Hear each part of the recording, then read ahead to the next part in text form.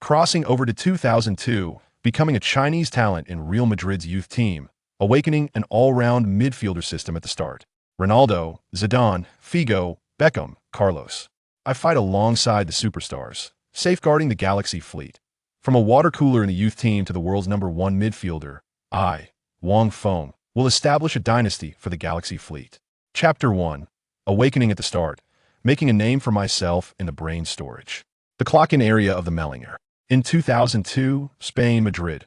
Wang Feng suddenly sat up from the grass, his chest heaving violently, the murky air mixed with the scent of grass rushing into his nostrils. He looked around. The sunlight was glaring, and the unfamiliar sounds of Spanish chatter filled his ears. In the distance, on the magnificent training base building, a huge and familiar team emblem. Real Madrid.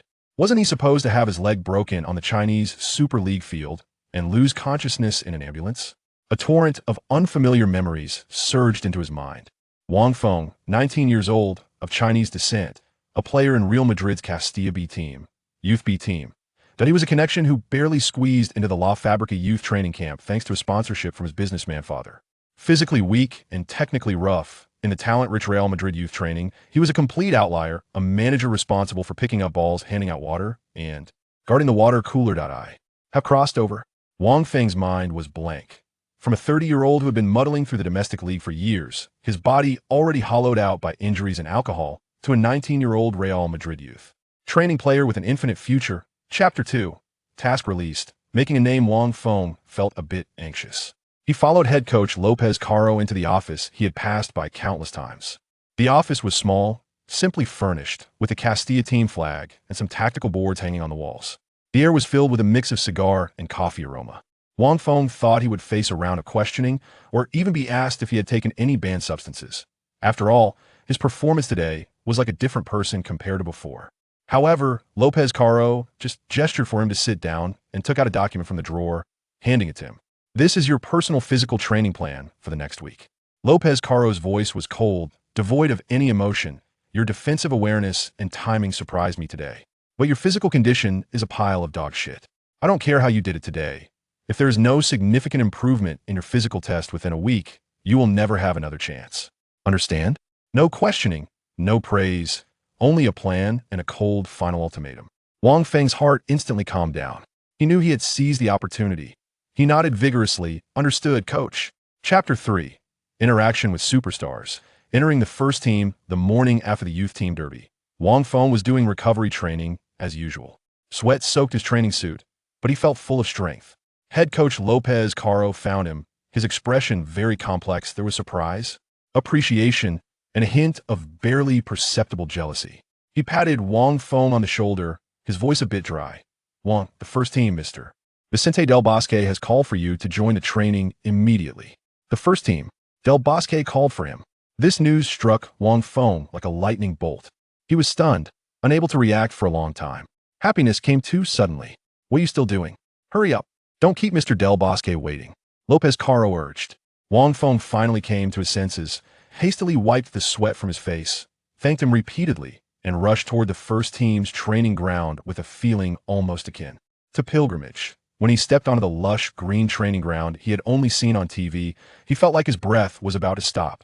Ronaldo, the alien with the iconic afro, was juggling the ball with his Brazilian compatriot Carlos, occasionally bursting into hearty laughter. Chapter 4. The observer on the bench in the 9th round of La Liga. Real Madrid faced Valladolid at home. The Santiago Bernabéu Stadium, the White Palace that countless players dream of, was now wide open to Wang Feng. When he first entered the legendary circular locker room as a first-team player, his heart nearly jumped out of his chest. The air was filled with the unique atmosphere of a top club, a mix of grass, sweat, ointment, and endless glory. Each locker was like a shrine, the names on them capable of shaking the world of football. Raul was meticulously organizing his captain's armband, his gaze focused and determined. Zidane sat quietly in the corner, eyes half closed, as if communicating with the god of football before the match. Ronaldo, meanwhile, was relaxed, having the team doctor wrap thick, neat bandages around him while humming a samba tune, seemingly unaffected by anything. Their focus, their calmness, and the powerful aura they exuded made Wang Feng feel a deep respect. Head coach Del Bosque walked in with a tactical board, and the locker room instantly fell silent. His gentle gaze swept over each player's face as he began to outline the tactics. Chapter 5. Commanded in Crisis. Bernabeu debut. Everyone's heart was in their throats. The critical moment of Makelele's injury. Who to replace him would directly determine the outcome of the match. On the bench, the more experienced Argentine midfielder Cambiasso stood up, starting to warm up. Everyone thought Del Bosque would choose him. However, Del Bosque slowly shifted his gaze away from Cambiasso and finally landed on the most inconspicuous, dark-skinned Asian kid sitting in the corner. Wang.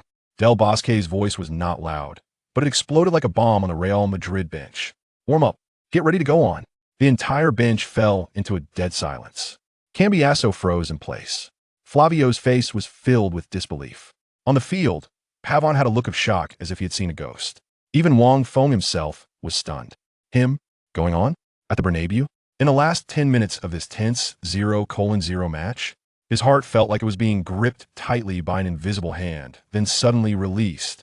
Blood rushed to his head in an instant, and there was a roaring in his ears. Chapter 6. God's Perspective. A pass that determines the universe. The safest choice was to pass the ball to Zidane. This was the coach's order and the most reasonable action for a rookie. However, at that moment, Wang Feng chose to refuse. He rejected mediocrity. He rejected safety. He wanted to decide the outcome of the match in his own way. He wanted the entire Bernabeu to remember his name. He activated the skill he had just unlocked. Sea-level precision long pass. The moment the skill was activated, Wang Feng's vision of the pitch suddenly changed. It was as if his soul had detached from his body. Soaring above the Bernabeu Stadium, overlooking everything on the green field with an absolute, all-knowing God's perspective. Every player's movement, every defender's center of gravity, every fleeting gap became incredibly clear in his eyes, as if outlined by dotted lines depicting the optimal solution. Ronaldo. His movement was unconventional, even somewhat bizarre. Instead of charging into the gap between the two central defenders, as usual, he made a wide diagonal run, precisely inserting himself into the overlooked vacuum behind the right flank from the left side. This movement was extremely concealed and deadly. Chapter 7.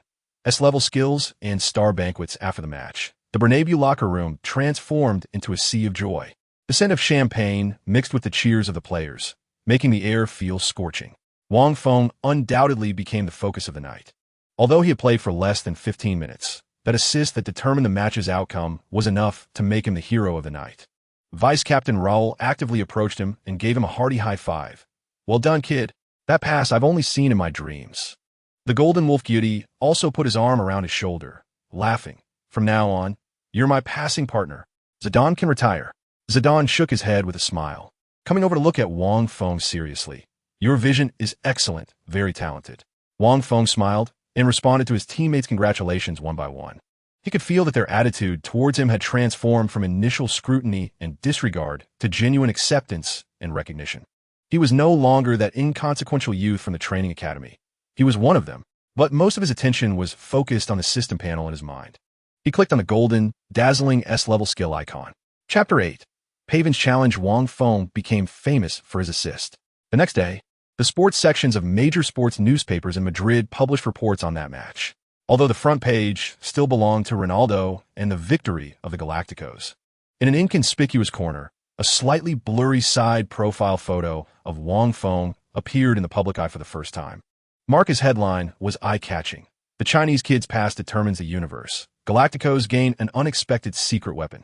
As was even more direct, mysterious assist from the East, Bosque's secret weapon? Although it was just a small section and the photo wasn't even high definition, it was enough to stir a small wave within Real Madrid.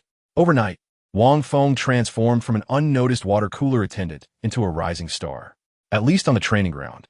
No one dared to look at him with that blatant disdain anymore. Teammates would subconsciously glance at him a bit more when passing. During breaks, a few young Spanish players even took the initiative to chat with him. This change was subtle, but Wang Feng could clearly feel it. He knew that all of this stemmed from his assist. In Real Madrid, strength was the only passport. Chapter 9. The Battle of Offense and Defense on the Training Ground. Part 1. Group training officially began. Bosque seemed to want to see the outcome of this contest. Coincidentally, he placed Wang Feng and Pavin on the same team. They would form a defensive line alongside the main center back Hierro and the full-back Salgado. Their opponents were one of the most terrifying attacking combinations in Europe, consisting of Ronaldo, Raul, and Solari. This would be the ultimate showdown of spear and shield. Pavin was extremely hardworking from the very first minute of the match, even somewhat crazy, determined to win this contest. In his eyes, there was only one person, the banner of Real Madrid, Raul Gonzalez. He stuck to Raul like a piece of chewing gum, following him wherever he went. His every tackle was ferociously intense, almost as if he were playing with his life on the line. Just 5 minutes into the game, Pavin completed 2 successful tackles against Raul. With each success, he would subconsciously glance at Wang Feng not far away, his eyes filled with pride and provocation. However, Bosquet on the sidelines slightly furrowed his brows. Chapter 10. The Battle of Offense and Defense on the Training Ground. Part 2. After that silent reception, Wang Feng's performance caught the attention of the coaching staff on the sidelines. Head coach Bosquet began to converse quietly with his assistant, their gazes frequently shifting to the figure wearing the number 15 training vest. Bosquet's face showed no expression, but the assistant's eyes were filled with undisguised surprise. Pavin felt immense pressure. He had originally wanted to humiliate Wang Feng with overwhelming statistics, defending his position. But now, his seemingly glamorous 3 tackles appeared pale and powerless compared to Wang Feng's intelligent and anticipatory interception.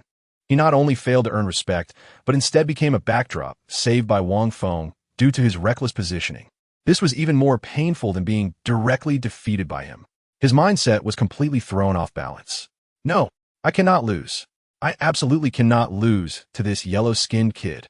Impatience and anger gnawed at his rationality like a venomous snake. His movements began to grow larger and increasingly reckless. He wanted to reclaim his statistics and his dignity in a more aggressive manner. The training match reached the 20th minute, and the attacking side earned a corner kick opportunity. Chapter 11. Physical upgrade, and mentor Zidane. Wang Feng ignored Pavin's whining of a defeated dog. He quickly walked back to the locker room, avoiding everyone's gaze. Right now, he just wanted to immediately receive the reward he had been dreaming of. System. Claim task reward. Ding. Special task internal team rivalry completed. Congratulations to the host for receiving the reward. Unlock attribute B-level physical fitness. Boom.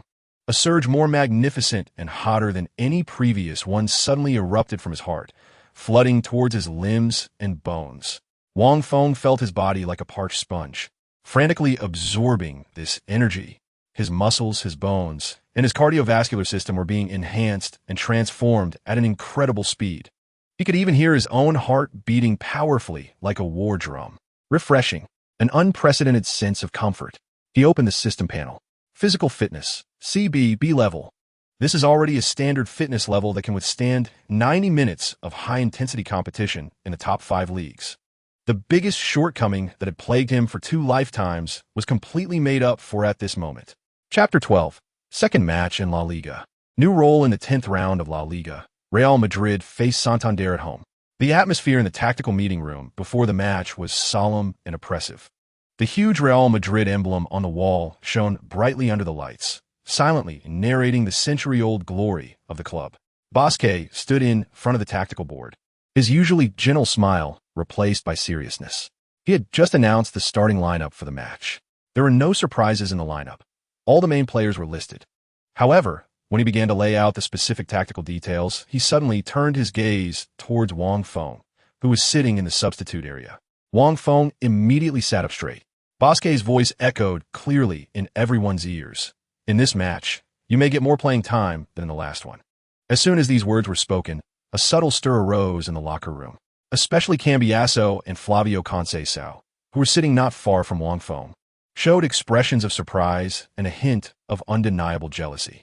They were both well-established players, but had to give up precious playing time to a young rookie who had just entered the first team for less than 2 months. This made them feel quite uncomfortable. Chapter 13. Midfield metronome. Figo's right flank was Real Madrid's sharpest weapon. He received Wang Feng's perfectly timed pass and immediately took the ball without hesitation, charging towards Santander's baseline like a flash of white lightning. Continuous step-overs, sudden stops, and direction changes. The opposing left-back was left dizzy by his feints. Figo easily completed the breakthrough. A high-quality cross. The ball arced beautifully in the air, finding Raul perfectly in the penalty area. Unfortunately, Raul's header just grazed the crossbar due to the interference from the opposing center back. However, the initiation of this attack changed the entire tempo of Real Madrid's offense.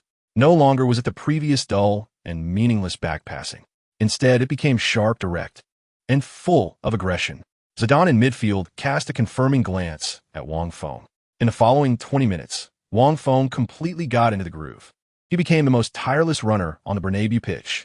His B-level fitness allowed him to cover the entire midfield without restraint, from his own penalty area to the opponent's. God's perspective enabled him to anticipate the opponent's passing routes and position himself perfectly. Chapter 14. Master of verbal warfare. Ronaldo's mansion was located in Madrid's most upscale neighborhood, La Finca. It was a massive pure white villa with a wide lawn and an outdoor pool, luxurious like a palace. When Wang Feng followed Ronaldo into his private gym, comparable to a professional club's facility, he met the legendary personal rehabilitation therapist, Carlos Diego. He was a Brazilian man in his 40s with a well-maintained physique. Dressed in professional sports rehab attire, he looked very capable. His sharp gaze was filled with absolute confidence in his expertise and a hint of imperceptible arrogance. He was a well-known sports rehabilitation therapist in Brazil, serving as Ronaldo's personal rehabilitation consultant and enjoying a great reputation in the industry. Seeing Wang Feng, a young and unfamiliar Asian face, Diego's eyes were filled with scrutiny and distrust. "Ronnie, is this the teammate you mentioned who gave you advice?" Diego's tone was flat, but he particularly emphasized the word advice. Ronaldo smiled somewhat awkwardly. "Yes, Diego. This is my friend, Wang Feng. He is also a professional player and has unique insights into sports rehabilitation." Chapter 15. Devil Core Training Week. The following week was like hell for the alien Ronaldo. In addition to participating in Real Madrid's regular training every day, he spent all his remaining time in his home gym, undergoing Wang Feng's tailor-made Devil Core training. This training program was absolutely unheard of in European football in 2002. There are no heavy weights, no sweat-drenched squats or bench presses.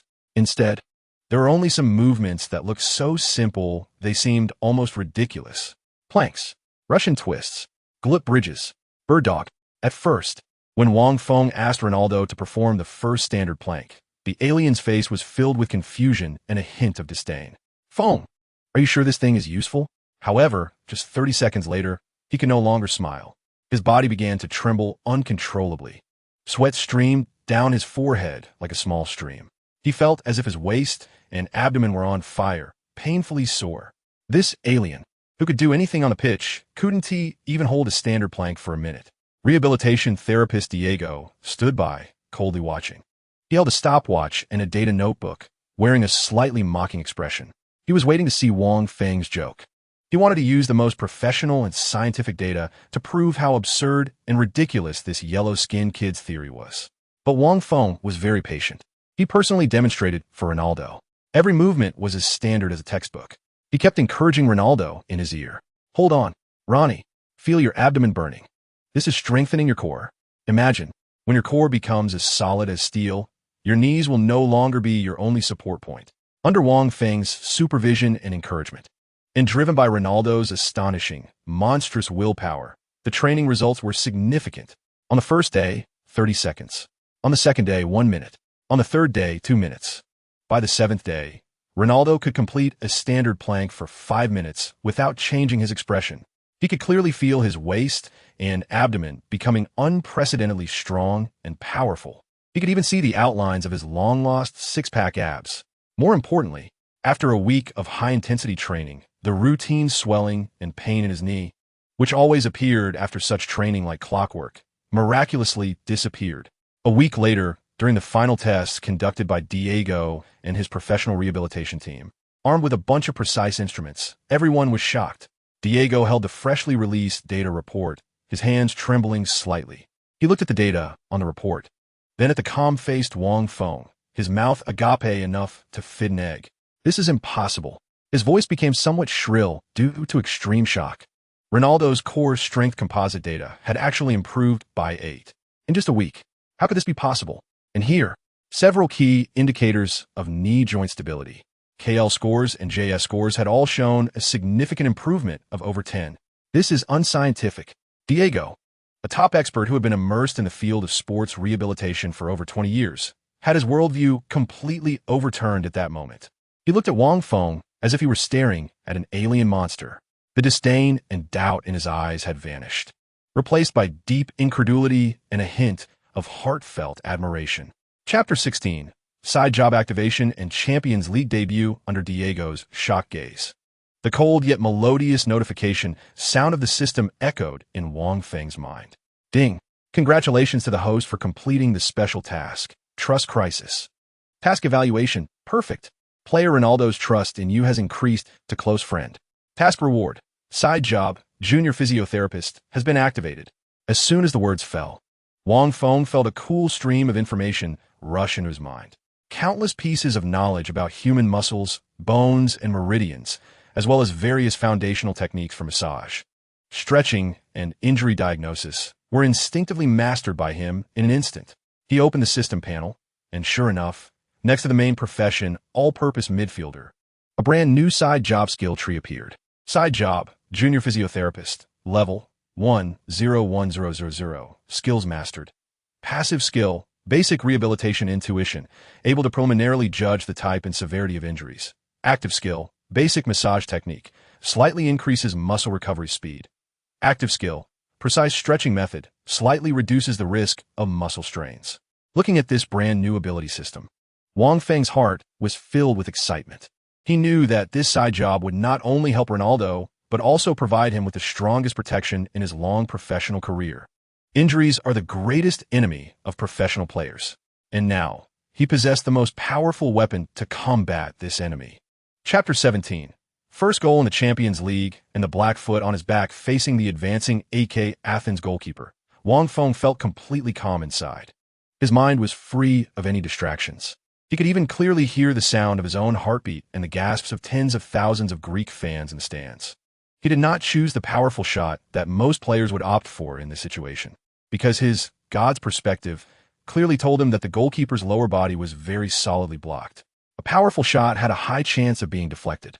Instead, he chose a more imaginative and insulting approach. When he was 3 meters away from the goalkeeper, he faced a rolling ball and lightly flicked his right ankle. A chip shot. The ball drew an elegant parabolic arc on the grass.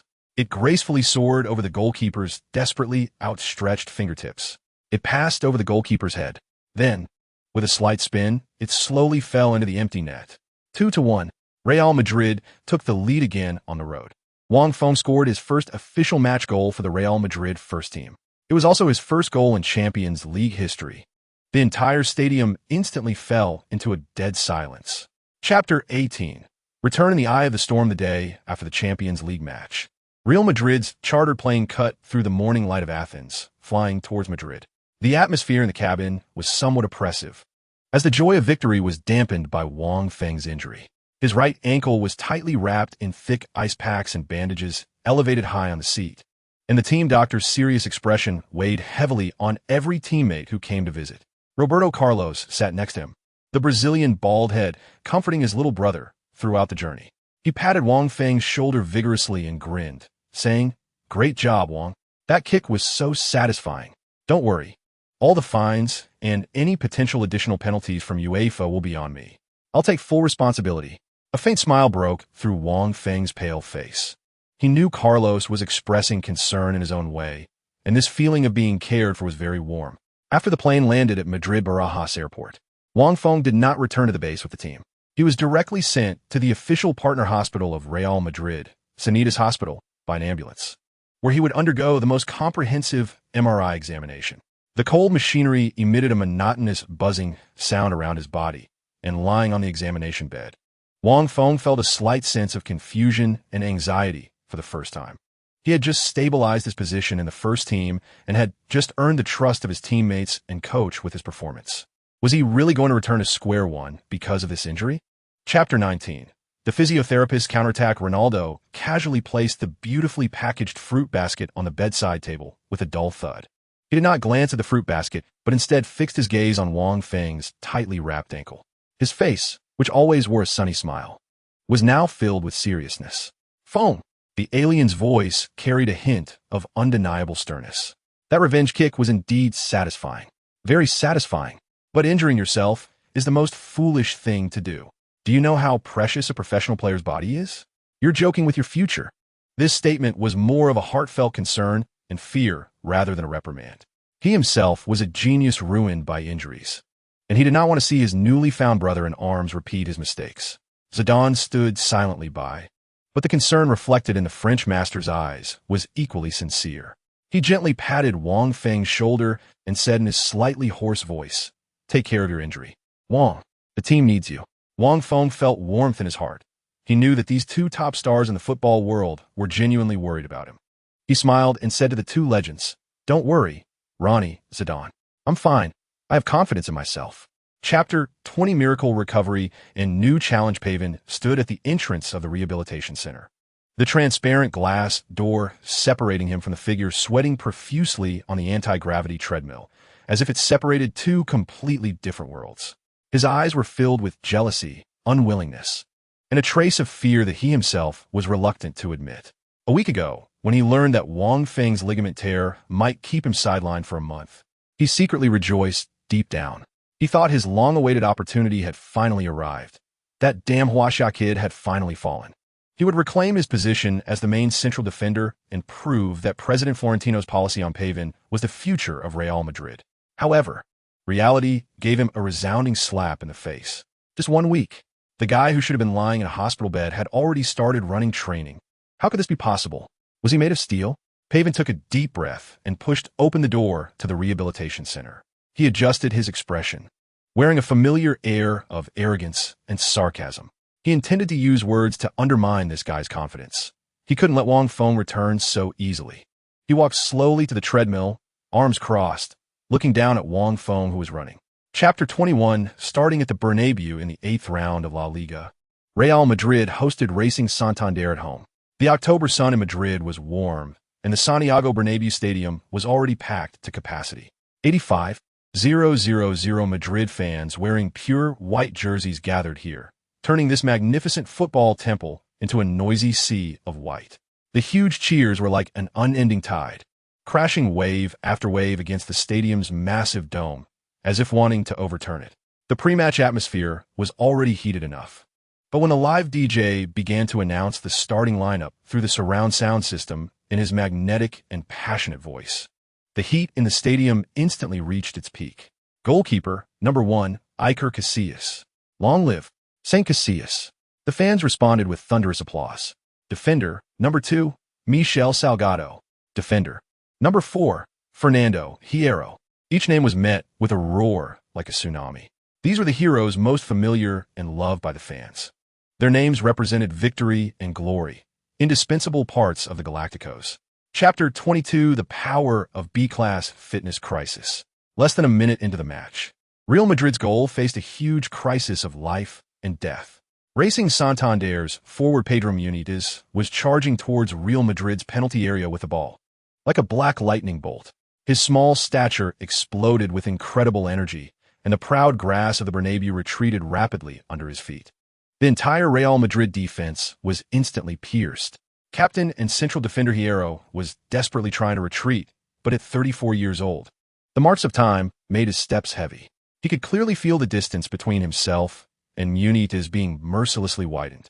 Goalkeeper Casillas nervously moved his feet on the goal line, beads of cold sweat already forming on his forehead. As the last line of defense for Real Madrid, he knew he was about to face a deadly one-on-one test. The hearts of 85,000 fans in the Bernabeu were in their throats. Just a second ago, they were cheering for their team's attack, but now they could only let out terrified screams. Bosque on the sidelines had a pale face. He never expected that the team's first mistake would lead to such serious consequences. He stared at the field, his heart filled with anxiety. Chapter 23, God's Perspective. Surgical long past the moment Wang Feng intercepted the ball, there was no hesitation or pause. His brain didn't even need to engage in routine thinking and analysis, because, under the God's perspective, overlooking the field like a deity, everything became simple, clear, and unmistakable. The entire pitch seemed to transform into a giant digital tactical board. The movement trajectories, speeds, and even the next intentions of all 22 players became countless streams of data flowing rapidly through his mind. Racing Santander, due to their fierce pressing in the front, had completely pushed their formation up, creating a huge vacuum between their midfield and defense, wide enough for a heavy truck to pass through. On the left flank of the field, the man with the world's thickest thighs, Roberto Carlos, had already started a determined and stealthy run forward, like a silently starting black Bugatti. His running line was extremely decisive and very concealed. Even the midfield organizing core Zidane didn't notice this potentially lethal passing lane for a split second. This was a fleeting opportunity. Chapter 24, the selfless king of the team, the moment Roberto Carlos crossed the ball. All eyes in the Bernabeu Stadium were drawn to the chaotic penalty area of Racing Santander, like iron filings attracted to a magnet. It was a scene of chaos and disorder. Real Madrid's two-star forwards, Ronaldo and Raul, were rushing in the center. But beside them, a defender was glued to them like chewing gum. Despite their efforts to fight for advantageous positions, they were unable to comfortably receive this deadly pass in the first instance. However, the white figure that arrived was unexpected for everyone. It was Luis Figo, the flag bearer of Portugal's golden generation, former World Footballer of the Year, the magical blade of Real Madrid on the right. He cut in sharply from the right flank, appearing silently in the most lethal position. He welcomed the ball rolling towards him from Carlos without needing any adjustments. He simply pushed it forward with the arch of his right foot, effortlessly. The ball obediently and gently rolled into the unguarded empty net. 1-0. In the 15th minute of the match, Real Madrid finally broke the deadlock with a textbook counterattack initiated from the back, crossing the entire field. Chapter 25, the black foot of the captain. The pace of the match slowed briefly after Real Madrid's goal, as the players of Racing Santander seemed still stunned by the tremendous shock of that long pass. Their captain, Xavi Guerrero, was constantly roaring on the field, waving his arms, trying to awaken the nearly defeated fighting spirit of his teammates. Another midfield scramble. Wang Feng used his unparalleled anticipation ability to precisely position himself, ready to receive a pass from Zidane, just as he was about to touch the ball and initiate the next attack. A cold and sinister wind quietly approached from his side. It was Guerrero, the rough, fierce-looking captain of Racing, like a hyena stalking its prey on the prairie, silently charged over. His target was not the rolling ball at all, but Wang Feng's left leg, which was his support leg. His movements were extremely stealthy. The tips of his feet lightly tapped on the slippery grass. Using the inertia from his sprint, the entire weight of his body viciously pressed down onto Wang Feng's foot. A faint but clear sound of bones grinding together echoed. An indescribable sharp pain surged through his body like an electric current from his foot. Wang Feng felt like the bones in his foot were about to be crushed by the opponent's studs. He couldn't help but let out a muffled groan, completely losing his balance and falling heavily to the ground. Chapter 26. A tapping from the general manager. Wang Feng walked off the field, surrounded by his teammates. The continuous applause and cheers from the Bernabeu stands enveloped him like a tangible wave of sound. With that extreme act of retaliation and his perfect performance in the first half, he completely conquered this most demanding stadium in the world. Zidane smiled and patted him on the back, while Ronaldo winked at him, clearly silently applauding his astonishing collision. However, at the slightly dim entrance of the player tunnel, a figure blocked his way. The man was dressed in a well-tailored Armani suit, his gray hair meticulously combed. Although he was in his 50s, he maintained an excellent physique, showing no signs of aging. He exuded an aura of both elegance and authority, wearing a gentle smile. But his deep-set eyes sparkled with a cunning light reminiscent of a fox. He was Jorge Valdano, the general manager of Real Madrid, the mastermind behind this dazzling galactic battleship. This former Argentine legend was now the most trusted right-hand man of President Florentino Perez, holding significant power within the club. Chapter 27. The waltz under double, teaming as the whistle for the second half blew, Santander's tactical intentions became clear from the very first second of the match. Their two central midfielders, like two enraged bulls, stuck to Wang Feng like chewing gum. In their eyes, there was no ball, only the figure in the white jersey number 15. Whenever Wang Feng touched the ball, they would immediately form a tight double team, giving him no space to turn, observe, or pass. This pixel-level man-marking defense was one of the most primitive yet effective tactics on the football field. It was enough to suffocate and demoralize any technical midfielder. However, Wang Feng showed no signs of panic. His expression remained as calm as water. He knew that once he was assigned a tactical role as one of the dual cores, he would inevitably face such a level of defensive treatment. This was both a challenge and a recognition. In the face of the opponent's frenzied double team, Wang Feng did not choose to stubbornly force his way through. Instead, he began to make a considerable amount of clever off-the-ball runs. He moved like a ghost, floating unpredictably across the field. Chapter 28. A gift from an alien. As the game progressed to the 75th minute, the tension on the field reached its peak. Santander's defensive midfielder, Antonio Thomas, was about to be completely outpaced by Wang Feng in a midfield recovery. In a moment of desperation, a fierce glint flashed in his eyes. He stopped chasing the ball and executed an extremely vicious, studs-up tackle, like a lumberjack chopping down a tree, aiming straight for Wang Feng's left ankle, which was his supporting leg. This was a malicious foul that could lead to a player's leg being broken. The entire Bernabeu stadium gasped in horror. Coach Bosque jumped up from the bench, his face filled with anger and concern. However, just as the shining studs were about to make contact with Wang Feng's ankle in that split second, Wang Feng's God's perspective, akin to a supercomputer, saved him once again. His brain hadn't even processed it yet, but his body had already instinctively made the most basic move to evade danger. It was as if he had eyes on the back of his head, and with an incredible, agile motion, he lifted his supporting foot up and back just in time. Simultaneously, he fell forward, following the immense inertia of the opponent's tackle. Chapter 29. B-level long pass and the call of the Kings Cup. The match ended with a score of 2-0. With a spectacular indirect assist and a debut goal in La Liga, along with a dominant performance on defense, Wang Feng was undoubtedly named the best player of the match. After the game, all the major sports newspapers in Madrid featured the rising Chinese talent on the front page in large headlines. Marca's headline was simple yet powerful: Wang, the new king of Bernabeu. In the article, they lavishly praised Wang Feng with the most glamorous words, stating that his 60-meter long pass was a tactical roadmap drawn from God's perspective. They described his goal as a perfect combination of calmness and technique.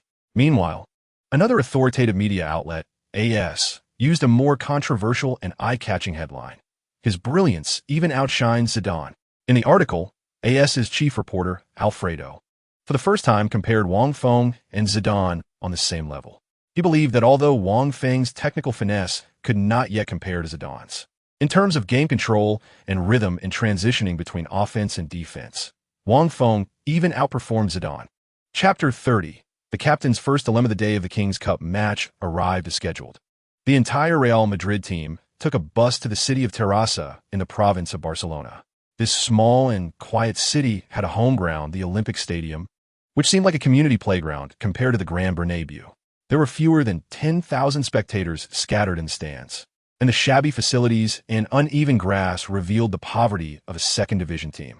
For the first time, Wang Feng donned the captain's armband, symbolizing glory and responsibility.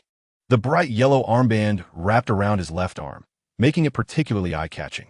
He led a group of disheartened players from the club's Losers Alliance onto this unfamiliar pitch. The whistle for the start of the match blew. Problems immediately surfaced.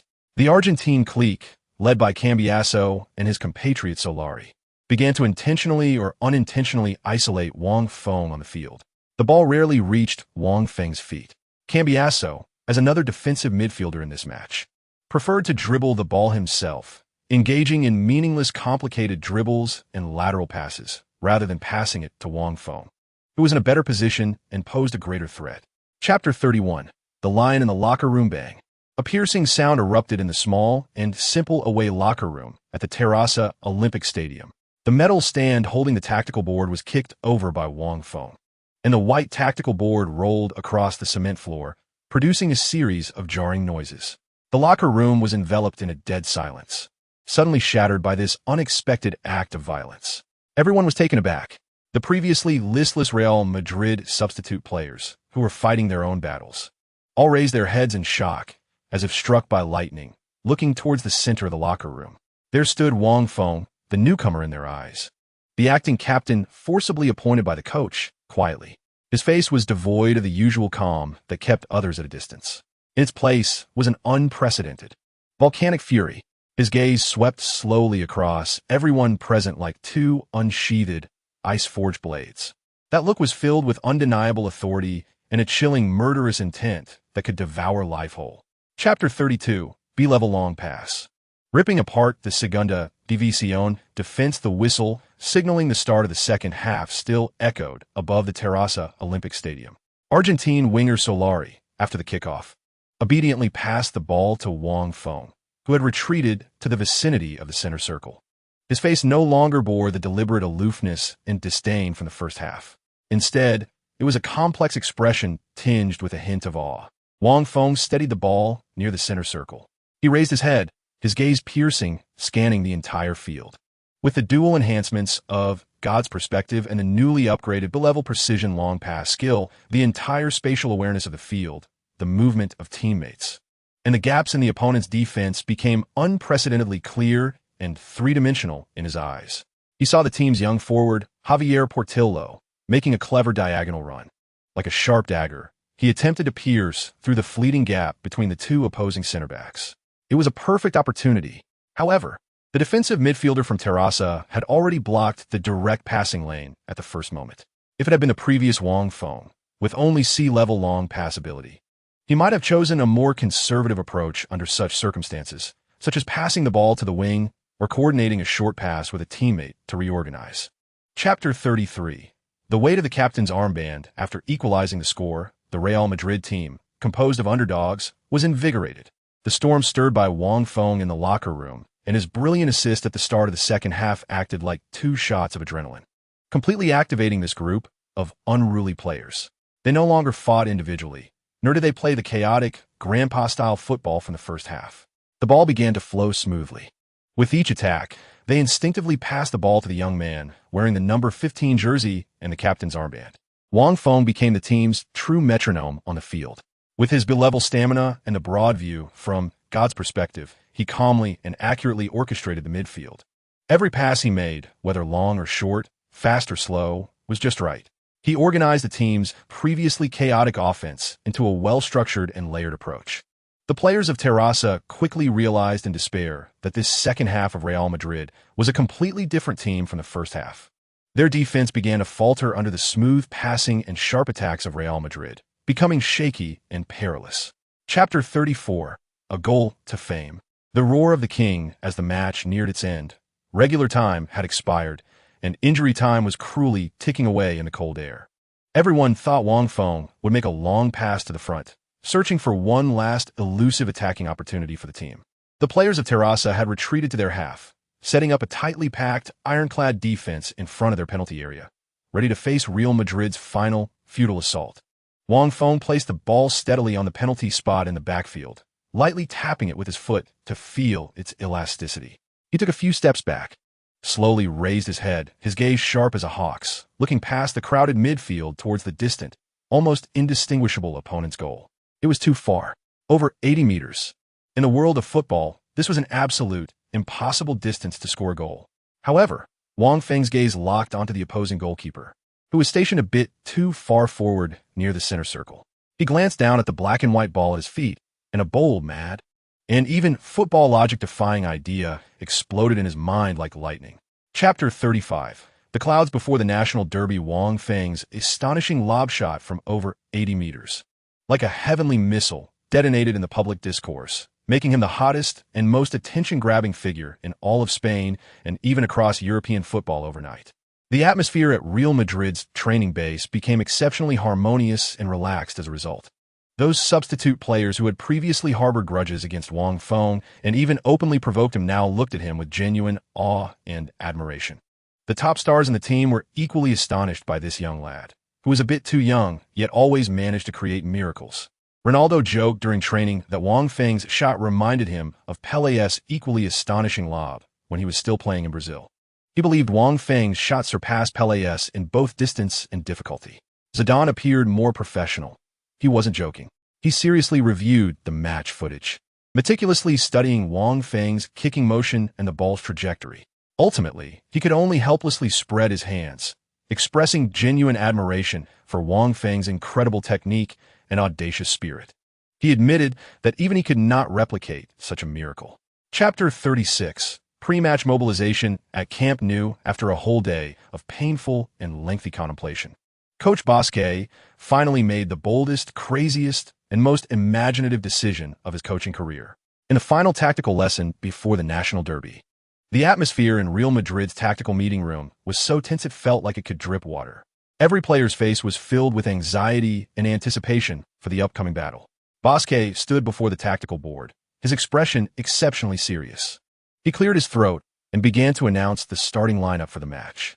Goalkeeper, Casillas. The players held their breath, waiting for the crucial position of center back. When Bosque paused at the center back position, his gaze swept across everyone present, and then, in an undeniable, decisive tone, he announced the two names that instantly plunged the entire tactical room into silence: Ivan Helguera and Wang Feng. This decision, like a detonated deep-sea bomb, stirred up towering waves in everyone's heart. The entire tactical room was in an uproar. To let a central midfielder, a mere 19-year-old rookie, step in as the core center back of the team in the Spanish national derby, a match so globally significant that it could determine the champion of the entire season, to defend against world-class strikers like Kluivert and Saviola. Chapter 37. Hello, Puyol. Before the match began, both teams lined up in the narrow and oppressive players' tunnel. Wang Feng stood beside his center-back partner, Ivan Helguera. Across from them was the powerful Barcelona, dressed in their red and blue uniforms. He saw the man with the iconic, lion-like mane of hair, Carles Puyol. Puyol, the captain and spiritual leader of Barcelona, was known for his relentless fighting spirit and formidable defensive skills. And he was the undisputed banner of the Barca defense. Puyol also noticed the young Asian face standing on the Real Madrid defense. His gaze held a hint of scrutiny and deep curiosity. He couldn't understand why Bosque would make such a crazy decision. The referee team led both players onto the field. The moment they stepped out of the players' tunnel, the deafening boos from Camp Nou reached a peak. The sound seemed to tear the soul apart. During the coin toss ceremony between the two captains, Wang Feng and Puyol, as the center backs of their respective teams, looked at each other from distance. Wang Feng nodded kindly to the respected opponent. Puyol responded with an incredibly determined gaze. Beep! The match officially began. Just 3 minutes into the game, Barcelona's forward, the Dutch powerhouse Patrick Kluivert, received a pass from midfield maestro Riquelme in the attacking third. Kluivert, a legendary center forward from the Netherlands, tall and technically gifted, was the undisputed top scorer for Barca at that time. He leaned back against Real Madrid's center-back Helguera, trying to use his strong body to force a breakthrough. Although Helguera tried his best to hold him off, he was still knocked off balance by Kluivert's prehistoric beast-like strength. Just as Kluivert was about to turn and break through on goal, Wang Feng moved, like a bolt of white lightning. He rushed in from the side to provide cover at high speed. He didn't choose the conventional slide tackle, as that could easily lead to a penalty being awarded. Instead, he opted for the most primal, direct, and shocking method. He executed an extremely standard and hard shoulder charge, slamming into the towering Kluivert. Bang! A dull thud echoed, like two trucks colliding at high speed. Kluivert, the Dutch giant standing over 9 meters tall, was knocked to the ground by Wang Feng's forceful and unreasonable charge, as if he were a kite with a broken string. The ball possession changed.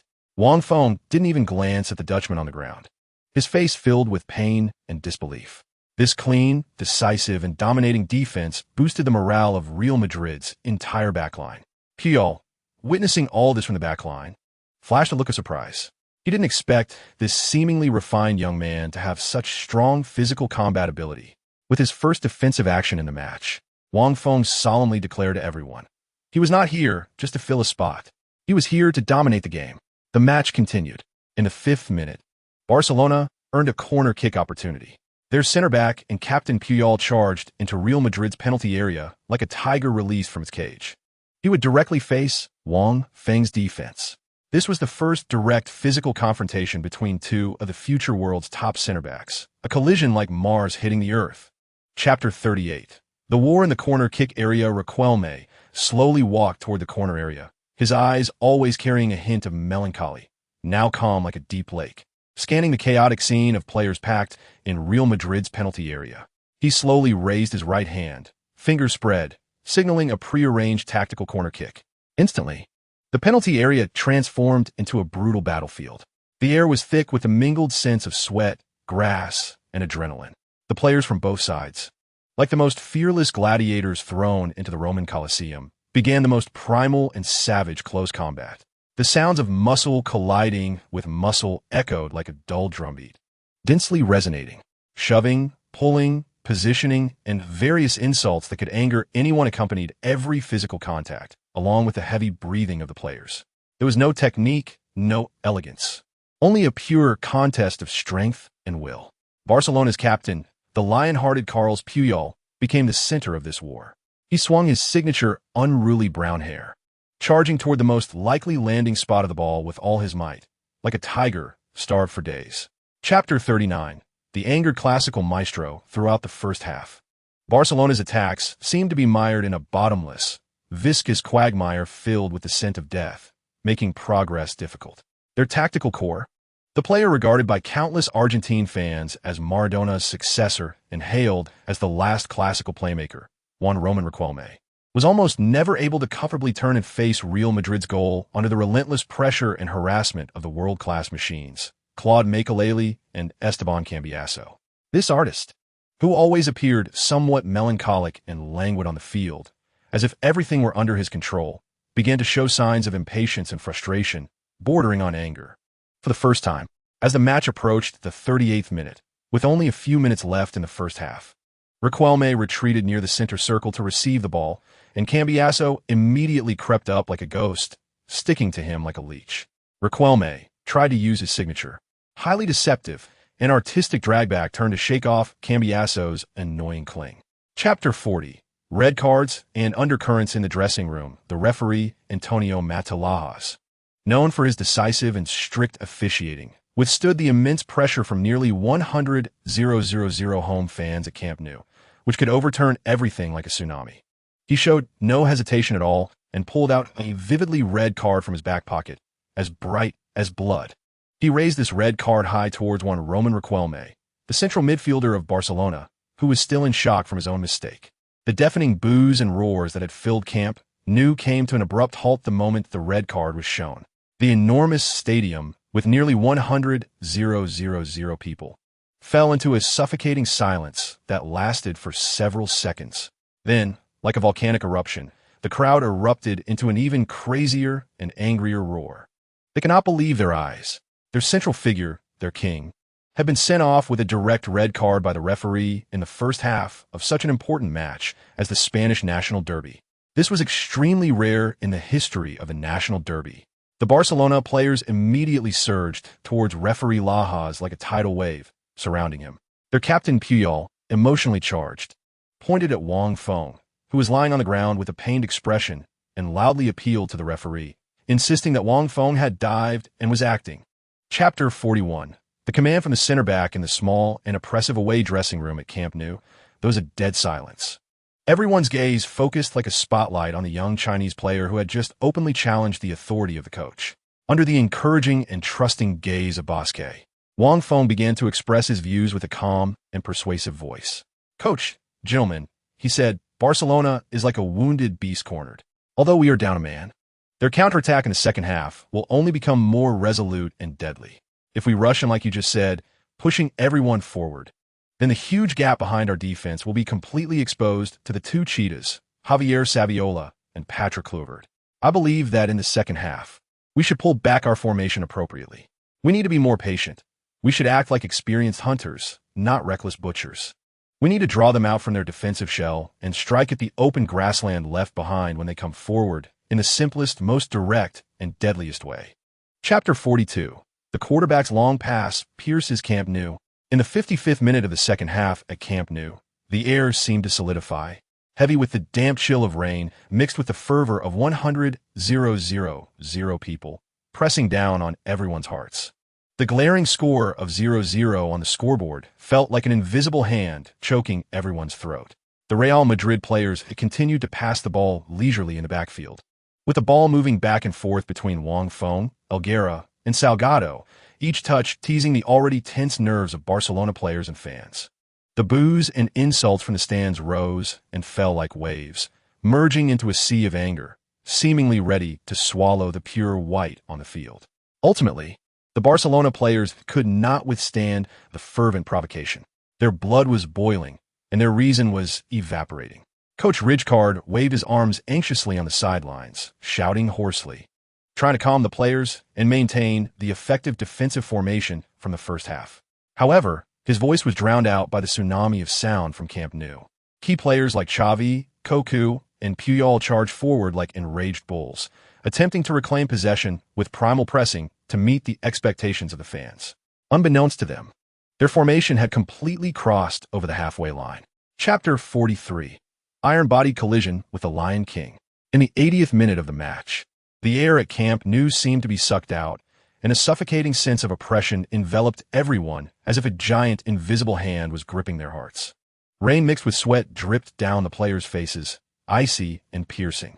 The cold score of 10 on the scoreboard hung over Barcelona like the sword of Damocles, teetering precariously. Time was running out for them. Barcelona was awarded a free kick on the right side of the front field. This was almost their last threatening set-piece opportunity of the entire match, the last straw for a drowning person. Coach Rijkaard made a decisive gesture on the sidelines. Push everyone forward. In an instant, except for goalkeeper Valdez. All players in the red and blue striped jerseys surged toward Real Madrid's penalty area like a tide. They placed all their hopes, all their unwillingness and anger on this attack. Among the crowd, one figure stood out.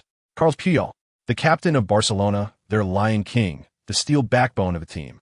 His messy brown hair danced wildly in the rain, and his eyes burned with an indomitable, almost frenzied fire. He pushed past Raúl in front of him, charging into the heart of Real Madrid like a true lion. He aimed to use his best skill, a header, to bring the last hope for this team and this city. Chapter 44. The applause of Camp Nou. Wang Feng used his chest to block Puyol's thunderous volley, the immense impact causing his chest to surge with blood and chi, and a fiery pain spread instantly. But he did not fall, nor did he bend down.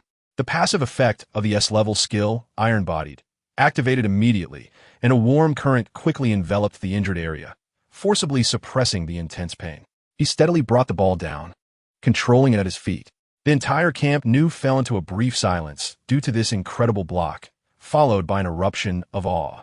The Barcelona players, including the shooter Puyol, looked at Wang Feng with monster-like eyes. They could not understand how one person's body could withstand such a terrifying shot without a scratch.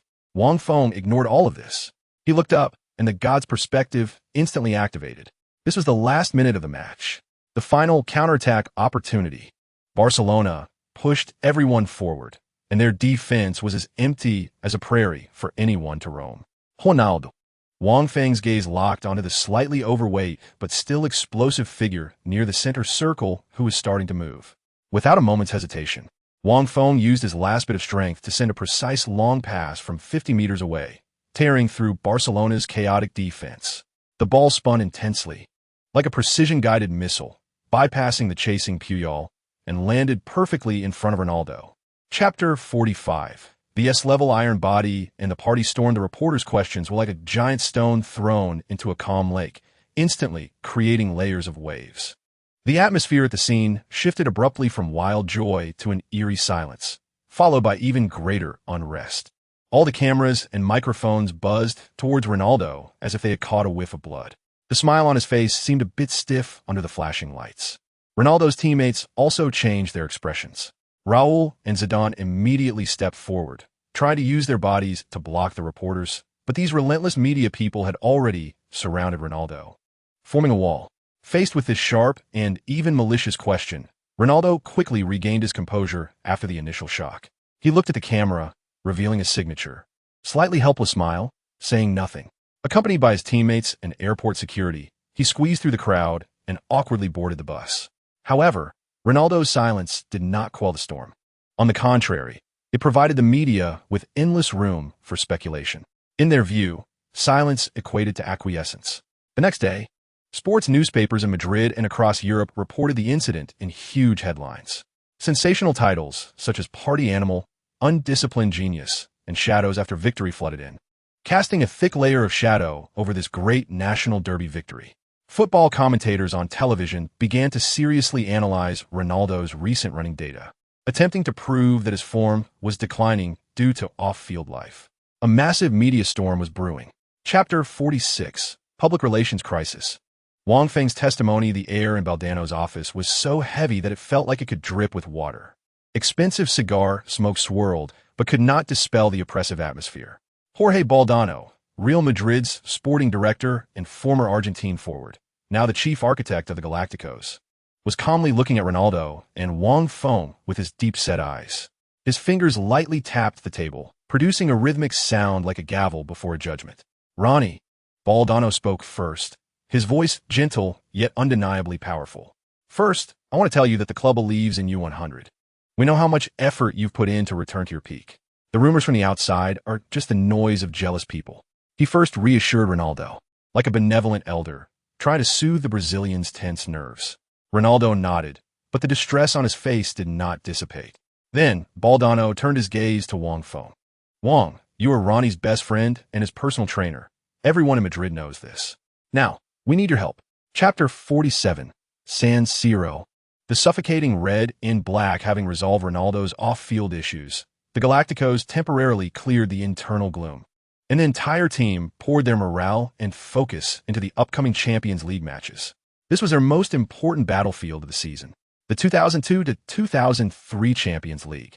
After the brutal first-stage group matches, entered a more ruthless second stage. 16 teams were divided into 4 groups, with the top 2 from each group advancing to the knockout stage. Real Madrid was grouped with AC Milan, Borussia Dortmund, and Lokomotiv Moscow. This was truly a group of death.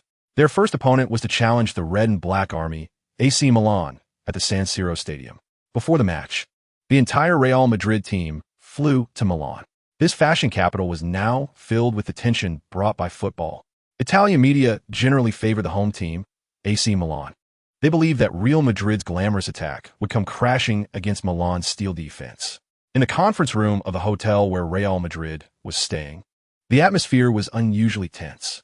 Coach Bosque stood in front of the tactical board, his face devoid of the usual elegance and calm, replaced by deep trepidation. Chapter 48, God's Perspective versus Master's Vision. In the center of San Siro, Andrea Pirlo felt the oppressive presence that followed him like a shadow. He did not panic, not even turning around. As the greatest midfield conductor of this era, he was already accustomed to completing the most elegant turns and delivering the deadliest passes under tight pressure from opponents. His body was like the most precise instrument, with an acute perception of space and distance. He could even clearly feel the breath of the Real Madrid number 15 behind him, a newcomer, an Asian with yellow skin. The corner of Pirlo's mouth lifted into an almost imperceptible smile of confidence belonging to an artist. With an extremely subtle ankle movement that only top masters could execute, he gently flicked the ball from Nesta to his side front. This was a move capable of evading 99 of defenders in the world. It required neither absolute speed nor power, only perfect control of timing and rhythm. The moment the ball was flicked, he would complete the turn and shake off the fly that was clinging to him. At that moment, the entire Real Madrid half would open its doors to him. Chapter 49. The butcher's provocation and the steel response. Gattuso's vicious scissor kick carved 2 deep trenches into the grass of San Siro. The air seemed to resonate with a painful sound of bones grinding. Zidane, the elegant midfield master, didn't even have time to react before he cried out in pain and fell heavily to the ground. He rolled on the grass, clutching his ankle in agony, beads of sweat instantly forming on his forehead. Beep! The referee's sharp whistle immediately sounded. Real Madrid's players rushed over like madmen. They surrounded the foul Gattuso. "What the hell do you think you're doing?" Roberto Carlos was the first to rush up, pushing against Gattuso's chest and roaring angrily. "Murderer! That's a red card." Figo also came over, pointing at Gattuso's nose, infuriated. AC Milan's players quickly surrounded to protect their teammate. The players from both sides instantly got tangled up, shoving and shouting, and a large-scale conflict was about to break out. Wang Feng also rushed to the scene immediately, but he did not participate in the conflict. He pushed through the crowd and knelt beside Zidane, asking with concern, "Zinedine, how are you?" Chapter 50. The declaration from Milan after Gattuso was completely stunned by Wang Feng's astonishing collision. The morale of the entire AC Milan team suffered a devastating blow. He struggled to get up from the ground, each breath pulling at the pain in his ribs. The look in his eyes when he looked at Wang Feng had changed from previous provocation and ferocity to deep apprehension and a hint of barely perceptible fear. His proud body, the weapon he relied on for survival, felt weak and vulnerable in front of this young Asian. When a butcher's knife is no longer sharp, when the claws of a fierce beast are forcibly pulled out, it loses all its deterrent power. Milan's 2 trump cards, Pirlo was restricted from turning by Wang Feng's anticipation and close marking, and Gattuso was completely destroyed by Wang Feng's pure power confrontation. Ancelotti's meticulously crafted midfield meat grinder was, at this moment, extinguished with a dull thud. Real Madrid began to completely control the pace of the match. Zidane in midfield resumed his elegant waltz. Despite some discomfort in his ankle, he was no longer under the relentless, dogged pressure of Gattuso, and he found unprecedented space. Figo began to make sharp breakthroughs down the flank, tearing apart Milan's defense like a magic blade being unsheathed. Chapter 51. The Duel of Three are. The blade unsheathed as the second half began. The air in San Siro seemed to freeze. AC Milan indeed made adjustments. When the fourth official raised the substitution board at the sideline, the entire stadium erupted with a roar of cheers. The sound was overwhelming, almost lifting the roof of the stadium. The red and black number 10, a name that struck fear into countless defenders, appeared on the substitution board. Rivaldo, the former World Footballer of the Year, Ballon d'Or winner, and legendary superstar of Brazil's 3R, Vitor Borba Ferreira Gomes. He would replace the lackluster and almost ghost-like performance of Dutch midfielder Seedorf in the first half. The fans in San Siro pinned all their hopes on this Brazilian legend, who had been placed on the bench by Ancelotti. They believed this man, with a magical left foot, could change the course of the match. Rivaldo had a distinctive appearance, tall and lean, with slightly protruding teeth that gave him an alien-like look, just like his national teammate Ronaldo.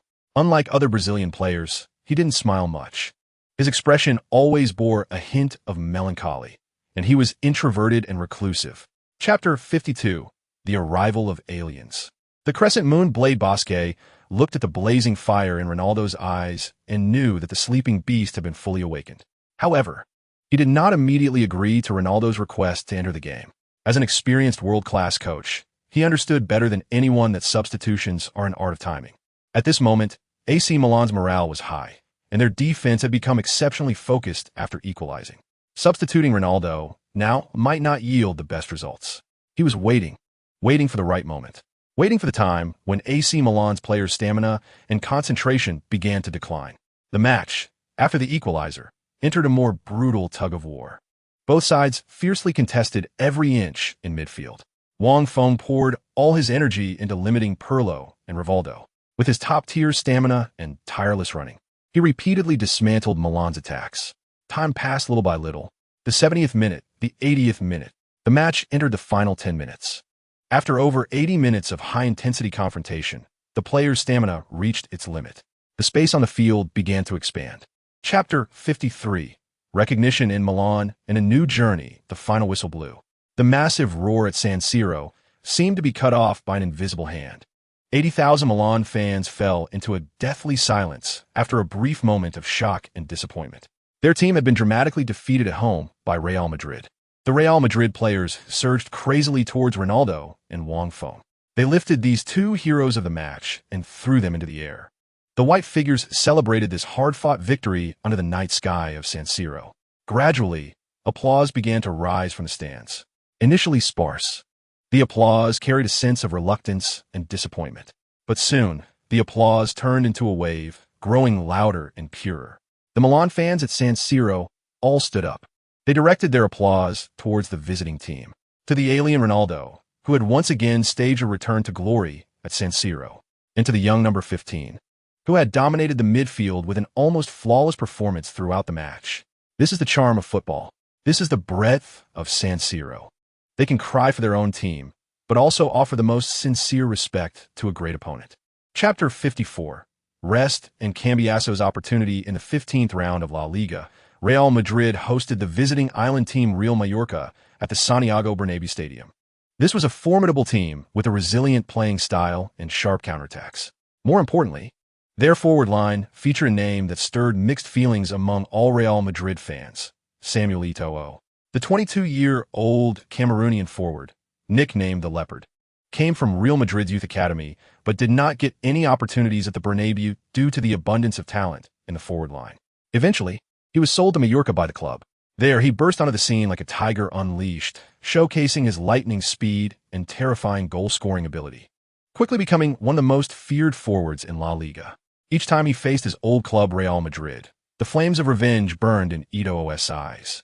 He wanted to prove to the Bernabeu that letting him go was a foolish decision.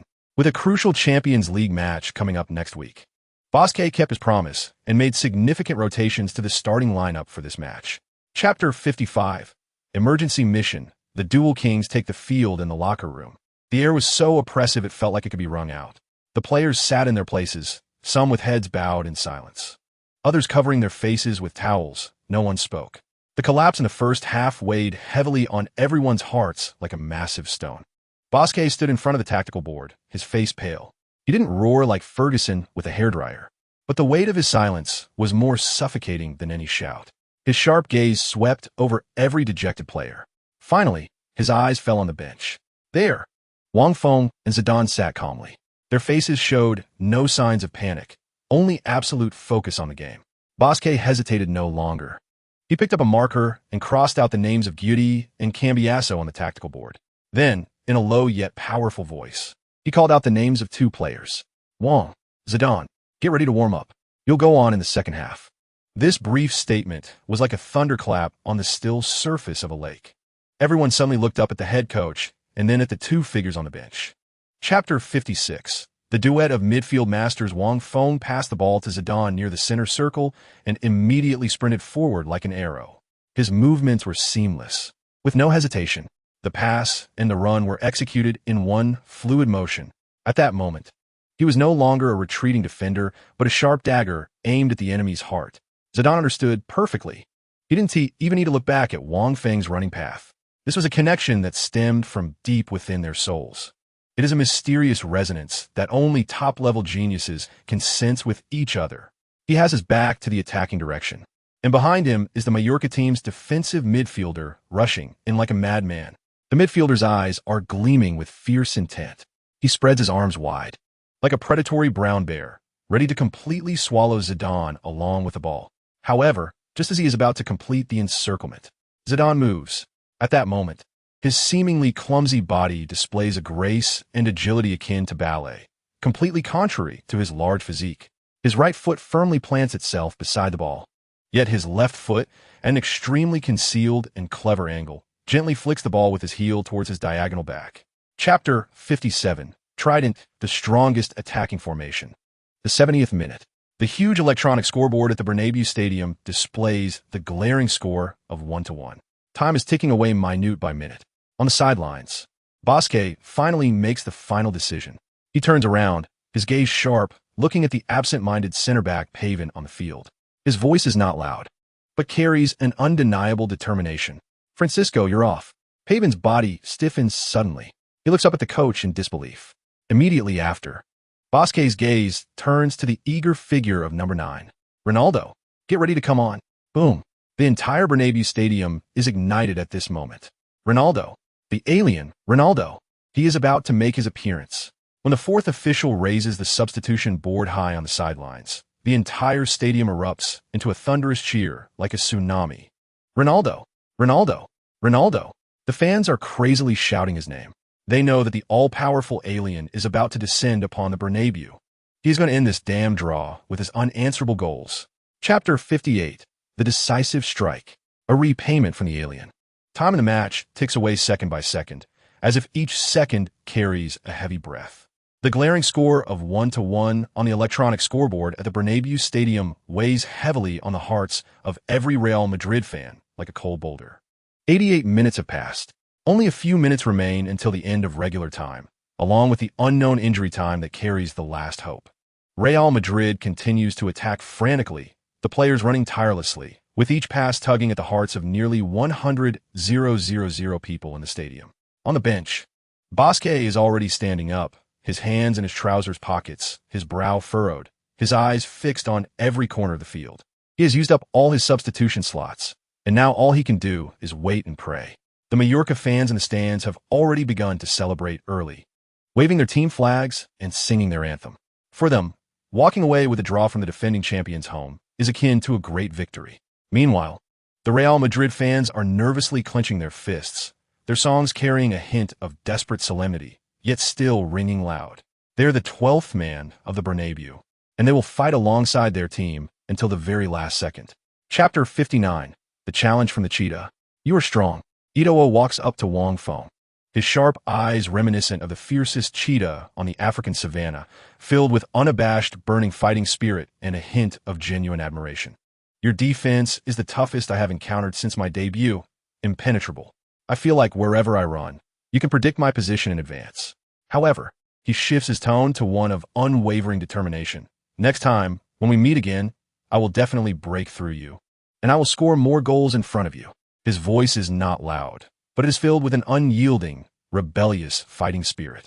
Wang Feng looks at this future superstar, who will become one of the most terrifying and efficient finishers in Barcelona, Inter Milan, and even the entire European football scene, and smiles. He sees in Itowo a similar, almost obsessive desire for victory. I'm waiting. There is no hostility between the two, no typical post-match trash talk. Only pure, top-level camaraderie between heroes and shared obsessive desire for victory. Chapter 60. The challenge of the aerial dominator, Jankulovski. Facing the insulting pre-match provocation from Dortmund coach Sammer, Wang Feng chose not to respond verbally through the media. He knows that for such an arrogant opponent, the best response is to deliver an indisputable performance on the field that will leave his face bruised. The Champions League match day arrives as scheduled. The Santiago Bernabéu Stadium is packed to capacity. 85,000 Real Madrid fans turn it into a sea of pure white. They wave their flags and sing their anthem, using deafening cheers to respond to Sammer's arrogance. Dortmund has sent out their strongest lineup. As their players walk out from the tunnel, a figure like an ancient giant instantly captures everyone's attention. It is their Czech striker, Jankulovski. Standing at 2.02 meters tall, he resembles a moving black iron tower, looming at the edge of Real Madrid's penalty area. His enormous shadow casts a suffocating pressure over every Real Madrid defender. The whistle to start the match blows. Chapter 61. The aerial wisdom of the smaller player. Jankulovski leaps with immense force, his giant frame unfolding in the air, claiming absolute, undisputed aerial dominance. His golden hair flies under the lights of the Bernabéu, his eyes filled with absolute confidence in his abilities. He can even foresee the scene of the ball being smashed into the net, plunging the entire Bernabéu into silence. Everyone believes that Wang Feng's audacious defense will end in the most tragic and humiliating way possible. He may even be crushed to the ground by this giant from the air. However, Wang Feng does not choose to engage in any foolish head-to-head confrontation with Jankulovski. He knows better than anyone that in the face of absolute height and weight advantage, any simple jumping or positioning skills are meaningless. That is a law of physics, an unbreakable natural law. Just as Jankulovski is about to connect with the ball, Wang Feng moves. He does not jump upward, but instead, from Jankulovski's side and behind, like a ghost, lightly leans against his waist without any hint of aggression. Chapter 62. Assist from Mozart after the team's most relied upon tactical core. The unstoppable aerial powerhouse Jan Koller was completely neutralized by Wang Feng in a manner that bordered on humiliation, filled with Eastern wisdom. Dortmund's once smooth and simple, yet highly efficient attacking system instantly fell into stagnation and total paralysis. Their tactics resembled a precision-engineered German industrial machine from which the most crucial drive gear had been forcibly removed, although it still operated futilely under the influence of inertia. It had become chaotic and posed no threat whatsoever. Every blind long pass flew around the Bernabéu like a headless fly, unable to find its intended target, ultimately being easily dealt with by Real Madrid's experienced defense, led by Hierro and Elguera. Their organizational core, the Czech genius midfielder Tomáš Rosický, hailed as the Mozart of football across Europe, began to seek alternative attacking methods. He was a true genius born for the art of football, an on-field artist who refused to be constrained by rigid tactics. He started to leverage his individual abilities to break through the seemingly glamorous but not particularly solid defense composed of countless top stars from Real Madrid. Chapter 63. The horn of counterattack during halftime. The atmosphere in the home team's locker room at the Bernabéu was somewhat subdued due to the unexpected goal conceded. But it was not oppressive. Head coach Bosque did not unleash a tirade like the furious Sammer on the sidelines, who had been fuming since the start of the match. He was an elegant elder filled with wisdom, and he knew that at such times, blame and insults would only backfire. He first highly praised the team's successful limitation of Dortmund's aerial powerhouse Koller in the first half. He believed Wang Feng's defensive performance was phenomenal, world-class. With his wisdom and calmness, he had perfectly resolved the team's biggest crisis after kickoff. He then pointed out that the goal conceded was merely an unrepeatable stroke of genius from the opposing player, Rosicky, a moment filled with randomness. In football matches, such situations are unavoidable. He told the players not to feel discouraged because of it, nor to doubt their successful defense in the first half. Finally, he advised them to remain patient and not to rush. In the second half, they had a full 45 minutes left. Opportunities would surely come. Chapter 64, Slap in the Face Now. After equalizing the score, Real Madrid's offensive surged like a flood breaking through a dam, totally overwhelming the rational barriers, crashing relentlessly against Dortmund's already fragile defense. The entire defense, under the relentless onslaught of the Madrid stars, was in disarray and on the brink of collapse. The atmosphere at Santiago Bernabeu was ignited by this sudden goal. 85,000 Real Madrid fans jumped from their seats, waving their white flags and scarves, their cheers and shouts creating an overwhelming force capable of destroying everything for their team. Dortmund's coach, Matthias Sammer, was on the sidelines like an angry lion trapped in a cage, roaring incessantly as he waved his arms, trying to reorganize his team's defense that was on the verge of collapse. But it was futile. His team, his players, were completely stunned by the goal conceded and the terrifying momentum of Real Madrid. In the 75th minute, Real Madrid's right-wing wizard, World Footballer of the Year Luis Figo, elegantly danced like a tango on the edge of a knife, effortlessly bypassing Dortmund's left back, and then, near the goal line, delivered a high-quality cross. Chapter 65, Copa del Rey. New opponent in the end. The match concluded with Real Madrid achieving a remarkable comeback victory over the defending Bundesliga champions Dortmund with a score of 2-1. In the death group of the Champions League, they secured a valuable and significant 2 consecutive wins, putting their qualification hopes in a promising position. After the match, Dortmund's coach Matthias Sammer, under immense humiliation and anger, refused to shake hands with Real Madrid's coach Bosque and skipped the post-match press conference. Like a lost dog, he led his team out of Madrid amid the deafening boos and merciless laughter of the 85,000 Real Madrid fans, leaving in disgrace. His pre-match bravado had ultimately turned into a laughingstock, repeatedly ridiculed by the Spanish media. Meanwhile, Wang Feng, with 2 decisive assists and near-perfect suffocation of the opposing core player Kohler, was once again undoubtedly named the best player of the match. His relationship with Roberto Carlos also became more intimate and solid due to this brotherly and exhilarating slap in the face. In the locker room, Carlos, in front of everyone, pounded his rock-hard chest and loudly declared that anyone who dared to mess with Wang Feng would be going against him, Roberto Carlos. The Brazilian's loyalty and generosity made Wang Feng feel the warmth of the team. Chapter 66. The Clowns' Dance. The match officially kicked off amidst the deafening, hostile roars of the Valencia fans at the Mestalla Stadium. The atmosphere here was even more explosive than Wang Feng had imagined. The steep stands brought fans very close to the pitch, creating an overwhelming sense of pressure that felt like a tangible wall of sound, capable of suffocating any visiting team. Valencia, coached by Benitez, proved their reputation was well-deserved. Their ironclad defensive system displayed astonishing tactical discipline from the very first minute of the match. The 3 lines were maintained in an extremely compact and tight formation, with players moving and pressing in a unified and precise manner, as if they were puppets pulled by invisible strings.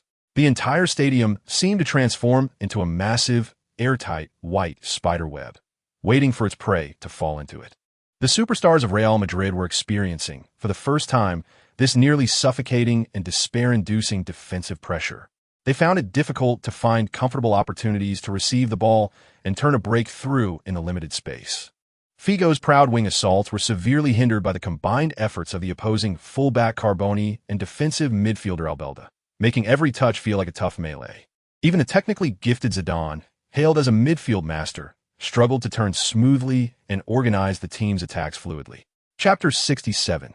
Anticipation or Anticipation. After being cleanly bypassed by Aymar with an extremely artistic and spirited drag-back turn, Wang Feng no longer rushed in recklessly like before.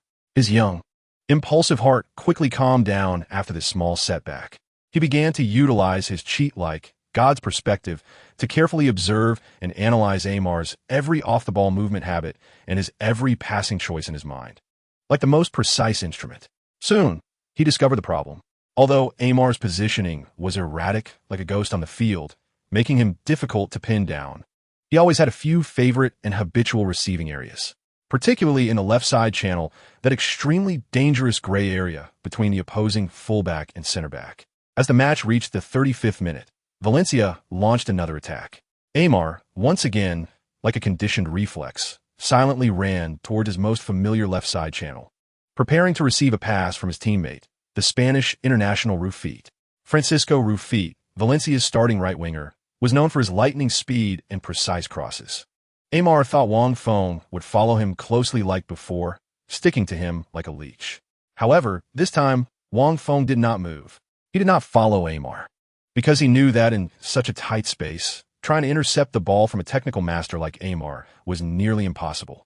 He activated God's perspective and, in his mind, on that light blue, digitized virtual field, he had clearly predicted the only and most likely passing lane of the player Rufit, who was about to pass to Aymar.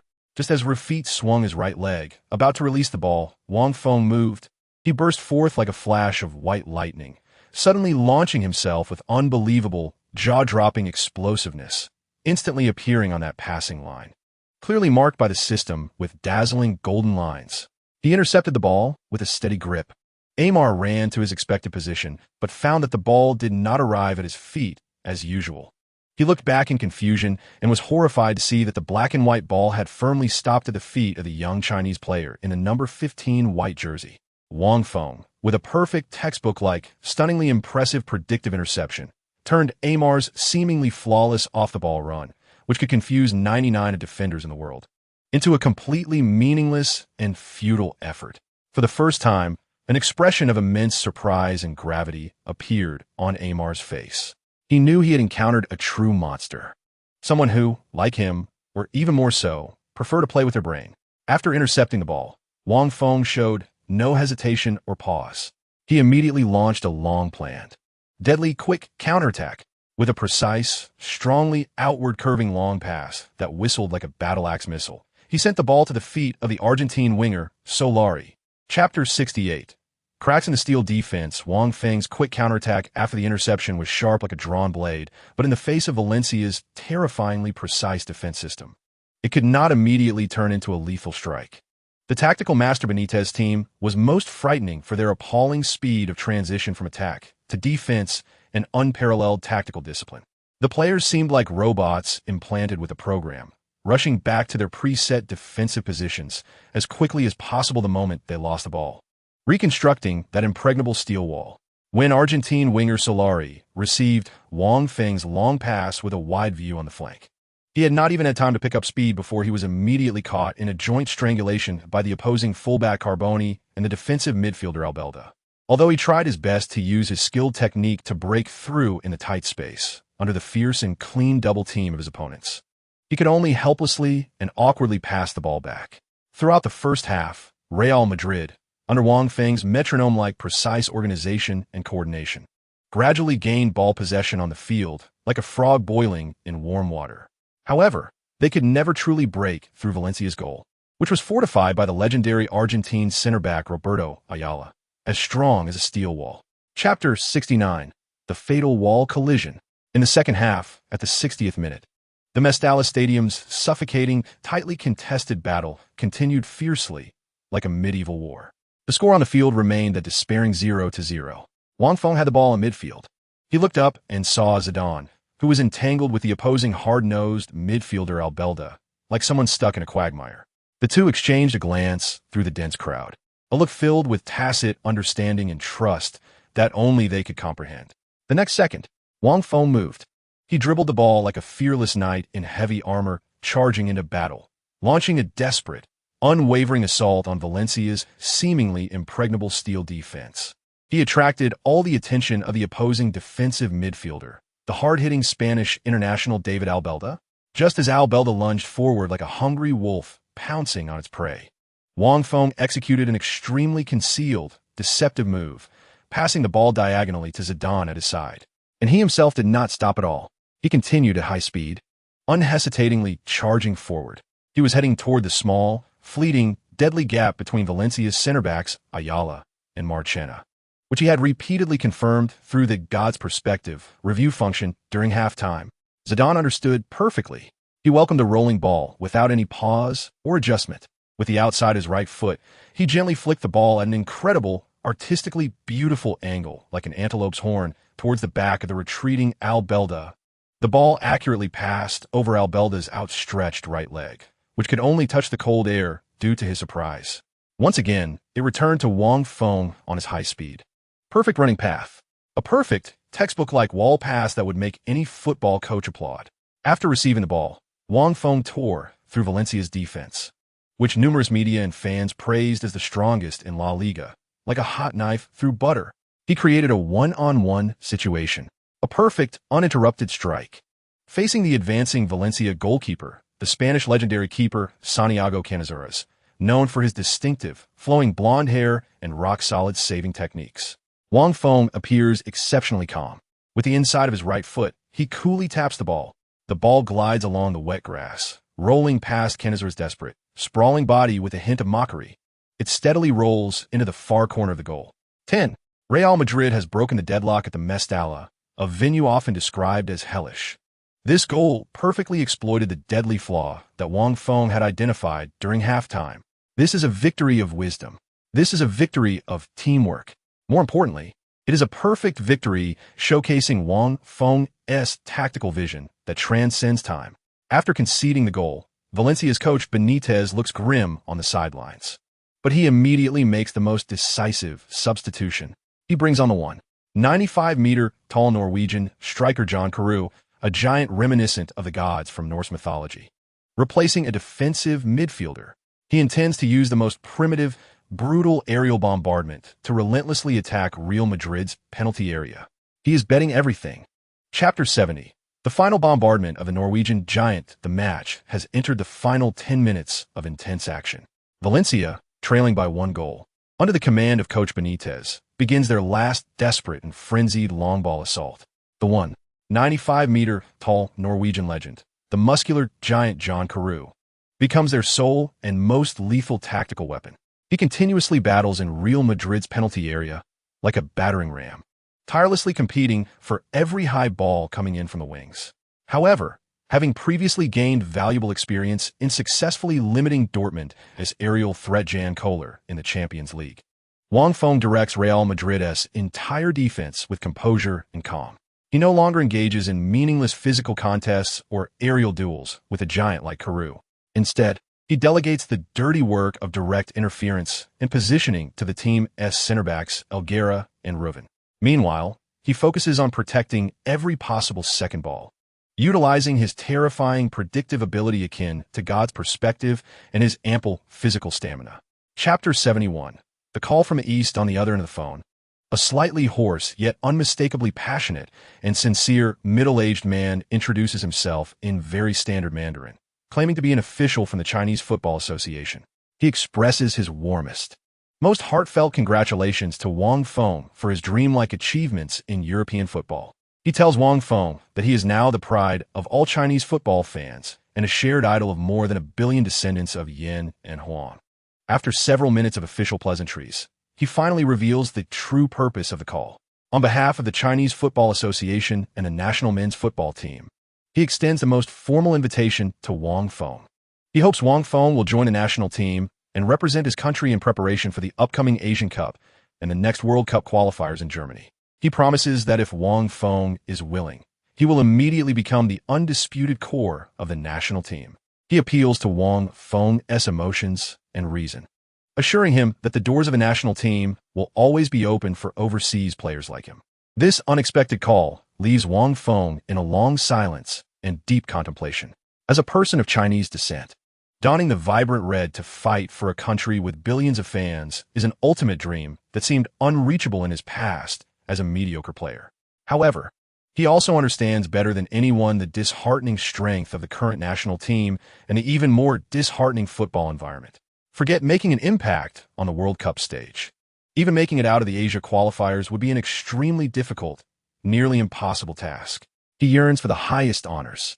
He longs to stand atop the world and touch the trophy that represents the highest glory in football. He desires to fight alongside the strongest teammates in the world. Just as Wang Feng grapples with this difficult decision, the Spanish Football Federation, through Real Madrid, formally extends their invitation to him. The then coach of the Spanish national team, Inaki Saiz, openly expresses his admiration and desire for Wang Feng in an exclusive interview with the Spanish newspaper Marca. Wang is the greatest discovery in this season's entire Spanish league. He is a phenomenal player. His emergence has redefined the position of a defensive midfielder. We, the Spanish national team, are closely monitoring his every move. If he is willing to fight for Spain, I guarantee there will be a place for him in the national team. On one side is his motherland, the inescapable bond of blood, the distant dream of his past life.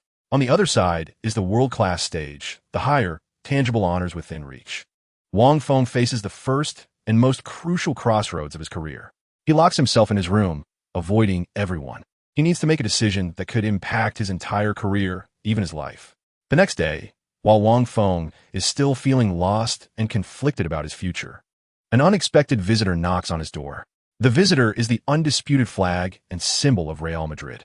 He is the eternal prince of the Bernabeu. He is the golden boy of Spanish football, the captain, Raul Gonzalez. Chapter 72. The advice of the Bernabeu banner when Raul enters Wang Feng's room. Wang Feng is quietly sitting by the window. He has turned on the light, allowing the soft, deep blue night sky of Madrid, reminiscent of a Van Gogh painting, to envelop his somewhat slender figure in a profound silence. He looked out at the clear blue sky, sparkling with stars, but his eyes were filled with a confusion and entanglement that was completely inconsistent with his 19 years of age. When he saw Raul arrive, Wang Feng seemed a bit surprised. He quickly stood up, somewhat awkwardly, and straightened his clothes. He never expected that this esteemed captain, who held a king-like presence in the team, would personally come to find him in the middle of the night. Raul did not engage in any unnecessary pleasantries. He calmly approached Wang Feng like a caring older brother and gently patted him on the shoulder. Then, with his deep, sincere, and resolute Mediterranean-like eyes, he looked at Wang Feng and directly said, "Wang, I know you must be having a tough time right now. I'm not here to persuade you to choose Spain, because that is your right and your freedom, and no one has the right to interfere. Regardless of your choice, we, as your teammates, will support you unconditionally." Chapter 73. My choice, Spain. The press conference venue was packed to the brim with no empty seats. Hundreds of reporters from China and Spain, like sharks sensing blood, filled every corner of the conference room. Their cameras and microphones were ready like a dense jungle, awaiting action. Countless fans around the world were following this important press conference, which could affect the direction of football in both countries for the next decade, through live broadcasts and emerging online media. Wang Feng, dressed in a well-tailored dark gray casual suit, walked slowly onto the stage that attracted the eyes of the whole world. His face no longer showed the confusion and entanglement from before. Instead, there was an unprecedented calmness, as steadfast as a rock. He first bowed deeply to the group of reporters from China who had traveled thousands of miles to be there. Speaking in perfect, clear Mandarin, he said, "First, I want to thank the Chinese Football Association for their love and recognition. I also want to thank all the fans from China who support and care for me, both online and in reality. The blood that flows in my veins is the hot blood of the descendants of Yin and Huang. This will never change, no matter where I am or what choice I make. I am immensely proud to be a person of Chinese descent with black eyes and yellow skin." His heartfelt words were filled with sincerity, moving all the Chinese reporters present, easing the anxiety they had felt. Then, he changed his tone, becoming incredibly firm and powerful.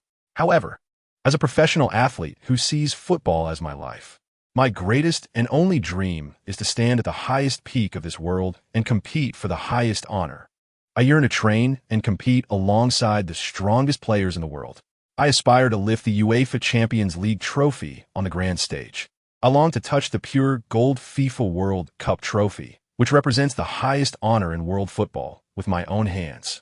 Therefore, after the most careful and painful consideration during this time, I have decided." He paused, took a deep breath, then switched to fluent English, clearly announcing to the cameras around the world, "I have decided to accept the call-up from the Spanish national team." This decision detonated like a bomb. The press conference erupted with a loud bang. The Spanish reporters, after a brief moment of shock, erupted into thunderous applause and cheers. Meanwhile, the Chinese reporters fell into a deep silence, their faces filled with undeniable disappointment and confusion. Wang Feng looked at the camera, his gaze still resolute. I know this decision will hurt some people's feelings, and I sincerely apologize for that. However, I can only say that I will earn everyone's respect with every tackle, every run, and every pass I make on the field. This decision indeed caused a huge uproar in China. Online, the flood of insults directed at Wang Feng surged like a broken dam. Some radical and extreme fans labeled him a traitor and a sellout. They could not understand or accept Wang Feng's choice. However, how would Wang Feng face this misunderstanding and criticism from his compatriots? What kind of legendary journey would he embark on with the Spanish national team? Chapter 74. The first training session in the storm the day after announcing his decision. Wang Feng, facing the overwhelming wave of online violence and insults from the distant east, stepped onto the training ground of the Spanish national team located in the outskirts of Madrid for the first time. This was the heart of Spanish football, the starting point of all the glory for the bullfighters. The entrance to the training base was surrounded by thousands of enthusiastic Spanish fans. They raised huge banners welcoming Wang Feng and carefully crafted slogans with clumsy, misspelled Chinese that read, "Wang, welcome home. Madrid loves you. Spain loves you." They greeted this newly rising superstar, who chose to fight for their national emblem, with the warmest and most heartfelt cheers. But in the unseen virtual world, the insults from China continued to ring like the most vicious curses. Wang Feng became the center of a massive media storm, with one side representing heaven and the other hell. In the spacious and bright locker room, Wang Feng met his new teammates in the Spanish national team. In addition to familiar Real Madrid teammates like Raúl, Casillas, and Guti, there were also rivals from Barcelona, Xavi Hernandez, and Carles Puyol.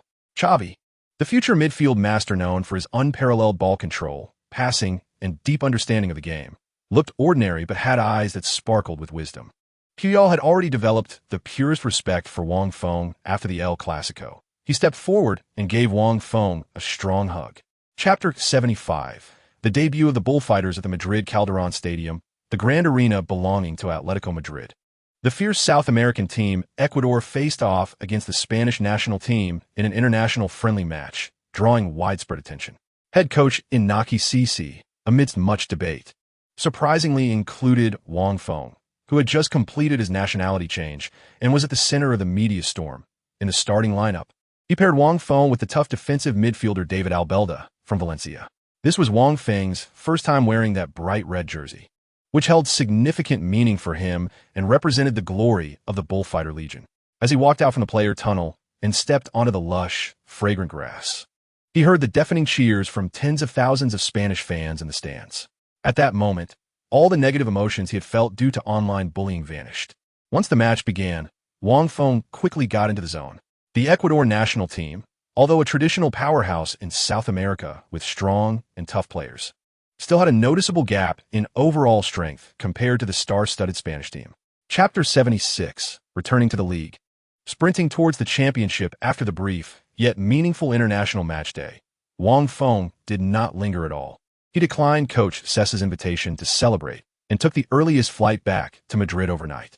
When he stepped back onto the grass at the Valdebebas training base, the excitement and joy from his successful national team debut were swiftly and forcibly suppressed, replaced by calmness and focus in the face of the more brutal schedule ahead.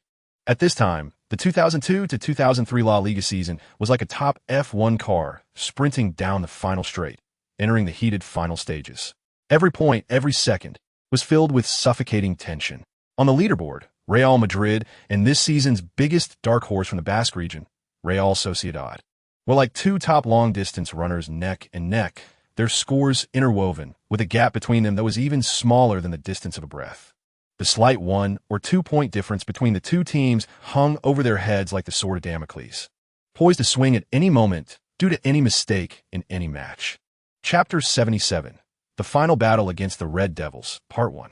The pre-match storm at the Theater of Dreams in the first leg of the UEFA Champions League quarterfinals. Real Madrid hosted the Red Devils of Manchester United at the Santiago Bernabéu Stadium. From the moment the draw results were announced, this match was hailed by all the media and fans around the world as a prelude to this season's Champions League final. It was a peak showdown representing the highest level of European football at the time, like Mars colliding with Earth. The legendary coach Sir Alex Ferguson's Manchester United was at the peak of their glory. The last and most brilliant period of the legendary '92 golden generation that shook all of Europe. Their squad included the heartthrob and absolute idol of England, David Beckham. The Welsh wizard Ryan Giggs, who darted down the left flank like a sprite. The ginger-headed Paul Scholes, who seemed unremarkable but could always unleash stunning long-range shots and ghost-like late runs to score.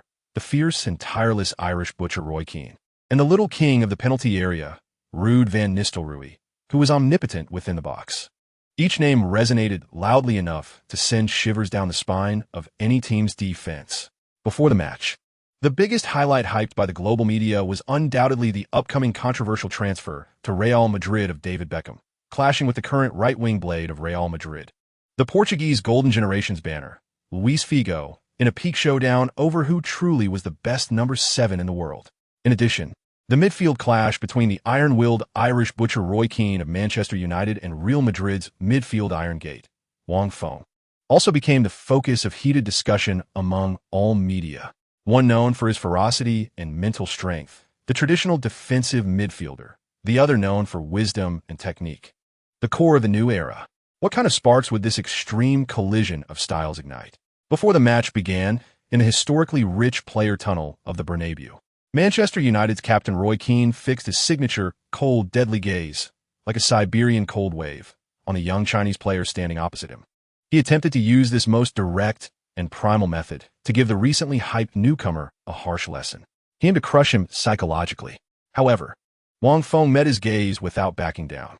His eyes were calm, yet as deep as an unfathomable abyss, and no matter how Keane provoked him, he couldn't stir a ripple. The game officially began. Just 5 minutes into the match, Roy Keane made a vicious and clearly malicious sliding tackle in a midfield tussle, taking Wang Feng down hard along with the ball. He wanted to show this inexperienced newcomer who the true master of the midfield was. Beep.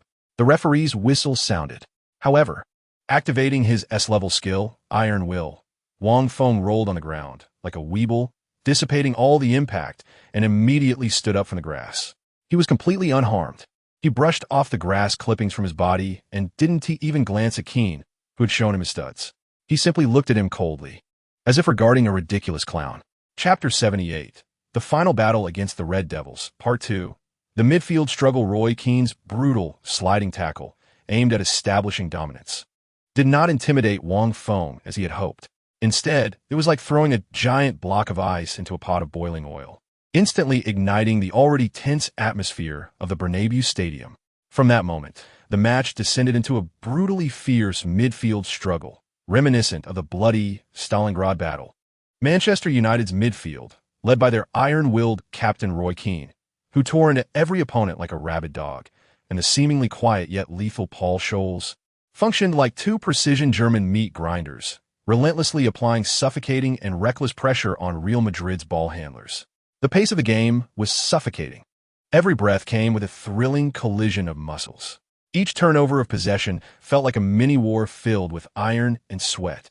Chapter 79. The Final Battle Against the Red Devils, Part 3. Using their own methods faced with the suffocating deadlock on the field, as if stuck in an endless quagmire, Wang Feng actively sought out the other midfield core of the team, the artistically elegant Zinedine Zidane. He whispered a few rapid words into Zidane's ear. After listening to Zidane, he was momentarily taken aback, then looked into Wang Feng's eyes, filled with unwavering confidence and determination, and nodded heavily. In the next moment, the formation of Real Madrid underwent a subtle, yet potentially lethal change. Wang Feng's position was no longer that of a steady guardian lingering at the back to protect the defense. He advanced, like a brave, fearless warrior. He moved up to a parallel position with Manchester United's iron-willed captain, Roy Keane, who was like a butcher on the field. Zidane, on the other hand, slightly retreated, taking on more responsibilities in organizing the play. In the 35th minute of the match, Manchester United's midfield engine, the ginger-haired Paul Scholes, received the ball in midfield. Habitually, he looked to find his old partner, Roy Keane, for a safe and steady transition. Just as he was about to pass the ball, Wang Feng moved. He was like a top-tier cheetah that had been lurking in the African savanna for a long time, utilizing his God's perspective ability, which seemed to predict the future with terrifying premonition beyond human perception. He intercepted the ball right in front of Roy Keane, who was lazily reaching out for it. He cleanly and decisively cut the ball away without a hint of hesitation. After intercepting the ball, Wang Feng did not hesitate for a moment. He dribbled the ball forward like a fearless knight in heavy armor charging into battle. Launching a desperate attack against Manchester United's seemingly indestructible defense led by the world's future #1 center-back, Rio Ferdinand. Roy Keane immediately turned back to chase him like an enraged beast. He reached out with his strong right hand, trying to pull Wang Feng down with a brutal tactical foul. But Wang Feng, empowered by his S-level skill, iron-blooded body, stood firm like a mountain. Keane surprisingly could not bring him down. Wang Feng endured the immense force, trying to tear his white jersey, and charged to the edge of the penalty area. Facing the calm defense of Manchester United's core defender, the 30 million England international, Rio Ferdinand, Wang Feng did not seek personal glory. He saw Raul Gonzalez, the eternal prince of Bernabeu, making a high-speed run from the other side. With a perfectly precise pass, sharp as a scalpel, he delivered the ball. Raul understood immediately. Receiving the ball and entering the penalty area, he calmly dribbled past the advancing French goalkeeper of Manchester United, Fabien Barthez, and easily slotted the ball into the empty net. 10. Real Madrid broke the deadlock at home. After the goal, Wang Feng forcefully broke free from Roy Keane, who was still behind him, stunned and clinging to him. He shot a cold glance at him. For the first time, the fierce and formidable Irishman, regarded as a nightmare by all strikers in the Premier League, displayed an expression of deep shock and profound defeat. Chapter 80. The Final Battle Against the Red Devils. Part 4. The Butchers end. Raul's clean and decisive goal was like the sharpest dagger, thrusting deep into the heart of Manchester United, igniting the entire Bernabeu Stadium. With a perfect, epic personal performance, Wang Feng orchestrated this crucial attack from the interception to the assist. He achieved a complete victory over the legendary tough guy Roy Keane, not only on a tactical level, but also in the direct physical and mental confrontation. Keane slowly got up from the grass.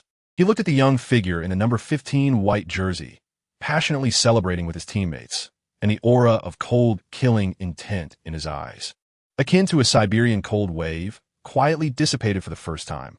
Replacing it was a deep, indescribable apprehension and a hint of astonishment that even he was reluctant to admit. He couldn't understand. He really couldn't understand.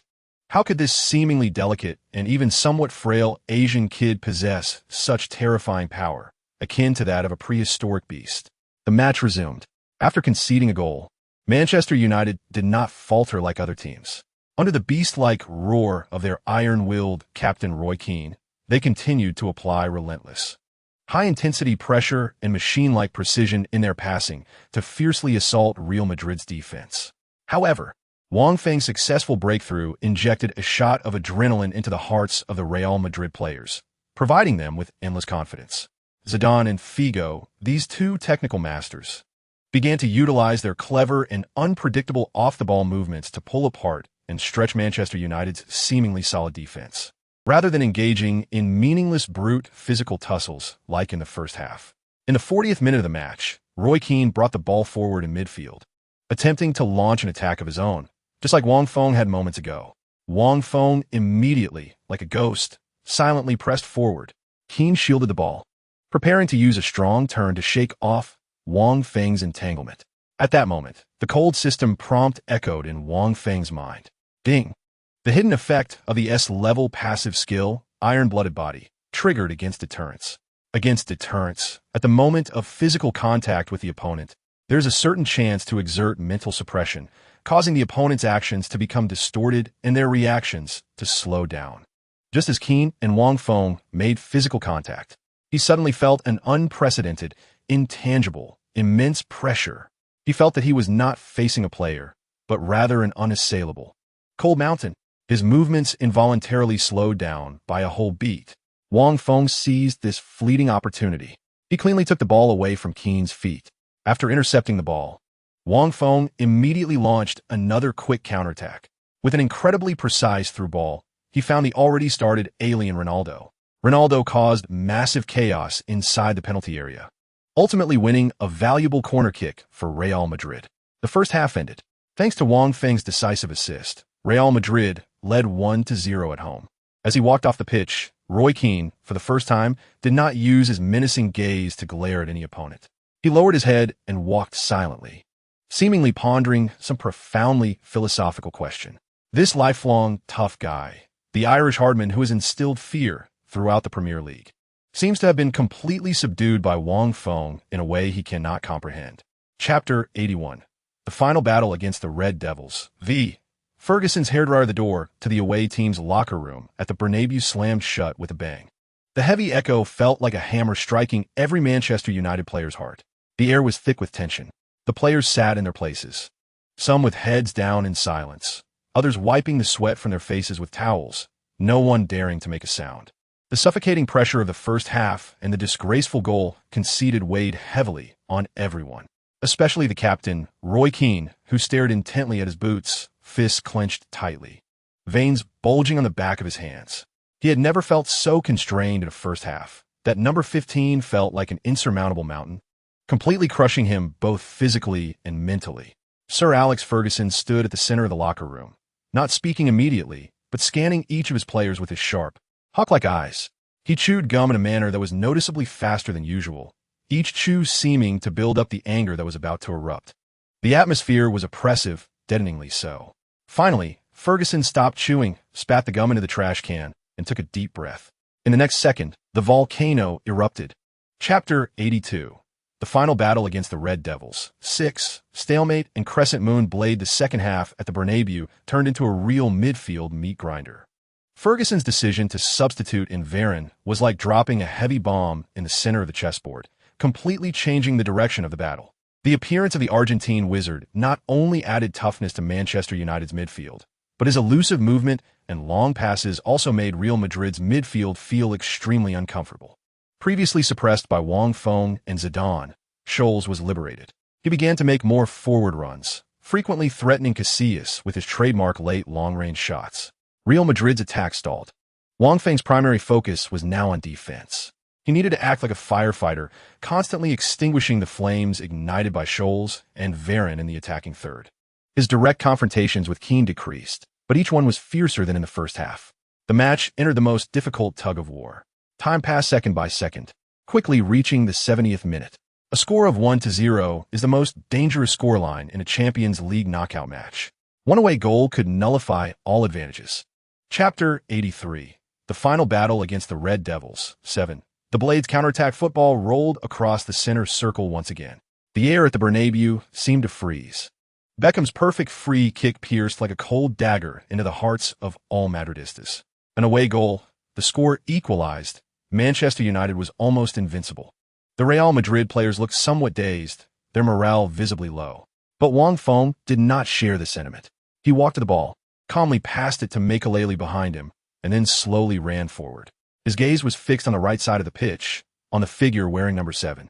Luis Figo, the leader of Portugal's golden generation, former World Player of the Year, traitor of Barcelona, the blade of Real Madrid. He felt Wang Feng's gaze. There was no urgency, no command in that look, only pure, unquestionable trust. Give me the ball. I will solve the problem. After the restart, the Real Madrid players seemed still shaken by the concession, and possession was quickly lost in the midfield tussle. Manchester United, however, was invigorated under Keane and Scholes' orchestration.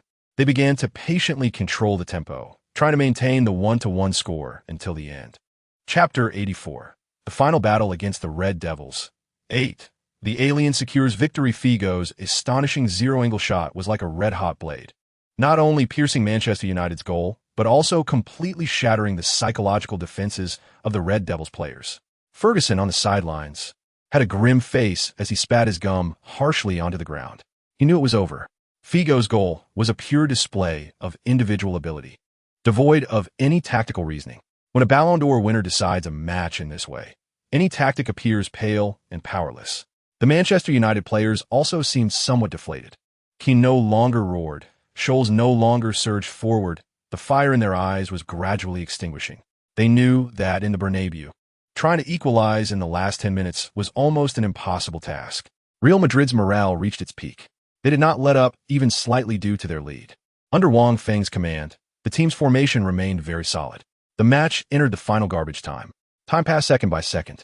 In the 88th minute, The unwilling Manchester United pressed forward, trying for one last push. Their captain, Roy Keane, received the ball in midfield. He looked up and saw that Real Madrid's defense was very dense, with no gaps. He took a deep breath, swung his right foot, and opted for a powerful long-range shot. Chapter 85. Respect for the tough guy. The final whistle echoed in the night sky above the Bernabeu, sharp and prolonged, as if marking a heavy pause for this heart-stirring classic showdown. The score of 3-1 hung glaringly in the air, like a monument recording Real Madrid's victory and Manchester United's defeat. The Real Madrid players surged towards Figo and Ronaldo, lifting the heroes of the match high into the air. The white sea turned into a joyful whirlpool, every corner filled with shouts and songs of victory. On the other side, there was a desolate red. The Manchester United players either collapsed on the ground or stood with hands on their hips, panting, sweat and rain mixing together, making it hard to distinguish fatigue from tears. Sir Ferguson silently spat out his gum and turned to walk toward the players' tunnel, his back for the first time appearing somewhat stooped. Wang Feng did not join in the wild celebrations. He simply stood near the center circle, calmly watching it all, his chest still aching from the earlier collision with Keane's long-range shot. But the satisfaction in his heart was enough to drown out everything else. In this match, Wang Feng's stats were terrifying. He ran 800 meters, the highest on the field. He made 8 tackles, 5 interceptions, and blocked 3 shots, leading all defensive statistics. On the offensive end, he provided 2 assists, initiated another goal, and had a pass success rate of 96. Chapter 86. The Battle of the Summit. Rainy Anita. After the grueling Champions League clash with Manchester United, Real Madrid's charter plane took off from Madrid-Barajas Airport without a moment's rest. Flying overnight across the entire Iberian Peninsula, landing in the seaside city of San Sebastián in the northern Basque region. The air was infused with the damp and chilly scent of the Atlantic, a stark contrast to Madrid's dryness. Here, at their next opponent's home ground, Real Sociedad. At this point, La Liga has entered a heated sprint. Real Madrid sits at the top of the table with 60 points from 25 rounds. Closely following them is Real Sociedad, with 58 points, like a tireless dark horse, tightly trailing behind the Galacticos. This match is truly a 6-point showdown. The winner will seize absolute control in the title race. The loser will likely find themselves out of contention for the championship. The entire gaze of Spain is focused on this beautiful seaside city. Under the guidance of French coach Ronaldo Beckham, Real Sociedad has been the most surprising team in La Liga this season. They may not have a star-studded lineup like Real Madrid, but their football is filled with passion and imagination. Chapter 87. The Duel of Midfield Masters, Part 1. The Anoeta Stadium erupts. Xabi Alonso's penetrating ground pass cuts through space and time like a masterful assassin, piercing through Real Madrid's seemingly glamorous but fatigued defense. Niehart's acceleration is as quick as lightning. He darts like a black shadow, sweeping up the torrential rain, going one-on-one. The entire bench of Real Sociedad's players and coaches rush to the sidelines, ready to cheer for this dreamlike start. The Basque fans in the stands are shouting, so loud it seems they might lift the stadium roof. The Real Madrid defenders chase back in desperation, but they can only watch Niehart getting closer to the goal. It's over. This thought flashes through every Madridista's mind. However, just as Niehart is about to enter the penalty area and prepare to shoot, a yellow figure, like an eagle spreading its wings, charges out from the goal. Iker Casillas. Saint Casillas. With a nearly insane, all-or-nothing momentum, he rushes out of his penalty area. At the critical moment when Niehart is about to shoot, Casillas makes an incredibly stretched dive, using his body to block Niehart's powerful shot.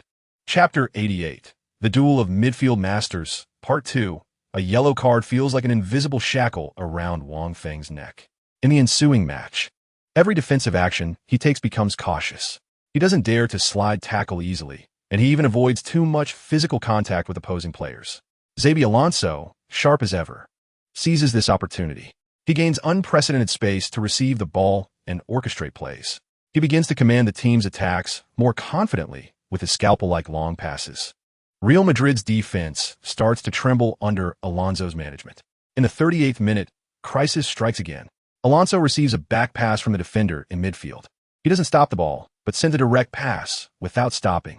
The ball pierces through Real Madrid's midfield like a sharp sword. Left winger De Pedro, understanding the situation, successfully times his run to beat the offside. He dribbles into the penalty area. Faced with the returning Elguera, De Pedro doesn't choose to shoot. Instead, he calmly pulls the ball back to the center. His shot evades Elguera's block, heading straight for the goal. The entire Anoedas Stadium stands up. Chapter 89. The cowtail and the fatal strike. Xabi Alonso's body has completely leaned outward. His rich defensive experience and understanding of the game make him utterly confident that Wang Feng's next move will be to forcefully break through from the outside with speed. On such a slippery pitch, this choice is the safest and most effective. However, Wang Feng's left heel suddenly flicks the ball behind him like a ghost. The ball seems to come to life, instantly changing direction with its intimate contact with the grass. The cowtail dribble, a move on the football field that can be considered miraculous, belonging only to the top geniuses, highly imaginative and visually stunning. The ball does not go around Alonso. It goes right through the gap between his already spread legs.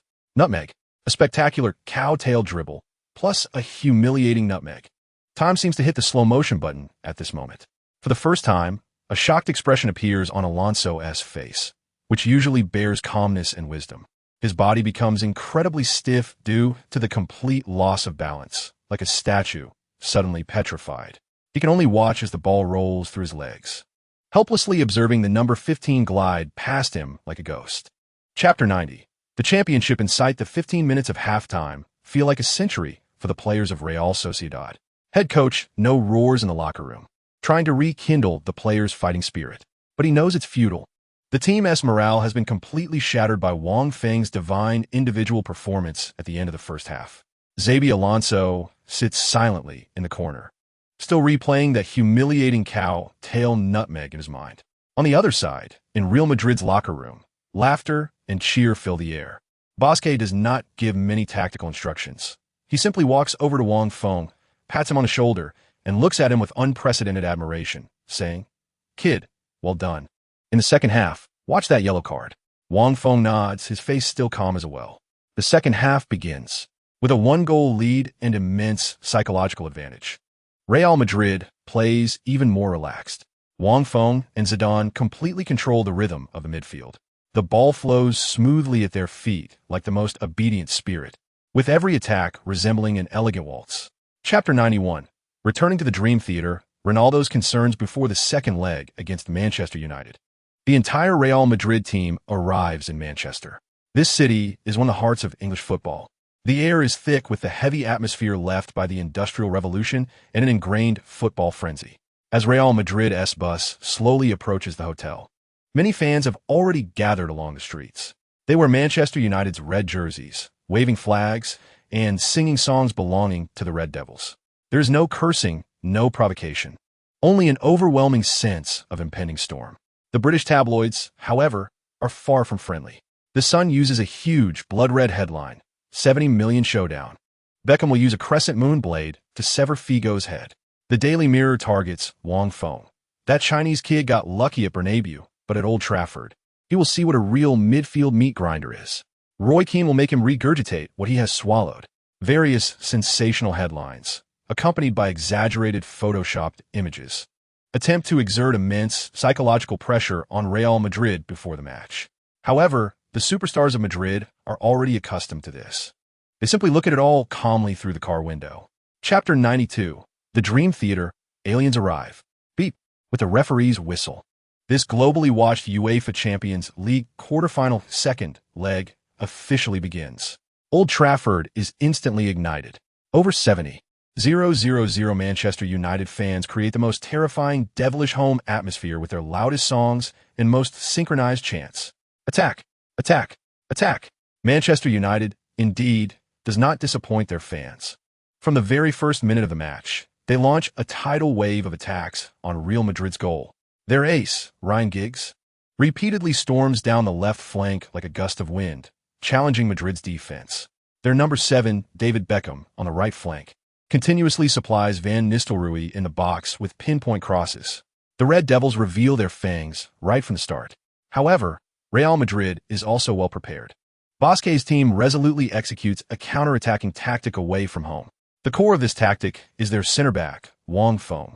Wang Feng calmly directs the entire defensive line like a stabilizing anchor. He stands firm like a black rock, unyielding against the crashing red waves. Chapter 93. The Red Devils counterattack 1 goal down, trailing by 3 in total. Real Madrid has pushed Manchester United to the edge of a cliff at Old Trafford. Any other team in such a dire situation might have already surrendered. But this is Old Trafford. They're the Red Devils of Manchester United. The over 70,000 fans in the stands do not give up. Their songs, which fell into a brief silence after Ronaldo's goal, soon resonate throughout the Dream Theater with an even louder and more tragic momentum. Glory, glory, Man United. When the Reds go marching in, the song is like an enraged bull, filled with indomitable will and desperate belief. On the field, the Manchester United players are completely ignited by this song. Their eyes no longer reflect the frustration of falling behind, but rather the madness of being pushed to the brink. Captain Roy Keane roars angrily at every teammate. His shout even drowns out the fan songs. The Red Devils, like a pack of enraged bulls, launch an even crazier full-line attack than at the start. Chapter 94. The second bullet from aliens. The atmosphere in the corridor of a locker room during halftime is tense. Real Madrid's team, doctor nervously checks Roberto Carlos's injury. The Brazilian's left knee has a long blood streak from a collision, but he just grits his teeth and shakes his head at the doctor, indicating that he is not seriously hurt. After emergency treatment, the doctor confirms that Carlos's injury is just a bruise. Although painful, he can continue to play. On the other hand, the atmosphere in Manchester United's locker room is even more oppressive. David Beckham's right ankle is twisted at an unnatural angle. His face is filled with pain and unwillingness. Sir Alex Ferguson stands beside him, his face pale. After the doctor examines him, he helplessly shakes his head at Ferguson. The ankle ligaments are severely sprained. He cannot continue playing. Ferguson takes a deep breath, pats Beckham on the shoulder, and says nothing more. He turns to the substitute, the baby-faced assassin, Ole Gunnar Solskjaer, and says, "Ole, go warm up, you'll come on in the second half." This substitution is forced and helpless. Losing Beckham is like losing the sharpest crescent blade from Manchester United. It is a devastating blow to their offense in the second half. The second half begins. The pace of the game remains breathless. Without Beckham, Manchester United focuses more of their attacks on the left side where Giggs is. But Real Madrid's defense is already prepared. The game falls back into a stalemate. In the 50th minute, an opportunity arises for Real Madrid. Their midfield maestro, Zidane, has the ball on the left. Facing the pressing of United's Keane, he elegantly pulls the ball and feints several times before passing it to Wang Feng, who is receiving the ball in the center. Wang Feng does not stop the ball. He meets the incoming pass and strikes it with the instep of his right foot. The ball pierces through Manchester United's midfield defense like a precisely guided missile. It finds the figure that has already sprung into action like a cheetah, Ronaldo. This passing and running combination is extremely simple, yet incredibly lethal. It perfectly embodies the unparalleled understanding between Wang Feng and Ronaldo. Ronaldo again uses his terrifying speed to shake off the entire Manchester United defense. He charges into the box. Only the French goalkeeper Barthez stands before him. This time, Ronaldo does not feint. He remembers Wang Feng's words during halftime. "Forget those damn feints. Use your pure speed and strength to charge and shoot." A fierce determination flashes in Ronaldo's eyes. He doesn't even glance at Barthez. From nearly 20 meters away from the goal, he swings his right leg. A powerful shot. Bang! A loud sound. The ball flies past Barthez's armpit like a cannonball. It smashes into the white net. 2-1. Real Madrid takes the lead again. Ronaldo scores again. For the first time, the singing in Old Trafford briefly stops. Sir Alex Ferguson shakes his head helplessly on the sidelines. His eyes are filled with a sense of powerlessness towards this man. He knows that against such an unreasonable alien in this state, any defense, any tactic is futile. He can only pray to God. Just as Ronaldo scores, a crisp system notification sound rings in Wang Feng's mind. Ding! Detected that the host's synergy with teammate Ronaldo has reached a new milestone of mutual understanding. Effect: when the two launch an attack together, the success rate of passing and shooting is increased by 10. Chapter 95. Hat trick. The Dream Theater stands and applauds. 2-1. Aggregate score 5-2. The massive scoreboard at Old Trafford, like a cold tombstone, announces the death sentence of the Red Devils' Manchester United Champions League journey this season. There are just over 30 minutes left in the match, but everyone knows it's over. To score 3 goals in the remaining time and prevent that alien spaceship of a galactic battleship from scoring again this is not a miracle. It's a myth. And tonight, God is clearly wearing a white jersey. The Manchester United players are somewhat deflated. The fire in their eyes was extinguished after Ronaldo's unreasonable blast. They continue to run and fight, but it is merely out of the instinct of professional players and the responsibility to the badge on their chests. Their souls have been completely shattered by that Brazilian. He no longer roars. He silently makes futile interceptions in midfield again and again. Scholl's movements have slowed down, and his signature late runs have disappeared. However, the singing at Old Trafford has not stopped. Over 70,000 Red Devils fans, after experiencing a brief death-like silence, sang their battle song again with a more tragic and proud momentum, a song that belongs to them. Chapter 96. The curtain call of the Dream Theater, the final whistle blew, and the Real Madrid players at Old Trafford erupted in celebration. They rushed wildly towards the double-scorer Ronaldo, towards the one who provided the deadly assist, Wang Feng, embracing them tightly together. The white jerseys gathered into a sea of joy, shining brilliantly against the red backdrop of the Dream Theater. However, after completing his hat trick, Ronaldo, after a brief celebration, did not immediately go to thank the traveling fans with his teammates. He pushed through the crowd and slowly walked towards the Manchester United bench. There, an elderly Scotsman was standing up, Alex Ferguson. His face was filled with complex emotions. There was disappointment from losing, helplessness from being tactically restrained, but more than anything, a deep regret of watching a once-lost treasure that ultimately did not belong to him. Under the gaze of over 70,000 fans and billions of viewers worldwide, Sir Ferguson did on Shunchula Tuji de show. Ronaldo also extended his hand. The two hands crossed 7 years of time and finally clasped tightly together. Then, Ferguson opened his arms and tightly embraced this genius he could never possess. Chapter 97. At the pinnacle of the Ballon d'Or, New Aspirations Paris, France, Châtelet Theatre. Here is the venue for the European Ballon d'Or award ceremony. Under the spotlight, stars shine brightly. All the top players, coaches, and legends of world football have gathered here. Ronaldo, dressed in a well-tailored black suit, with his iconic afro, still looks like the boy next door. But his eyes are filled with the confidence and composure of a returning king. He received the trophy, made of pure gold, representing the highest individual honor in European football, from French legend Michel Platini's hands. The golden football, the applause thundered from the audience. Wang Feng also sat in the audience. As one of the representatives of Real Madrid, he came to witness alongside Zidane, Figo, and Raul. He looked at Ronaldo on stage, at the brilliant smile on his face, and felt genuine joy in his heart. Ronaldo walked to the microphone. He cleared his throat and began to deliver his acceptance speech. "Good evening, gentlemen." His voice resonated throughout the theater and across the world. To stand here again and receive this trophy fills my heart with gratitude. Chapter 98. The Declaration of War at the Gates. The final battle of Turin, the dazzling halo of the Ballon d'Or had not yet faded, and Ronaldo's shocking acceptance speech still echoed throughout European football. Wang Feng's name was, for the first time, closely linked with the planet's highest individual honor, the entire Real Madrid team. Carrying the supreme glory of the newly crowned Ballon d'Or winner and the fame of having eliminated Manchester United in the Champions League knockout stage, focused entirely on their next, even stronger opponent, the Champions League semifinals. Their opponent is Juventus, the old lady from the Apennine Peninsula, a superpower with a steel-like will and suffocating defense. Their head coach is the Silver Fox Marcello Lippi.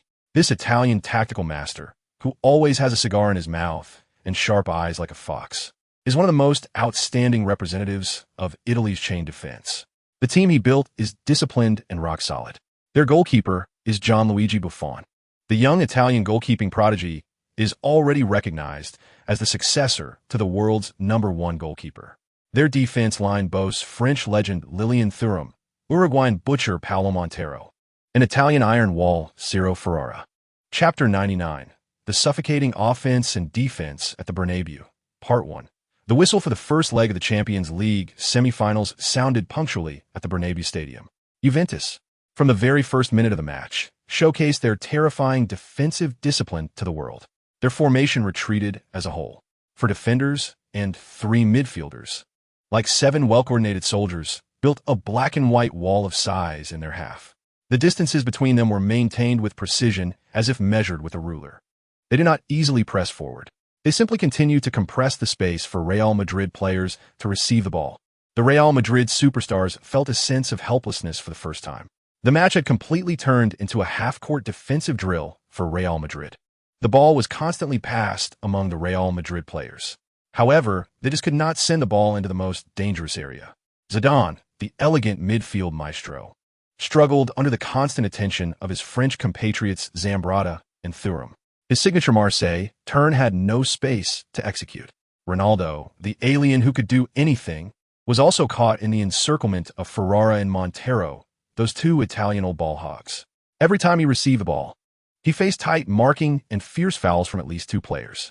Chapter 100, The Suffocating Offense and Defense at the Bernabeu, Part 2, Nedved made a long run with the ball. His iconic golden long hair burned like a flame under the lights of the Bernabeu, leading the hopes of the entire Juventus team.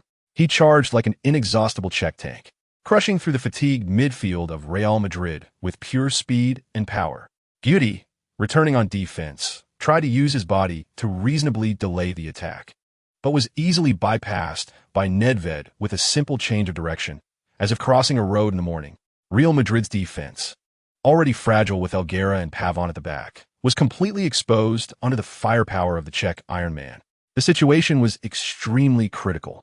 The air in the Bernabeu seemed to be sucked out at that moment. The hearts of 80,000 fans instantly rose to their throats, and the huge gasp of surprise converged into a suffocating wave of sound.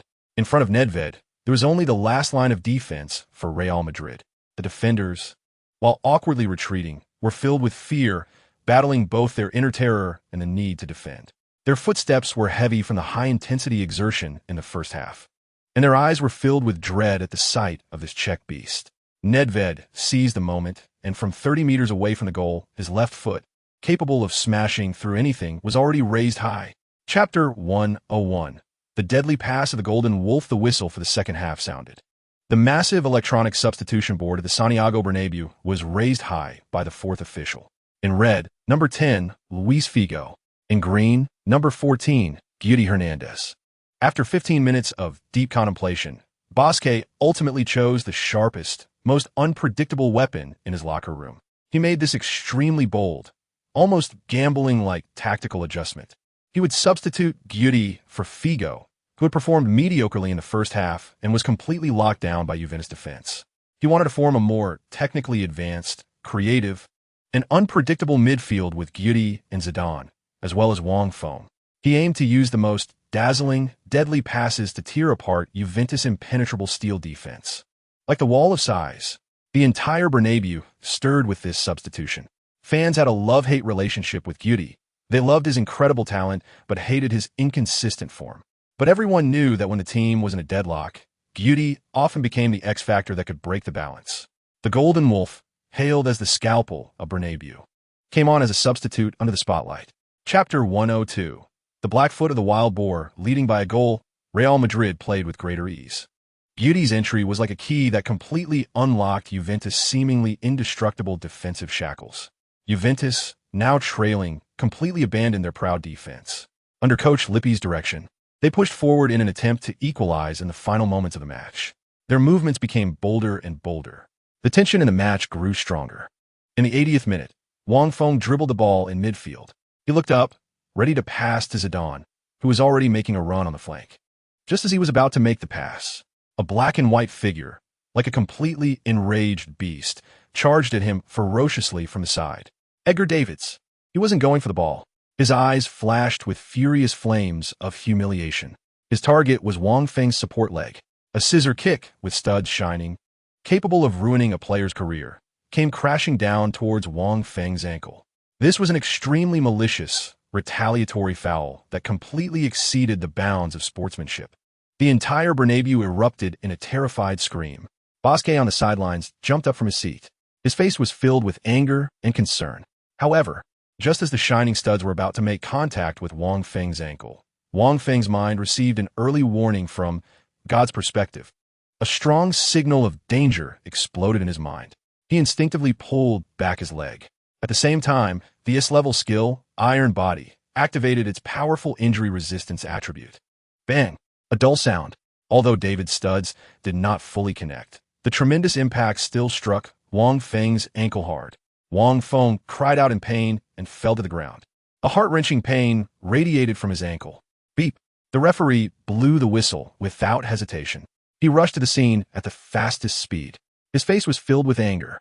He unhesitatingly pulled out a bright red card from his pocket. Direct red card. Dutch wild boar Edgar Davids was sent off. He paid the most painful price for his irrationality. However, the sent-off Davids didn't even glance at the fallen Wang Feng.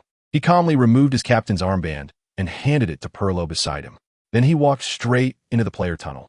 His back was filled with a sense of defeat that could not bear to lose. Real Madrid's medical team rushed onto the field. They surrounded Wang Feng, nervously checking his injury. Wang Feng lay on the grass, his face filled with pain. The excruciating pain from his ankle made it almost impossible for him to breathe. He tried to move his ankle a bit. Fortunately, the powerful attribute of iron body protected him at the most crucial moment. It was just a heart injury. He hadn't injured any bones or ligaments. With the help of the medical staff, he slowly stood up. He looked at David's departing figure, his eyes as cold as the Siberian wind. Bosque anxiously gestured for a substitution from the sidelines. He wanted to replace the injured Wang Feng with Cambiasso. However, Wang Feng shook his head at the sidelines. He refused the proposal to be substituted. He signaled that he could continue. He was not someone who would back down. He was not someone who would suffer in silence. He wanted to respond to this despicable foul in his own way. He wanted Davids and the entire Juventus to pay a more painful price for this foul. Chapter 103. Free kick, the duel of the crescent moon. David's malicious foul gave Real Madrid a prime opportunity for a free kick in the attacking zone, about 25 meters from the goal, directly in front of the goal. This position is the golden area that all free kick masters on this planet dream of. For them, it's almost equivalent to a penalty kick. Real Madrid's two free kick masters, Roberto Carlos and Luis Figo, slowly approached the ball. Carlos, with thighs as thick as tree trunks, picked up the ball and vigorously rubbed off the grass debris with his palm, his gaze blazing with fury. He wanted to unleash a spectacular shot that would send the ball, along with Juventus wall, crashing into the net, avenging his little brother Wang Feng. Figo remained relatively calm, standing aside and quietly discussing the angle and strategy for the free kick with Carlos. He preferred to use a tricky curved shot to go over the wall, leaving Buffon helpless. However, at that moment, a limping white figure slowly approached. It was Wang Feng. His face still bore the pallor from the excruciating pain, with beads of sweat trickling down his delicate cheeks. Chapter 104. The decisive battle in Turin, a hostility of the Alps with a 2-0 lead from the home game. Real Madrid's white private jet glided through the night sky of the Iberian Peninsula like an elegant swan, slowly landing at Turin's Castel airport. This Italian industrial stronghold at the foot of the Alps was filled with the metallic scent of Fiat cars and an inescapable smell of gunpowder that belonged to football. Unlike Madrid's dry and intense sunshine, Turin's night was cold and somber. From the moment the door of Real Madrid's jet opened, they felt the city's deep-rooted, unabashed hostility towards them. Outside the airport, hundreds of Juventus ultra fans, who had been waiting for a long time, surrounded Real Madrid's bus like a pack of sharks smelling blood. They sang Juventus anthem, waving their black and white flags and scarves, turning the entire exit into a boiling sea of black and white. The deafening boos and insults crashed against the bus's soundproof glass like waves. Go back to Madrid, you thieves. This is Turin. This is the Alps. Your grave. Chapter 105. The decisive battle in Turin. To the Iron Man's impact, Nedved's stunning long-range shot lit up the Alps stadium like a match. Juventus players, spurred on by the thunderous cheers of their home crowd, were filled with renewed spirit. They attacked Real Madrid's goal with even more frenzy and ferocity, like a pack of sharks sensing blood. Especially Pavel Nedved. This Czech Iron Man, a future Ballon d'Or winner, seemed to run tirelessly in every corner of the field. He was Juventus' sharpest spear. He was Juventus' strongest shield. He was the heart of this iron-willed team that would never fade. His movement was devastating. He was not as elegant as Zidane, nor as flashy as Figo. His football exuded the most primitive and pure sense of power and purpose. Each dribble was like a heavy tank charging straight for Real Madrid's heart. For the first time, Real Madrid's midfield felt the suffocating pressure of being thoroughly suppressed. The three defensive midfielders sent by Bosque, Makelele, Cambiasso, and Guti, with Wang Feng dropping back to defense, appeared so fragile in the face of Nedved's relentless assault. Chapter 106. The decisive battle in Turin. 3. The midfield's turnaround Juventus goal poured icy cold water over Real Madrid's players, soaking them from head to toe.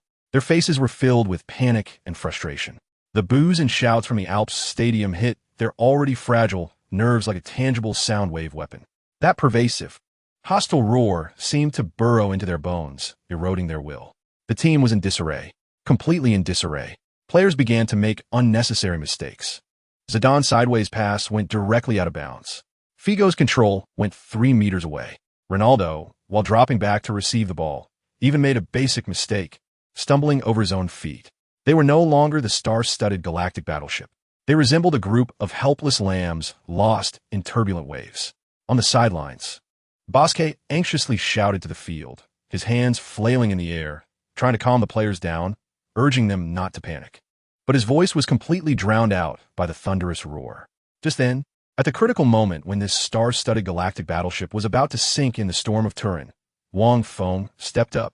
He did not use words to motivate his teammates, knowing that in such deafening noise, any words would seem powerless. He simply used his tireless running.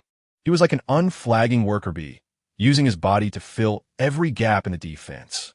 He responded to each Juventus player's charge with even tougher, fiercer physicality. Zambrata attempted to break through on the wing, and Wang Feng, like a white flash of lightning, rushed to cover the area, executing a clean, sliding tackle to disrupt the ball. Del Piero, at the edge of the penalty area, tried to set up a wall pass with Trezeguet, but Wang Feng, like a ghost, appeared ahead of the passing line, calmly chesting the ball down. Tacchinardi in midfield tried to threaten Real Madrid's goal with a long-range shot, but Wang Feng, like an insurmountable wall, blocked this powerful shot with his body. Under his influence, Real Madrid's shaky defense gradually stabilized. The panic and frustration in his teammates' eyes were slowly replaced by a renewed fighting spirit. They looked at the ever-present number 15 on the field. They knew that as long as this man was still on the pitch, this battle was far from over. As the match reached the 35th minute, Wang Feng engaged in a direct physical confrontation with the Czech Iron Man, Nedved, in midfield. This was a direct dialogue between two midfield tough guys.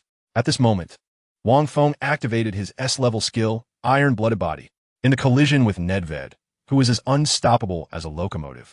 He not only did not suffer any loss, but instead knocked Nedved off balance. He then executed a clean, sliding tackle to take the ball from Nedved's feet. This successful confrontation greatly boosted Real Madrid's morale and heavily struck down Nedved's arrogance. Wang Feng used the most direct, primitive way to tell everyone, Real Madrid's midfield has me. This is the penalty area. After intercepting the ball, Wang Feng did not linger. He quickly passed the ball to Zidane, who had been waiting nearby. Zidane received the ball. He looked up and saw the ghostly figure of number 9, Ronaldo, already on the move.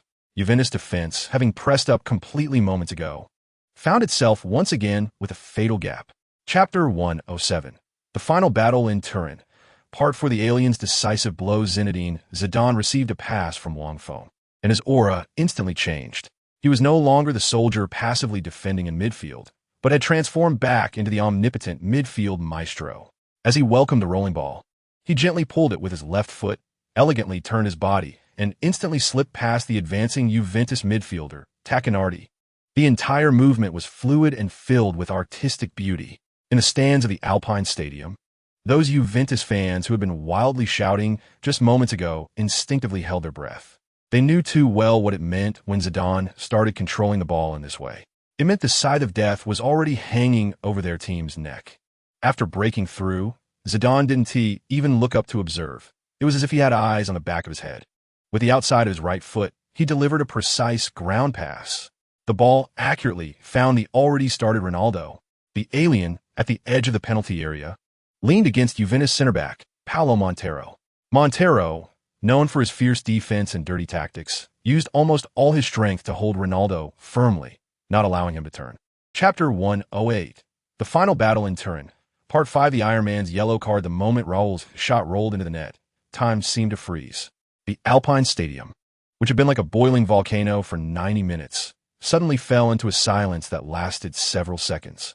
It was a silence mixed with shock, reluctance, and utter despair.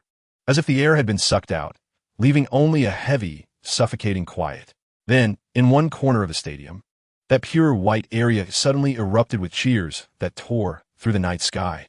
The Real Madrid substitutes and coaching staff rushed out of the bench like arrows, running wildly along the sidelines, hugging, shouting, and venting the tension and passion they had held back throughout the match. The Juventus players on the field looked like puppets drained of their souls. Captain Del Piero, the Zebra Prince, stood with his hands on his hips, gazing helplessly at the gloomy Turin night sky, the last light in his eyes extinguished along with the ball that rolled into the net. Center backs Ferrara and Montero, the experienced veterans, exchanged blank stares, seeing only endless bitterness in each other's eyes. Goalkeeper Buffon, the world's #1 keeper, got up from the ground and silently walked towards the net, retrieving the ball that had made him taste defeat. He didn't kick it away as usual, but instead, with all his might, kicked the ball fiercely toward the center circle, as if to pour all his anger and reluctance into that one kick. Chapter 109, League Conclusion. Crowning La Liga. The smoke from the Champions League semi-finals had not yet fully dissipated, and the air in the city of Madrid was already filled with an even hotter, more frenzied anticipation. The soldiers of the Galacticos brought back the soaring morale from their comeback victory at the Allianz Stadium in Turin to their familiar La Liga stage. The long journey of the league had reached the penultimate round. Everyone's eyes were focused on the Santiago Bernabéu Stadium. As long as they defeated their city rivals Atletico Madrid here, Real Madrid would be crowned the undisputed champions of the 2002 to 2003 La Liga season one round early. This decisive Madrid derby attracted the attention of the whole world.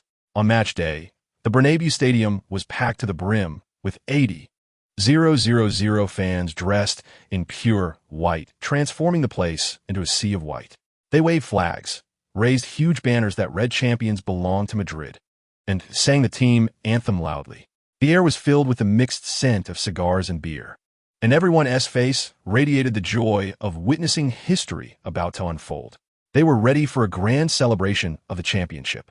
Chapter 110, Copa del Rey Final. Part 1. The ambition of the double champions, the joy of just winning the league championship, had not yet faded when Real Madrid quickly faced the final showdown of this season's Copa del Rey. Their opponent was Deportivo La Coruña, who had caused them significant trouble in the league. This Super La Coruña team featured players like Vallerin, Tristan, and Makai. This highly anticipated final was scheduled to take place at a neutral venue, the Nou Camp in Barcelona. Witnessing the birth of the double champions of Spain season at the enemy stadium was inherently filled with unparalleled drama. La Coruña's head coach, Javier Irurita, did not hide his ambition at the pre-match press conference. He issued a challenge to the world's media, declaring that they would stop Real Madrid's dream of the double crown. Real Madrid is a great team, and they have the best players in the world. I congratulate them on winning the league title. But we are La Coruña, and we also have the determination to win. At the Nou Camp, we will fight until the last moment. The championship will belong to La Coruña. This La Coruña team was in the most glorious era of their history.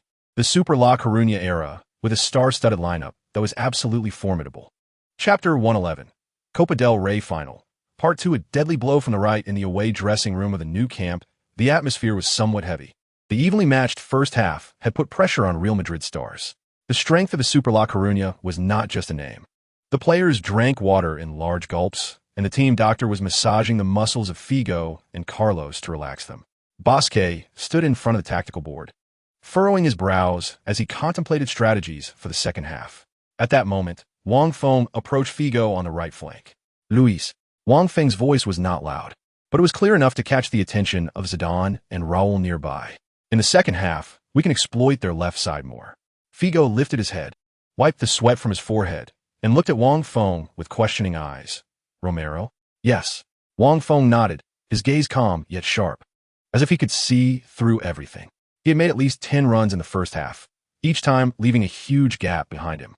Their midfield core, Vallerin, did not participate in defensive duties, leaving just the defensive midfielder alone, which was simply insufficient. Wang Feng paused and continued in the second half. You don't need to confront him head-on. Make more off-the-ball runs to draw him out. Once he loses his position, pay attention to my signal, and I will pass the ball to you immediately. Chapter 112, Copa del Rey Final. Part 3. The Sign Wall of St. Casillas Penalty. When the referee's hand decisively pointed to the penalty spot, the entire Nou Camp stadium seemed to explode. The La Coruña fans erupted with cheers that sounded like a collapsing mountain and a tsunami. They saw the hope of equalizing, the possibility of dragging the match into extra time, and even the dawn of a comeback victory. Meanwhile, Real Madrid's players felt as if they had been doused with cold water, chilled from head to toe. Captain Raul was the first to rush toward the referee, hands spread wide, emotionally arguing his case. Figo, Zidane, and Carlos, these battle-hardened superstars, also rushed over, trying to pressure the referee. That wasn't a penalty. Ivan touched the ball first. He is diving. You were fooled by him. However, the referee's expression was as cold as iron. He shook his head, pushed away the surrounding Real Madrid players, and firmly upheld his original decision. The ruling could not be changed. Despair began to spread in the hearts of every Real Madrid player. In the 80th minute of the Copa del Rey final, the opponent was awarded a penalty. This was almost equivalent to a death sentence. The penalty taker from Deportivo La Coruña slowly walked out from the crowd. Roy Mackay, the top scorer of La Liga this season. Chapter 113. The Copa del Rey final, part 4. The birth of a double champion. Deportivo La Coruña, having missed the penalty, was like an army stripped of its backbone, collapsing completely. Their players on the field moved like walking corpses. The match had entered the stoppage time phase. They still pressed forward in large numbers, making one last, futile struggle. This gave Real Madrid the final opportunity to kill the game. In the second minute of stoppage time, Wang Feng easily intercepted Deportivo La Coruña's attack in the backfield. He looked up and saw a familiar figure charging out like an arrow. It was Ronaldo. Wang Feng did not hesitate, once again delivering a precise, surgical long pass. The ball sailed over Deportivo La Coruña's empty midfield and landed perfectly at Ronaldo's feet. The alien, using his unparalleled speed, once again formed a one-on-one situation. He faced the advancing goalkeeper Molina. Everyone thought he would score a goal to perfect the finale of this match. However, Ronaldo did not. After drawing the attention of the goalkeeper and the last defender, he selflessly passed the ball to Guti, who was speeding up from the center. The Golden Wolf Guti, who came on as a substitute in the second half, welcomed Ronaldo's pass and easily nudged the ball into the empty net with the instep of his left foot. 20. Real Madrid has killed the game. After scoring, Guti excitedly rushed towards Ronaldo, who assisted him. The two superstars embraced tightly. This is the Galacticos. They not only possess unparalleled individual abilities, but also have a selfless team spirit. When the referee blew the final whistle, the section of the Camp Nou belonging to Real Madrid erupted in celebration. Real Madrid successfully lifted the Copa del Rey trophy for this season.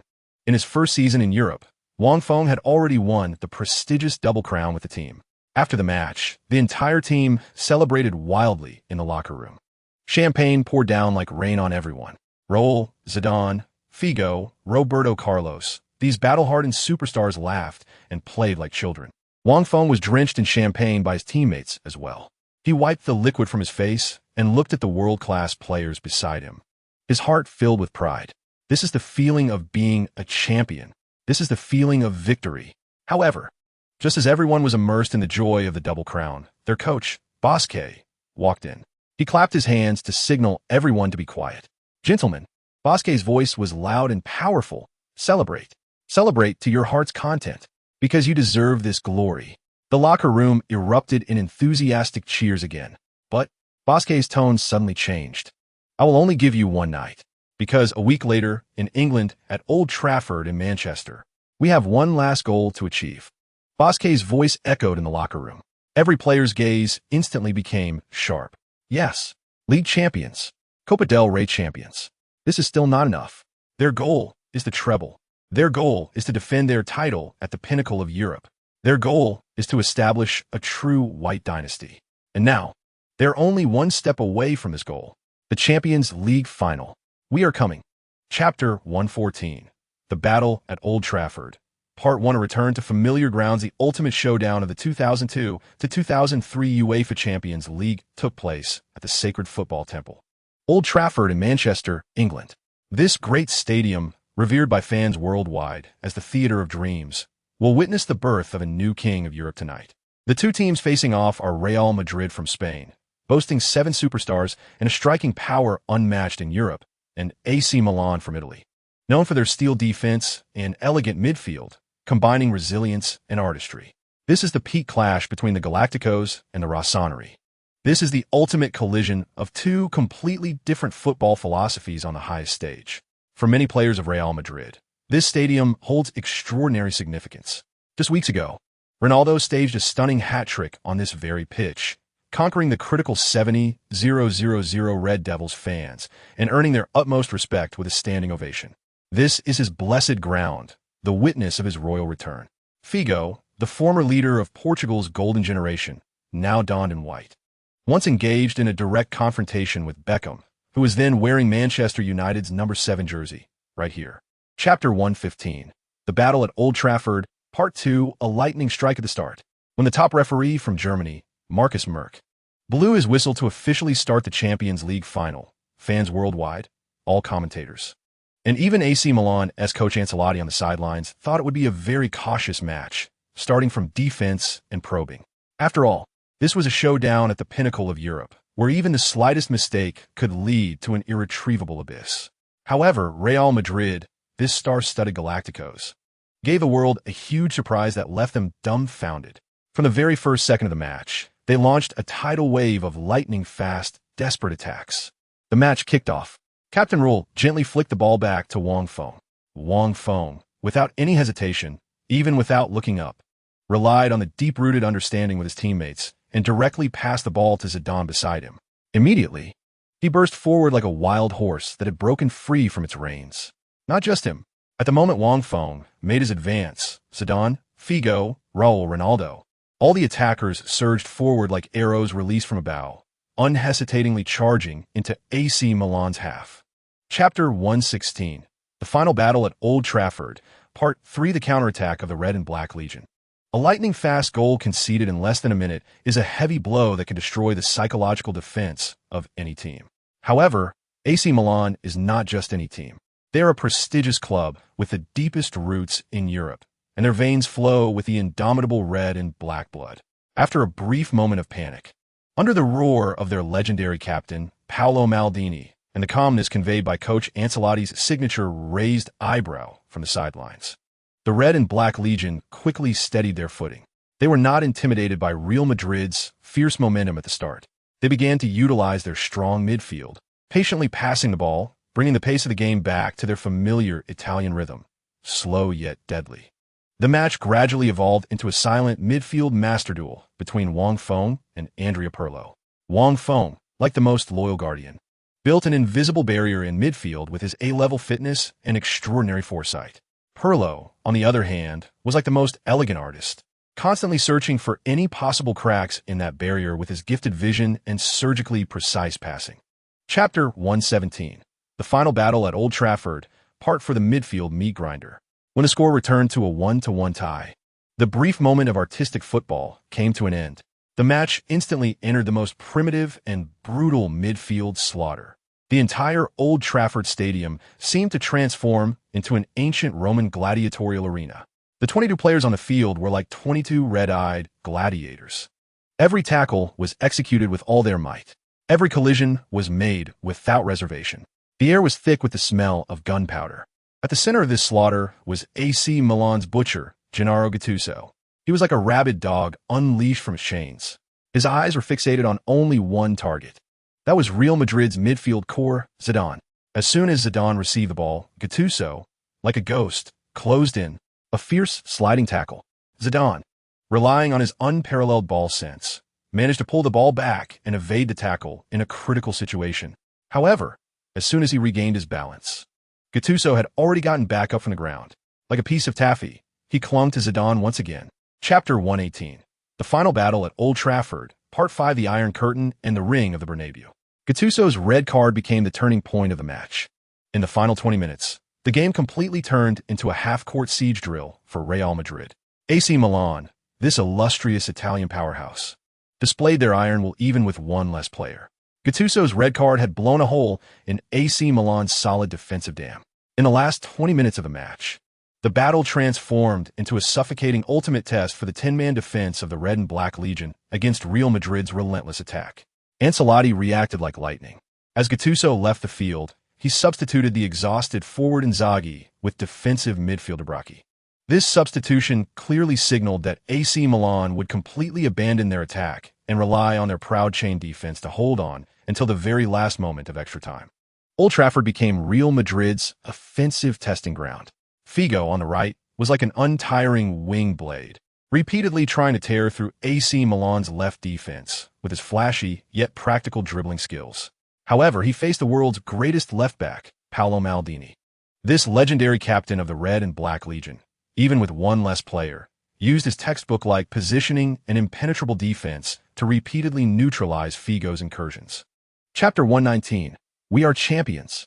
When Raul's shot pierced through Dida's fingers, time seemed to come to a complete standstill. After a brief, suffocating silence, the entire Old Trafford stadium erupted in a volcanic explosion of cheers. Goal! A last-minute goal from Raul in the final minute of regular time.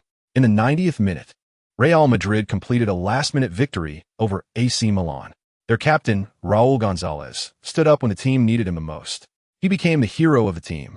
A great goal, a great team play, the most magnificent coronation ceremony for the Galacticos, Wang Feng's precise orchestration, Zidane's unparalleled masterful assist, and Raul's ghostly movement and lethal strike.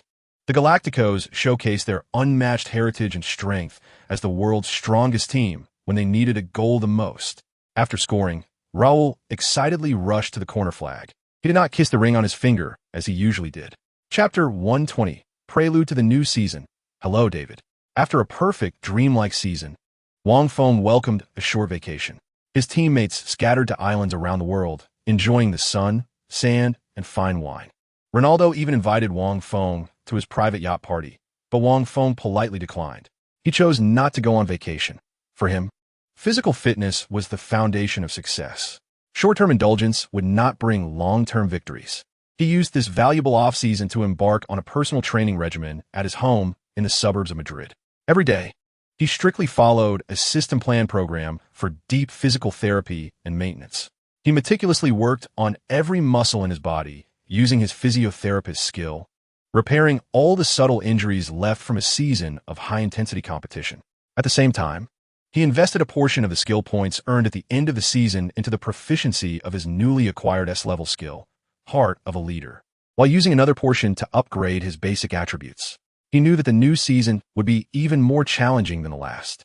Defending the title is always harder than winning it. Meanwhile, a significant transfer that would ignite the football world occurred that summer. Chapter 121. The Shadow of a New Season. Makelele's choice, the supreme glory of the treble winner, and the immense joy of Beckham's arrival have enveloped Madrid in an optimistic and dreamlike atmosphere. Fans are looking forward to a more brilliant new season that belongs to the second phase of the Galacticos. However, at this moment, a piece of news from France's L'Equipe fell on all Real Madrid fans like a bucket of cold water. The shocking headline read, "The last workhorse, Makelele seeks transfer." The report detailed that the club's esteemed defensive midfielder, Claude Makelele, was in a deadlock in contract negotiations due to dissatisfaction with the salary. Makelele's annual salary is among the lowest in the team, even less than some players who have been sitting on the bench for years. This stands in stark contrast to his indispensable core role on the field, where he takes on the dirty work. With Beckham joining as a superstar on a top salary, this disparity has been magnified infinitely. Through his agent, Makelele has requested a salary increase from the club, which is not an unreasonable demand. Chapter 122. The Persuader Zidane. The affluent area of La Moraleja in northern Madrid is shaded by green trees. Each villa here resembles a small palace, private and luxurious, isolating itself from the noise of the outside world. Wang Feng drives the club's Audi slowly through the quiet streets, finally stopping in front of a pure white villa surrounded by tall trees and exquisite walls. This is Zidane's home. After confirming his identity through the video doorbell, the heavy iron gate slid open silently. Wang Feng parked the car in the courtyard and immediately saw the lawn, trimmed like a carpet. A tall, skinny boy was awkwardly practicing dribbling on the lawn. He looked just over 10 years old, yet he was earnestly trying to imitate a great figure. Wang Feng's gaze focused slightly. Enzo Zidane. Fragments of memories from his past life flashed by. This child would eventually walk the path of professional football, and even wear the Real Madrid jersey, but he would never reach the lofty heights of his father. Seeing Wang Feng get out of the car, The boy stopped his movements, looking a bit shy at his father's teammate. Wang Feng smiled at him and nodded. The door of the villa opened, and Zidane came out dressed in casual home clothes, wearing a gentle smile as he patted Wang Feng on the shoulder. Chapter 123. The president calculation. Zidane's study was quiet enough to hear a pin drop. Wang Feng stood by, watching Zidane hold the phone with a serious expression. Good afternoon, Mr. President. Zidane's tone was very respectful, but there was an undeniable firmness in his words. I'm calling to discuss Claude Makelele's contract renewal. On the other end of the line, Florentino seemed taken aback, then burst into hearty laughter. Oh? Zinedine, my friend, when did you start caring about these transfer matters? Don't worry. Let the club handle these issues. Your task as players is to rest well and prepare for the new season. Florentino's rhetoric was very clever. He tried to brush over the topic lightly, but Zidane did not back down. Mr. President, I called precisely for the sake of the new season's performance. Zidane's voice turned serious. I have discussed this with several core players on the team, and we unanimously believe that Claude is indispensable to this team. His tactical value far exceeds his current contract. We earnestly request that you reconsider his contract renewal request. Chapter 124. The final persuasion. The Westin Palace Hotel in the center of Madrid is historic and luxurious. It serves as a meeting place for top celebrities and business magnates in Spain's capital. At this moment, however, the atmosphere in the cafe on the first floor was somewhat heavy. Claude Makelele sat by the window, his coffee already cold. He was dressed in a well-tailored suit, but the fatigue etched on his face was unmistakable. The tireless Iron Man on the field felt a deep sense of powerlessness at the negotiation table. Opposite him sat his agent and executives from Chelsea, who were offering terms too generous to refuse. It was not just a high-salary contract, but also a long-overdue respect. Just as he was about to nod in agreement, his phone vibrated. It was a text from Zidane. Wang Feng wants to see you. He will arrive shortly. Makelele was stunned. Wang Feng? What does he want? Before he could think it through, a familiar figure appeared at the cafe entrance. Wang Feng walked in alone. He wasn't wearing the team's training gear, but was dressed in simple casual clothes, looking clean and sharp. He walked straight to Makelele's table, politely nodded at the suited Englishman, and then turned his gaze to Makelele. Chapter 125. The return of the engine. Time seemed to freeze. Makelele stared at Wang Feng blankly for half a minute, his expression shifting from initial shock to profound emotion. He could feel that every word Wang Feng spoke came from the heart, devoid of any insincerity. Finally, he slowly shook his head, a bittersweet yet warm smile appearing on his face. Wang, I appreciate your good intentions. His voice was somewhat hoarse, but exceptionally firm. But I cannot do this. The money you earn is what you deserve. He stood up and extended his hand to Wang Feng. For what you said today, for your kindness, I will not leave. We can negotiate with the club about the money, but I don't want to lose a teammate like you. Wang Feng also stood up and firmly shook Makelele's hand. He knew he had succeeded. A transfer that could overturn the entire landscape of European football was completely reversed because of his private meeting and sincere persuasion. The two exchanged smiles, and everything was understood without words. Makelele returned to his seat and briefly spoke in French to his agent and the Chelsea executives. The expressions on the faces of those Englishmen showed extreme disappointment and confusion. However, they ultimately stood up gracefully to shake hands with Makelele and bid farewell. Chapter 126. Farewell. Captain. The crisis of the defense line. The grass at the Bernabeu was warm and sunny. Yet, the air was filled with an overwhelming sense of parting sorrow. Fernando Hierro, the esteemed captain who battled for the White Army for 14 years, was saying his final goodbye. There was no loud music. Only the team song sung spontaneously by tens of thousands of fans, the voices strong and mournful. In the stands, a massive tifo slowly unfurled, depicting Hierro kissing the team crest with a prominent line of text reading Gracias Capitán, Adios Leyenda. Thank you, Captain. Farewell, Legend. The stars of Real Madrid, wearing commemorative t-shirts with the number 5 of Hierro, stood in formation on both sides of the players' tunnel. Their faces, devoid of the usual ease and grace, were replaced with deep respect and reluctance. Raul, as the first captain after Hierro, had red-rimmed eyes. He personally supported his older brother, slowly walking onto the grass where he had fought for a lifetime. Hierro's steps were somewhat heavy. He walked to the center of the pitch, bent down, and kissed the green grass deeply. When he raised his head, this Iron Man, who had traversed battlefields for years, had tears sparkling in his eyes. Chapter 127. The Worries of Happiness. The midfield testing ground preparation for the new season continued amidst a cloud of gloom. After finishing their training camp in Madrid, the entire Real Madrid team boarded a special flight to Asia, embarking on their annual commercial tour. This was not only an important strategy for the club to expand its global market, but also a valuable opportunity for the team to blend their lineup and practice tactics. The first stop was Hong Kong. This vibrant pearl of the East fell into a frenzy of football due to the arrival of the Galaxy battleship. From the airport to the hotel, fans dressed in white jerseys crowded the streets, shouting the names of the stars, their voices echoing loudly. Wang Feng, as the only Asian face in the team, received unprecedented adoration. His posters were hung in every corner of the city.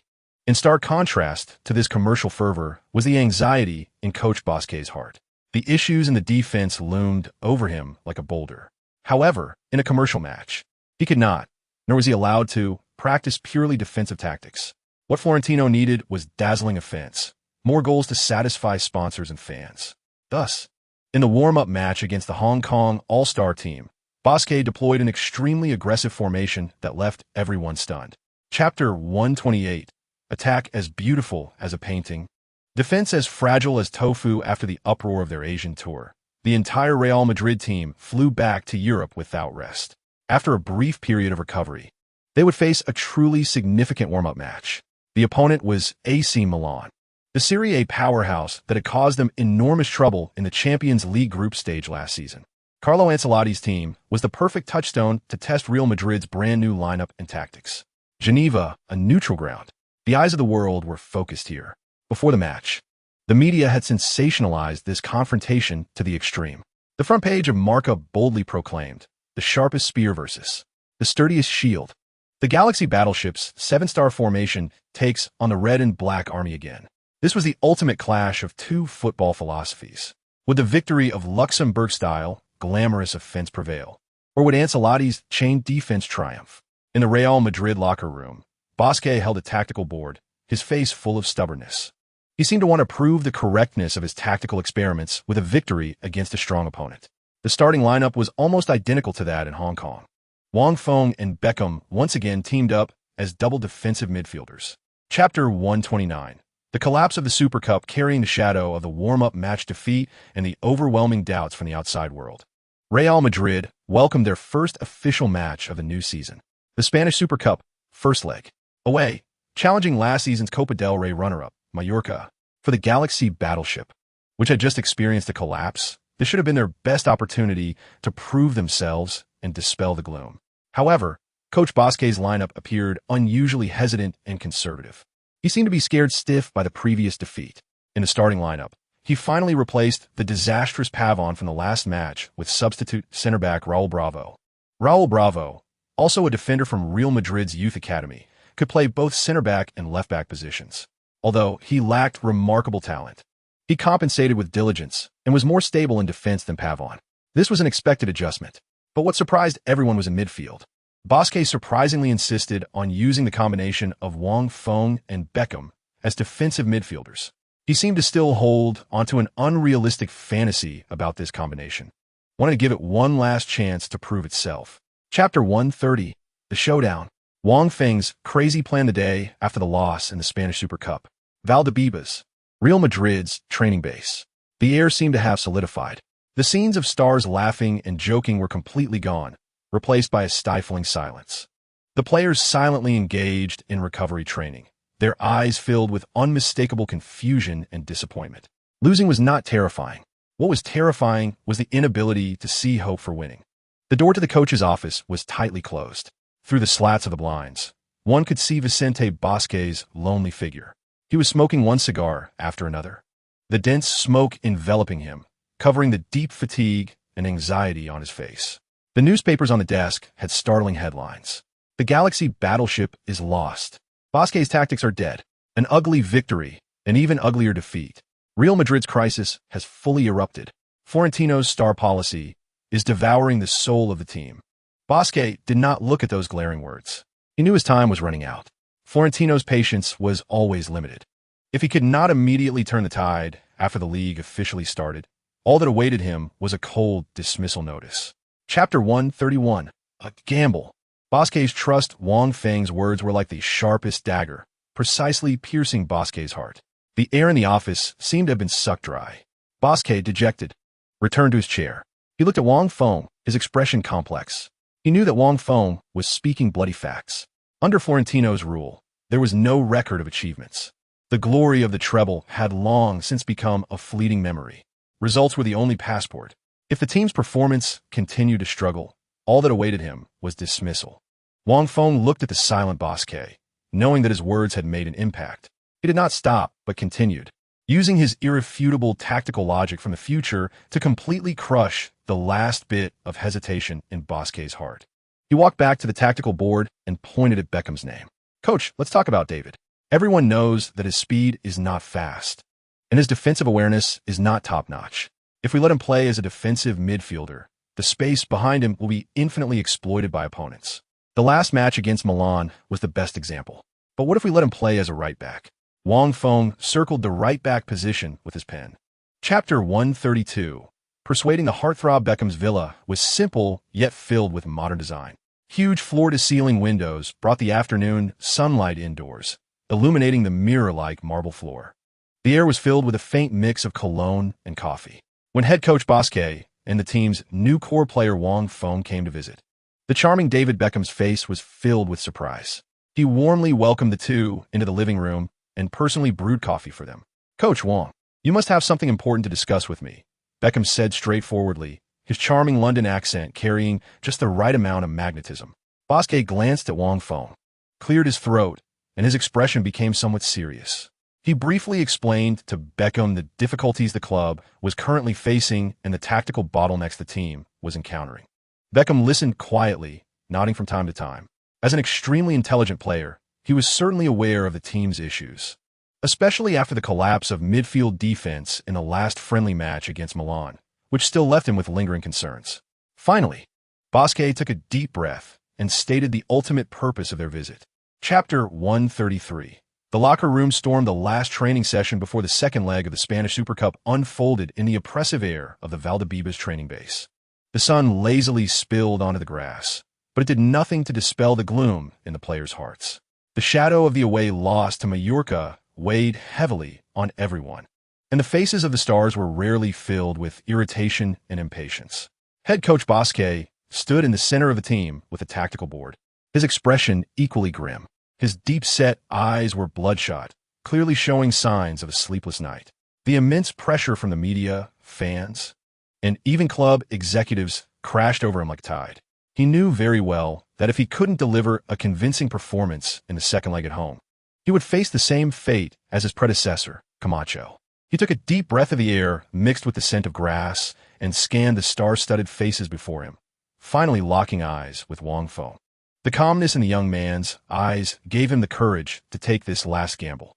"Gentlemen," Bosquet's voice was a bit hoarse, but it was exceptionally clear in the empty training ground. "I have made the final decision regarding the starting lineup and tactics for tomorrow's match." Chapter 134. The responsibility of a flag-bearer role. Gonzalez stepped forward. He simply stood there, without shouting or any extreme actions, but an invisible pressure instantly enveloped the entire training ground. The players, who had been restlessly discussing, seemed to be frozen in place, falling silent in unison. This was the power of the Bernabeu flag-bearer, the undisputed soul of this team. He didn't need words. Just a glance, a movement to step forward, was enough to calm everyone down. The agitated Salgado felt his anger dissipate a bit when he saw Raul walking towards him, replaced by a hint of grievance and reluctance. In Real Madrid, Raul's words were like a decree. Raul did not publicly scold him. That was not his style. He walked over to Salgado, gently patted him on the shoulder like a true older brother, signaled him to calm down with his eyes, and then pulled him aside. All eyes on the training ground followed their movement. "Michel, I understand how you feel." Raul's voice was low, carrying a comforting power that only the two of them could hear. "I know you feel wronged and humiliated. If I were in your shoes, I would feel the same way. You have given everything for this team, and we all see that." Chapter 135. A revolutionary debut. Part 1 of formation that shocked the Bernabeu. The second leg of the Spanish Super Cup took place at the Santiago Bernabeu Stadium. Under the night sky of Madrid, the air was filled with tension and anticipation. 80,000 white-clad supporters filled the football cathedral to capacity, waving flags and singing the team anthem, hoping their royal squad could turn the tide at home and lift the first trophy of the new season. However, when the DJ at the venue, with his magnetic voice, announced Real Madrid's starting lineup for the night through the massive sound system, the thunderous cheers suddenly stopped. Goalkeeper. Number 1, Iker Casillas. Cheers erupted as expected. The DJ deliberately elongated the name of the defender, seemingly unable to believe the names on the list in his hands. He took a deep breath, his volume suddenly rising. Number 2, Ivan Helguera. Number 15, Wang Feng. Number 3, Roberto Carlos. And number 23, David Beckham. The entire Bernabeu fell into a strange, 3-second-long absolute silence the moment David Beckham's name exploded from the DJ's mouth. Chapter 136, A Revolutionary Debut. Part 2, The Crescent Moon from the backfield, a precise long pass spanning over 70 meters across the entire field. The ball, under the brilliant lights of the Bernabeu, drew a dazzling and intoxicating golden arc. It soared like a cruise missile equipped with a guidance system, bypassing Mallorca's tightly organized midfield, soaring over their panicked defense line, and accurately flying towards the most open area on the left side of the field. There, a yellow figure like a drawn blade had already activated. It was Roberto Carlos. Mallorca's entire defense was completely stunned. Their coach, Manzano, stood dumbfounded on the sidelines. He could never have imagined that Real Madrid's attack would be initiated directly by their right back. This was a dimensional strike, a brand new three-dimensional attack that transcended their understanding of football. Carlos, running at high speed, comfortably used the outside of his foot to control the ball, as if it were glued to his foot. He didn't slow down at all, directly carrying the ball into Mallorca's penalty area. A one-on-one. Mallorca's goalkeeper, Leo Franco, desperately rushed out a goal. The entire Bernabeu, 80,000 fans, suddenly jumped up from their seats after a brief silence. They couldn't believe their eyes. They were witnessing a revolutionary attack that would go down in football history. Chapter 137. The dominance of the center back, the overall score was leveled. Real Madrid played with increasing confidence and ease. Meanwhile, Mallorca was completely thrown into chaos. Their proud defensive system crumbled like paper against Real Madrid's unprecedented three-dimensional assault initiated from backfield. Their coach, Gregorio Manzano, frantically waved his arms on the sidelines, shouting loudly in an attempt to reorganize the defense. But his voice was soon drowned out by the thunderous cheers of the Bernabeu. The Mallorca players on the field were filled with confusion. They didn't know how to defend. If they pressed forward to challenge Real Madrid's midfield, Beckham would have ample space to calmly take a shot from the backfield. But if they retreated entirely, they would hand over complete control of the midfield to Zidane and Figo. It was an unsolvable dilemma. In a situation where the attack was stagnant and the defense had numerous gaps, Manzano decided to place his hopes on the team's biggest star, their ace striker, the Cameroonian cheetah Samuel Eto'o. He signaled Eto'o to drop back more into midfield to receive the ball, using his individual skills to take on Real Madrid's seemingly unprofessional defense, which was manned by two makeshift midfielders, especially that Asian kid, Wang Feng, who was playing center back for the first time. Chapter 138. The birth of the super right flank, unable to attack. They also couldn't defend. Mallorca was completely thrown into chaos on the field. Their players were like a swarm of headless flies, running blindly in midfield, but unable to organize an effective attack. Meanwhile, their defense was on the verge of collapse under the relentless assaults from Real Madrid superstars. The right flank of Real Madrid had completely turned into a stage for their spectacular performance. David Beckham was becoming increasingly comfortable in the right-back position. He acted like a behind-the-scenes commander. Every long pass he made was like a sharp blade, precisely striking at the opponent's throat. Luis Figo was like an unstoppable warlord charging into battle. Every breakthrough and cut-in he made in the front line sent shivers down Mallorca's left-side defense. In the 35th minute, Figo received the ball on the right. Facing Mallorca's left-back Poli, he executed several extremely deceptive stepovers. Poli's center of gravity was thrown off, swaying helplessly. Mallorca's defensive midfielder immediately rushed to help. A double team, just when everyone thought Figo would pass the ball back. The Portuguese player used an extremely clever and imaginative backheel to flick the ball through the gap between the two defenders.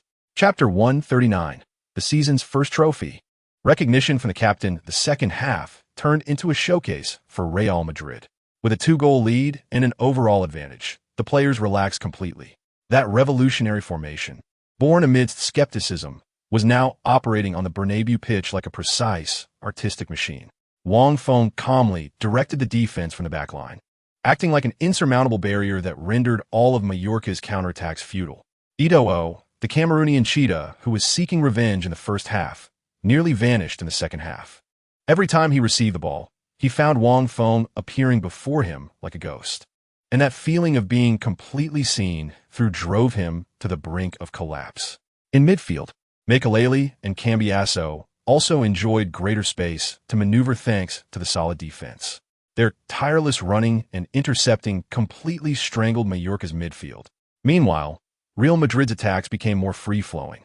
Beckham frequently delivered his signature long passes that crossed half the pitch, each one like a precise battle axe, cleaving through Mallorca's chaotic defense. Carlos on the left flank was also completely liberated, charging at the opponent's defense like a heavy tank. Chapter 140, the league launch. A new challenge for the center-back with the momentum of the Super Cup victory. The 2003-2004 season of La Liga officially kicked off. Real Madrid's first match was at home against the formidable team from Andalusia, Real Betis. This team was renowned for its dazzling, imaginative attacking football. They boasted two of Spain's finest wingers, the highly praised Joaquin Sanchez and the Brazilian prodigy Denilson. Especially Joaquin, the 22-year-old genius right winger, was the hottest wing threat in all of Spain and even Europe. He possessed lightning speed and dazzling dribbling skills that could leave defenders in the dust. Before the match, Madrid's media focused the spotlight on Real Madrid's left-side defense. Roberto Carlos, the legendary Brazilian left-back, was known for his superb crossing ability, but his defending, particularly his positional play, had often been criticized. His attacking prowess overshadowed his defensive weaknesses, a well-known secret worldwide. Chapter 141. Assists from the center-back. The first half of the match was uneventful. Although Real Madrid had the upper hand, they couldn't break through Betis' goal. The 0-0 score left the 80,000 fans at the Bernabeu feeling frustrated. They had just witnessed their team win the Super Cup with a revolutionary tactic, yet now they were struggling against a team that wasn't considered top tier.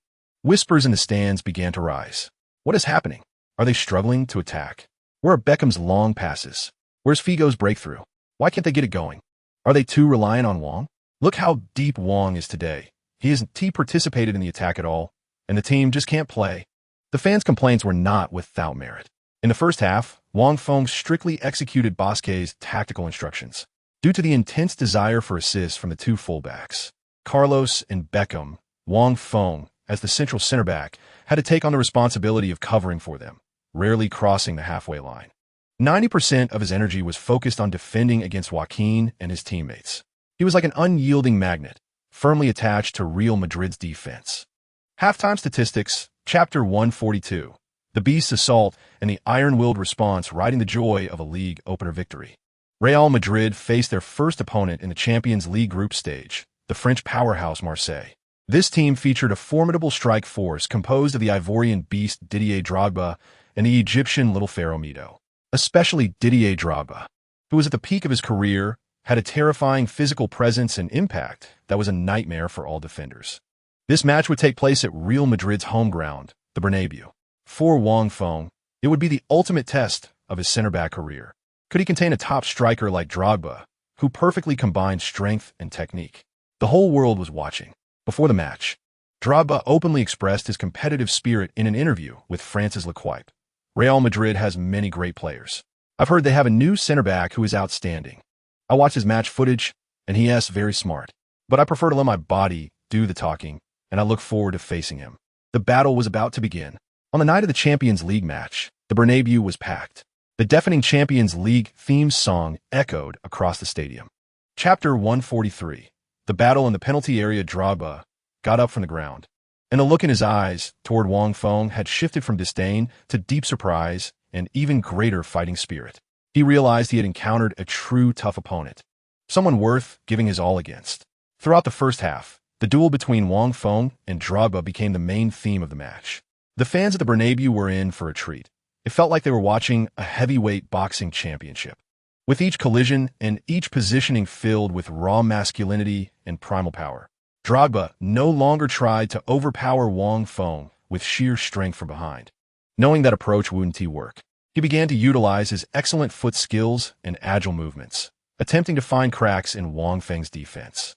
In the 20th minute, the Marseille team intercepted the ball in midfield, and their key player Pedretti sent a precise through ball. Drogba utilized his explosive power, suddenly starting to try to shake off Wang Feng, receiving the ball to form a one-on-one. However, at the moment he started, Wang Feng's God's perspective had already seen everything. He was not fooled by Drogba's feint, but instead anticipated the trajectory of the ball. He swiftly stretched out his long leg, cleanly and decisively poking the ball out of play before Drogba could reach it. Chapter 144. The Horn of Stalemate and Counterattack during halftime. The atmosphere in Real Madrid's locker room was relatively relaxed.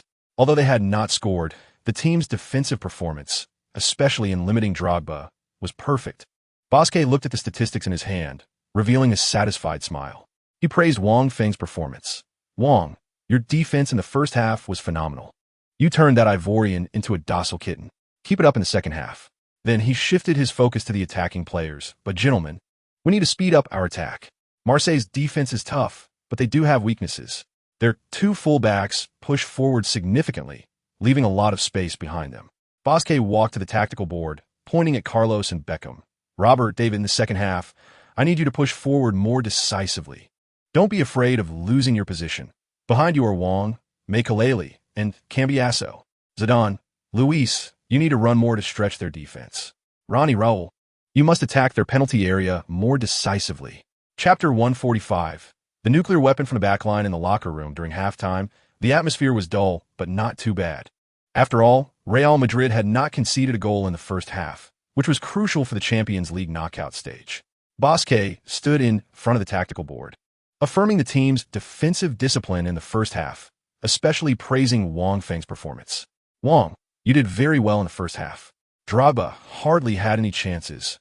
Your defense has made the whole backline much easier." Bosquet's voice echoed in the quiet locker room, and the players looked up at their coach. Then he shifted his tone, becoming stern. "But our attacking rhythm is too slow. It's like playing a damn veterans match. Listen, gentlemen, we are at home. We are the defending champions. I need you to speed up in the second half. Give me a thorough acceleration." He emphatically pointed at the two wingbacks' names on the tactical board, raising his voice a bit. "Robert, David, I need you to push forward more decisively. Don't be afraid of the space that might appear behind you. That's an area for Wang and Elguera to cover. Bring out your speed and passing. If Marseille's defense is tightly packed, then we will stretch them apart. Use the width of the pitch to tear apart their defense." Chapter 146. First victory in the Champions League. Facing the advancing Marseille goalkeeper Fabien Barthez, Ronaldo appeared unusually calm. This French goalkeeper was an old rival. Whether at Inter Milan or Manchester United, Ronaldo had broken through his defenses multiple times. He knew Barthez' strengths were quick reflexes and fast ground movement, but his weaknesses included a lack of stability, sometimes making basic mistakes, especially in one-on-one situations. This time, Ronaldo did not choose to blast the ball. While sprinting at high speed, he lightly nudged the ball forward with the tip of his right foot, then made a quick acceleration, slipping past Barthez. Man and ball passed. Facing an open goal, Ronaldo even slowed down his pace, adjusted his position, and with the most relaxed push, sent the ball into the net. The ball is in. 10. After more than 60 dull minutes, Real Madrid finally broke the deadlock. After scoring, Ronaldo was very excited, but he did not rush to celebrate at the corner flag. Instead, he turned around and pointed at Wang Feng in the backline, the teammate who provided him with this miraculous assist, the brother who had pulled him back from injury and low points time and again. Chapter 147. Continuous victories. The Galaxy fleet set sail after achieving key victories in the Spanish Super Cup and the first round of the Champions League. The new tactical system devised by Wang Feng began to show astonishing power.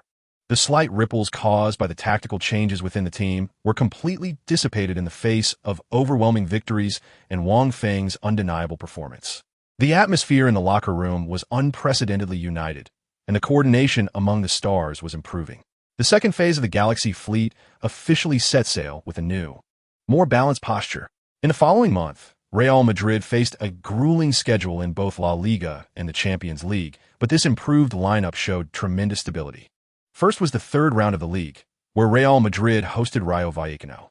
Against this relatively mediocre local rival, Bosquet's team showed no mercy. Beckham, playing as a right back, frequently delivered his signature precise long passes, completely tearing apart the opponent's defense. In the first half, Ronaldo completed a hat trick, two of which were directly set up by Beckham's build-up from the back. In the second half, Figo and Raul each scored a goal, leading to a resounding 5-0 victory for Real Madrid. Chapter 148. The fatigued Seven Stars after a tough away match in the Champions League. The entire Real Madrid team received not even a single day's rest. They immediately had to challenge one of the most formidable opponents in La Liga, Athletic Bilbao. Away from home, San Mamés Stadium is one of the most famous hellish home grounds in La Liga and even all of Europe. The fans here are known for their fervor and exclusivity. Any visiting team will feel tremendous pressure upon arrival. More importantly, all players of Athletic Bilbao are Basques, known for their tough, hard, and tireless playing style, with each challenge resembling a battlefield, full of aggression. For the technically inclined Real Madrid, San Mamés Stadium is definitely a place they least want to step into. A week of back-to-back matches, coupled with long-distance flights, left the main players of Real Madrid feeling deeply fatigued.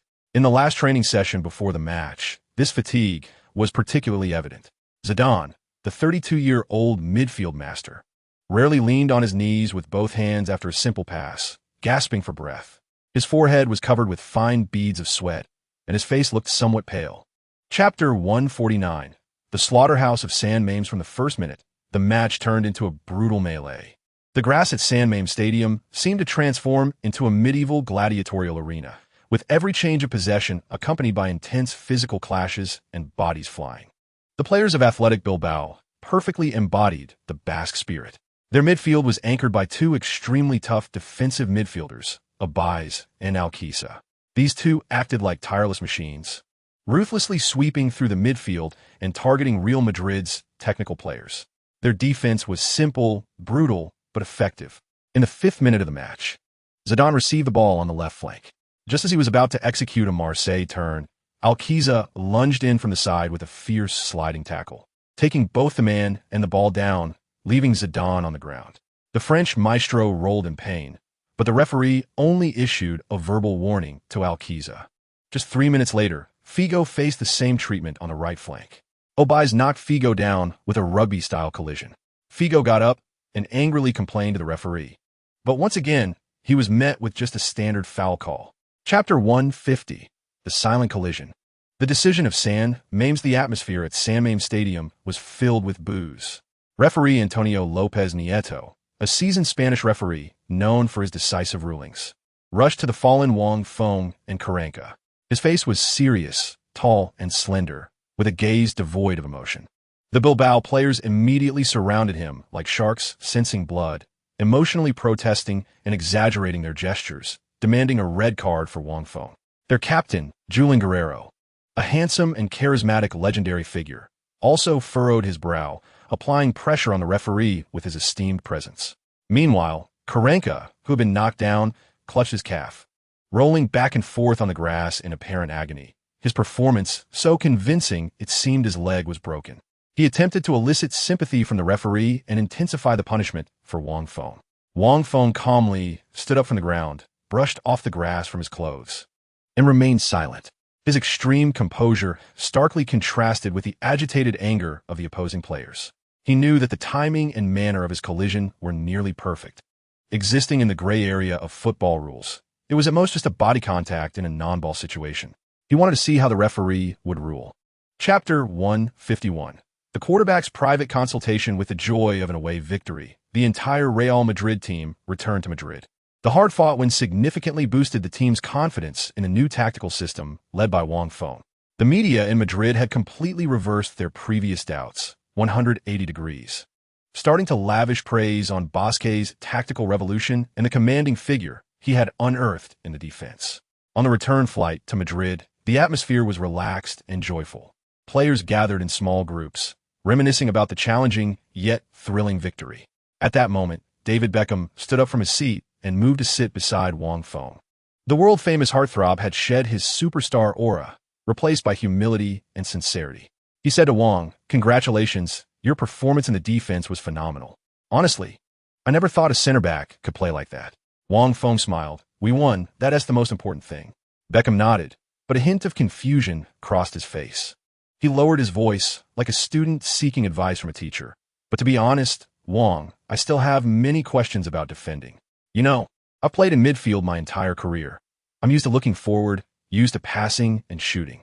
But now, in the right back position, I don't know when to press and when to hold my position. Chapter 152. The party at Beckham Palace on the weekend. Wang Feng and Ronaldo were invited to Beckham's mansion in the affluent La Moraleja area of Madrid. This villa, known as Beckham Palace, boasts extensive grounds, luxurious decor, and amenities ranging from a huge garden to a private pool and even a small football pitch. At the entrance, they met the hosts of the party. Heartthrob David Beckham and his wife, former Spice Girl, and now fashion icon Victoria Beckham. Beckham was dressed casually, looking sunny and handsome, while Victoria wore a well-tailored black dress, her slender figure exuding a cold elegance filled with fashion sense. Welcome, Wang, Ronnie. Please come in. Beckham warmly embraced the two. Victoria also stepped forward, her expression still cool, but her eyes filled with curiosity and warmth. She extended her hand to Wang Feng. Hello, Wang. Nice to meet you. I watched all your matches on TV. You're the best midfielder I've seen. Oh no, now you're a defender. Your performance on the field is like that of an elegant gladiator. Thank you for the compliment, Mrs. Beckham. I also really like your music, Wang Feng politely responded. The guests at the party were indeed few. Besides a few Real Madrid teammates, there were only some friends from the Spanish business and fashion circles of the Beckham couple. The atmosphere was light and enjoyable. At the party, Wang Feng showcased another side of himself off the pitch. Unlike Ronaldo, who was always the center of attention, he quietly held a glass of champagne in the corner, silently observing everything. Although he spoke little, his demeanor was proper and his composure exuded a powerful aura. In a conversation with a senior sports journalist from Marca, his insights on the evolution of modern football tactics, such as the revival of the three-back system and the future of playmaking defenders, amazed the journalist, who could hardly believe these were words from a 21-year-old player. Meanwhile, Ronaldo completely let loose. He and a few Brazilian compatriots, including Roberto Carlos, played beach football by the pool, eliciting cheers and screams. Victoria, the astute businesswoman, showed great interest in Wang Feng. She didn't talk much about football with him, but instead inquired about his future plans and thoughts on business and branding. Wang Feng, though not particularly interested in these topics, handled them with ease. He came from a world 20 years ahead, and his vision and insights naturally surpassed those of people from this era. At the end of the party, Victoria jokingly said to Wang Feng, Wang, when you retire, you can come be David's agent.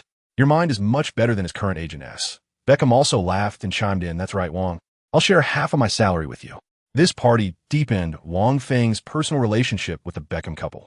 They were no longer just teammates, but friends who could confide in each other. However, the relaxed holiday was always short-lived. The next day, the entire Real Madrid team would regroup to prepare for the next round of the league.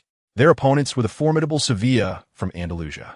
This was a team known for its fierce playing style, with their midfield featuring the Brazilian beast Julio Baptista, who was extremely impactful. But what concerned Wang Feng more was a 17-year-old genius in their defense, the future legendary captain of Real Madrid, the man who would stand beside him in the future to build one dynasty after another, Sergio Ramos. Chapter 153. Hello, Sergio. After a brief relaxation, Real Madrid welcomed Sevilla's challenge at the Bernabeu. This team from Andalusia was known for its toughness, a well-known hard nut in La Liga.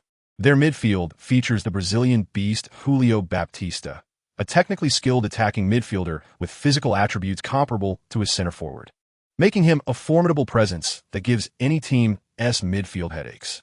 However, before the match began, almost all media attention was focused on Sevilla's 17-year-old right back, Sergio Ramos. This name was still somewhat unfamiliar in the world of football in 2003. But in Spain, this Andalusian boy with long brown hair, sharp eyes, and youthful vigor was already hailed as the future hope of Spain's defense. Having just been promoted to the first team this season, he displayed maturity and aggression that belied his age. His defensive actions were bold and aggressive, like an untiring young lion. During the pre-match warm-up, Wang Feng, playing as a center back, observed this future star with great interest. Every touch and sprint from Ramos was filled with explosive power and a pure desire for victory. The clarity of his bright yet fiery eyes gave Wang Feng a sense of familiarity. He saw in this young man a similarity to himself, to Ronaldo, and to those who truly stood at the pinnacle of world football, a relentless desire for victory and an indomitable fighting spirit. Chapter 154. The Future Captain's Contest. Beckham's corner kick, with strong inward spin, tore through the air like a flash of white lightning, slicing through Sevilla's penalty area. Inside the box, bodies collided fiercely, and the smell of sweat and muscle filled the air. Wang Feng had only one target, the landing spot of the ball. Activating his God's eye view, the movements and spaces within the penalty area instantly became crystal clear in his mind. Using his greater experience at the moment of his run, he executed a very subtle fake run outward, shifting Ramos's center of gravity. Young Ramos fell for it, momentarily hesitating in his steps. Now, Wang Feng changed direction like a cheetah, using a strong leaning motion to completely seal Ramos behind him, securing the perfect jumping point. He propelled himself upward with great force, soaring like a fighter jet, ready to use his best skill, his heading ability, to break the deadlock for Real Madrid. He could even feel Ramos's unwilling breath behind him. This goal was his. The Real Madrid fans in the Bernabeu were ready to jump from their seats and cheer. However, just as Wang Feng's forehead was about to make contact with the ball, Sergio Ramos, who had been left behind, showcased his terrifying jumping ability and unyielding steel will.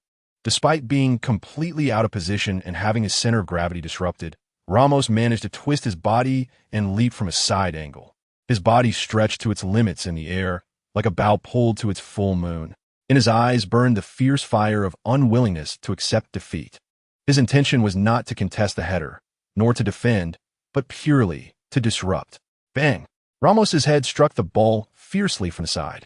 The trajectory of the ball changed ever so slightly, grazing Wang Feng's forehead and barely clearing the crossbar as it flew towards the goal line. An incredible, almost miraculous, last-ditch header clearance. The entire Bernabeu fell into a silence that lasted several seconds for this world-class defensive play, before erupting into thunderous applause and astonishment.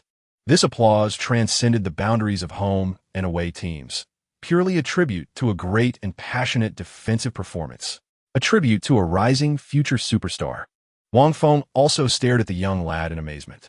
He had created a near-certain goal-scoring opportunity using his system and experience, only to see it thwarted by pure talent and willpower. This unreasonable defense reminded him of Italy's legendary defenders. Ramos stood up from the ground, showing no joy in his successful clearance. He slammed his fist into the grass. He seemed to still be frustrated about his earlier positional error. This detail filled Wang Feng's eyes with deeper admiration. This was a guy with an almost perverse level of self-demand, a born winner. The halftime whistle blew at the right moment. Wang Feng looked at the still frustrated Ramos and smiled.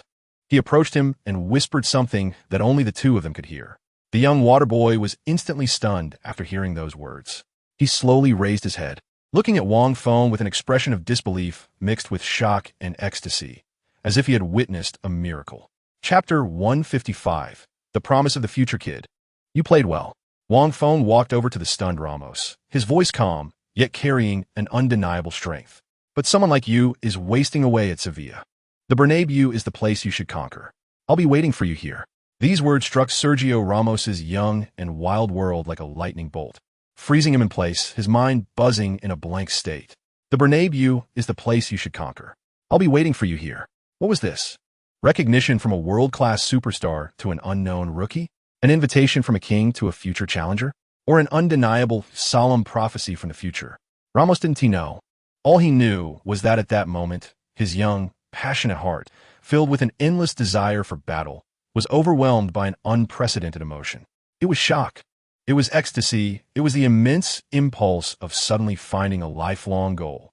He looked at Wang Feng, at the man who was already the Euro MVP, in the top 10 for the Ballon d'Or, hailed by countless media as the world's #1 midfielder. The calmness in his eyes was like an abyss. It seemed to see through everything. In those deep eyes, Ramos saw no contempt or mockery, only pure admiration and sincere expectation. Chapter 156. The challenge of madman Real Madrid's shocking 0-2 defeat to Porto in the UEFA Champions League group stage sent shockwaves throughout European football. The star-studded, Seemingly flawless Galacticos of Real Madrid were thoroughly defeated by a team from the Portuguese league, leaving everyone astonished. The media in Spain went almost insane, with Marca using shocking black headlines to proclaim tactical collapse. The Galacticos stranded at the Dragon Stadium. Meanwhile, AS pointed out even more sharply, Bosch's new system crumbles before a true tactical master. In no time, doubts about Real Madrid's new tactical system were rampant. At the center of the storm, one name was repeatedly mentioned, José Mourinho. This young Portuguese coach, along with his arrogant post-match declaration, became the hottest coach in all of Europe overnight. He was like a challenger wielding a sharp blade, launching the fiercest assault on the old football order with a resounding victory. Time flies, and 2 weeks later, in the 5th round of the Champions League group stage, Real Madrid will face Porto in the second leg at the Bernabeu. This match has been defined by all media as a revenge battle for Real Madrid, as well as a fight for recognition for Bosque and Wang Feng. Chapter 157. Reflection after defeat. The 0-2 loss to Porto in the Champions League away match felt like a heavy stone pressing down on the hearts of every Real Madrid player. On the return flight to Madrid, the atmosphere was unusually tense, a stark contrast to the usual laughter and joy. The Stars are accustomed to victory, used to destroying opponents with dazzling attacks, and this tactical defeat made them feel a deep sense of powerlessness for the first time. Ronaldo leaned back in his seat, wearing an eye mask, but his furrowed brow revealed his inner agitation. Zidane gazed out at the clouds, silent and lost in thought. The only sound in the cabin was the roar of the plane's engines. Wang Feng did not dwell in the frustration of defeat. For him, reviewing and reflecting was far more valuable than lamenting. He requested the complete match video from the assistant coach, put on his headphones, and isolated himself from all external distractions. His gaze was fixated on the small screen, his mind racing. He aimed to dissect this defeat from the most calm and objective perspective, to tear apart Mourinho's seemingly flawless tactical disguise. As the match footage replayed, Wang Feng's brow furrowed tighter. He found that Mourinho's tactical core was indeed what he had initially judged: space compression and rapid transition. Chapter 158. Tactical Revolution 20. The three-back concept in Bosque's office. Smoke lingered in the air. The face of this veteran coach was marked by fatigue and anxiety. Losing to Porto was not just a defeat. It was a heavy blow to the new tactical system he and Wang Feng had crafted together. The media's skepticism and the pressure from President Florentino suffocated him. Wang Feng's arrival was like a light shining into this gloomy office. He exchanged no pleasantries and walked straight to the familiar tactical board. Coach, our problem lies in the large gaps left when the two fullbacks push forward during transitions from defense to attack. Mourinho seized on this point and repeatedly exploited us in the simplest way. So, my idea is to only allow one fullback to attack. Bosque frowned, standing up and moving to the tactical board. What about the other side? Completely abandon the attack? Wang Feng shook his head, picked up a magnet, and set up a formation on the tactical board that left Bosque speechless. A seemingly retro yet full of modern football philosophy, 3-4-3.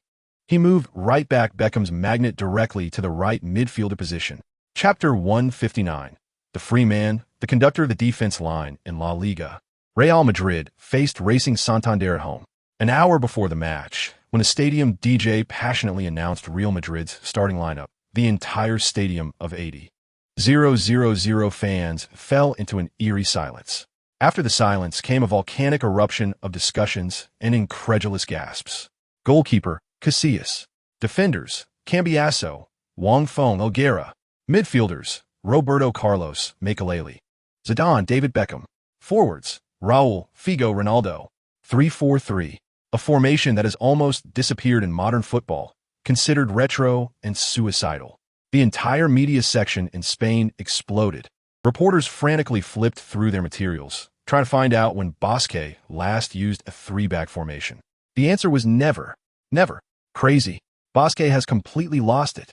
The commentator from Spanish national television almost shouted in shock. After losing to Porto, he not only did not choose a more conservative tactic, but instead deployed an even more aggressive and crazy formation.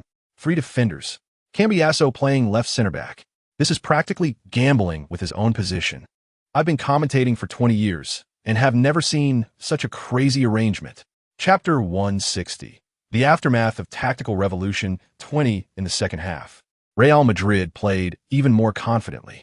Wang Feng calmly directed the team's defense from the back line, giving Racing Santander no chances.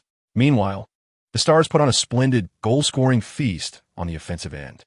In the end, the match concluded with Real Madrid winning 3-0 at home against Racing Santander. Ronaldo scored another goal at the end of the match, but it was already inconsequential.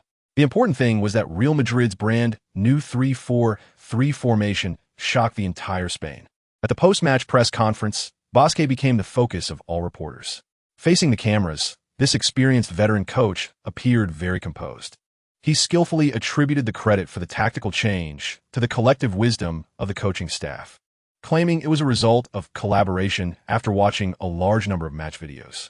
He never mentioned Wang Feng's name, subtly protecting his protege and avoiding pushing him into the spotlight of public opinion.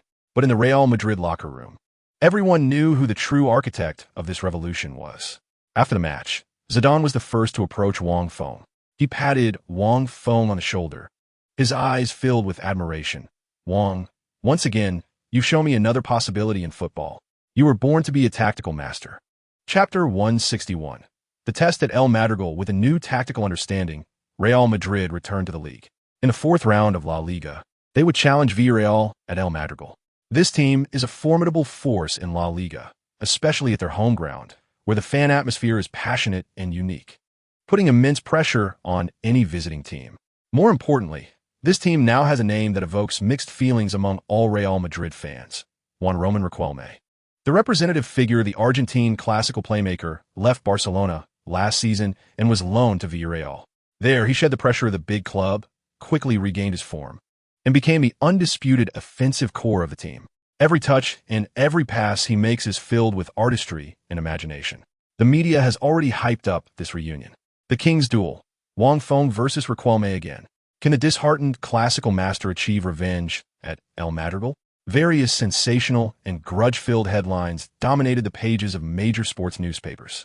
In the last national derby at Camp Nou, Wang Feng's Real Madrid defense made Riquelme feel extremely constrained, eventually leading to a loss of composure and a malicious foul that got him sent off with a red card.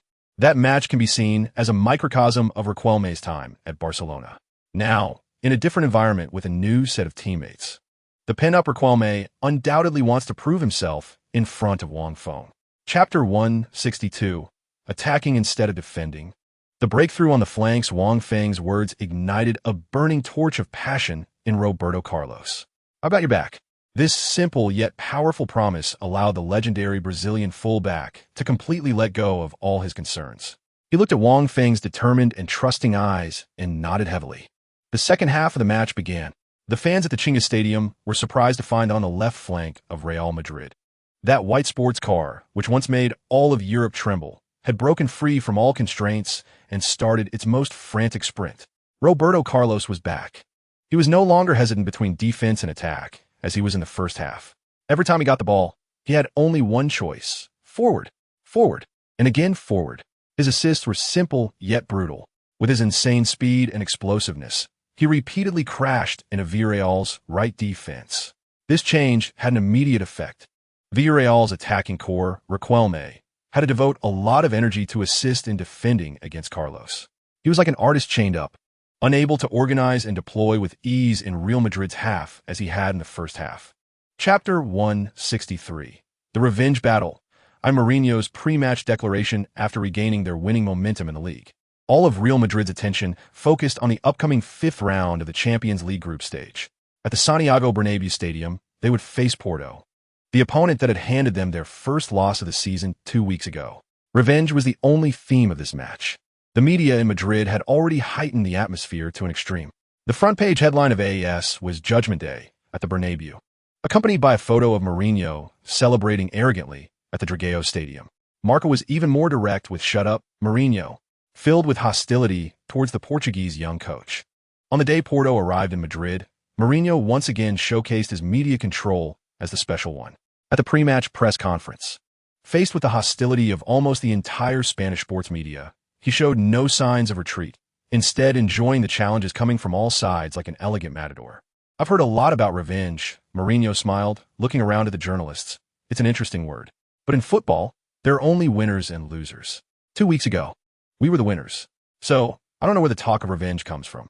His words instantly heightened the tension in the room. He continued, I have great respect for Real Madrid. They have incredible players. I also admire Wang. He is a phenomenal player, and the tactical system he designs has even kept me awake at night. To be honest, I have become a fan of his. This sudden flattery caught the journalists off guard. But Mourinho quickly threw out his heavy bombshell. However, as a fan, I have discovered a little secret about my idol. His beautiful system is like an expensive piece of art, very beautiful, but also very fragile. And my team is like a hammer. At the Bernabeu, I look forward to seeing what kind of beautiful sound a piece of art makes when it is smashed by a hammer. Arrogant, utterly arrogant. The entire press conference room erupted. The journalists frantically clicked their cameras, knowing that they had tomorrow's headline. Mourinho, in an almost humiliating way, launched the most direct challenge to Real Madrid and Wang Feng. This statement quickly spread throughout the Real Madrid club via live broadcast. On the training ground, the superstar players were infuriated after seeing the interview. This bastard, who does he think he is? Ronaldo angrily slammed the water bottle he held to the ground. We must teach him a lesson on the pitch. The fire in Figo's eyes burned bright. Bosque looked at the excited players and said nothing. He knew Mourinho had achieved his goal. With his words, he had turned this match into a war of no return. Wang Feng also saw this. There was no anger on his face, only a cold calm. He walked to the center of the training ground and said to his teammates, Gentlemen, he is right. We are a piece of art, and art is priceless. Tomorrow, let the whole world see whether the hammer is harder or the diamond is more precious. Wang Feng's words instantly silenced the previously noisy training ground. The anger of the superstars gradually subsided, replaced by a more restrained yet more terrifying fighting spirit. That night, Wang Feng did not conduct extra physical training as usual. He immersed himself completely in the system space's tactical simulation. He knew that behind Mourinho's arrogance, there must be ample tactical preparation. He must think further than Mourinho. A silent tactical game in another dimension had already begun before this revenge battle officially commenced. Chapter 164. The Revenge Battle. 2. Tactical Simulation. Anticipating your anticipation inside the system space. Everything was pure white. With a turn of Wang Feng's mind, a standard football field appeared before him. The green turf, the white sidelines, the goals on both sides, all were vividly rendered. Next, 22 virtual light points representing the players from both sides appeared on the field.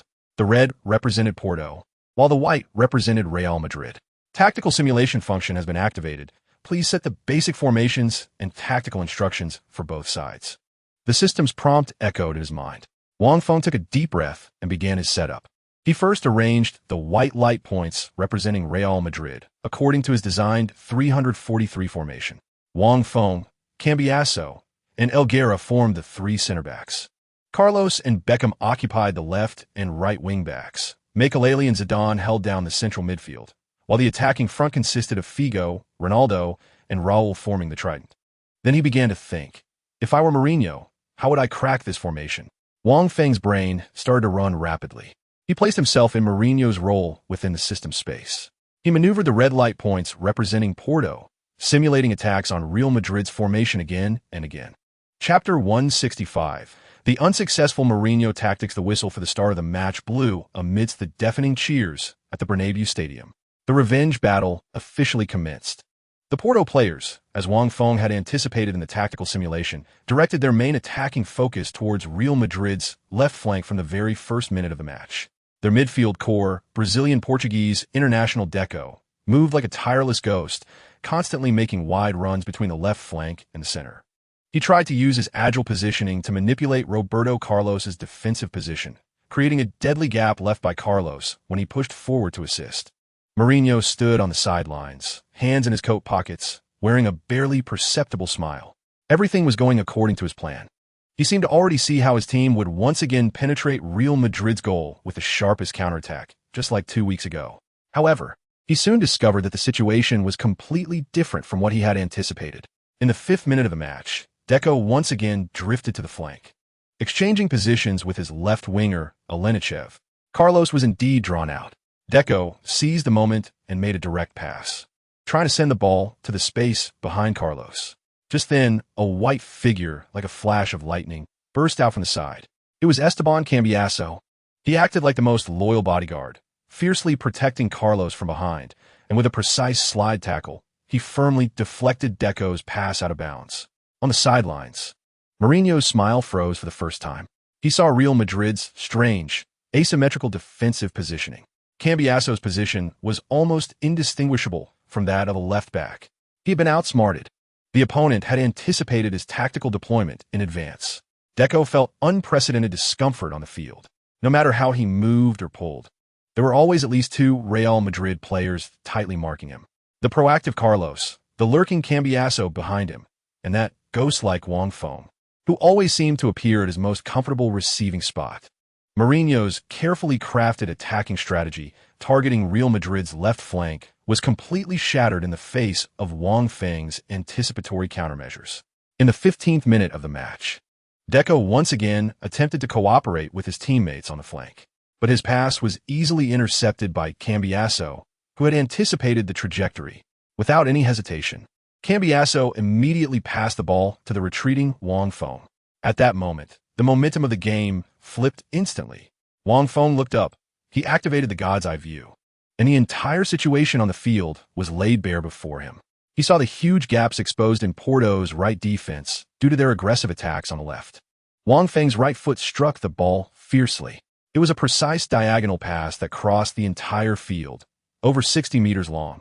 The ball drew a magnificent and mesmerizing arc in the night sky over Bernabeu. It soared like a cruise missile, accurately bypassing Porto's hurriedly retreating midfield and defensive line, directly finding Luis Figo, who was charging forward on the right like a runaway wild horse.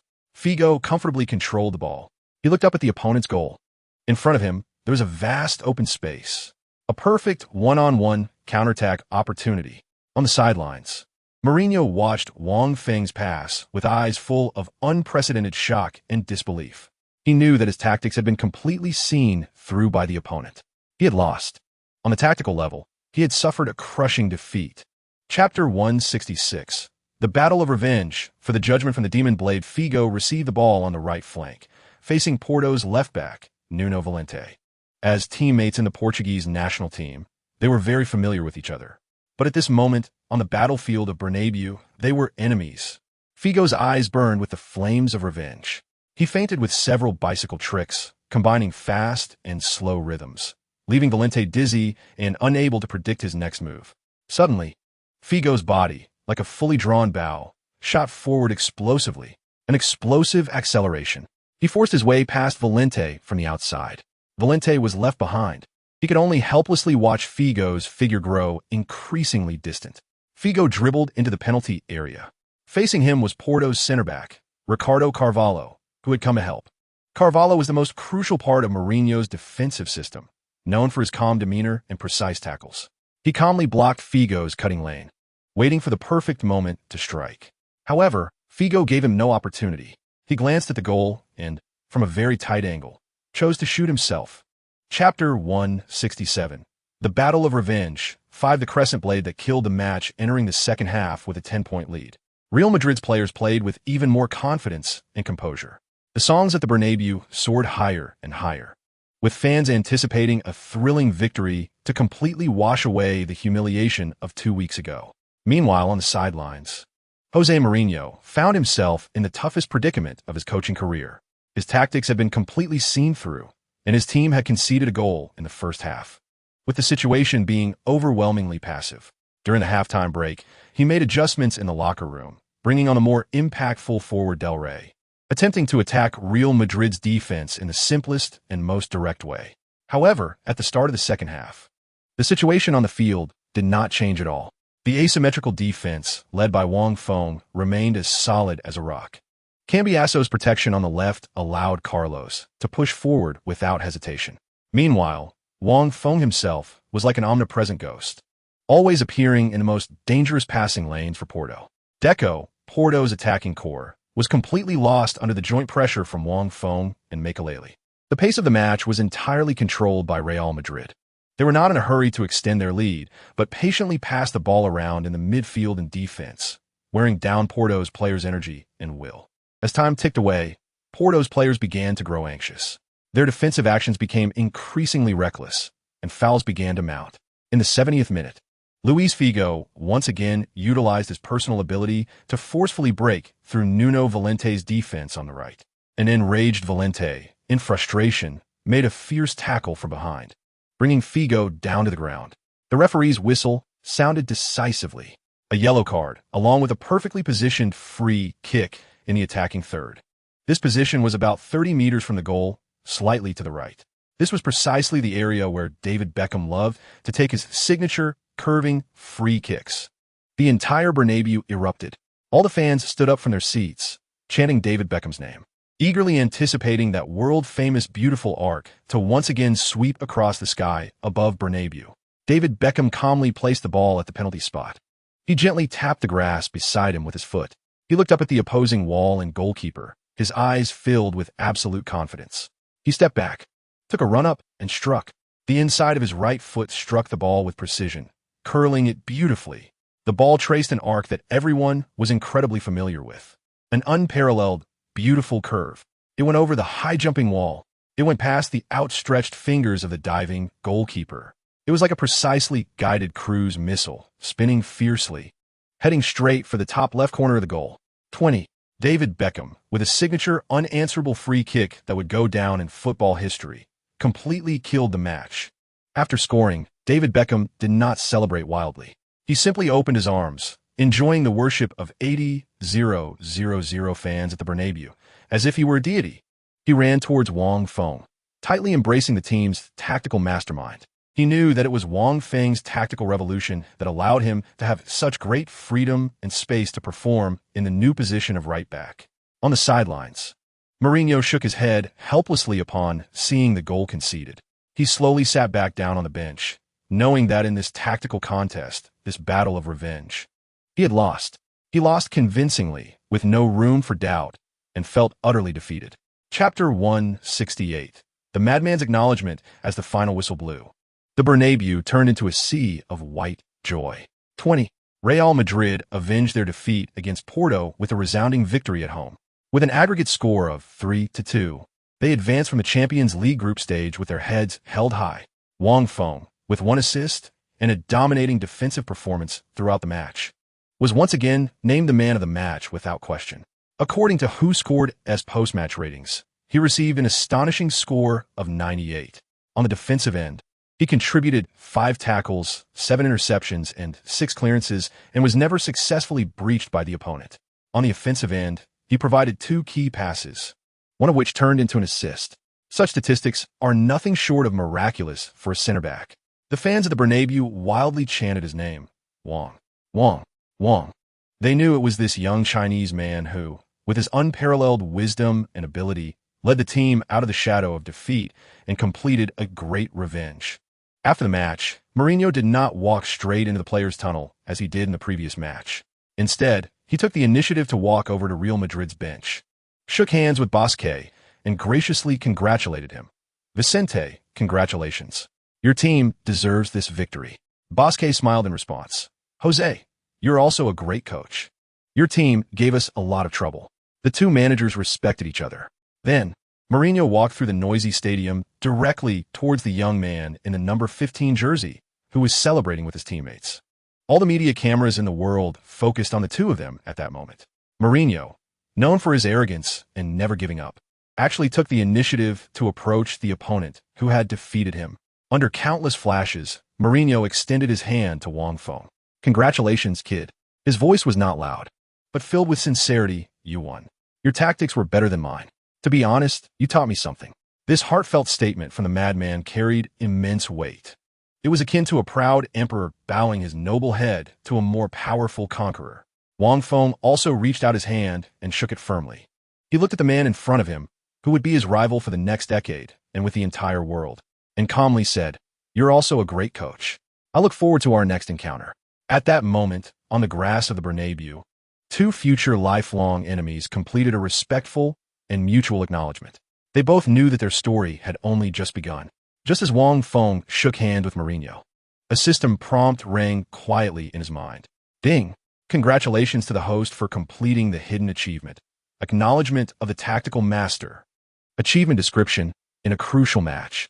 Use your tactical wisdom to completely defeat a world-class coach and earn their heartfelt recognition. Achievement reward. Special skill tactical analysis proficiency, beginner. Skill description. Tactical analysis proficiency, beginner. A passive skill. It allows the host to have a deeper understanding and insight into tactical changes during games when watching match footage or participating in matches. Note, this skill can be upgraded through continuous learning and practical experience. A refreshing stream of information flowed into Wang Feng's mind. He felt that his understanding of football tactics had instantly reached a new dimension. Chapter 169, National Team Assembly, targeting the European Championship after wrapping up the feud with Porto. Time quickly arrived in mid-November. The club competitions in European football had temporarily come to a halt, and another international match day quietly approached. Wang Feng would temporarily take off his white Real Madrid jersey and don the red jersey of the Spanish national team to report for duty. Awaiting them would be the fateful playoff for the 2004 European Championship in Portugal. Their opponent would be the strong Nordic team, Norway. Due to an unexpected defeat to Greece in the previous qualifying group stage, the Spanish team only managed to finish second in their group. As a result, they were forced to face another second-place team in a two-legged playoff to compete for the last ticket to the European Championship.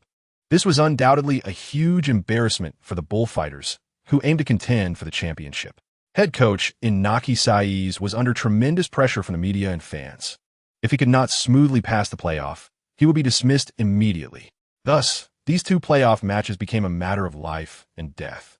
The media and fans placed their hopes on the rising star Wang Feng. They wrote in bold headlines, "King of Europe, please save this lost bullfighter team." At the Las Rosas training base in the outskirts of Madrid, where the Spanish national team trains, Wang Feng met his new and old teammates. The defensive leader of Barcelona, Puyol, came forward to give him a big hug. "Wang, welcome back. With you here, we can rest assured about our defense." Future Barcelona and Spain's midfield brain, Xavi, also greeted Wang Feng with a smile. "Hey King, we're waiting for you at Camp Nou." The Valencia player, Joaquin, exaggeratedly made a gesture of worship towards Wang Feng. Wang Feng's status within the team had dramatically changed after his phenomenal performance at Real Madrid in the new season. He was no longer a newcomer, but one of the undisputed cores and leaders of the team. The tactical revolution he promoted at Real Madrid and the peak confrontation with Mourinho in the Champions League had earned him the heartfelt respect of all Spanish internationals. Head coach Saiz confirmed this status in the most direct way. In the first tactical meeting, Saiz announced a major decision in front of the entire team. From today on, Wang Feng will serve as one of the vice-captains of the Spanish national team, alongside Raúl, Casillas, and Puyol. This decision elicited a round of warm applause in the locker room. It was the highest recognition of his abilities and leadership qualities. Subsequently, Saiz called Wang Feng to the tactical board. He clearly stated that the team would completely build a new defensive system around Wang Feng in the upcoming matches. He hopes that Wang Feng can perfectly transplant the successful libero playing style from Real Madrid to the national team. Wang. Cici looked at Wang Feng with eyes full of trust and expectation, saying, "I need you to be the brain of our defense. I need you to dictate our defensive rhythm. I will grant you the greatest tactical freedom." However, just as the entire team recognized and anticipated Wang Feng's core status, a discordant voice quietly emerged. Some veteran national team players, especially the tough defensive midfielder David Albelda from Valencia, revealed a hint of barely noticeable jealousy and discontent in their eyes upon seeing Wang Feng rapidly parachute into the role of vice-captain and tactical core. In his view, he was the most qualified first-choice player for the Spanish national team in the defensive midfield position. He had protected the midfield for the national team for many years, achieving remarkable feats. Yet, Wang Feng, this Chinese kid who had only chosen to represent Spain for less than a year, why should he be able to rise above him so quickly? Chapter 170, The Life and Death Battle of the Playoffs.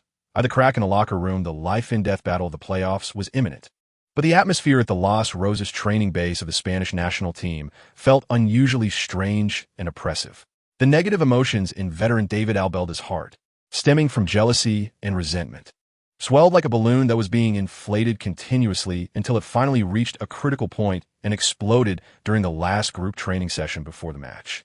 Head coach Cici arranged a tactical setup that emphasized physical confrontation and quick counterattacks to simulate Norway's tough and direct Nordic style to the greatest extent.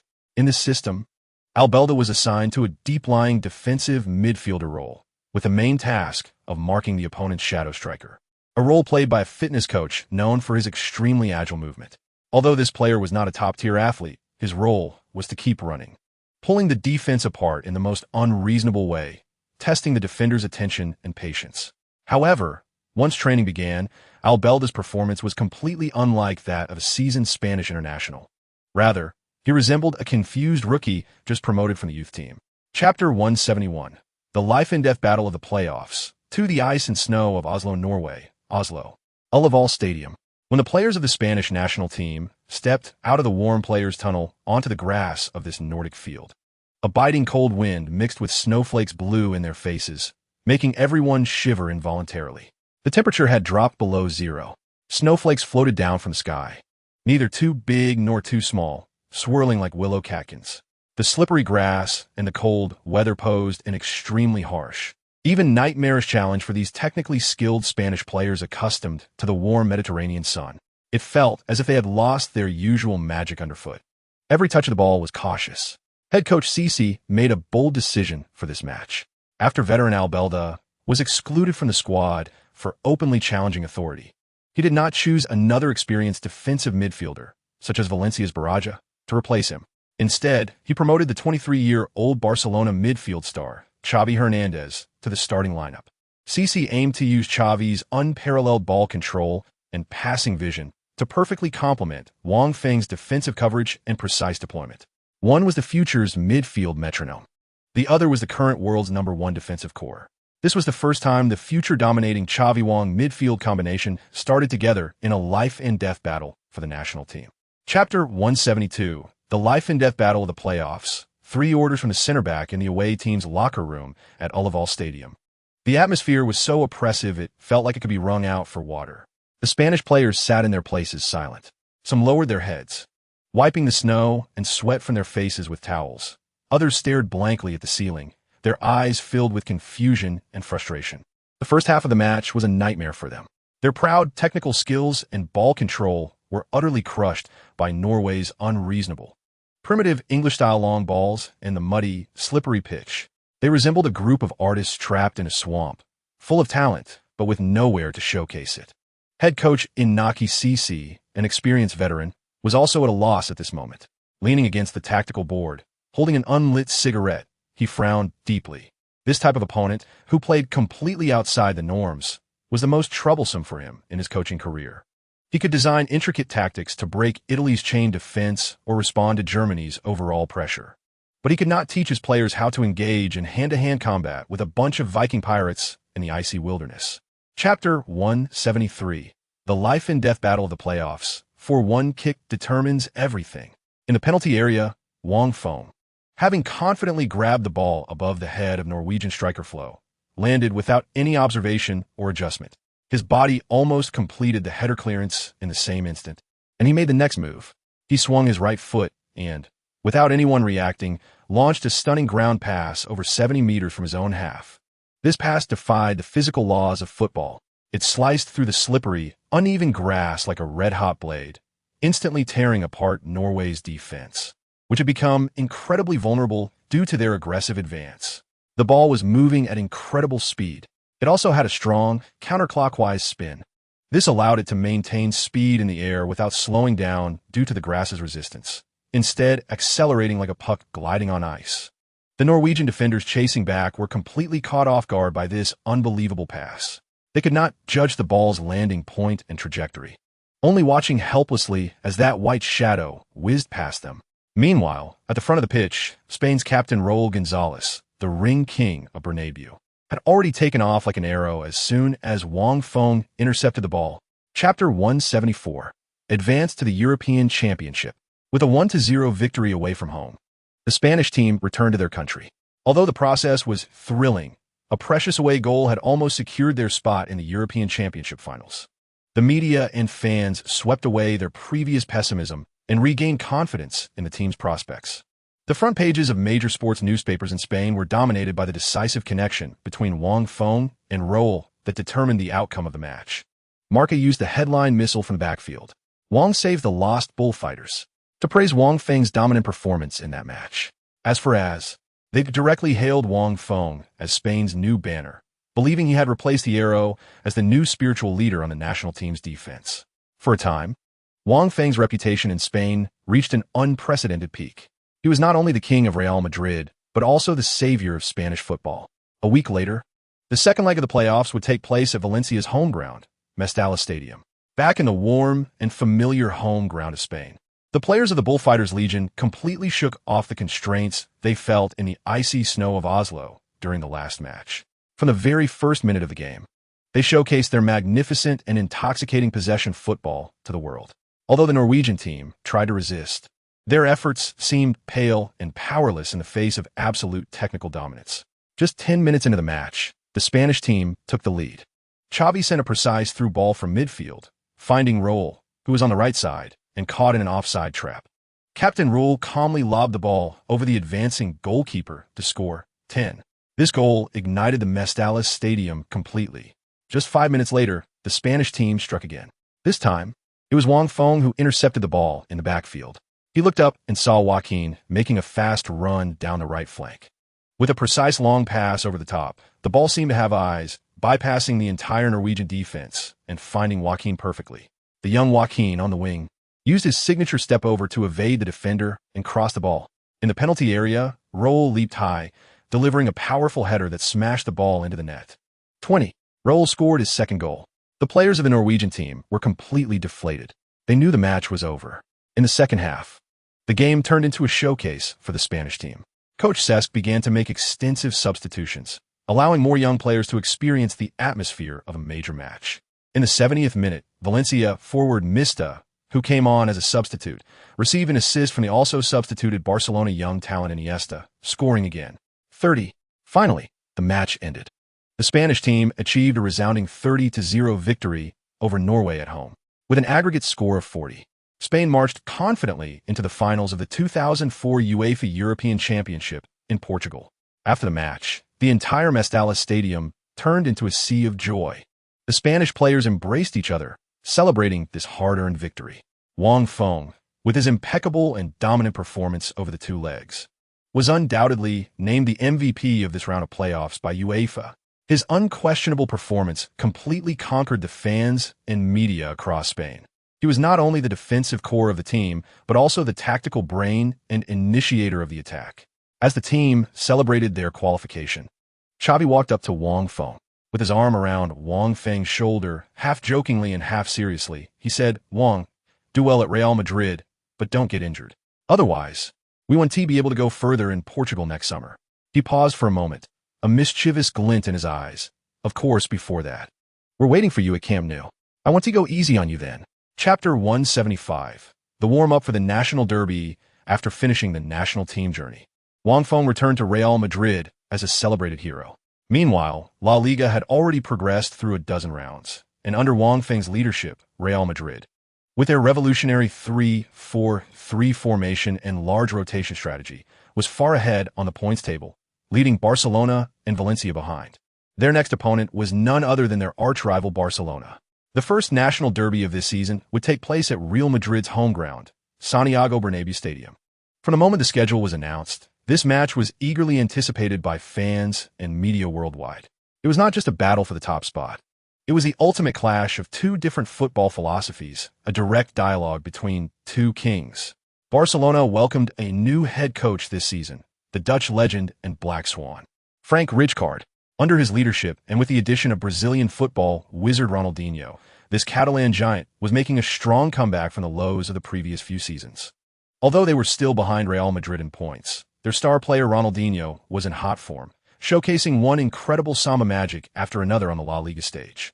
Chapter 176. The Dance of the Elf at Bernabéu, Part 1. The National Derby kicked off amidst the deafening cheers at the Bernabéu Stadium. Contrary to everyone's expectations, Rijkaard's Barcelona team, unusually, did not engage in a fierce attacking battle with Real Madrid from the start as anticipated.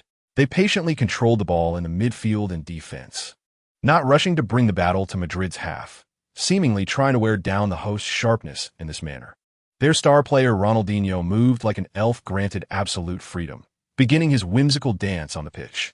His positioning underwent significant changes. Unlike his stubborn adherence to the left flank during the last match at Camp Nou, he roamed freely across the entire front line, making unpredictable off-the-ball runs. At times, he would position himself like a traditional center forward, challenging Puyol. At other times, he would drop deeper than Xavi to receive passes from the defenders. And sometimes, he would suddenly appear on the right flank, swapping places with Juli. This extremely free-form, almost false nine style of play made it exceedingly uncomfortable for Wang Feng, who was assigned to mark him. Chapter 177. The Dance of the Elf at Bernabeu, Part 2. After being toyed with by Ronaldinho's imaginative improvisation, Wang Feng no longer chose to closely mark him as easily as before. He knew that against such a pitch wizard with exquisite footwork, any reckless attempt to pressure could become mere background for the opponent's performance. He quickly adjusted his defensive strategy. He no longer focused all his attention solely on Ronaldinho. Instead, he began to utilize a god's eye view to observe and predict the operation of Barcelona's entire attacking system. His goal was not to limit every touch Ronaldinho made, but to cut off the connection between Ronaldinho and his teammates.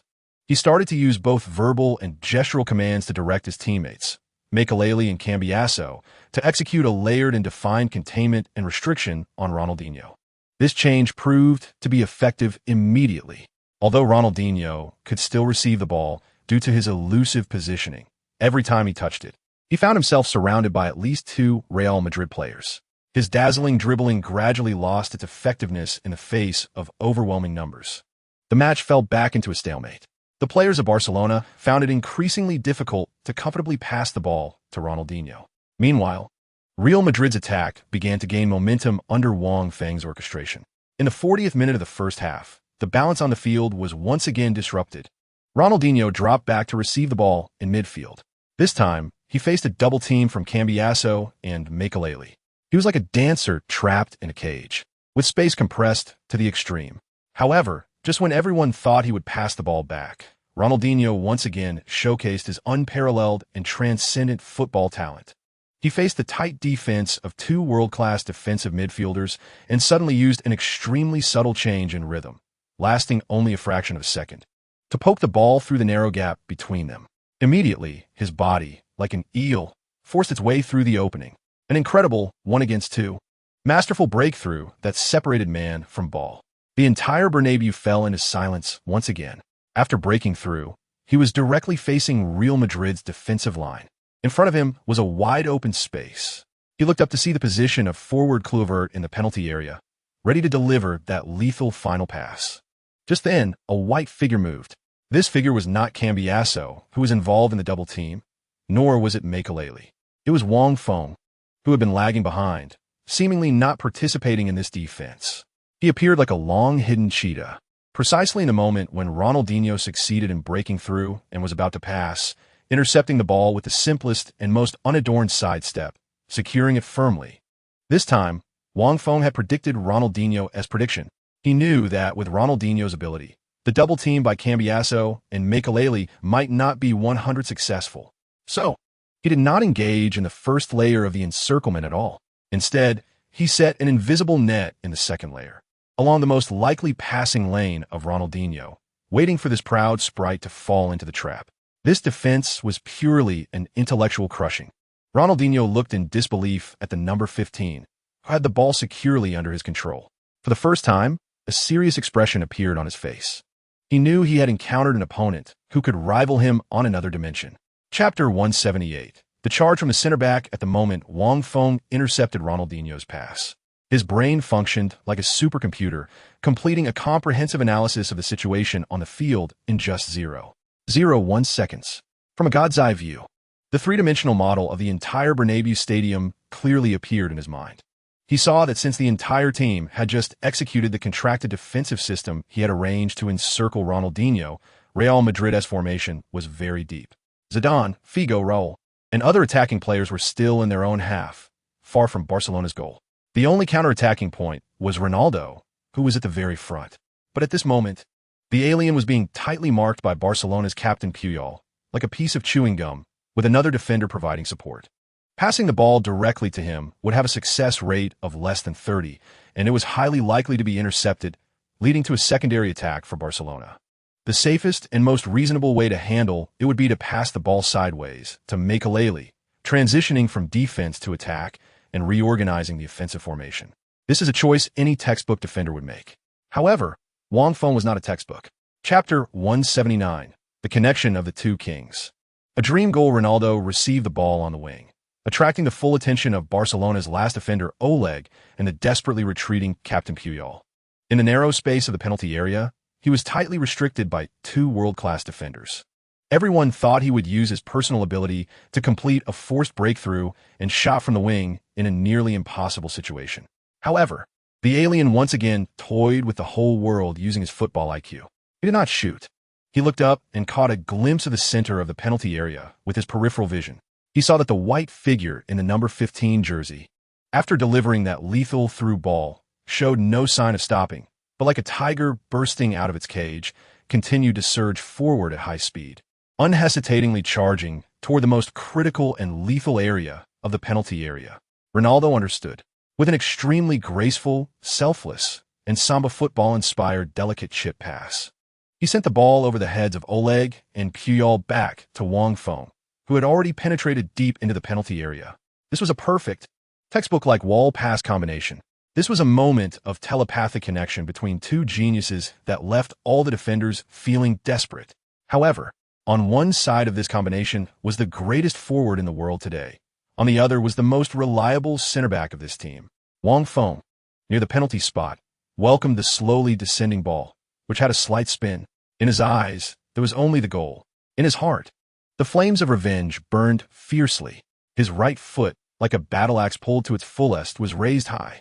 There was no pause at all, no adjustment whatsoever. A thunderous, earth-shattering volley that could tear everything apart. Bang! A crisp yet dull sound echoed throughout the Bernabeu. The ball, like a white cannonball, hit the net with a resounding thud. Barcelona's goalkeeper, Victor Valdez, didn't even manage to react. He was like a statue frozen in place, helplessly watching as the white figure whizzed past him, smashing into the net behind him. 10. Real Madrid took the lead in the national derby. The goal was scored by their center-back, Wang Feng.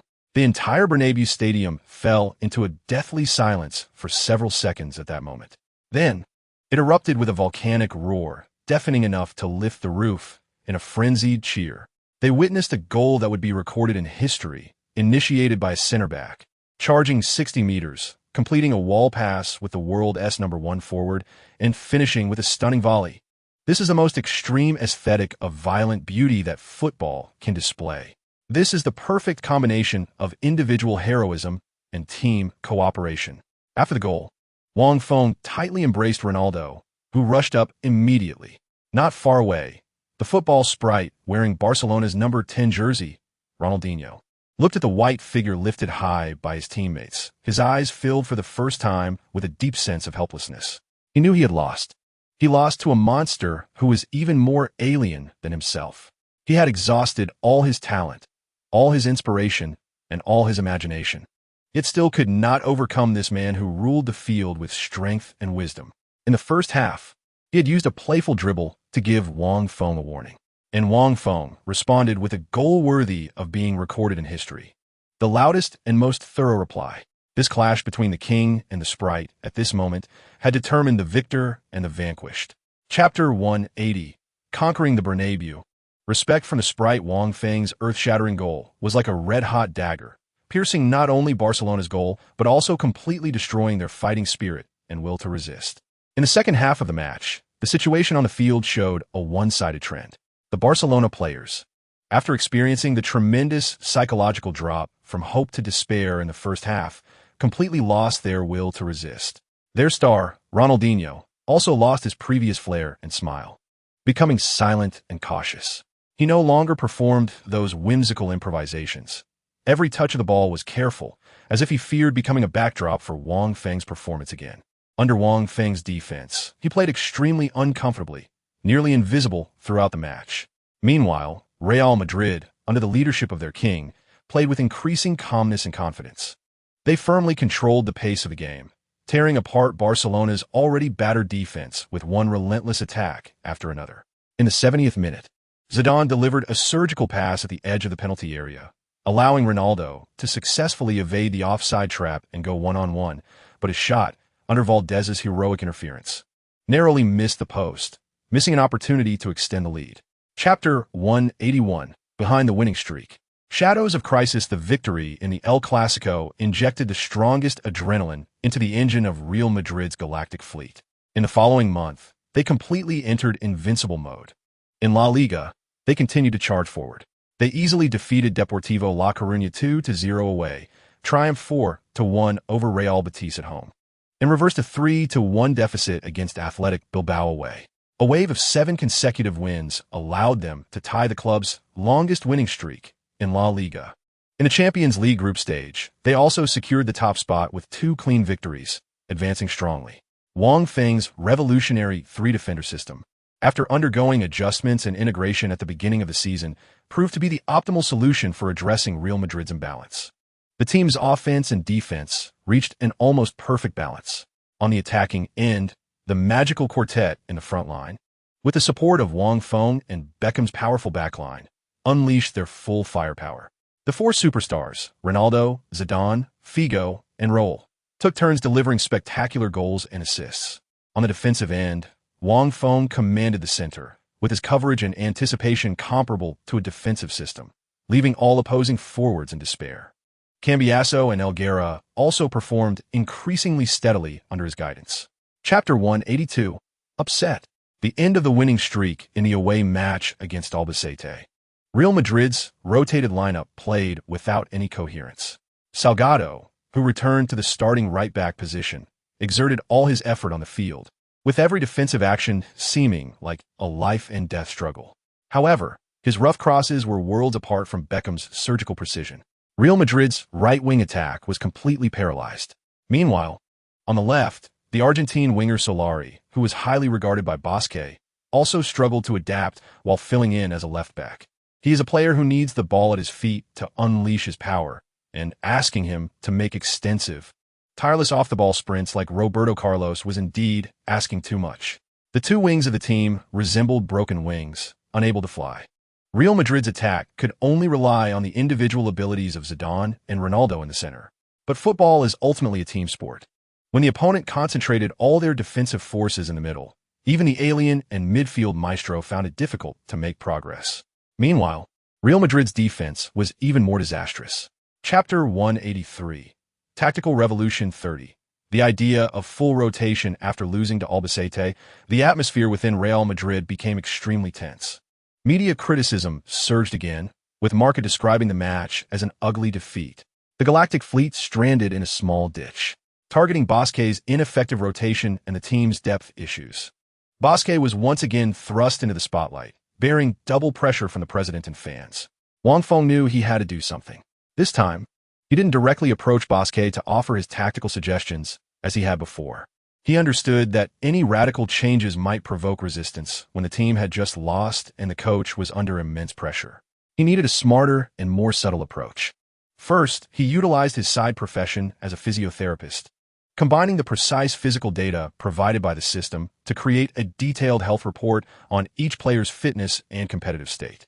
This report clearly displayed, through intuitive charts and data, that key players like himself, Roberto Carlos, and Beckham, after enduring over a month of a grueling schedule, were showing signs of severe fatigue, as indicated by red alerts in their physical functions. Chapter 184, Persuading the Big Shots. Starting from the training ground, faced with the shocked and incredulous expressions of Raul and Zidane, Wang Feng did not elaborate further. He knew that for football players, no matter how grand the theory, nothing could compare to a real practice on the training ground. He put away the fitness report that had greatly startled the 2 veterans and calmly said, "I know this idea sounds crazy, even a bit fanciful. Tomorrow, during the intra-squad training match, let's give it a try and we'll know the facts. The results will speak for themselves." The next day, at Real Madrid's Valdebebas training base, Raul and Zidane indeed fulfilled their promise. They went together to find head coach Bosque and conveyed Wang Feng's grand rotation and multi-position transformation plan, along with a detailed fitness report. After hearing their account and reviewing the report, Bosque fell into a long silence. He looked at the red data on the report indicating that key players were on the verge of their limits, filled with dread. He realized that if not for Wang Feng's reminder, and if the team had not unexpectedly lost Albacete, they would likely face a major wave of injuries and a complete collapse in the middle of the season. Chapter 185. The season of the Ballon d'Or time quietly moved to mid-December. European football, after experiencing the tumult and chaos at the beginning of the season, entered the final sprint phase before Christmas. Real Madrid, after officially establishing the grand rotation and multi-position transformation tactics, got back on track. This tactical revolution version 30, led by Wang Feng, allowed the Galactic fleet to maintain dazzling offense while also achieving unprecedented squad depth and defensive resilience. Under Wang Feng's advice, Bosque began to boldly rotate the squad in some relatively easier league matches. Salgado indeed showcased excellent form as predicted by Wang Feng in the center-back position. The twin tower combination he formed with Elguera, although lacking in ball distribution ability, had enough defensive solidity to give any opponent's forward a headache. As a result, he regained stable playing time, and complaints in the locker room gradually dissipated. Meanwhile, Guti became the team's super sixth man in the attacking front. He sometimes plays as an attacking midfielder, delivering ammunition to the front line.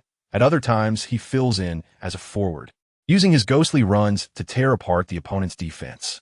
Every time he comes off the bench, he brings new changes to the team's attack. Chapter 186. Christmas holiday and new reinforcements. The Ballon d'Or ceremony was like a magnificent symphony, marking a perfect conclusion to the tumultuous year of 2003. La Liga also entered a brief winter break. Real Madrid, with a significant advantage of 5 points over second-place Valencia, undoubtedly claimed the halfway point championship of the league. The team welcomed a rare 2-week Christmas holiday. The superstars, like birds escaping from a cage, flew to various parts of the world to enjoy sunshine, beaches, and the company of their families. Ronaldo returned to his luxurious mansion in Rio de Janeiro with his Brazilian friends to host a grand party. Zidane took his family to ski in the Alps. The Beckham couple also returned to England to reunite with their family. The entire Valdebebas training base became deserted. However, Wang Feng chose not to go on vacation. For him, the holiday was a time to surpass his opponents, the best weapon. He immersed himself completely in the system space. He first conducted the most comprehensive and detailed review of all his matches in the first half of the season. He analyzed every touch and defensive positioning in his new role. He aimed to perfect his playstyle as a free player. Chapter 187. Revenge match against Valencia in the Copa del Rey. The brief winter break quickly passed. Before the Christmas bells faded, the flames of competition reignited in Spanish football. After the winter break, Real Madrid's first match was the quarterfinals of the Copa del Rey. Their opponent was none other than Valencia, who had closely pursued them in La Liga this season and was their main competitor on the road to defending their title, coached by tactical master Rafael Benitez. This was indeed a showdown between old rivals. Last season, Real Madrid eliminated Valencia in the semi-finals of the Copa del Rey and ultimately lifted the championship trophy. This season, Valencia displayed remarkable resilience in the league, clinging to Real Madrid like the toughest toffee, preventing them from further extending their lead on the scoreboard. This encounter in the Copa del Rey was seen by all Spanish media as the ultimate rehearsal for the championship battle in La Liga this season. Benitez did not hide his desire for revenge during the pre-match press conference. He calmly and firmly stated to the cameras, "We have waited too long for this revenge. At the Bernabeu, my team will prove to everyone that we are the best team in Spain." Facing such a highly charged clash, Real Madrid's coach, Bosque, made an extremely bold decision in his lineup that left everyone astonished. He daringly employed the full rotation tactic previously advocated by Wang Feng in this match. He made extensive changes, putting Wang Feng, Zidane, Ronaldo, Figo, and many other key players on the bench. He wanted to use a genuine strong clash to test his team's bench depth and provide a stage for those substitute players eager for opportunities to prove themselves. In the starting lineup, the center-back positions were paired by the previously outstanding Salgado and Elguera. The left back was occupied by Argentine Solari. In central midfield, the defensive powerhouse Makelele led the young Cambiasso. Up front, Guti and Portillo formed a dual-striker partnership. This was an entirely substitute lineup, using a squad of substitutes to face a fully powered Valencia seeking revenge. Bosque's decision drove the entire Madrid crazy. The media described Bosque's lineup as suicidal, arrogant, and unreasonable, They believed Bosque was gambling on a Copa del Rey defeat to atone for his previous tactical mistakes. However, once the match began, the situation on the field silenced all those waiting to see Real Madrid's misfortune. This substitute squad of Real Madrid played exceptionally tenaciously at their home ground, the Bernabeu. Salgado, in the center-back position, showcased his fierce defensive characteristics to the fullest. The duo of Salgado and Elguera stood like two insurmountable mountains, suffocating Valencia's attacking core, Aimar. Meanwhile, Guti, with his elusive runs and surgical passing, frequently created opportunities for Portillo. In the first half, this ragtag squad of Real Madrid remarkably held Valencia, who fielded their full-strength team, to a 0-0 draw. During halftime, Bosque made no substitutions. With his actions, he expressed his absolute trust in this lineup to everyone, including the players on the field. He believed that this group of eager-to-prove-themselves underachievers had the capability to withstand Valencia's frenzied attack at the Bernabeu. Chapter 188. The Unexpected Hero. A last-minute goal from the Golden Wolf in the second half. Valencia's coach Benitez indeed strengthened the attack. He substituted the Argentine trickster Aimar for another midfielder, attempting to use Aimar's flair and creativity to tear apart Real Madrid's seemingly solid yet makeshift defense. After Aimar entered the game, Valencia's attack became fluid and sharp. His elusive runs and razor-sharp passing began to frequently threaten Real Madrid's goal. The pressure on Real Madrid's rotated lineup intensified like never before. Salgado, the veteran filling in as a center-back, felt such pure defensive pressure for the first time in his career. He poured almost all his energy into battling Aimar and Valencia's forwards. Every tackle and every challenge felt like a gamble. However, he held firm. In the 60th minute, Aimar made several feints in the center, attempting to break through Salgado's defense. Salgado remained calm and collected. He seized the moment, executing a fierce yet precise slide tackle, cleanly taking the ball away from Aimar's feet. In the 70th minute, Valencia's winger Vicente forced a breakthrough on the left and crossed from the byline. Inside the penalty area, Salgado leapt high, making a desperate diving header to clear the ball out of play. Bosque, watching from the sidelines, looked at Salgado, who was rejuvenated in the center-back position, with eyes full of satisfaction and approval. He knew that Wang Feng had once again unearthed a treasure for him and for the team. Time continued to tick away. The match had reached the 80th minute, and the score on the field was still 0-0. Just when everyone thought this match would end in a dull draw, Real Madrid's Golden Wolf, Guti, stepped up. He received a pass from Makelele in midfield, raised his head, and observed the situation on the field. The Valencia defense, after a long period of relentless attack, showed a slight, barely noticeable slackening. Now it was the moment. Guti hesitated not at all. He didn't even look up to observe again. With his favorite left foot, he delivered a signature, imaginative, and penetrating ground pass like a surgical knife. The ball seemed to have eyes as it pierced through the Valencia defense, made up of 3 defenders. It struck like the sharpest dagger into the heart of the Bad Army. And at the end of that gap, a white figure had long since arrived. It was Javier Portillo. This Real Madrid youth prodigy, hailed as the new Raul, after being silent for nearly an entire season, finally welcomed his moment of redemption. He successfully timed his run to avoid offside. He faced the legendary Valencia goalkeeper, Canizares, who was rushing out. There was no panic on his face. Calmly, he used his right foot to shoot towards the far corner of the goal. The ball hit the net. 1-0, a last-minute winner. Real Madrid's substitutes had triumphed over all of Valencia's first team, who were seeking revenge at their home ground, the Bernabeu. After the goal, the entire Bernabeu erupted. Portillo excitedly took off his jersey and ran wildly along the sidelines in celebration. Guti also opened his arms, enjoying the thunderous cheers from the fans. Wang Feng stood up from the bench with a smile. He gave the warmest applause to his teammates. He knew that his grand rotation strategy had finally achieved perfect success after enduring this most rigorous test. Chapter 189. Champions League knockout stage draw in the Copa del Rey. Real Madrid eliminated their main league competitor, Valencia, using a rotated squad. This victory brought the morale of the entire Real Madrid team to a new peak.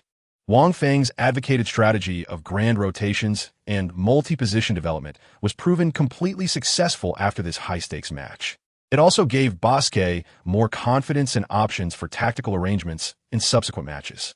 The team then entered a relatively stable winning streak. In the league, They maintained their lead over Barcelona and Valencia. In the Copa del Rey, they smoothly advanced to the final. In the Champions League, they topped their group and easily progressed from a group that included Porto and Marseille. The team entered a brief winter break, awaiting the Champions League knockout stage that would reignite in mid-February.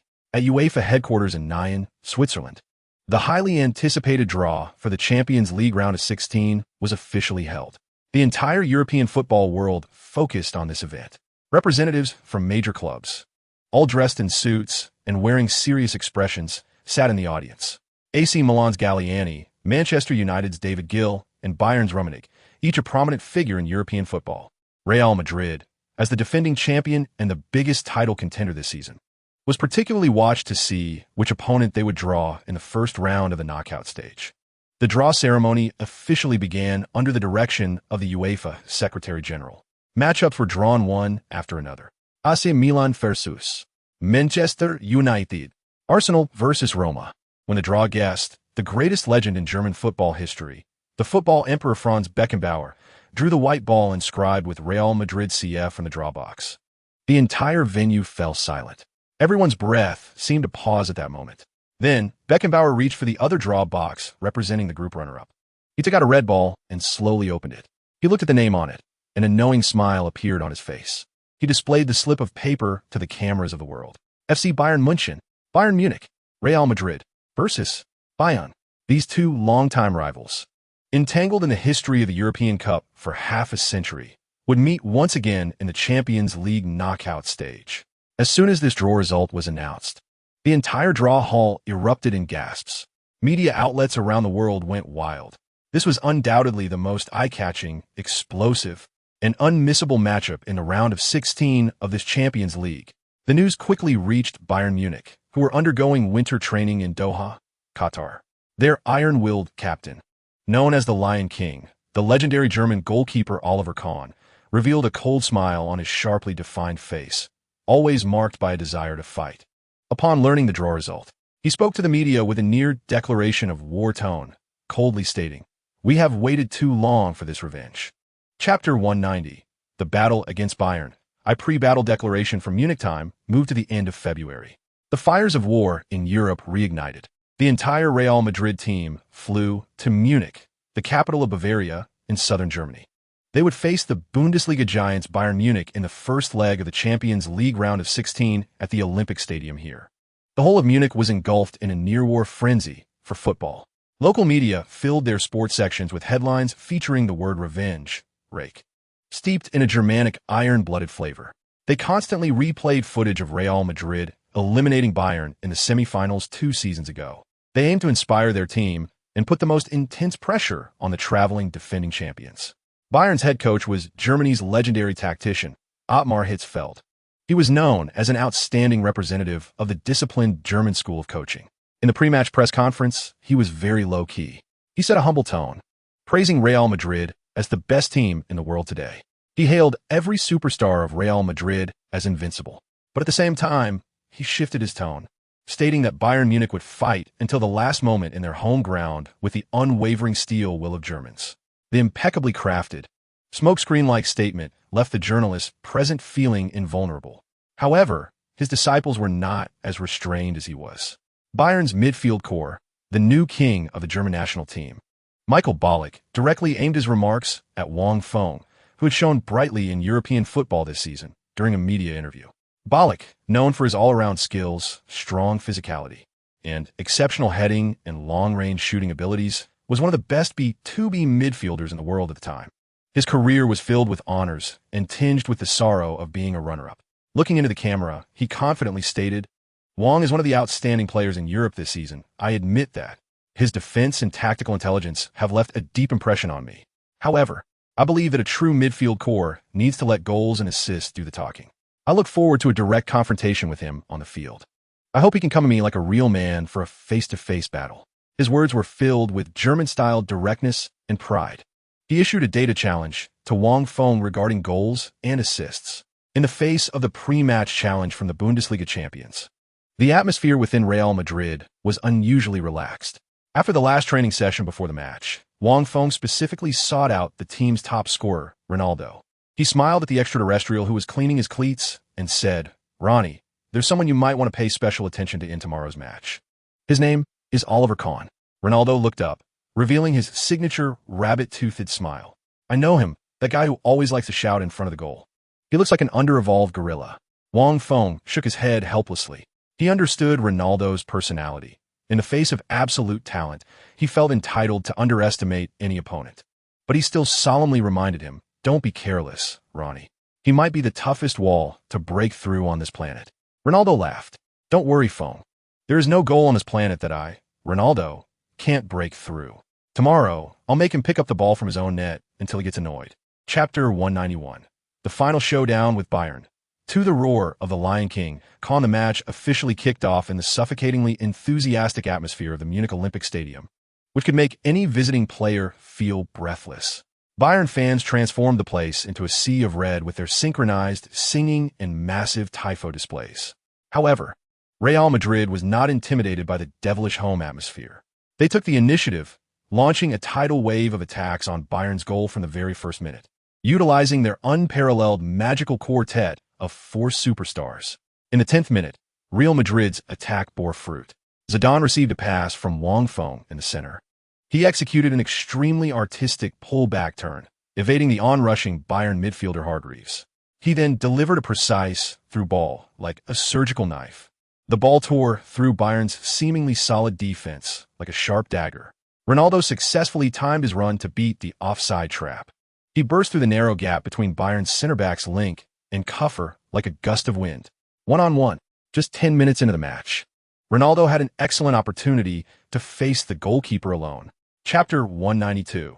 The final showdown with Bayern. 3 Ballock's header after the sharpest spear, Ronaldo, was completely shut down by the opposing goalkeeper Kahn in a nearly humiliating manner.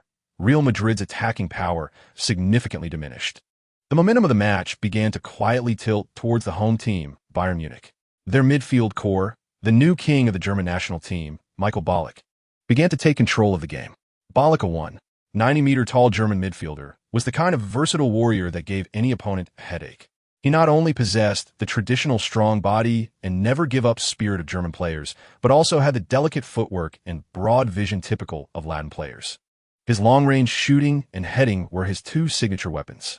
His direct confrontation with Wang Feng became one of the biggest highlights of the match.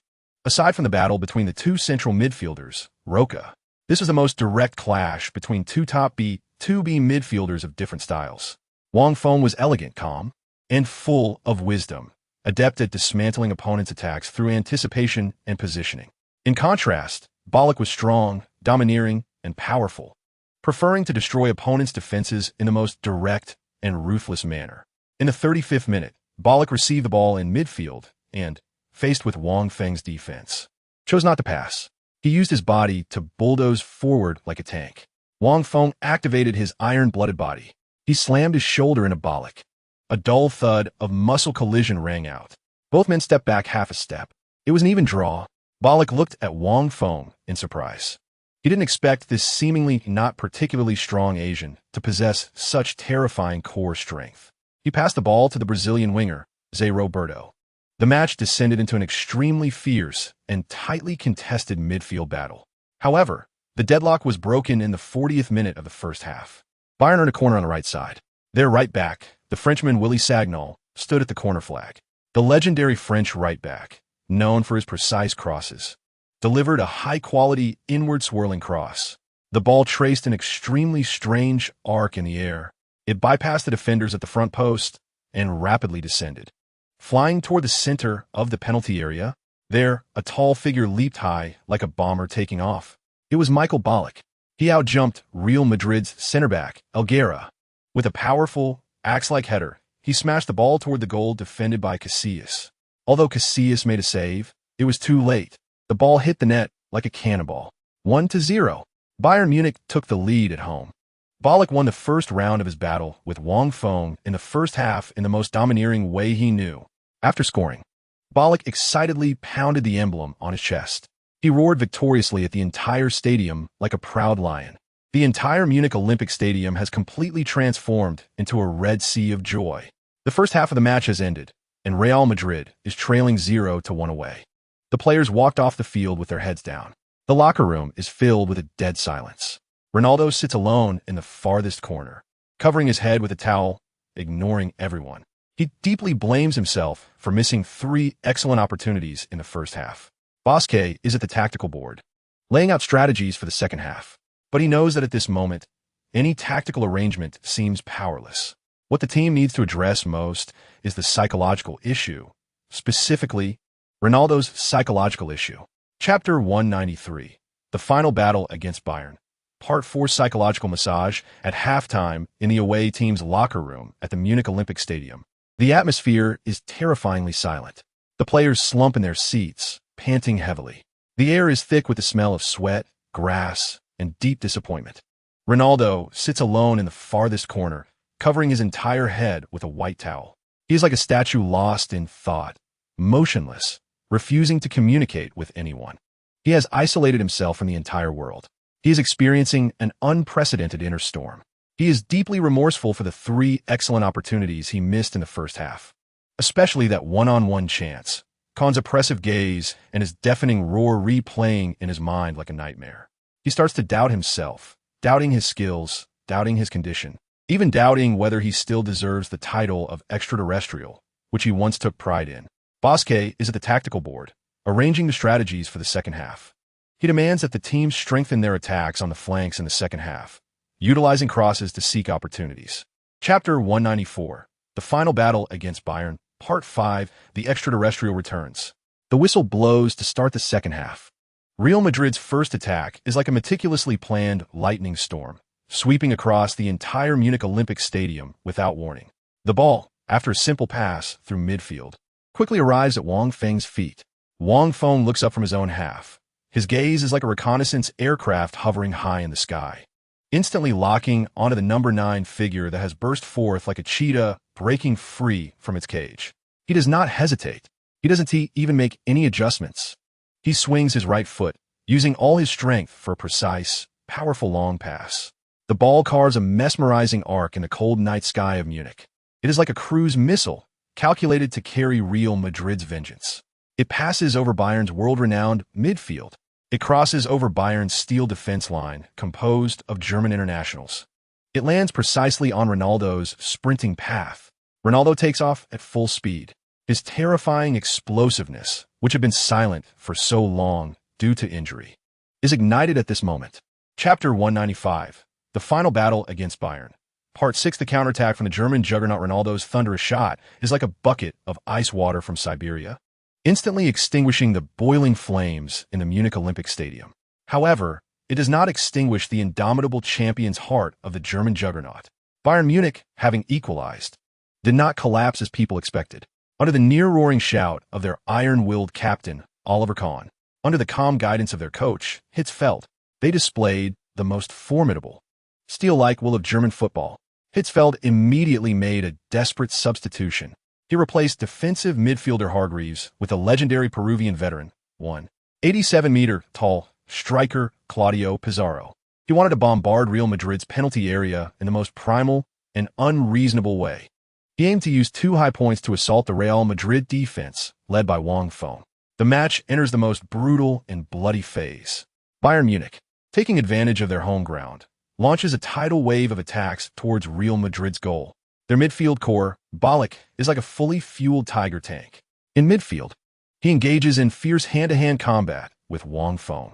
Every long shot he takes is like a heavy shell, testing Casillas's nerves. Their 2 flanks, French legend Lizarazu and Brazilian winger Zé Roberto, are like 2 sharp knives, time and again, tirelessly tearing at Real Madrid's defense. In front of Real Madrid's goal, the wind howls and danger lurks. Wang Feng and his defense line are under unprecedented pressure. He stands like a black reef amidst the raging waves. Allowing the red waves to crash madly against him, he remains unmoved. His A-level fitness plays a crucial role at this moment. While other players are gasping for breath, he can still run tirelessly in every corner of the field. Every interception, every tackle, every clearance he makes is like the most precise surgical knife, dismantling Bayern's seemingly flawless, multifaceted offensive. However, football is ultimately a team sport. Wang Feng can limit Ballon, can help defend the two flanks. But he cannot defend against every attack from Bayern. In the 75th minute, Bayern Munich's sustained high-pressure attack finally bears fruit. Substitute veteran Pizarro receives a cross from Lizarazu inside the penalty area. He uses his excellent physical confrontation ability and rich experience to hold off Real Madrid's center-back Elgra. With an extremely clever header, he passes the ball to the back post of the penalty area. There, a tall figure rushes in like a ghost. It is Michael Ballon. He speeds up from the back, meeting the slowly descending ball.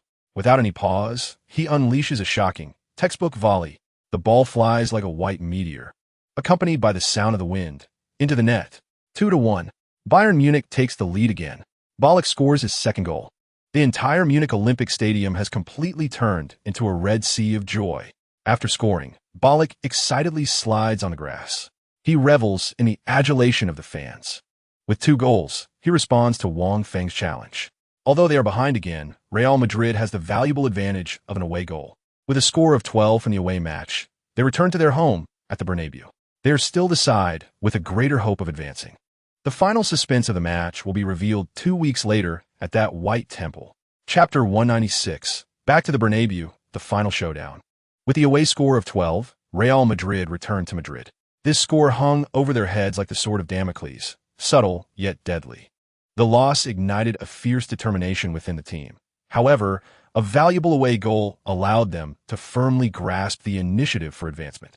They do not need a resounding victory, just a modest 1-0 win at their home ground, the Santiago Bernabeu. 2 weeks later to eliminate the German Giants based on the away goals rule and proudly advance to the quarterfinals of the Champions League. During these 2 weeks, the entire Spanish sports media has been fervently heating up for this impending century showdown. Marca produced a 10-page special report, reviewing every classic confrontation between Real Madrid and Bayern in Champions League history, intensifying the animosity between the two teams. AS focused on the duel between the core players of both teams. Wang Feng versus Ballon, Ronaldo versus Kahn, defining the match as a showdown between 4 world-class superstars. Chapter 197. The battle in midfield, a clash of will. Hitzfeld's attacking tactics ignited the night sky above the Bernabeu like a glass of strong liquor. From the very first minute, the match entered the most intense and bloody phase. The players on both sides were like wound-up gladiators, engaging in a crazy melee in the midfield, a battleground of just a few square meters. Every tackle was accompanied by a rush of wind. Every collision sparked fireworks. Every interception was heart-stopping. At the center of this war were undoubtedly Wang Feng and Ballon, the 2 top B2B midfielders in the world today. In the 15th minute, Ballon received the ball in midfield, charging forward like a powerful German Tiger tank, attempting to bulldoze through Real Madrid's defense with his robust physique. Wang Feng had been waiting for this moment. He activated his S-level skill, iron-blooded body. He stood like an insurmountable wall. He charged forward fiercely. Bang! A dull thud reverberated throughout the stadium. Wang Feng and Ballon, the 2 mightiest heavy tanks in world football today, collided violently.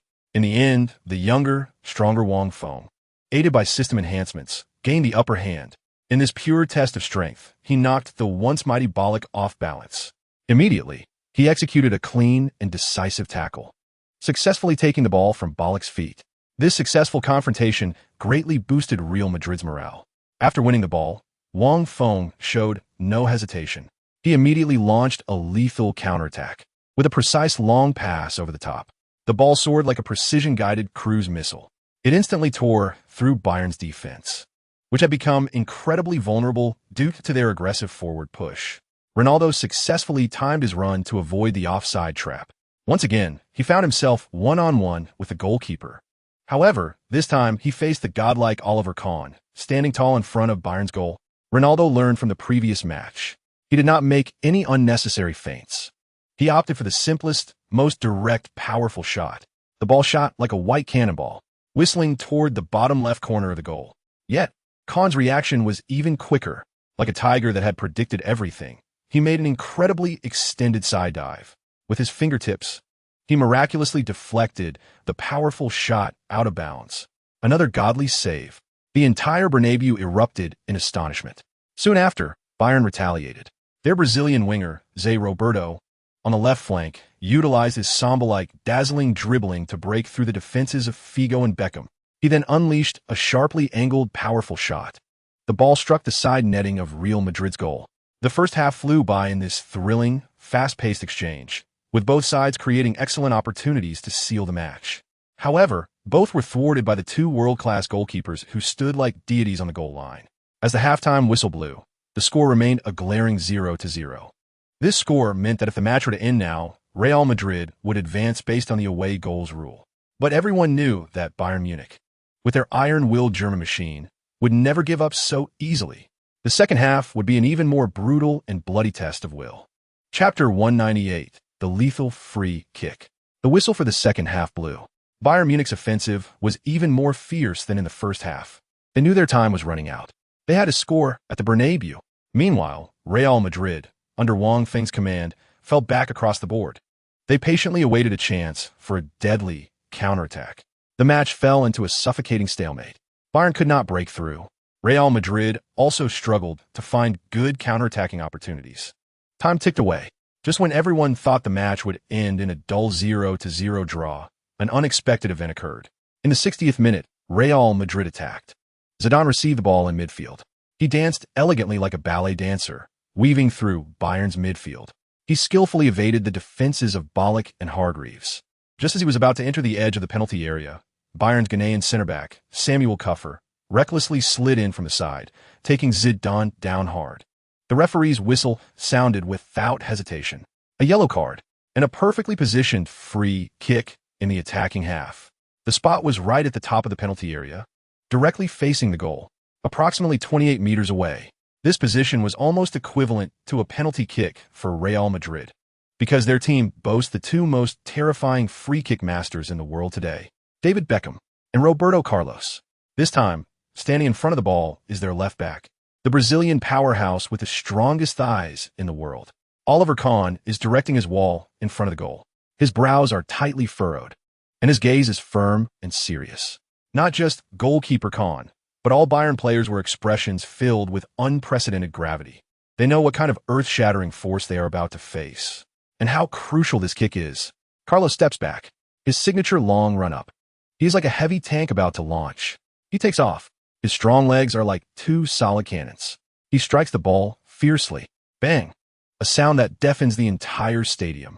The ball is like a white cannonball, like a meteor streaking across the night sky, traveling at a terrifying speed of over 140 kilometers per hour.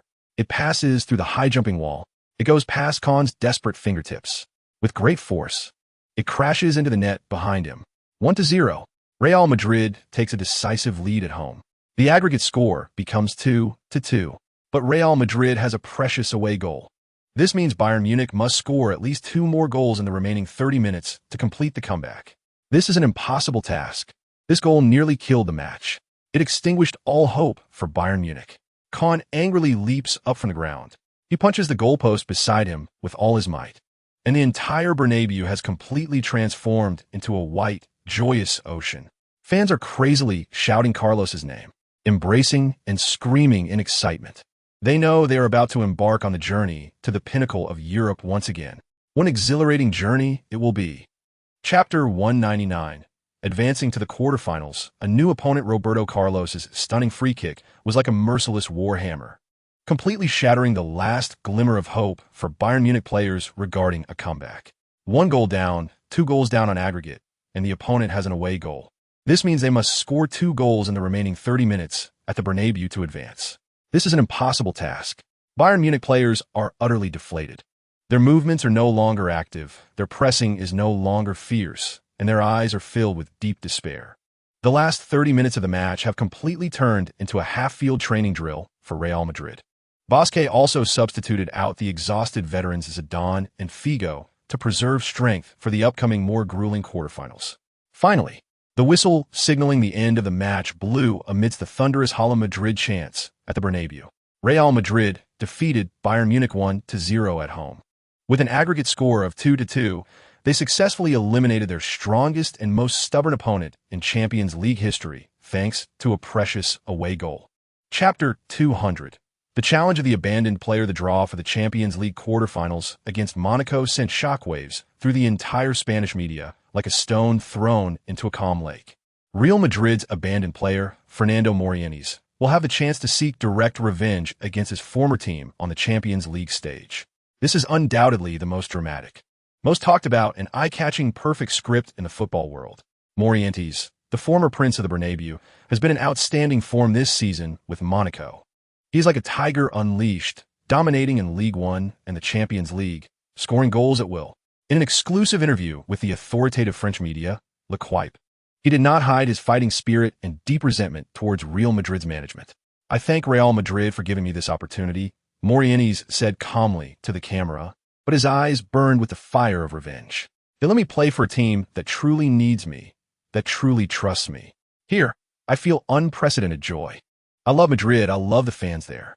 But some people only see business and profit. They don't understand respect. They discarded a player who dedicated his entire youth to this team in the coldest way possible. So when the draw results came out, I felt incredibly calm. I even looked forward to it. On the pitch, I will show no mercy. I will respond with goals to those who once doubted me. I will make them realize what a foolish mistake they made." This statement was undoubtedly directed at Real Madrid's president, Florentino Perez. It was this shrewd construction tycoon who, in order to make room and salary space for the newly joined alien Ronaldo, had humiliatingly loaned out this Spanish international striker who had made significant contributions to Real Madrid. The release of this interview caused an uproar across European football. It also created subtle rifts within the Real Madrid team. Team captain Raul, vice-captain Iker Casillas, and Guti, local players who grew up with Morientes in the Real Madrid Youth Academy, felt incredibly awkward and helpless upon seeing their former friend's resentment-laden words as he prepared to face them. They understood Morientes' feelings, but they had to fight for the badge on their chests. Wang Feng looked at the newspaper with Morientes' determined gaze and said to Zidane beside him, "Fernando is a true striker. His heading ability and positioning are world-class. Moreover, a top striker filled with a desire for revenge is the most terrifying weapon in the world." Zidane nodded in agreement, his face filled with seriousness. He knew that these two matches would be even more difficult than the one against Bayern, because their opponent is not only strong, but also knows them inside out. The first leg of the Champions League quarterfinals will be held at Real Madrid's home ground, the Santiago Bernabeu. Morientes will return to this stadium, which he once knew and loved, as an opponent for the first time. Will he be met with applause or boos? No one knows. Chapter 201. The return of an old friend. Applause and boos at the Bernabeu, the first leg of the Champions League quarterfinals, Santiago Bernabeu Stadium. As night falls, the lights come on. The white football sanctuary is packed to capacity. 80,000 Real Madrid fans have turned this place into a passionate, white ocean. When the DJ on site, with his magnetic voice, read out the starting lineup for AS Monaco, the crowd erupted when he reached the name of the forward, number 9, Fernando Morientes, who had once made this stadium roar with excitement countless times. A complex wave of mixed applause and boos filled the stadium. The applause was for this former hero who had once achieved great feats for Real Madrid, while the boos were directed at this man, now wearing the opponent's jersey, about to face them in battle. Morientes stood in the players' tunnel, listening to the familiar yet strange sounds. His expression was incredibly complex. He looked up at the stands, which he had once known so well. It was the place where his dream had begun. Now, he had returned as a vengeful figure. The whistle blew to signal the start of the match. Real Madrid, leveraging their home advantage, launched a tidal wave of attacks on Monaco's goal from the very first minute.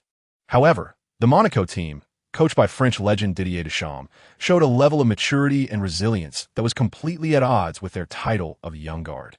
Their defense was layered and organized. Their players ran tirelessly, making the most aggressive tackles to compensate for the huge gap in individual ability compared to Real Madrid stars. In the first half, although Real Madrid dominated possession, reaching as high as 70%, they could not break through Monaco's defenses. Meanwhile, Monaco's key player, Fernando Morientes, caused significant trouble for Real Madrid's backline. He directly confronted Wang Feng, the new king of Real Madrid who had replaced his old friend Raul and became Ronaldo's best partner. He knew this team too well. He understood every defender's defensive habits. He knew Casillas' positioning. He knew Raul's movements. In the 20th minute, Monaco launched a quick counterattack. Their winger, Julie, delivered a precise cross from the right. Morientes, in the penalty area, managed to get ahead of Elguera and executed a highly threatening shot. The ball was heroically saved by Casillas. In the 30th minute, Monaco attacked again. This time, it was their left winger Rothen who sent in a cross. Morientes, with his back to the goal and under Wang Feng's tight marking, executed an unbelievable scorpion kick shot. The ball, spinning oddly, flew toward the corner of the goal. Once again, it was Casillas. He made an incredible flying save, tipping the goal-bound ball onto the crossbar. This astonishing shot sent a chill down Wang Feng's spine. He hadn't expected that Morientes, after leaving Real Madrid, had not only not declined, but had become even stronger and more confident. The first half ended with the scoreboard still reading 0-0. The Real Madrid players walked off the field, their faces filled with disappointment. Wang Feng watched the back of the number 9, who was talking to his old friend Raul. He knew they absolutely could not allow this most familiar stranger to score at the Bernabeu. This was not just about the outcome of the match. It was about Real Madrid's dignity. Chapter 202. The Most Familiar Stranger, Part 1. The second half began. In the locker room, Bosque expressed his dissatisfaction with the team's attacking efficiency in the first half, but acknowledged their defensive performance, especially in limiting Morientes. He urged the team to maintain pressure on Morientes in the second half, while being more patient and searching for opportunities to break through the opponent's dense defense. Wang Feng conveyed this tactical instruction in a more direct and oppressive manner on the field. He no longer played a supportive role in defense as he had in the first half. Instead, he began to closely mark Fernando Morientes, shadowing him with suffocating proximity. He aimed to use his almost perverse defensive abilities to completely neutralize this revenge-seeking Spanish striker. He knew Morientes' technical characteristics too well. As a former teammate, despite the short time, Wang Feng had already engraved all of Morientes' technical moves in his mind through training. He was excellent in heading, had world-class positioning ability, and an uncanny sense of where to be in front of the goal. He was a natural predator in the box. If given even the slightest space, he could send the ball into the net. Chapter 203. The Most Familiar Stranger, Part 2. Ronaldo's unexpected injury hit the entire Real Madrid team like a heavy hammer. The atmosphere in the Bernabeu instantly shifted from anxious to a dead silence. Every Real Madrid fan's face was filled with worry and unease. Bosque was forced to substitute the young Portillo for the injured alien. This substitution was reluctant, but the only choice. Losing Ronaldo, their strongest offensive weapon, drastically reduced Real Madrid's attacking power. The players on the field, especially Zidane and Carlos, who were closely associated with Ronaldo, appeared anxious, their every touch becoming hesitant. Monaco's coach, Didier Deschamps, a future French footballing hero, keenly sensed the psychological shift in the Real Madrid players. He saw a once-in-a-lifetime opportunity. He stood up from the bench and walked to the sidelines, signaling his team to push forward and intensify their attack. He aimed to steal a victory at the Bernabeu. In the last 20 minutes of the match, the situation on the field underwent a dramatic reversal. Monaco seized absolute control. Their wingers, Jerome Rothen and Ludovic Giuly, acted like two sharp blades, constantly launching fierce attacks down Real Madrid's flanks. Beckham and Carlos, both aging wingbacks, struggled to cope with the relentless assault from the younger opponents. The backline led by Wang Feng faced the greatest pressure since the start of the match. He was like a fire captain, constantly filling in and clearing the danger in the penalty area. In the 80th minute, Giuly forced his way past Carlos's defense on the right and took a powerful shot. The ball was blocked by Wang Feng, who was timely positioned.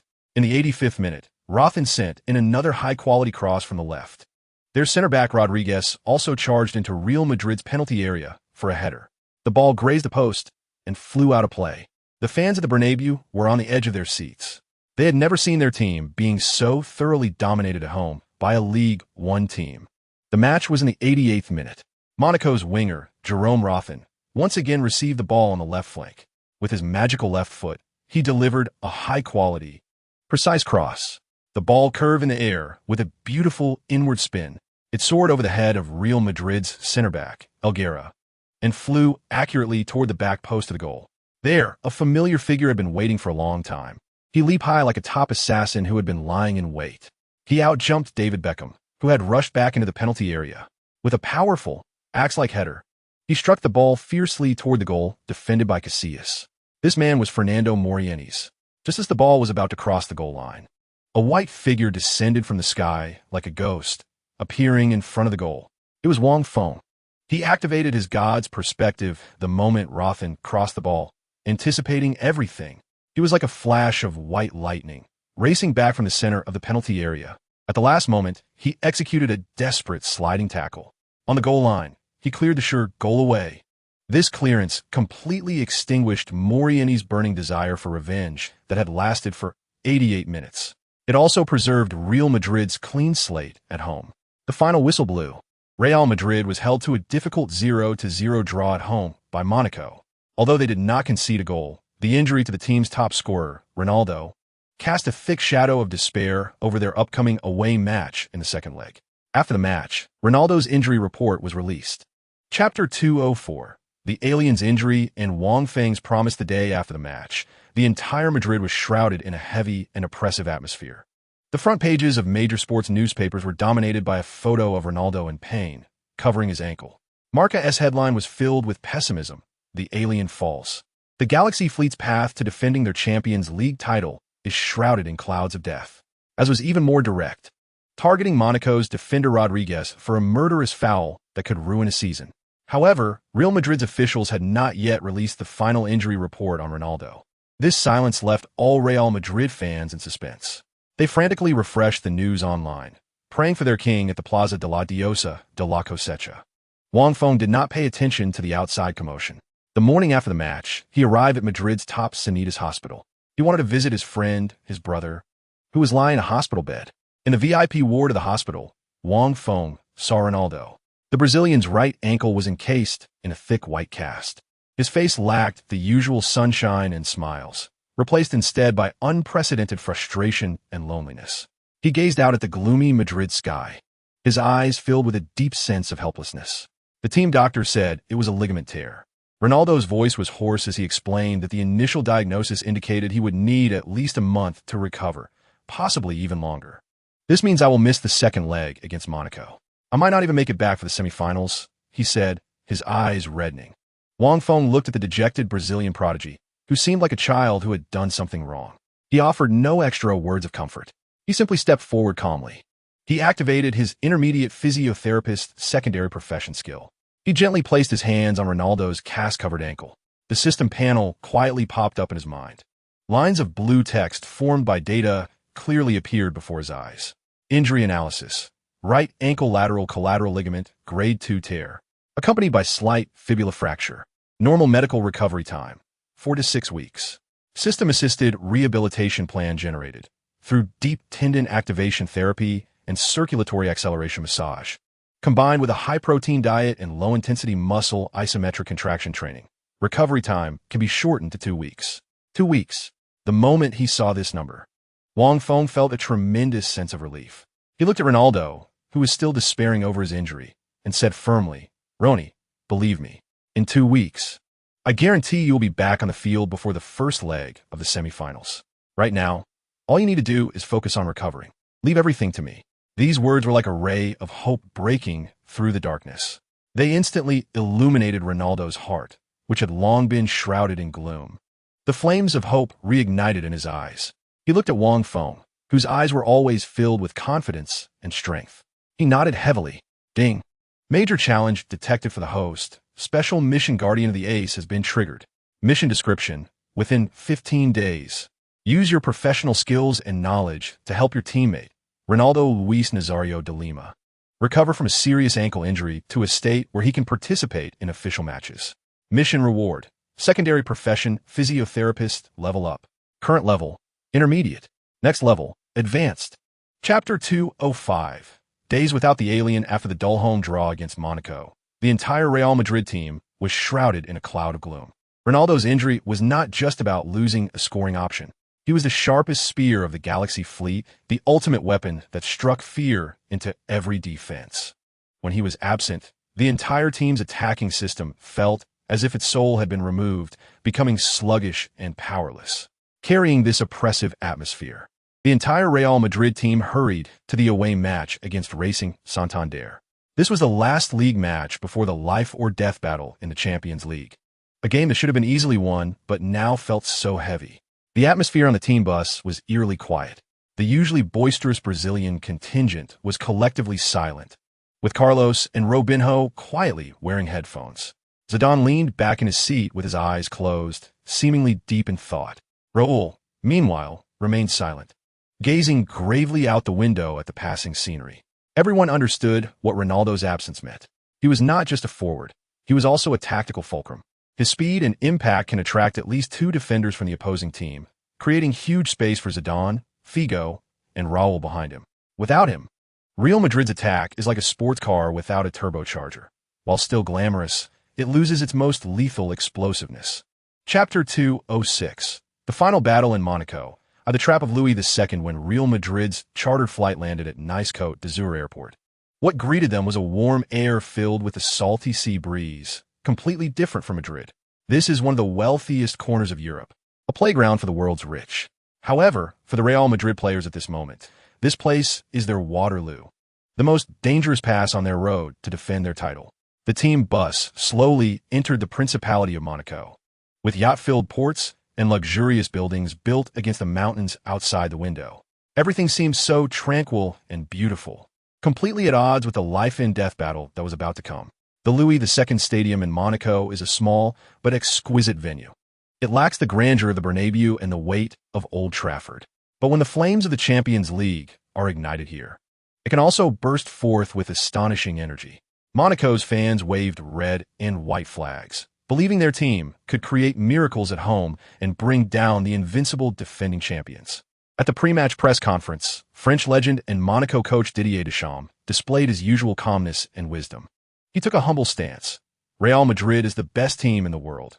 Even without Ronaldo, they still have Zidane, Figo, and Raul. We have no advantages. All we can do is give our all and play a game we won't regret at home. Chapter 207. The final battle in Monaco. To a fatal blow from the abandoned one trailing by 1 goal, Real Madrid's players lost their composure completely. They no longer played with the patience of the first half and began to surge forward, try to equalize as quickly as possible. But this played right into Deschamps' hands. He intended to exploit Real Madrid's impatience to attack the spaces behind them. Zidane in midfield began to frequently attempt breakthroughs, using his individual skills. But each time he was trapped by at least 2 Monaco players. Figo up front also seemed to be fighting a lonely battle. Guidy's passes, although still imaginative, lost their accuracy under the opponent's tight defense. The team's attack became completely disorganized. Their defensive line, due to the aggressive advance, exposed huge gaps. Wang Feng and Samuel were exhausted in the back line. In the 66th minute, Real Madrid's attack once again came to nothing. Monaco's goalkeeper Roma securely caught the ball without any delay and launched a quick counterattack with a powerful throw. Their winger Jerome Rothen received the ball on the left. The French winger, known for his left-footed crosses, advanced at high speed. Real Madrid's right-back Salgado desperately chased back, but still couldn't keep up with his speed. Rothen looked up at the penalty area, then delivered a beautifully arced and fast cross. The ball cut through the night sky of the Louis II Stadium like a sharp blade, accurately flying towards the back post of Real Madrid's penalty area. There, a familiar figure had already rushed in. He leaped high, stealing the first touch under the pressure of Wang Feng and Elgla. This person was Fernando Morientes.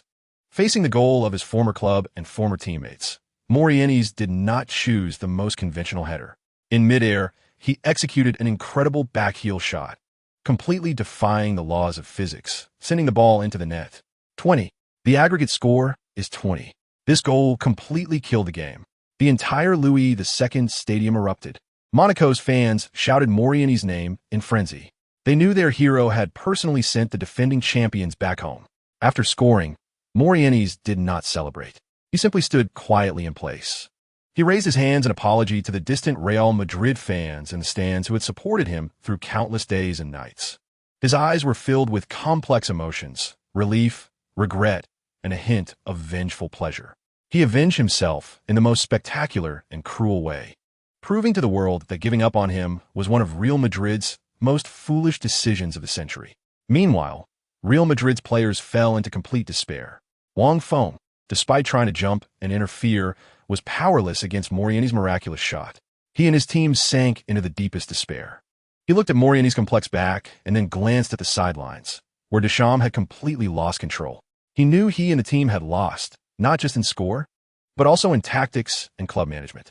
At this moment, history seemed to truly be repeating itself. Real Madrid, the once invincible galactic battleship, was about to be sunk by its own abandoned player on the Champions League stage. No. A fierce fire ignited in Wang Feng's eyes. He could not accept it. He absolutely refused to end his title defense in such a manner. He could lose, but he could not die kneeling in such a cowardly way. He walked to the center circle, looking at his dejected teammates. He knew he had to do something. Chapter 2:08. The final battle in Monaco. 3. The roar from the center back, trailing by 2 goals. Aggregate score 0-2. Real Madrid's players looked hollow-eyed at the scoreboard, as if their spines had been pulled out. The Louis II Stadium had turned into a sea of red and white, with the cheers of Monaco fans deafening, each lyric stabbing into the hearts of the Real Madrid players like a sharp knife. It's over. This thought spread like a plague in the hearts of every white-clad warrior. Raul stood with his hands on his hips, staring blankly at the sky. Zidane lowered his head, rubbing his tired face with his hands. Figo kept shaking his head, murmuring to himself, unsure of what he was saying. On the bench, the recently substituted Portillo had covered his head with a training vest. On the sidelines, Bosque sat back down on the coach's bench helplessly. His graying hair looked even paler under the stadium lights. He knew it was all over. Ronaldo's injury was like the first domino falling, triggering this irreversible collapse. His tactics and trust were shattered against the harsh reality. In the stands, Real Madrid fans fell into a dead silence. They could not believe their eyes. The once undefeated Galactic battleship, which had achieved the treble, was now like a powerless broken ship, slowly sinking in the Azure coast. Chapter 2:09. The final battle in Monaco, 4. Defying fate. In the last minute of stoppage time, the atmosphere in the Louis II Stadium was at its peak of tension. The Monaco fans in the stands clasped their hands together, praying for a miracle to happen. The Real Madrid fans were shouting hoarsely, cheering for their team. This is a free kick in the front court, positioned on the left side, about 30 meters away from the goal. This would be Real Madrid's last attacking opportunity in the match. David Beckham stood over the ball, his face filled with seriousness. Sweat dripped down his handsome face. He knew that this kick would determine the fate of the entire season. He glanced at the penalty area. Inside the box, there was a crowd of heads. Raul, Figo, Samuel, Elguera, all of Real Madrid's aerial threats charged in. Their eyes were filled with a longing for victory. Beep. The referee's whistle blew. Beckham began his run-up. He delivered a high-quality cross. The ball arced beautifully through the air, spinning inward, flying toward the center of the penalty area. Monaco's goalkeeper, Flavio Roma, decisively chose to come out. He leaped high, his fist striking the ball away. Chapter 2:10. The aftermath of a miracle under the night sky of Monaco. Fireworks and revelry belonged to the Whites. Wang Feng's astonishing last-minute goal exploded like a nuclear bomb, igniting discussions in world football that echoed like a tsunami. The day after the match, sports media around the world featured his photo of roaring towards the sky prominently on their front pages. Spain's Marca had a simple and direct headline, God. Their front page article stated, when everyone thought fate had written its script, a young man from the East, with his incredible left foot, tore that paper apart. He wasn't just playing football, he was playing a game with the divine. Last night, God wore Real Madrid's number 15 jersey. The UK's Times took a more artistic approach with the headline, A Miracle Has a New Name, Wang. The commentary article deeply analyzed Wang Feng's performance this season. From an unknown youth team player to now Europe's hottest superstar, Wang Feng achieved this in just 1 year. He redefined the midfielder and the leader. In the last minute at the Louis II Stadium last night, we saw a giant carrying the entire team on his shoulders. Chapter 2:11. The clash of money and glory at Stamford Bridge after completing an epic turnaround at Monaco's Louis II Stadium. The name of Real Madrid resonated throughout Europe once again. Wang Feng's last-second volley was replayed countless times on television, becoming the most incredible footnote of this Champions League season, adding a vibrant stroke to his already legendary career. The aftermath of the miracle had not yet fully dissipated when all of Europe's attention quickly turned to the next thrilling showdown. The Champions League semi-final, Real Madrid versus Chelsea. This was not just a football match. It felt more like a declaration of war between tradition and the new wealthy, glory and money. On one side was the over-a-century-old, star-studded Galaxy fleet, the undisputed king of European football. Their trophy room was filled with countless trophies, and their name itself represented the pinnacle of football, the ultimate destination of countless players' dreams. On the other side was the blue empire built by Russian tycoon Roman Abramovich with endless rubles. They waved their checkbooks. stirring up a storm in the transfer market, gathering top stars from around the world. The head coach was Italy's Ranieri, with stars like Argentina's Crespo, Wizard Verone, Irish winger Duff, England's Ironman Lampard, and future captain Terry, forming a team eager to announce their rise with a Champions League title. Chapter 212. The Blue Youth storm in the stands of Stamford Bridge. Blue flags surged like waves. The voices of 40,000 Chelsea fans merged into a roar, nearly shaking the stadium's roof off. Their team was on the pitch, attacking the defending champions' defense in the most primal and pure way. This is the Premier League. This is the Blue Youth storm. The pace of the match was breathtaking, and Real Madrid's superstars seemed very unaccustomed to the high-intensity physical confrontations and fast-paced transitions.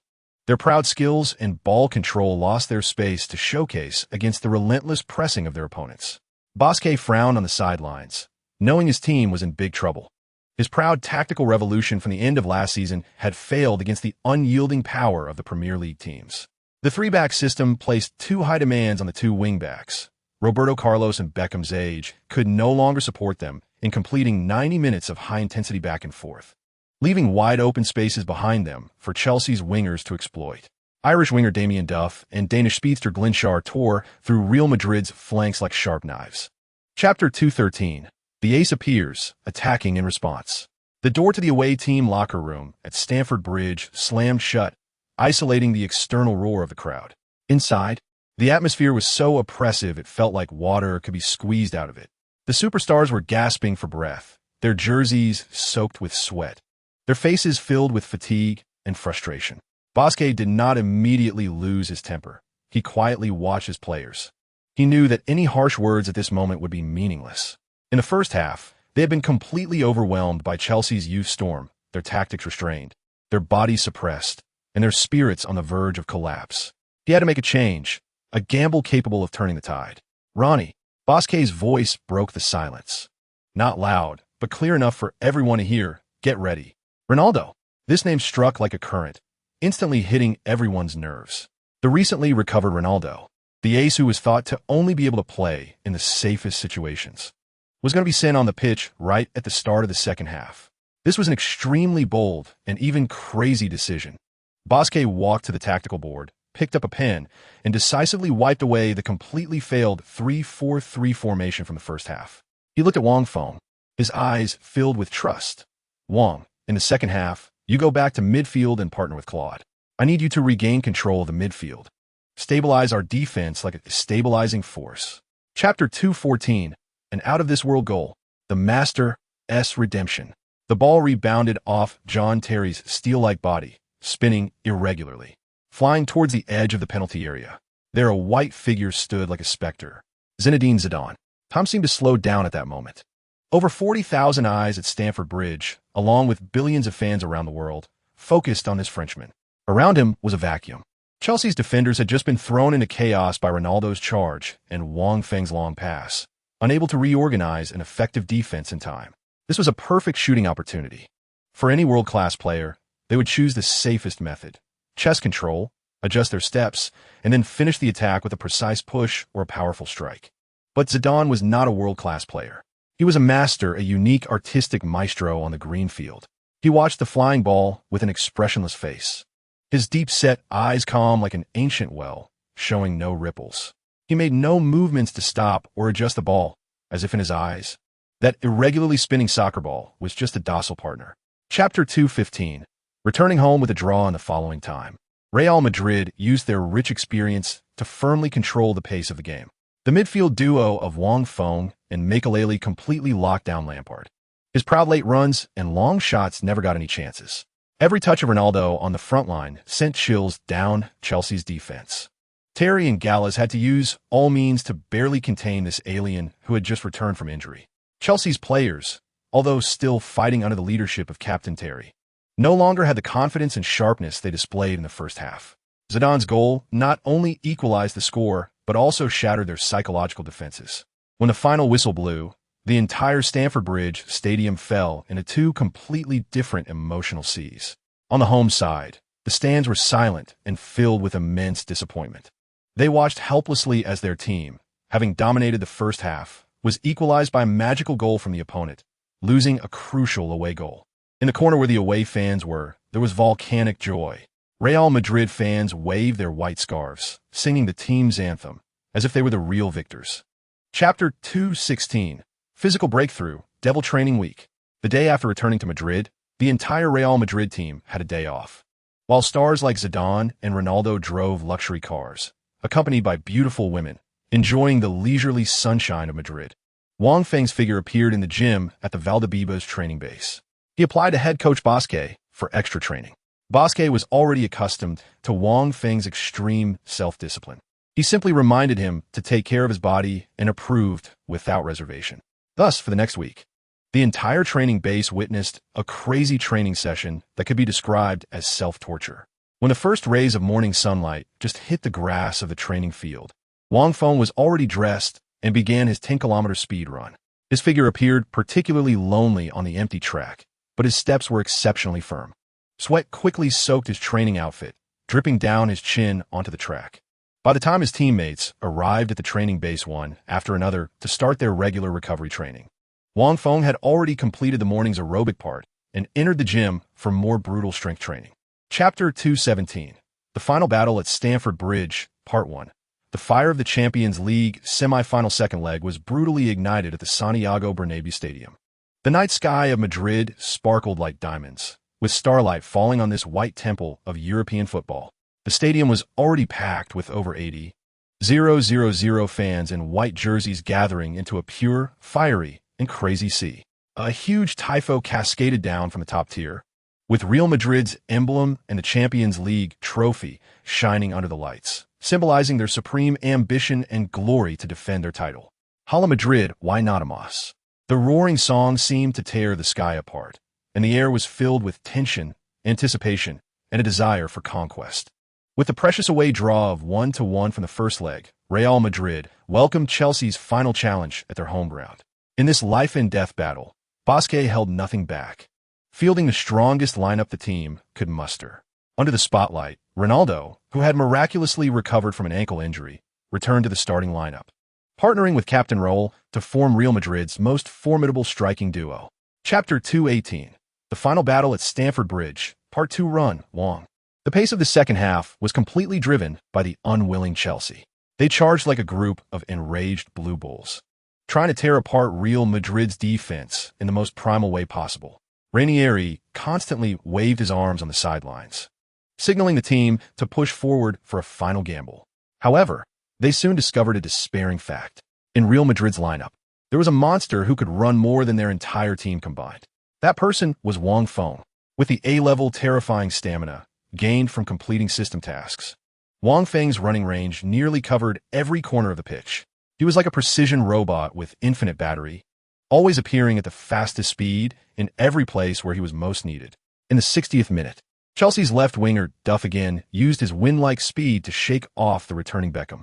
Just as he prepared to cross from the byline, a white figure, like a ghost, swiftly moved across from the center of the penalty area, executing a clean and precise sliding tackle that deflected the ball out for a corner. Duff stared in disbelief at the timely appearing Wang Feng, unable to comprehend how a defensive midfielder could be so fast in recovery. Chapter 2:19. The final, it's them again. Real Madrid reached the Champions League final for the second consecutive year.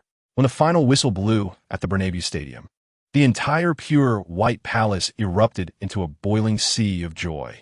80,000 fans wildly waved their scarves and flags, their singing and roaring converging into a wave of sound that nearly overturned Madrid's brilliant night sky. Players ran and embraced wildly on the grass, while the substitutes and coaching staff rushed onto the field, all piling together to fully release the ecstasy of victory. Zidane let out a long howl, tears streaming down his resolute face. Ronaldo knelt on the grass, kissing the pitch that had given him new life. Raul raised his arms high, receiving the highest respect from the fans. Wang Feng stood among the crowd, watching the white ribbons flying in the air and the dazzling fireworks, listening to the fans roaring his name like a tidal wave. His heart was incredibly calm, yet there was a boiling magma surging within. He did it, they did it. From the edge of hell in Monaco to defeating the Premier League giants, they once again stood at the threshold of European glory. The joy of this victory quickly spread throughout Madrid. Countless fans flooded the streets, gathering in Plaza de Cibeles, celebrating through the night as their beloved team once again claimed supremacy in Europe. Chapter 220, the ultimate test on the path to defending the title with the supreme joy of advancing to the Champions League final and high morale. The entire Real Madrid team shifted their focus completely to La Liga. With 3 rounds remaining in the league, they led second-place Valencia, coached by tactical master Benitez, by only 3 points. This advantage was not secure. Any defeat could turn the entire season's efforts into bubbles. In the next round, they would face Valencia at home in the decisive battle. The outcome of this match would directly determine the championship of this season's La Liga. Winning would lead to an early coronation, expanding the lead to 6 points and securing the championship with only 2 rounds left in the league. A draw or loss would leave the suspense until the final round.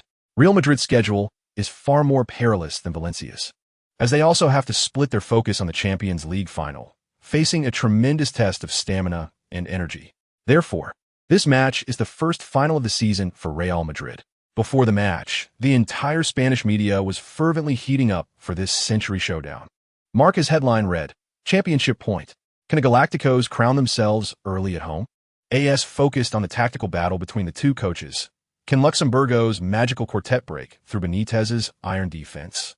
Chapter 221, stifling offense and defense. Midfield strangulation battle. The Battle of the Mountain officially kicked off at the Santiago Bernabéu Stadium, under the night sky of Madrid. This white football temple was already ignited by 80,000 fervent fans. A massive tifo slowly unfolded from the north stand, featuring Real Madrid's emblem and the La Liga Championship trophy, below which was a powerful slogan, Rey de España, Rey de Europa, King of Spain. King of Europe. Luxemburgo kept his word and adopted Wang Feng's suggestion. In this life-and-death battle that determined the championship, he deployed a defensive midfield duo of Wang Feng and Claude Makelele, arguably the strongest defensive combination in Europe. This was a clear signal that Real Madrid's goal tonight was primarily to remain unbeaten. Up front, the dazzling magical quartet of Ronaldo, Zidane, and Figo all took the field. On the back line were Carlos, Samuel, Helguera, and Beckham. The goalkeeper remained the team's guardian, Saint Casillas. From the first minute, the match entered a white-hot, suffocating midfield stranglehold. Chapter 222. Casillas' godlike save. Aymar's shot was perfect in timing, angle, power, and curve. The ball traced a bizarre, anti-physical arc in the air, circumventing Wang Feng's block and heading straight for the top left corner of the goal. It was a theoretical, absolute dead angle, a goalkeeper's forbidden zone. At that moment, the entire Bernabéu Stadium fell into a deathly silence. The hearts of 80,000 fans seemed to be gripped tightly by an invisible hand, even their breaths held in suspension. Time seemed to slow down countless times. Every frame of the scene etched clearly onto everyone's retinas. Everyone thought this ball was undoubtedly going in. Real Madrid's path to defending the championship would be cast in a thick, desperate shadow by the feet of this Argentine genius. On the sidelines, Benitez had already stood up from his seat, his fists clenched, his eyes shining with the light of victory. Just at that critical moment, Real Madrid's guardian, their saint, Iker Casillas, moved with an incredible reaction speed that completely defied the laws of human biomechanics. He launched himself in the center of the goal line like a cannonball. His body stretched in the air like an eagle soaring in the white sky, spreading its all-powerful wings. Chapter 223, The Master's Waltz, the Coronation of Champions. Casillas' incredible save injected the strongest adrenaline into the hearts of every exhausted Real Madrid player. The momentum of the match underwent a complete, irreversible reversal at that moment. Valencia's players, having missed this opportunity that could have killed the game, appeared demoralized. Their pressing was no longer as fierce as before. Their defense, for the first time, showed a slight, imperceptible loosening. Meanwhile, Real Madrid's players were soaring with morale. The match restarted. The ball found its way to Real Madrid's feet. Zidane, the elegant French artist, began his magnificent yet deadly waltz in midfield. In the 70th minute, Zidane received the ball on the left. He faced Valencia's right back, Curo Torres. The French maestro's body began to sway gently with a unique rhythm. The ball at his feet seemed to come alive, bouncing and dancing to his tempo. Curo Torres was fully focused, not daring to be careless. He knew he was facing the most technically gifted midfield maestro on the planet. Chapter 224, the Champions Parade, and the loss of the Copa del Rey the day after winning the La Liga championship. The entire city of Madrid was engulfed in a grand, white celebration. The entire Real Madrid team boarded a double-decker open-top bus decorated with the team emblem and championship trophy, slowly making their way from the Bernabeu Stadium to the Plaza de la Diosa de la Cosecha in the city center. Wherever the bus went, the streets were filled with fans. Hundreds of thousands of passionate Madrid fans flooded the streets. They wore white jerseys, waved Real Madrid flags, and shouted the names of every hero. Roll, roll, forever the captain. Zidane, Zidane, you are art. Ronnie, the alien, the world's number one. And when the bus carrying Wang Feng passed by, the cheers of the fans reached a peak. King, king, our God, champions, champions, we are the champions. Wang Feng stood on the bus, looking at the endless sea of white before him, listening to the thunderous cheers in his ears, his heart filled with excitement and pride. He raised the La Liga championship trophy high, saluting the enthusiastic fans. The flashes were like daylight. The cheers drowned out everything. At that moment, he was the hero of this city. However, just as the entire team was immersed in the immense joy of retaining the league title, a piece of bad news fell like a bolt from the blue. The Spanish Football Association officially announced the date for this season's Copa del Rey final. It was just 3 days after the Champions League final. This scheduling shocked and angered the entire Real Madrid club. It meant that Real Madrid would have to fly to Barcelona immediately after playing the most important, physically demanding, and mentally stressful Champions League final. With almost no time for rest and adjustment, to compete for the Copa del Rey title against a physically fit Zaragoza, this was simply an impossible task. The team's stamina would face an unprecedented, severe test. Head coach Luxemburgo immediately lodged a strong protest through the club to the Spanish Football Association, hoping they would reconsider the schedule. But the reply was cold, official, and undeniably dismissive. The reason given was that the schedule had already been determined and could not be changed. This news left the Real Madrid players feeling deep helplessness and anger. Upon learning this news, Wang Feng furrowed his brow. He knew that the inertia of history had once again appeared in the most cruel way.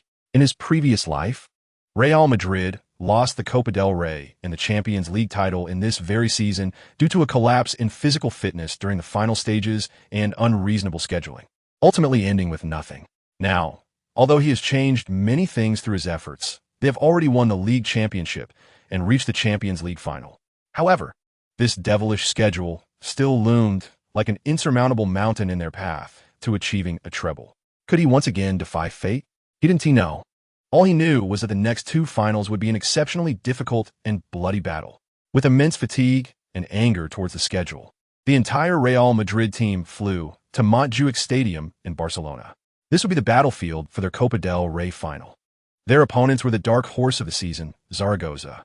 In the final, Real Madrid sent out their main players, but every player's face was filled with unmistakable exhaustion. Their eyes lacked the sharpness and confidence they had previously displayed. Meanwhile, their opponents, Zaragoza, were well-rested and brimming with fighting spirit. A final with a significant disparity in strength, but a stark difference in form, was about to unfold. Chapter 225, Copa del Rey Final. The exhausted Kings the whistle for the Copa del Rey final blew on time at Montjuic Stadium in Barcelona.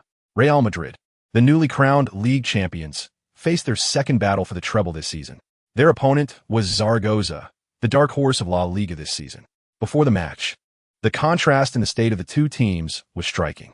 Although the Real Madrid players felt excitement for the upcoming final, their physical fatigue was impossible to conceal. A week of consecutive matches and the recently concluded league showdown had drained their last reserves of stamina. In the warm-up before the match, their movements clearly lacked the previous enthusiasm and explosiveness. Every action seemed incredibly heavy. On the other hand, Zaragoza was well-rested, and the entire team was in peak physical and mental condition. Their eyes were filled with hunger for the championship and excitement for challenging the Giants. Thus, a final with a significant disparity in strength, but a stark difference in form began. The match started. Zaragoza, as expected, began to attack Real Madrid's defense in their most proficient manner from the very first minute. Chapter 226, the final battle. The night before Gelsenkirchen, carrying the huge shadow of their Copa del Rey defeat and with heavy legs that felt as if they were filled with lead, The entire Real Madrid team flew to Gelsenkirchen, Germany. This would be the end point of their final journey this season. The atmosphere within the team was exceptionally gloomy. On the flight from Madrid to Gelsenkirchen, hardly anyone spoke. Everyone was silent, either staring out at the clouds or resting with their eyes closed. The defeat in the Copa del Rey felt like a massive stone weighing down on each person's heart. The dream of a treble had shattered, leaving a glaring crack in what was otherwise a perfect season. The media and fans began to express strong concerns about Real Madrid's prospects for defending their title.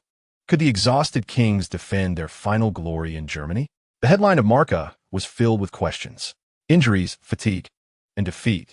The Galacticos faced their most severe crisis before the final, as went even further, pessimistically predicting Real Madrid's prospects. On the other hand, their final opponent, Mourinho's Porto, was in high spirits. They had also successfully defended their title in the domestic league and were well rested, with the entire team in optimal physical condition. Chapter 227, Champions League Final. An unexpected start as the majestic Champions League theme music played above Schalke Stadium. The two teams representing the highest level of European football slowly walked out from the player tunnel. On one side was the reigning champion, Real Madrid, adorned in pure white. On the other side was the disciplined dark horse, Porto, dressed in blue and white stripes. Wang Feng stood in line, his gaze crossing the crowd ahead to meet that of the sharp-eyed man standing in the opposing line, Jose Mourinho. It felt as if electricity was crackling in the air. Under Wang Feng's encouragement, the Real Madrid players indeed displayed a completely different spirit from that in the Copa del Rey final, showing a primal desire for victory. The referee blew the whistle to start the match. The Champions League final officially began. The Real Madrid players charged at their opponents like tigers released from their cages, engaging in a most intense battle for every inch of ground from the very first second. Their fighting spirit even surprised Mourinho, who was known for his calm demeanor on the sidelines. He hadn't expected this seemingly exhausted team to unleash such powerful energy. Chapter 228, Champions League Final. The strangulation from the madman Beckham's unexpected exit completely crippled Real Madrid's right side attack. Substitute Michel Salgado, while solid defensively and spirited, could not match Beckham's crossing ability by any measure. His desperate crosses either soared high into the stands or were easily cleared by the opposing defenders. Real Madrid's 3-4-3 system, which had the sharpest right-wing blade, was now blunted. On the sidelines, Jose Mourinho, like a shark sensing blood, keenly seized this once-in-a-lifetime opportunity. He immediately stood up from the bench, moved to the sideline, and signaled for a tactical adjustment to his players. His expression was calm, yet lethal, eyes glinting with the light of a hunter. Porto's formation quietly changed. Their attacks began to surge like a tide, focusing on Real Madrid's right flank. Porto's left winger, the Russian Dmitry Alenichev, began to assault Salgado's defensive area repeatedly like a searing dagger. Although Salgado fought tirelessly, like an enraged bull, running and tackling on the right. The combination of Alenichev's nimble dribbling and Deco's occasional positional shifts began to make the right side he was defending precarious and fraught with danger. Chapter 229, Champions League Final. The last frenzy in the Real Madrid locker room. The atmosphere was at its most oppressive. Bosque looked at the dejected players and knew that any complex tactical arrangement had lost its meaning at this moment. Their bodies had reached their limits, and their tactics had been disrupted by Beckham's unexpected injury. He slowly walked to the center of the locker room, scanning each of the downcast stars. His voice was hoarse, yet filled with undeniable power. "Gentlemen, lift your heads. I know you are tired. I know you're disappointed. But look at the badge on your chest." He pointed to the Real Madrid badge on his chest, speaking each word clearly. "This is the badge of Real Madrid. It represents glory. It represents never giving up. As long as the final whistle hasn't blown, we haven't lost. In the second half, forget the score, forget the fatigue, forget the damn tactics. Fight for the badge on your chest. Fight for the glory of the defending champions." There are no stirring slogans, no complex strategies, just the simplest, purest call for honor. The second half began. The Real Madrid players reignited the fire in their eyes. They launched into a final, desperate charge. Zidane, in midfield, ran tirelessly, trying to tear through Porto's defense. Figo, on the right, repeatedly used his aging body to attack the opponent's flanks. Raul, in the front, like a tireless ghost, searched for that fleeting chance to strike. They were using their willpower to battle against their physical limits. However, Mourinho's team played like a cold, precise defensive machine.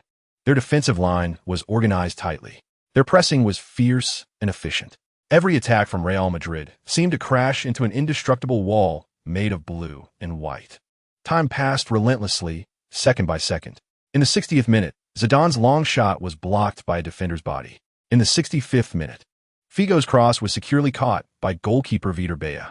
In the 70th minute, Raul's point-blank chance in the box was resolved by Carvalho's precise tackle.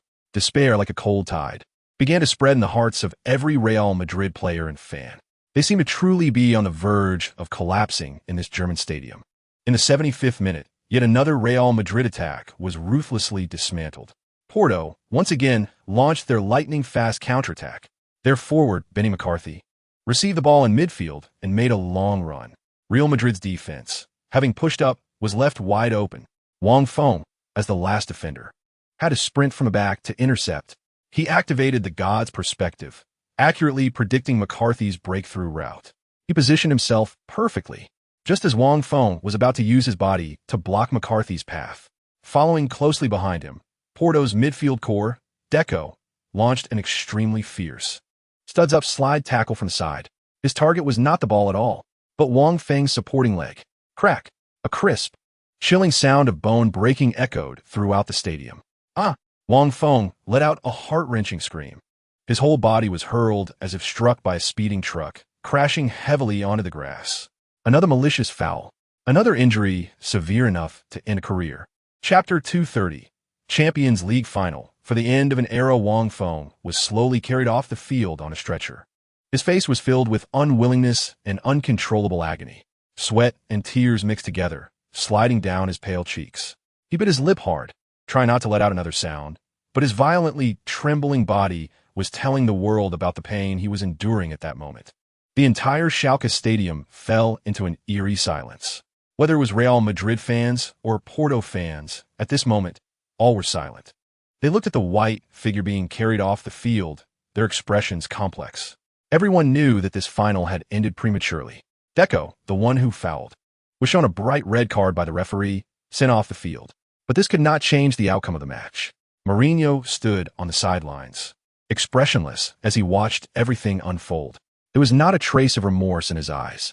For him, victory was everything. In the final moments, Real Madrid used up all their substitutions. They brought on young forward Portillo, making one last, futile struggle. But having lost Beckham and now Wang Feng, this Real Madrid team had lost their soul and their backbone. Their attacks became chaotic. Their defense also became riddled with holes. In stoppage time, Porto, playing with one less man, capitalized on another quick counterattack opportunity. Their substitute winger, Alenichev, received the ball on the left and drove forward, calmly shooting past the advancing Casillas. The ball rolled into the empty net. 2-0. Mourinho killed the match with that goal. The final whistle blew. Mourinho could no longer contain his emotions. He charged onto the field like a madman.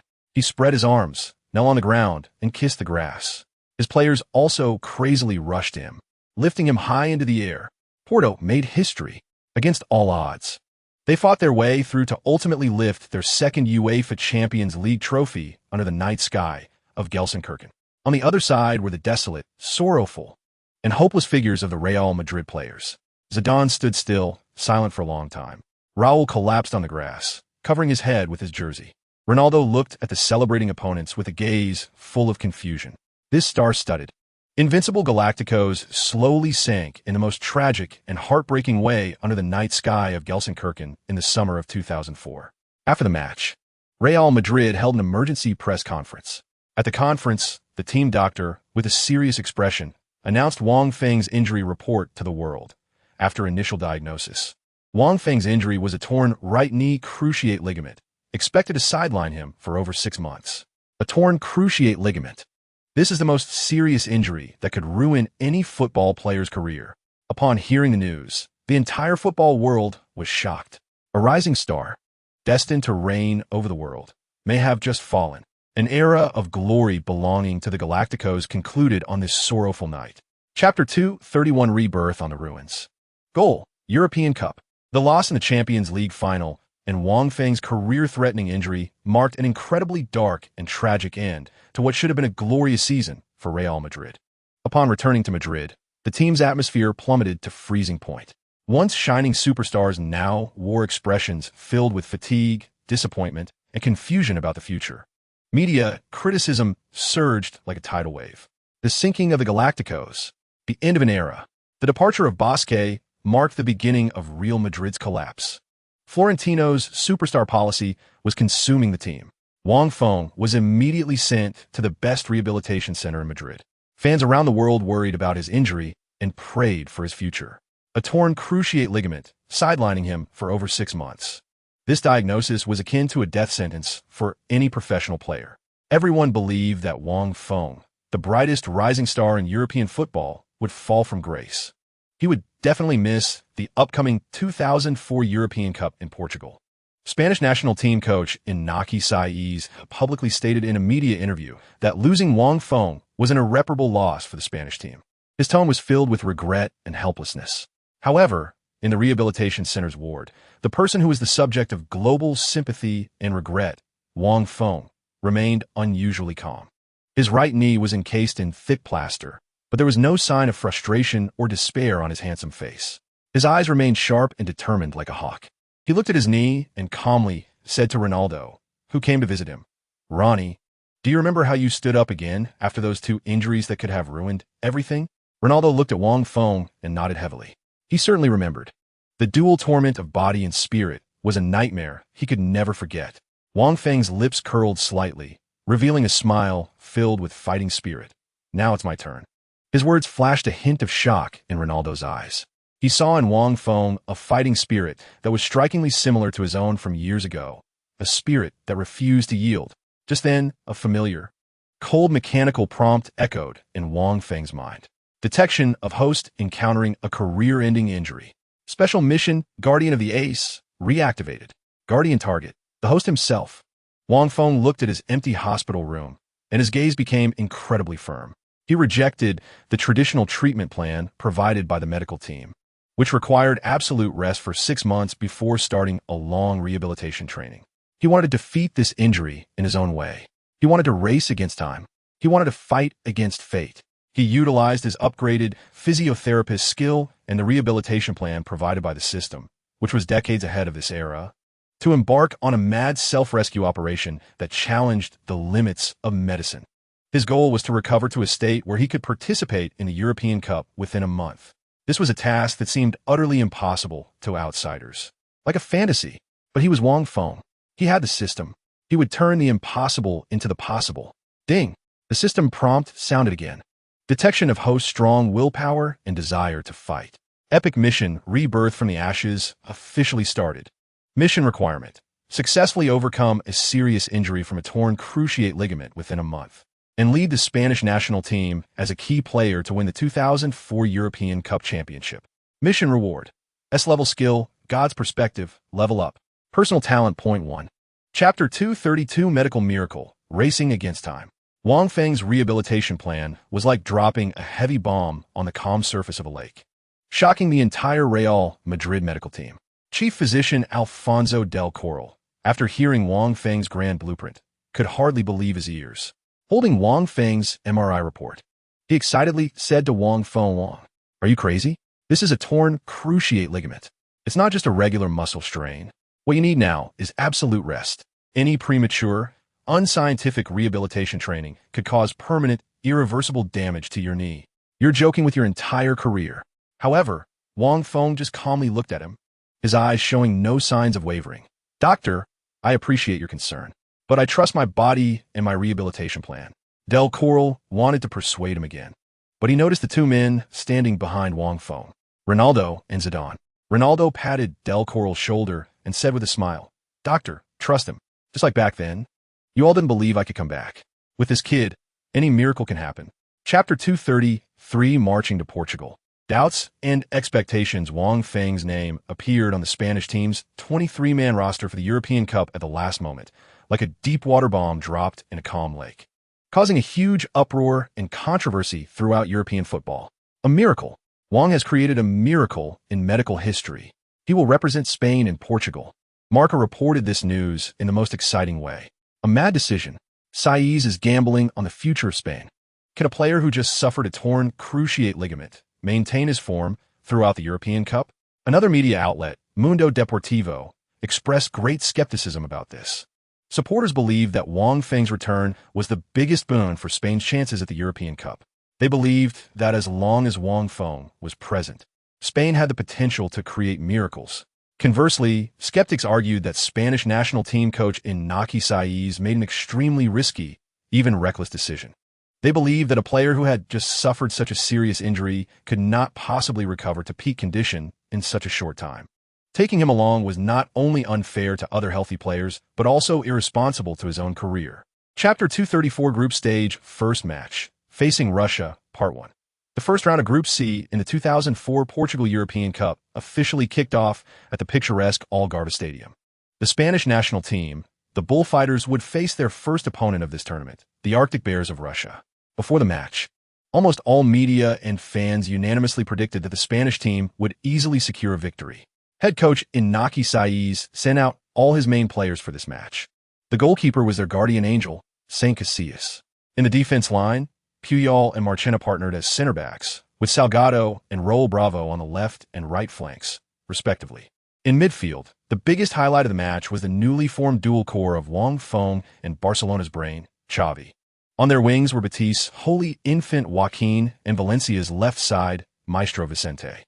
Up front were Real Madrid's banner player Raul and Fernando Morientes, who had just been wreaking havoc in League One. This lineup was filled with skill and creativity. Coach Seeth's tactical instructions for Wang Feng were also very clear. In the pre-match locker room, he told Wang Feng, "I know you have fully recovered. However, I need you to conserve your energy for the more important knockout stage.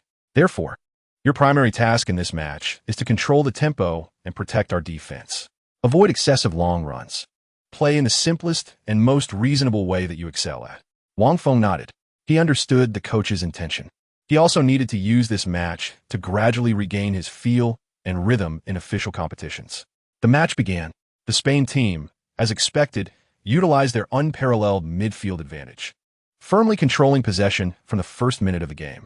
Wang Feng, like a calm and precise metronome, stood in the midfield and backline, constantly orchestrating the team's every attack with his surgical precision short passes and long passes filled with vision. Xavi played freely beside him, showcasing his talent with every touch and turn filled with artistry. Under their leadership, the Spanish midfield flowed like a stream.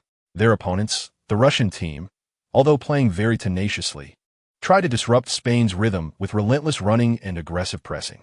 However, in the face of absolute technical superiority, their efforts seemed somewhat futile. They could hardly intercept the ball from the feet of the Spanish players and could barely approach the edge of Spain's penalty area. The entire first half turned into a halftime attacking drill for the Spanish team. However, Spain's familiar stubborn old problem reared its head again, dominating but failing to score. Despite holding more than 70 of possession, their forwards seemed to struggle to find their shooting boots. Raul missed a close-range header in the box. Morientes had 2 shots, one soaring over the crossbar and the other saved heroically by the opposing goalkeeper. Joaquin and Vicente made sharp breakthroughs on the flanks, but their final passes were always just slightly off. The 0-0 scoreline made Coach Seeth on the sidelines appear somewhat anxious, his brows furrowed. The halftime whistle blew, and the Spanish players walked off the field, their faces filled with helplessness and impatience. Wang Feng, watching his teammates struggle to score, also felt a bit of pressure. He knew that if things continued this way, the game's direction would become very dangerous. He might need to do something to change all of this. Chapter 235, Group Stage First Match, Facing Russia, Part 2. The whistle for the second half blew. The sun was still shining brightly over the Algarve Stadium, but the faces of the Spanish players were overshadowed by a faint gloom. A score of 0-0 was undoubtedly a failure for a team aiming for the championship. Wang Feng's playing style quietly changed after the second half began. He was no longer content to just be a calm metronome in the midfield and backline like in the first half. He started to push forward more decisively. He began to participate more in the attacking organization within the 30-meter area. His sudden change left the Russian defense feeling very uncomfortable. They had thought Wang Feng would behave as he did in the first half, but now the ghost on the field was beginning to drift towards their penalty area. In the 60th minute, Spain launched an attack. Wang Feng received a cross from Xavi in midfield. He looked up and observed. God's perspective activated. The entire situation of the field presented itself in his mind like a three-dimensional, godlike overview. He saw Joaquin on the right flank, who, after making eye contact with him, began to sprint forward at high speed. The Russian left-back was left behind by Joaquin's speed. Opportunity. Wang Feng did not hesitate. He swung his right foot and sent a beautifully arched, long pass over the top. The ball traced a brilliant, rainbow-like arc in the air. It precisely cleared the entire Russian defensive line. It landed 3 meters in front of Joaquin. This was a perfectly timed pass. Joaquin comfortably controlled the ball. He dribbled into the penalty area. Facing the approaching Russian center back, Joaquin did not choose to shoot. His signature, flamboyant bicycle dribble began. Left foot, right foot, left foot. The opposing defender was left dizzy and off balance. Suddenly, Joaquin accelerated, forcefully breaking through from the outside. He reached the byline, crossed it. The ball, spinning fiercely, flew towards the middle of the penalty area. There, the recently substituted Valencia forward, Mista, like a cheetah, burst out from the crowd. He leaped high above the opposing center back. With a powerful Lions header, the ball hit the net. 1-0. Spain finally broke the deadlock in the 61st minute of the second half. The half of the Algarve Stadium occupied by Spanish fans erupted. They waved their red and yellow flags and sang the team's anthem. After scoring, Mista excitedly ran towards Joaquin, who assisted him. Joaquin immediately pointed to the number 15 in the back line. He knew that 90 of the credit for this goal belonged to the man who tore apart the entire defense with an incredible long pass. This goal came from Wang Feng's sudden, unconventional long pass. In the end, with this golden goal, the Spanish team narrowly defeated the resilient Russian team 1-0 in their first match of the European Championship, achieving a valuable opening win. After the match, Wang Feng's long pass that initiated the play was recognized by UEFA as the best moment of the game. His form is gradually and unstoppable returning. Chapter 236, Prologue to Greek Mythology. In the second round of the group stage, Spain will face the Greek team, recognized as the weakest opponent in the group. Before the match, almost all media and fans believed it would be a one-sided game without suspense. The Spanish team would secure their advancement in the group with a resounding victory. The head coach of the Greek team is the German Otto Rehagel. Known for his rigor and discipline, the veteran German coach remained very low-key at the pre-match press conference. He said solemnly to the reporters, "Spain is one of the best teams in the world. They have top stars like Wang, Raul, and Xavi. We're not on the same level as them. Our goal in this match is to earn a point from them." His words made everyone feel that the Greek team had already surrendered in advance. However, after repeatedly watching the video of Greece's first match in the hotel, Wang Feng expressed his concerns to Xavi. This opponent might be tougher than we imagine. Xavi, somewhat puzzled, asked why. Didn't they just narrowly defeat the host Portugal 2-1 in their first match? The Portuguese wasted too many chances. Wang Feng shook his head, his expression becoming serious. No, look at their defense. He pointed to the screen, highlighting Greece's tightly organized defensive formation, which resembled a solid iron barrel. Their formation is maintained extremely well. Every player executes the coach's tactics like a machine. Their defense is layered and disciplined. Moreover, they're physically very strong. Our technical advantage may be infinitely weakened in front of them. The match began at the Estadio do Dragão in Porto. Greece indeed set up a suffocating iron curtain defense from the first minute of the game. All their players retreated, with 11 men compressed into their own half. Their formation was extremely tight. Spain's possession-based football completely lost its former magic in front of them. The ball could only move aimlessly around the perimeter of their penalty area. Xavi tried to break through the defense with his surgical-like through passes. However, each attempt was anticipated and intercepted by the opposing defenders. Joaquin and Vicente attempted to break through on the flanks using their individual skills, but every time they received the ball, they immediately found themselves surrounded by at least 2 defenders. Raul and Morientes felt trapped in the penalty area, unable to maneuver as they were tightly marked by the tall center-backs, Delis and Capsis. In the first half, although the Spanish team had an overwhelming possession rate of over 70, the number of shots on goal was minimal. The few attempts they made were easily collected by the Greek goalkeeper Nikopolidis. The Greek defense was like an impenetrable wall made of blue and white. As the halftime whistle blew, the Spanish players walked off the field. For the first time, Deep feelings of helplessness and frustration appeared on their faces. They seemed to have fallen into a huge, inescapable trap meticulously laid by their opponents. Chapter 237. Breaking the Iron Curtain. The atmosphere in the Spanish team's locker room was stifling. The players sat silently in their places. The only sounds were the heavy breathing and the sweat dripping from their jerseys onto the floor. Head coach Sayas stood in front of the tactical board, his face filled with helplessness and anxiety. He shouted to the players, "Gentlemen, lift your heads. We are Spain. We have the best midfield in the world. Don't be intimidated by their ugly football." He picked up a pen and drew on the tactical board, explaining, "In the second half, we need to strengthen our long shots. There are too many people in their penalty area. We will punish them with long shots. On the flanks, Joaquin, Vicente, you need to break through more decisively. Cross the ball. Don't be afraid of making mistakes." However, his words did not receive much positive response from the players. Wang Feng sat in the corner, calmly observing everything. He knew that the coach's adjustments could not fundamentally solve the problem. The Greek team's defense was too layered. Their players, like a suicide squad, were willing to use their bodies to block any shot. Simply increasing long shots and crosses would only lead them deeper into a war of attrition. The second half began.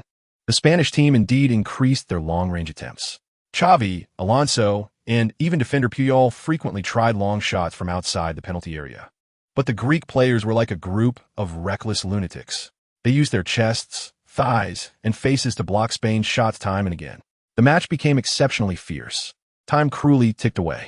At the 60th minute, at the 65th minute, the Spanish players grew increasingly impatient. Their passing errors began to increase. Their attacks became simpler. This played right into the hands of the Greek coach Real. He was waiting for his one opportunity. In the 66th minute, the chance came. A corner kick by the Spanish team was successfully cleared by the Greek team. The ball fell to their midfield core, Caragunis. The Spanish team pushed forward. Behind them was a vast, open, deadly gap. Caragunis did not hesitate. With a precise long pass, he sent the ball forward. Their forward, Angelos Charistias, sprang into action like a cheetah. He used his strong body to push away the retreating Spanish center back, Mascherano. One-on-one, facing the onrushing Casillas. Charistias did not choose to shoot. He calmly lifted the ball to the far post. Their other forward, Frises, rushed in. A header. A shot on goal. The ball hit the net. 10. Greece took the lead. The entire Bessa stadium erupted. The Greek fans celebrated wildly. They saw hope for creating history. And this goal left the entire Spanish team in deep, icy despair. Despite having absolute dominance, they were taken down by the weakest opponent in the group with the simplest counterattack. They were about to be nailed to the pillar of shame in European Championship history. Wang Feng looked at Real, who was celebrating frantically on the sidelines, and the Greek players hugging each other on the field. For the first time, his eyes showed a cold, angry flame. He could not accept defeat. He absolutely refused to fail in this way. The match restarted. Wang Feng's position boldly moved forward. He directly advanced from the defensive line to the defensive midfielder position. He wanted to organize personally. He wanted to attack personally. He wanted to tear apart that damned blue and white wall in his own way. Chapter 238. The Wrath of the God of War, Part 1. Wang Feng, who had moved forward, resembled an ancient beast that had been completely enraged and broken free from its shackles. He emitted a suffocating, bone-chilling, killing intent. He was determined to take control of this damned match in his own way. In the 70th minute, the Spanish team launched an attack. Wang Feng received a back pass from Xavi in the midfield. The Greek defensive midfielder, the exceptionally performing Yorios Karagunis in this match, immediately pounced from the side like a hunting dog that had caught a whiff of blood. He wanted to stop Wang Feng's advance with his strong body and fierce pressing. He wanted to tell this new core of Spain that this was the Greeks' territory, not to be violated. However, Wang Feng looked at him, his gaze undisturbed, only filled with a frozen, cold, killing intent. Just as the two were about to make contact, Wang Feng's right foot suddenly executed an extremely concealed outward pull. The movement was so fast that it left only a lingering shadow on the grass. Karagunis' body was completely deceived by this feint and instinctively moved outward. He thought Wang Feng was going to forcefully break through from the outside. Chapter 239. The Wrath of the God of War, Part 2. The match entered the final 10 minutes countdown. The Spanish team launched a final desperate assault on the Greek goal. Wang Feng became their only unstoppable pivot and hope. Every time he received the ball, every breakthrough, every shot made the seemingly indestructible Greek defense feel the pressure, teetering on the brink. The Greek players had completely given up on attacking. All 11 of them were huddled in their half, using their bodies to forge a final blue and white wall. In the 85th minute, the Spanish team earned a corner kick opportunity from the left side. This would be one of their last chances. Xavi stood at the corner flag. He took a deep breath and sent the ball in the box. Inside the penalty area, chaos ensued. Spain's captain Raul leapt high and got the first touch. A header. A shot on goal. The ball was fiercely blocked by a Greek defender standing on a goal line. However, the ball didn't fly far. It rebounded and landed right at Wang Feng's feet near the penalty spot. Wang Feng had his back to the goal. Behind him was the Greek center back Michalis Kapsis. Kapsis pushed hard against Wang Feng from behind. He used all his strength to give Wang Feng no chance to turn. Time seemed to stand still at that moment. Everyone's gaze was focused on that small, damned penalty area. Wang Feng felt the immense force coming from behind him. The corners of his mouth slightly curled up, revealing a cold, mocking smile. He did not choose to forcibly turn around, just as Kapsis put all his weight onto Wang Feng. Wang Feng's right foot suddenly executed an extremely clever backward pull. The ball obediently rolled from under his foot to behind him. Immediately after, Wang Feng's body pivoted on his left foot, making a swift 180-degree turn. A perfect, impeccable, imaginative Cruyff turn. No, this was a pullback turn that was even more deceptive and visually appealing than a Cruyff turn. Kapsis was completely faked out. He lost his balance and fell to the ground. He could only watch helplessly as the figure, like a demonic god, flashed past him. After getting past Kapsis, Wang Feng found himself in open space. Only the Greek goalkeeper, Antonis Nicopolitis, was left to face. Facing this goalkeeper, who had performed heroically throughout the match, Wang Feng's eyes showed no signs of wavering. He calmly took a shot, a push, to the far corner. The ball, skimming along the grass with intense spin, slipped past Nicopolitis' fingertips. It rolled into the dead corner of the goal. 11. In the 86th minute of the match, Spain finally equalized the score. This goal was carved out by Wang Feng with his unparalleled, godlike individual ability from the Greek team's steel defense. At the moment the ball hit the net, the entire Bessa stadium erupted. The Spanish fans celebrated madly. They returned from hell to heaven. And after scoring, Wang Feng let out a howl to the sky. He took off his jersey and rushed wildly toward the corner flag. He vented the anger and resentment that had been pent up throughout the match with loud roars. The Spanish players also rushed towards him like madmen, tightly pressing him down. They had not lost. They had preserved their last hope for advancing from the group, although it was merely a draw. But this golden goal that equalized the score at the last moment was of great significance to the Spanish team. It not only preserved their hope of advancing from a group, more importantly, it thoroughly showcased the team's blood and soul. Chapter 240, Iberian Peninsula Derby. Life and death battle. The final round of the group stage, a life and death battle, has finally arrived amidst the attention of the masses. The entire Lisbon, and even the whole Iberian Peninsula, has been engulfed in an unprecedented football frenzy due to this showdown. The air is filled with the scent of gunpowder and passion, as if even the gentle breeze carries a hint of electric tension. Spain faces the host nation Portugal. This is not just a match that determines the fate of group advancement, but also a derby battle concerning national honor and dignity. For the bullfighters, this is an unequivocal life and death confrontation. They must win to firmly grasp their destiny in their own hands. Any draw or loss would mean they shamefully return home, becoming the laughingstock of all Europe. In contrast, the host nation Portugal enjoys the advantage of time, place, and people. After unexpectedly losing to the creators of the Greek myth in their first match, they quickly adjusted their state and convincingly won the last match against Russia with a 2-goal victory, regaining the confidence of a strong team. Now, they only need a draw to advance alongside Greece from the group stage with their heads held high. With the Devils' home ground advantage, their morale is high, and they are determined to win. Chapter 241, Figo's Tears as the majestic Portuguese national anthem.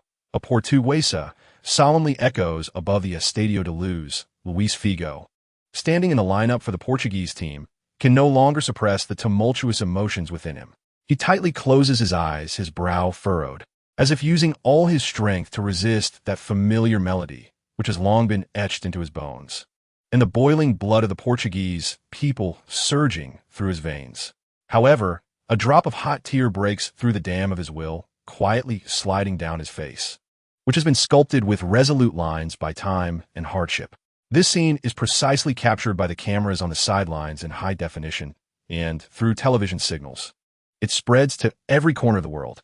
Countless fans watching the match, regardless of nationality or stance, are moved at this moment.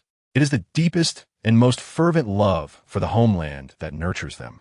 It is also the most direct and genuine response a top professional player can give when faced with national honor and professional ethics. As the anthem concludes, Figo suddenly opens his eyes. The moment of vulnerability and sentimentality disappears without a trace, as if it had never existed. In its place is a steel-like determination and resolve. He slaps his cheek hard, his gaze sharp as a knife, like a lion about to step onto the battlefield. Chapter 242. The equalizer from the Saint Baby. 1 goal down. The Spanish team is once again pushed to the edge of the cliff. Time is slipping away second by second, each tick sounding like a death knell in the hearts of the Spaniards. The Portuguese fans at Estadio da Luz have already begun their premature celebrations, their songs crashing like waves against the last psychological defenses of the players on the field. They must score at least 1 goal in the remaining time to advance from this death group, based on a slight advantage in goal difference. Any other result means they will return home, becoming a backdrop for the host nation's advancement. Head coach Sayas can no longer maintain his composure. He stands on the sidelines, having exhausted his last 2 substitution opportunities. Spain's future golden boy, Fernando Torres, replaces the exhausted striker Morientes. The Saint Baby of Real Betis, speedy winger Joaquin Sanchez, comes on for the equally fatigued winger Echeverria. This is the final gamble. Sayas has pinned all hopes on these 2 young, dynamic talents. The Spanish team begins its final, desperate assault. Wang Feng's position is again pushed forward to the defensive midfielder. With his nearly limitless stamina, he supports the team's final attack. Every run, every interception creates another opportunity for his teammates in the front line. Chapter 243. The opponent in the knockout stage. The challenge of the defending champions after the heart-stopping equalizer in the last minute at Estadio da Luz. The Spanish team feels as though they have been reborn from the ashes, from the brink of elimination to miraculously advancing to the knockout stage. The team's morale and cohesion reach an unprecedented peak. Joaquin's golden goal not only saved the team, but also acted as a shot of adrenaline, injecting every member of the bullfighters with belief. They begin to think that nothing is impossible in this European Championship. After narrowly escaping from the death group, the Spanish team enters a brief rest period, quietly awaiting the draw for the quarterfinals of the European Championship. As the second place in Group C, they are well aware that they will face a strong group winner. It could be the Czech Republic with Nedved, it could be England with Rooney and Beckham, or it could be the defending champions France with Zidane, Henry, and Vieira. At UEFA headquarters in Nyon, Switzerland, the draw ceremony takes place in a tense and solemn atmosphere. Representatives of major clubs, dressed in suits, sit in the audience with serious expressions. Chapter 244. The final showdown in France. By the challenge from the Minter, the flames of the quarterfinals of the European Championship are officially ignited at the Alvalade Stadium in Lisbon. The air before the match seems to have been drained of all noise, leaving only a heavy atmosphere named fate. All the spotlight, all the cameras, without exception, focus on 2 men, Wang Feng and Zidane. They are the midfield dual core of Real Madrid, the architects of last season's treble. One is an experienced tactical master, the other a versatile king who has burst onto the scene. In the club, they are the most harmonious teammates, the most trusted partners, and also confidants who are both teacher and friend. Today, on this pitch that determines the fate of Europe's Final Four, they have shed their familiar white jerseys and donned the colors of their respective national teams. One wears the red bullfighter jersey of Spain, while the other dons the blue rooster uniform of France. A Minter's duel, a battle of close friends. There is no more dramatic, blood-pumping script than this. Before the match, Zidane, in an interview with the authoritative French media L'Equipe, wears his signature, reserved yet confident smile. He spares no praise for Wang Feng. Wang is an incredible player. He is the smartest teammate I have ever seen. His football intelligence and tactical vision even surpass everything one would expect at his age. Playing alongside him is a pleasure. Chapter 245. The Final Showdown in France. To the impact of the King of Highbury, the atmosphere at Alvalade Stadium freezes at the moment Henry breaks through Puyol. Tens of thousands of Spanish fans watch helplessly as that black lightning tears through their proud defense, as if entering a no-man's land. Puyol, known for his toughness and bravery as the captain of Barcelona, appears so powerless in front of him. A one-on-one, an almost perfect one-on-one opportunity. The King of Highbury, Thierry Henry, charges into the penalty area. In front of him, there was only the last barrier left. Real Madrid's goalkeeper, Saint Casillas. Casillas decisively rushed out of the goal. He spread his arms wide like a hunting cheetah, trying to block all of Henry's shooting angles with his body. However, Henry is one of the most composed assassins on this planet. He looked at the rushing Casillas, his face showing no signs of disturbance. He didn't even lift his head to look at the goal, just glanced at the far post with the corner of his eye. Then he took a shot. There was no powerful strike, no attempt to get around the goalkeeper. He used the inside of his right foot to execute an extremely precise push shot. The ball, skimming the grass like a venomous snake, slipped past Casillas' armpit and rolled towards the far corner of the goal. Chapter 246. Final Showdown in France. Part 3. A response from a student being scored on by his mentor with an unstoppable world-class goal, and then being taught with that calm, yet oppressive gaze after the goal, could be a heavy blow to the confidence of any proud young talent. However, Wang Feng was not one of them. There was no sign of frustration or self-doubt in his eyes. On the contrary, beneath that calm surface, an unprecedented fiery fighting spirit began to surge like volcanic magma. Zidane's goal not only failed to crush him, but also ignited the most primitive and pure competitive spirit deep within him. He looked at the man not far away who was overseeing the entire field like a king, and his fighting spirit reached an unprecedented peak. Very good. Extremely good. This is Zidane. This is the midfield maestro who led the French team to the pinnacle of the world. Only by defeating someone like you does this victory become more meaningful. Wang Feng took a deep breath, instantly clearing his mind of distractions. He walked over to the dejected Xavi and patted him on the back. Don't mind it. That wasn't your fault. No one can stop a shot like that. Chapter 247. Final Showdown in France. Part 4. The grueling extra time. The sharp whistle, signaling the end of regular time, temporarily froze the suffocating tension in the Alvarado Stadium.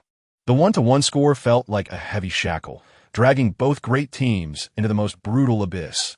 30 minutes of extra time. The Spanish players were gasping for breath. Their deep red jerseys, soaked with sweat, clinging tightly to their bodies. 90 minutes of battling the defending champions had exhausted most of their stamina. Raul was leaning on his knees, his chest heaving violently. The faces of Xavi and Puyol were also marked with fatigue. The French players were not faring any better. Zidane, the 32-year-old veteran, showed clear signs of physical decline after scoring that world-class goal. The iron duo of Vieira and Makelele, although still formidable, also showed visible signs of reduced running coverage. On the sidelines, team doctors and assistant coaches rushed onto the field, handing out towels and water, performing urgent muscle massages. Every second of the brief rest was incredibly precious. However, amidst the weary red and blue ocean, there was a white figure that seemed out of place. Chapter 248. Final Showdown in France. Part 5. The Golden Boys' decisive goal. In the 119th minute, under the massive roof of Alvarado Stadium, the air seemed to solidify. Everyone's heart was in their throats. This was the last minute of extra time, and it could be the final attack of the match. Wang Feng intercepted the ball in the backfield without hesitation. While everyone thought he would choose to control the ball and drag the game into a penalty shootout, he made the boldest and most lethal choice. He swung his right foot, a precise long pass over 60 meters. The ball arced through the air, drawing a brilliant curve with strong spin. It sliced through the French defense, which had become vulnerable due to their all-out attack, like a precise surgical knife. The French players had pushed themselves to the limit. Their legs felt as heavy as if they were filled with lead. They could only watch helplessly as the white ball flew over their heads, heading towards the deadly open space behind them. There, a red figure was using the last ounce of strength in his life to sprint forward. Raul Gonzalez, the flag of Bernabeu, the captain of Spain. In the more than 120 minutes of the match, he had run tirelessly and fought hard. His stamina was already depleted, but at this moment, what sustained his run was no longer muscle, but that indomitable champion's heart. Chapter 249. semi-final opponent. The challenge from the Orange Army, the Red Sea of the Alvarado Stadium, erupted into a frenzy the moment the final whistle blew, turning into a celebration ground for the Spaniards. Players and coaches on the bench rushed onto the field, lifting the exhausted Raul and the golden boy Torres, who scored the decisive goal, high into the air. Eliminating the defending champion French team was a miracle worthy of being recorded in history. In the locker room, the smell of champagne mixed with the excited roars of the players. Coach Cesc embraced every player with excitement, under immense pressure. This veteran had finally led the team over the most difficult hurdle.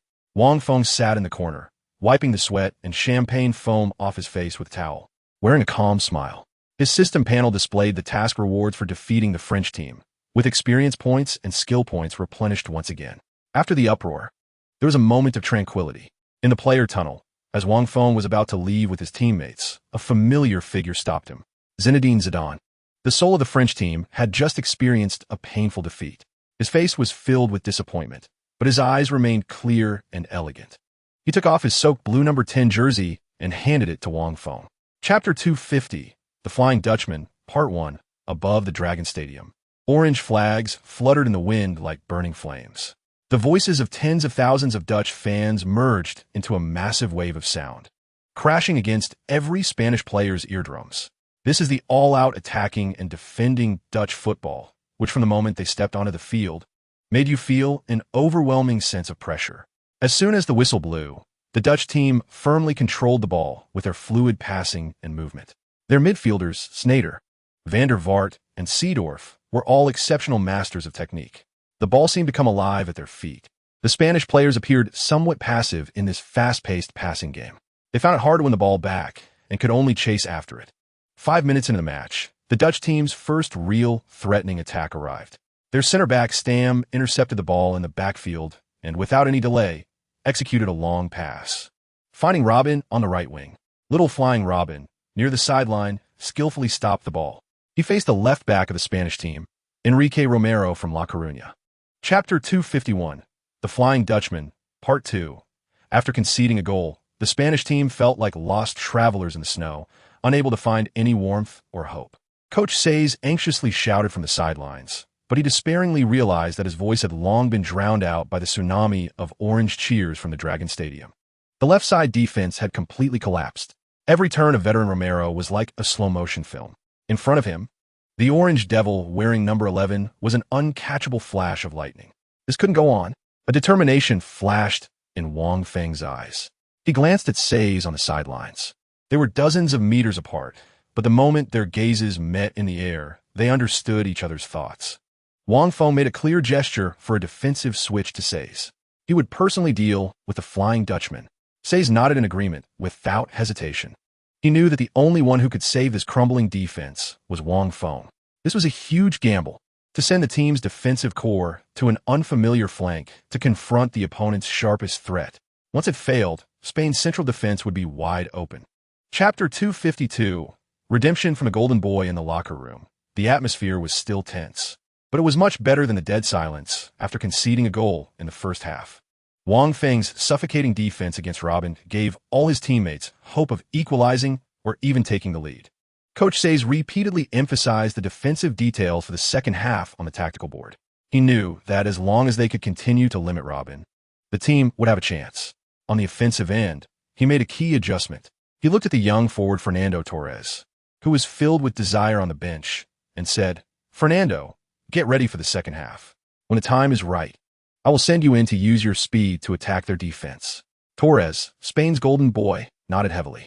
The second half began. The Dutch team was clearly dissatisfied with the situation in the latter half of the first half. They tried to penetrate through the middle to tear apart Spain's defense. Their midfield, composed of Davis, who had just transferred from Juventus to Inter Milan, and Philip Cocu, was also a world-class combination. The match fell into a brutal midfield battle. Chapter 253, Penalty Shootout. After 90 minutes of regular time, 30 minutes of extra time, and 120 minutes of fierce battle, no winner could be decided. The scoreboard at Dragon Stadium displayed the glaring 11, like a cold announcement, dragging both Spain and the Netherlands, teams known for their glamorous attacks, into the most brutal and heart-wrenching abyss of a penalty shootout. The whistle, signaling the end of extra time, sounded, and the players' bodies seemed to be instantly drained of all strength. The Dutch players had expressions filled with unwillingness. They had led during regular time, but were equalized at the last moment. The Spanish players wore serious faces, having been dragged into extreme battles in 2 consecutive knockout matches. This was a huge test of their willpower. The atmosphere on the sidelines was tense to the point of freezing. The fan singing had stopped, replaced by oppressive silence and whispered prayers. Everyone's heart was in their throat. This was the charm of the penalty shootout and its cruelty. It simplified a team contest into a direct confrontation between 11 men against their opponents and their own inner fears. Chapter 254, the final. Here we come. Casillas. St. Iker. At this most nerve-wracking moment of the penalty shootout, the 23-year-old Spanish goalkeeper made an incredible world-class save, denying his club teammate Van Nistelrooy's penalty. He leaped from the ground and let out a roar. That suppressed roar reverberated like thunder in the sky above Dragon Stadium. The Spanish players and fans went completely wild. They rushed towards Casillas, tightly embracing their hero. Meanwhile, it was silent on the Dutch side. Van Nistelrooy, known for his composure, knelt in disbelief on the ground, covering his face with his hands. He knew he might have become the sinner of the Orange Army. From the first round of the penalty shootout, the balance of victory began to dramatically tilt. The Spanish team held an absolute psychological advantage. In the second round, Spain's player was Xavi. The Barcelona midfield maestro demonstrated a composure beyond his years.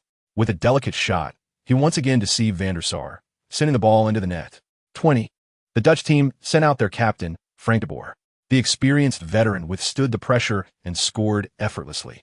Chapter 255. The Battle for Europe's Pinnacle on July 4, 2004. In Lisbon, at the Light Stadium.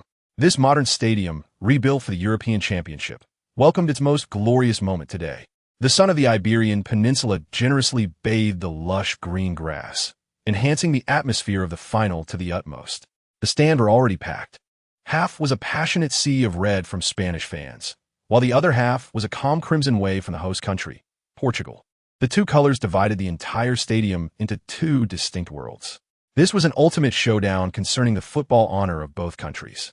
Portugal, with their golden generation, Figo, Rui Costa, after countless disappointments and regrets, finally faced the closest opportunity to a major championship in their careers at home. They yearned for a trophy to perfectly conclude their national team careers. Alongside them were Deco and Carvalho, key players who had just lifted the Champions League trophy under Mourinho, as well as the 19-year-old prodigy Cristiano Ronaldo, who had already shown signs of stardom. Chapter 256, the final. Part 1. The impact of the golden generation. The whistle of the final sounded like the horn of war, echoing in the Light Stadium. The host team, Portugal, with the thunderous cheers of tens of thousands of home fans, launched a tidal wave of attacks on Spain's goal from the very first minute of the match. Their coach, Brazilian Scolari, was a passionate trainer. He knew that against a technically outstanding opponent like Spain, the momentum at the start was crucial. Portugal's golden generation, Figo, Rui Costa, and the core of the newly crowned Champions League champion, Deco, showcased their exquisite skills in the midfield. The ball danced at their feet like a magical sprite, with every pass and every breakthrough filled with artistry. Spain's midfield was under tremendous pressure from the onslaught of the 3 top masters from the opposing team. Wang Feng, as the team's defensive core, entered the highest intensity battle state from the very beginning of the match. His main task was to limit the 2 organizational cores of the Portuguese team, Rui Costa and Deco. The other defensive midfielder, Xavi, was responsible for marking Figo. The focus of the match was entirely on the battle in midfield. In the 5th minute, Rui Costa received the ball in the center and attempted to tear apart the Spanish defense with a beautifully executed backheel pass. However, Wang Feng, with his God's perspective anticipation, appeared ahead of the passing lane and calmly intercepted the ball. Just 2 minutes later, Deco on the wing attempted a wall pass with Cristiano Ronaldo to cross from the byline. Once again, Wang Feng, like a ghost, appeared in the most critical position, using a clean and swift slide tackle to deflect the ball out of bounds. In the opening 10 minutes, Wang Feng contributed 2 crucial tackles and 1 interception. His A-level fitness allowed him to cover a defensive area large enough to span the entire midfield. He was like an insurmountable barrier, repeatedly dissolving Portugal's attacks into nothingness. However, Portugal's offense was multifaceted. When the penetration through the center failed, they had another lethal weapon, their captain, Luis Figo, in the 20th minute. Portugal earned a free kick opportunity on the right side of the front court, about 30 meters from the goal. Figo stood over the ball, facing his club teammate, Casillas. He took a deep breath, approached, and struck. He delivered a high-quality curling shot. The ball, with intense spin, went over the wall and headed straight for the top left corner of the goal. This was theoretically an absolute dead corner. However, Casillas moved. Almost at the moment Figo struck, he dove to the left. His body stretched to its limits in the air. His fingertips, under extreme conditions, made contact with the ball. The ball changed direction, grazing the crossbar and flying out of bounds. A world-class, incredible save. Casillas denied his club's big brother's shot. This brilliant save caused the entire Spanish team to break out in a cold sweat. Wang Feng knew that facing the home-playing Portugal, they had to withstand these three initial blows. Corner kick. Portugal earned a corner. Figo took the corner into the penalty area. Inside the box, chaos ensued. Portugal's center back, the key player from the newly crowned Champions League champions, Ricardo Carvalho, leaped high. He resembled a fighter jet taking off, winning the first header in the Spanish penalty area. A powerful and forceful header. The ball slammed toward the goal. Casillas had just completed an extreme save, and his body had not yet fully risen from the ground. He watched helplessly as the ball flew towards the other side of the goal. He was powerless. Everyone thought Portugal would take the lead. Chapter 257. The final, redemption on the goal line. Carvalho's header. Powerful and well-angled. The ball flew like a white meteor, tearing through the air of the Estadio de Luz, heading straight for the back corner of the goal. Casillas had just made a world-class diving save, and his body was still on the ground, not yet fully up. He could only despairingly look back, watching the ball fly toward a corner he could not reach. It's over. This was the only thought in Casillas' mind. On the Portuguese bench, all players and coaches had rushed to the sidelines, arms raised, ready to cheer for this impending goal that would break the deadlock. The stands erupted into a crimson sea. Countless Portuguese fans jumped from their seats, raising their arms, their throats already prepared for the deafening cheer of goal. Everyone believed that Portugal would take the lead in their home game. However, at that critical moment, just as the ball was about to cross the goal line, a red figure appeared on the goal line, like a war god descending from the heavens. It was Wang Feng, assigned by Coach Sayas to protect the crucial backpost during the corner defense. Chapter 258. The final, a deadly strike from the Golden Boy in the 44th minute of the first half. Portugal's midfield core, Deco, received the ball in the center. He attempted a fancy pullback turn to shake off Xavi's defense. However, Xavi's defense was very solid. He did not rush in easily but firmly blocked Deco's passing lane. Deco was forced to pass the ball back to a teammate in the backfield. Just as he released the ball, a red figure, like a long-hidden cheetah, suddenly emerged from a diagonal rear. It was Wang Feng. He activated God's perspective, accurately predicting Deco's intention to pass back. He intercepted the ball with a clean slide tackle before the Portuguese player could respond. After winning the ball, Wang Feng did not pause for a moment. He leaped up from the ground, looked up at Portugal's half. There it was wide open. Portugal's formation had been pushed up due to the recent attack, leaving behind a vast and deadly gap. A glimmer of cold light flashed in Wang Feng's eyes. He swung his right foot for a precise, grass-kissing long pass. The ball cut through Portugal's midfield defense like a red-hot blade. Chapter 259. The final, for Ronaldo's tears. The 15 minutes of halftime were an excruciating wait for the Portuguese at Estadio de Luz. For the Spaniards in the visiting team's locker room, it was a brief respite in the final mobilization. The 1-0 lead gave the Spanish team absolute control. Coach Sayas repeatedly emphasized the defensive discipline for the second half on the tactical board, knowing that the hosts would inevitably launch a final frantic counterattack. In the second half, they would come at them like rabid dogs. Sayas' voice echoed in the quiet locker room. I need each of you to fight like you did in the first half. Especially you, Wang. His gaze fell on Wang Feng. In the second half, your task is heavier. I not only need you to lock down their center, but I also need you to assist on the wings. That young man, named Ronaldo, poses a significant threat. Wang Feng nodded. He knew the second half would be the ultimate test of his A-level fitness. The second half began. The trailing Portuguese team indeed played like a different team. Their coach Scolari had used all his substitutions, bringing on more attackers. Their formation had almost transformed into a wild 3-3-4. Chapter 260. We are champions. The crown of Europe. In the stoppage time, there was only 1 minute left. The Portuguese team had a chance for a throw-in in the attacking area. Their goalkeeper, Ricardo, abandoned the goal and rushed into the Spanish team's penalty area, ready for one last effort. The throw-in was executed. Chaos erupted in the penalty area.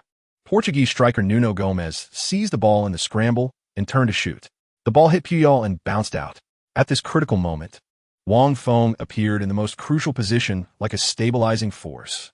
He calmly controlled the ball without any panic. He looked up and saw the empty Portuguese half. There, a red figure shot out like an arrow. It was Joaquin. Without hesitation, Wang Feng made a precise long pass of over 70 meters. The ball traced a brilliant arc in the night sky of the Santiago Bernabéu Stadium, like a precision-guided missile, bypassing all the chasing Portuguese players and landing perfectly in front of Joaquin. One-on-one. In the stoppage time of the European Championship final, Joaquin found himself with a one-on-one chance against an empty goal. He dribbled the ball and charged forward. Chapter 261. Reconstruction on the ruins. Turmoil in the Galaxy fleet, the smoke and revelry of the European Championship, along with the Delaunay Trophy symbolizing the pinnacle of Europe, were left in Wang Feng's memories of a summer in Portugal, when he returned to Madrid with the dual glory of being the European champion and the tournament MVP. What awaited him was not the flowers and applause that he had expected as a hero. The exit of Madrid Barajas Airport was already surrounded by countless reporters, but the expressions on their faces were not those of sharing in the joy of victory, but of anxiety and unrest. Flashbulbs flashed wildly, and sharp questions shot towards Wang Feng like bullets as he stepped out. Coach Bosque has been dismissed. What are your thoughts on this? Camacho is set to become the new head coach. Do you think his iron-fisted style suits Real Madrid? The club has signed Owen and Samuel. Do you think this is an effective reinforcement for the team's defense? One heavy news after another hit Wang Feng without warning through the reporters' mouths. Bosque has been dismissed. Wang Feng's heart sank sharply. The joy in his heart was instantly replaced by a heavy and cold atmosphere. He knew that something serious had happened. Chapter 262. The new policies of the iron-fisted coach. Camacho's arrival was like a Siberian cold wave, instantly freezing the slight warmth that had just risen in the locker room. His rock-solid face bore no smile, and his gaze was sharp as a knife, as if it could see through everyone's heart. He walked to the center of the locker room, surveying the most expensive and unruly group of players in the world before him, and without any preamble, directly announced his new policies. Gentlemen, from today, I am the head coach of this team. His voice was not loud, but it was filled with undeniable authority. Here, I will only state 3 rules. First, on the training ground, everyone must unconditionally obey my orders. I don't care how many Ballon d'Ors you have won or what your market value is. Here, you're all just players. Second, I need discipline. I do not want to see any negative news about our team in the media. Whoever cannot control their mouth can manage their own luggage. Third, Camacho's gaze swept over Ronaldo, Zidane, and other stars known for their skills and improvisation. What I need is execution. In my tactics, there is no room for improvisation. What you need to do is execute my every command like a precise machine. Chapter 263. A show of strength at 3,000 meters. Camacho's command for a 3,000-meter fitness test was like a boulder thrown into a calm lake, creating huge ripples in the hearts of the Real Madrid superstars. The atmosphere on the training ground instantly became delicate. Ronaldo was the first to spread his chubby hands, his signature rabbit-toothed smile taking on a hint of sarcasm and disdain for the first time. He looked at Camacho and said in a typical lazy and nonchalant Brazilian tone, "Coach, I'm a forward. My job is to solve problems in a 30-meter area, not to participate in some damn marathon." His voice was not loud, but in the quiet training ground, it stood out clearly. This was undoubtedly a public provocation. The team's biggest star was directly challenging the authority of the new head coach for the first time. The alien's words immediately drew agreement from other stars. Figo, the golden right foot of Portugal, directly threw his training vest on the ground, mumbling something in Portuguese, although no one understood. His impatient expression clearly showed his resistance to the command. Zidane, the elegant French master, also furrowed his brows. Although he did not speak, his body language already indicated his attitude. He despised this purely brutal fitness training devoid of any technical content. To him, it was an insult to the art of football. Chapter 264. The cost of fatigue. Wang Feng's sudden collapse was like a spark thrown into boiling oil, instantly igniting the entire Real Madrid training ground. "Team doctor, quick!" Raul and Ronaldo shouted anxiously, carefully helping Wang Feng to the sidelines. Camacho stood frozen in place, his rock-solid face showing panic for the first time. He looked at Wang Feng's pained expression, and an ominous premonition surged in his heart. He knew that if Wang Feng was seriously injured due to this fitness test, his position as head coach might not last a day. Team Dr. Alfonso del Corral rushed over with an assistant. He knelt beside Wang Feng and gently pressed on the muscles at the back of his thigh. "Does this hurt? How about here?" Wang Feng's forehead broke out in fine cold sweat as he gritted his teeth, feeling sharp pain deep in his muscles. After a preliminary examination, Del Corral's expression became very serious. He shook his head at Camacho and said, "Preliminary diagnosis shows a right hamstring strain. The specifics need an MRI at the hospital to confirm." Muscle strain. This term made all the Real Madrid players present gasp in shock. Chapter 265. A shadow of the opening match at the Sun Moix Stadium in Mallorca, Spain. The sun was shining and the sea breeze was warm. But for Real Madrid, playing away, the atmosphere here was as cold and oppressive as the Siberian winter. The opening match of the 2004-2005 La Liga season should have been an easy journey for the defending champions to showcase their strength. However, Wang Feng's unexpected injury and the lingering tense atmosphere in the locker room cast a thick shadow over the match. In the stands, Wang Feng sat in a VIP box wearing a crisp white suit. Next to him is the new signing who also did not make the roster, England's golden boy, Michael Owen. Wang Feng's right leg cannot bear full weight yet, so he can only quietly watch everything happening off the field, his eyes filled with anxiety and helplessness. He knows that this team cannot do without him. On the field, Camacho stubbornly deployed his rigid 4-4-2 formation. Argentine veteran Cambiasso replaced Wang Feng's position, partnering with France's defensive midfielder Makelele. This is a purely defensive midfield combination with almost no creativity. In the backline, the highly anticipated new signing, Argentine Rock Samuel, also made his La Liga debut. He partnered with Elgla as center backs, carrying high expectations.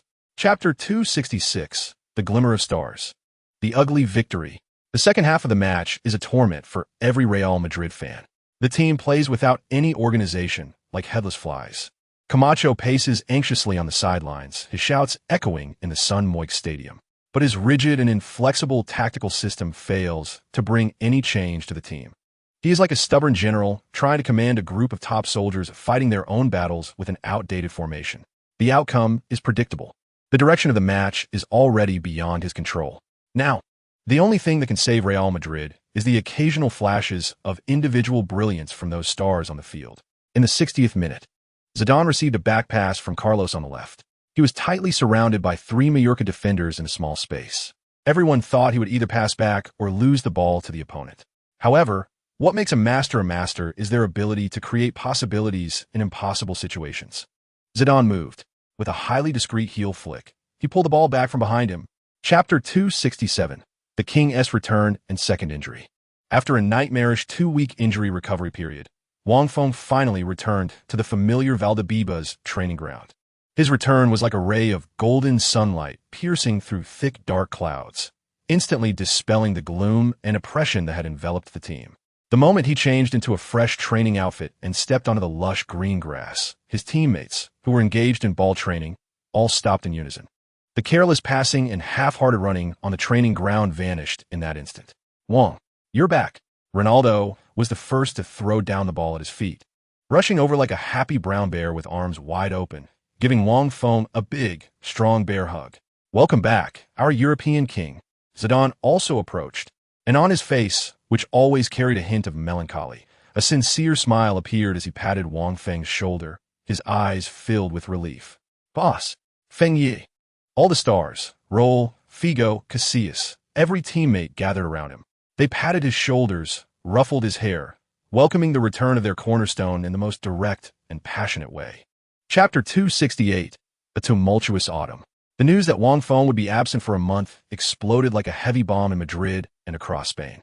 The optimism that had just risen from a resounding victory was instantly washed away by this sudden bad news. The media and fans expressed extreme pessimism about the team's prospects. The front page headline of Marca used a shocking title: "Without Wang, Where will the Galaxy battleship sail? The article was filled with worries about the team's future after the turmoil following Camacho's appointment and Wang Feng's first injury. We thought everything would return to normal with the King's return. However, fate played the cruelest joke on Real Madrid. Now, we not only lost the team's tactical core, but also the spiritual pillar of the team. In the coming month, who will save this Galaxy battleship, which is about to run aground? As was even more direct, pointing the finger squarely at head coach Camacho. Camacho's disaster has only just begun. The previous ugly victory and this seemingly perfect victory cannot cover up his tactical incompetence. His only cover-up was Wang Feng. Now, this cover-up has been ruthlessly torn away. What awaits him will be an endless abyss. Chapter 269, The Iron Coach's Resignation.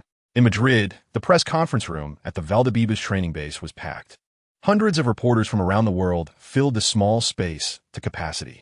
Cameras flashed like bright stars in a summer night, weaving a dazzling web of light. The air was filled with a sense of anxious excitement. Everyone knew that today, a shocking announcement would be made that would send ripples through Spain and even the entire European football scene. On the podium, Florentino Perez and Jose Antonio Camacho sat side by side. Florentino, the creator of the Galaxy battleship, always dressed in a suit and wearing a shrewd businessman-esque smile, now had a somewhat stiff and forced smile on his face. Sitting beside him, Camacho had completely shed his signature iron-willed disguise. His face was marked by unmistakable fatigue and deep helplessness. His once sharp eyes, which resembled those of a hawk, now lacked all luster and appeared dull. He looked like a defeated gladiator in the arena. The press conference began. Chapter 270, Struggling Amidst the Ruins. Camacho's lightning-fast resignation was like an 8.0 earthquake, completely shaking the Spanish football scene. Real Madrid, at the epicenter of this earthquake, was on the verge of collapse, becoming a magnificent ruin. Interim coach Mariano Garcia Ramon was hastily appointed. This former Real Madrid player is a quintessential nice guy. He was known for his steadiness during his playing days and has not achieved much as a coach. He lacked Camacho's iron fist and Bosquet's wisdom. When Florentino handed him this hot potato, his face was filled with helplessness and fear. He knew he was just a transitional figure, a fire extinguisher meant to calm the stars' emotions and stabilize the locker room. Thus, in Ramon's first and only so-called tactical lesson after taking office, he addressed the group of players who were far more famous and wealthier than he was, delivering a statement that would go down in the history of Real Madrid's failures. Gentlemen, Ramon stood in front of the tactical board with a friendly smile. I don't have any complicated tactics. I just hope you can enjoy playing on the field. You're the best players in the world. I believe you know how to win the game. Chapter 271, Racing Against Time for Recovery. As the Galaxy battleship of Real Madrid rocked and struggled for survival in the chaotic sea, a miracle racing against time was unfolding in a VIP ward at the Madrid Sanitas Rehabilitation Center. Wang Feng lay on the therapy bed filled with high-tech instruments. His ankle was still wrapped in thick braces. However, there was not a trace of injury in his eyes, only a burning, steadfast belief. He was determined to return to the court in the shortest time possible. He would personally bring this sinking battleship back on track.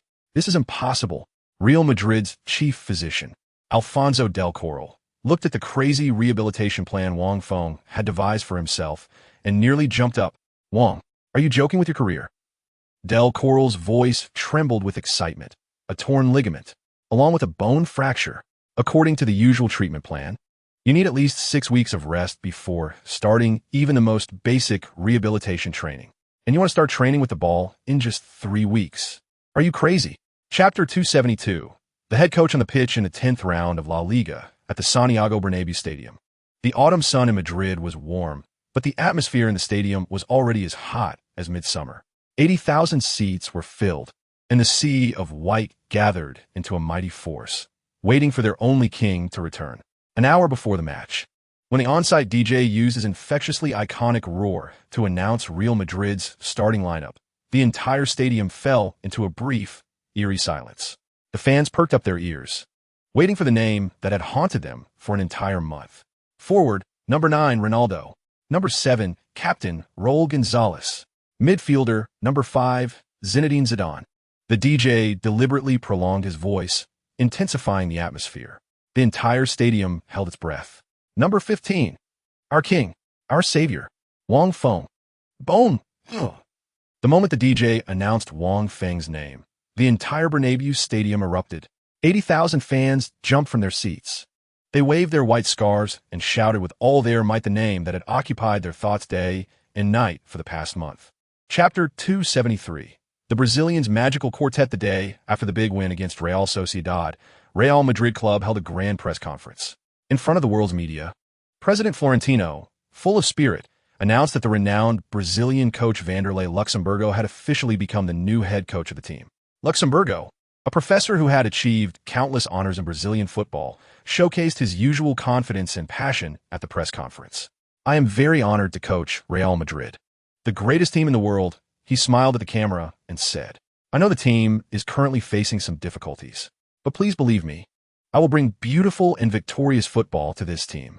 His words were full of inspiration, reigniting a glimmer of hope among the pessimistic Madrid media regarding the team's prospects. After the press conference, Luxemburgo did not leave himself any time to rest. He hurried to the Valdebebas training base and held his first tactical meeting with the entire team since taking office. In this tactical lesson that would determine Real Madrid's future direction, Luxemburgo presented his famous and controversial tactical system to the whole team. Chapter 274. The cost of beautiful football. Luxemburgo's debut was highly anticipated. In the 11th round of La Liga, Real Madrid faced Racing Santander at home. When the Bernabeu fans received the starting lineup printed with the 4-2-2-2 formation before the match, the entire stadium buzzed with excitement. The magical quartet, this name, thunderous in Brazil, was finally set to resonate on the European stage for the first time. The fans' eyes were filled with anticipation. They yearned to see the gorgeous attacking football that flowed like mercury. The whistle blew to start the match. The new Real Madrid indeed did not disappoint. Their attack was beautiful like a painting. Zidane, in the center, moved like an elegant ballet dancer. Every touch, every turn, every pass was filled with artistry. Figo, on the right, was like a sharp dagger. Every breakthrough, every change of direction left the opposing defenders helpless. Raul, up front, was like a ghostly assassin.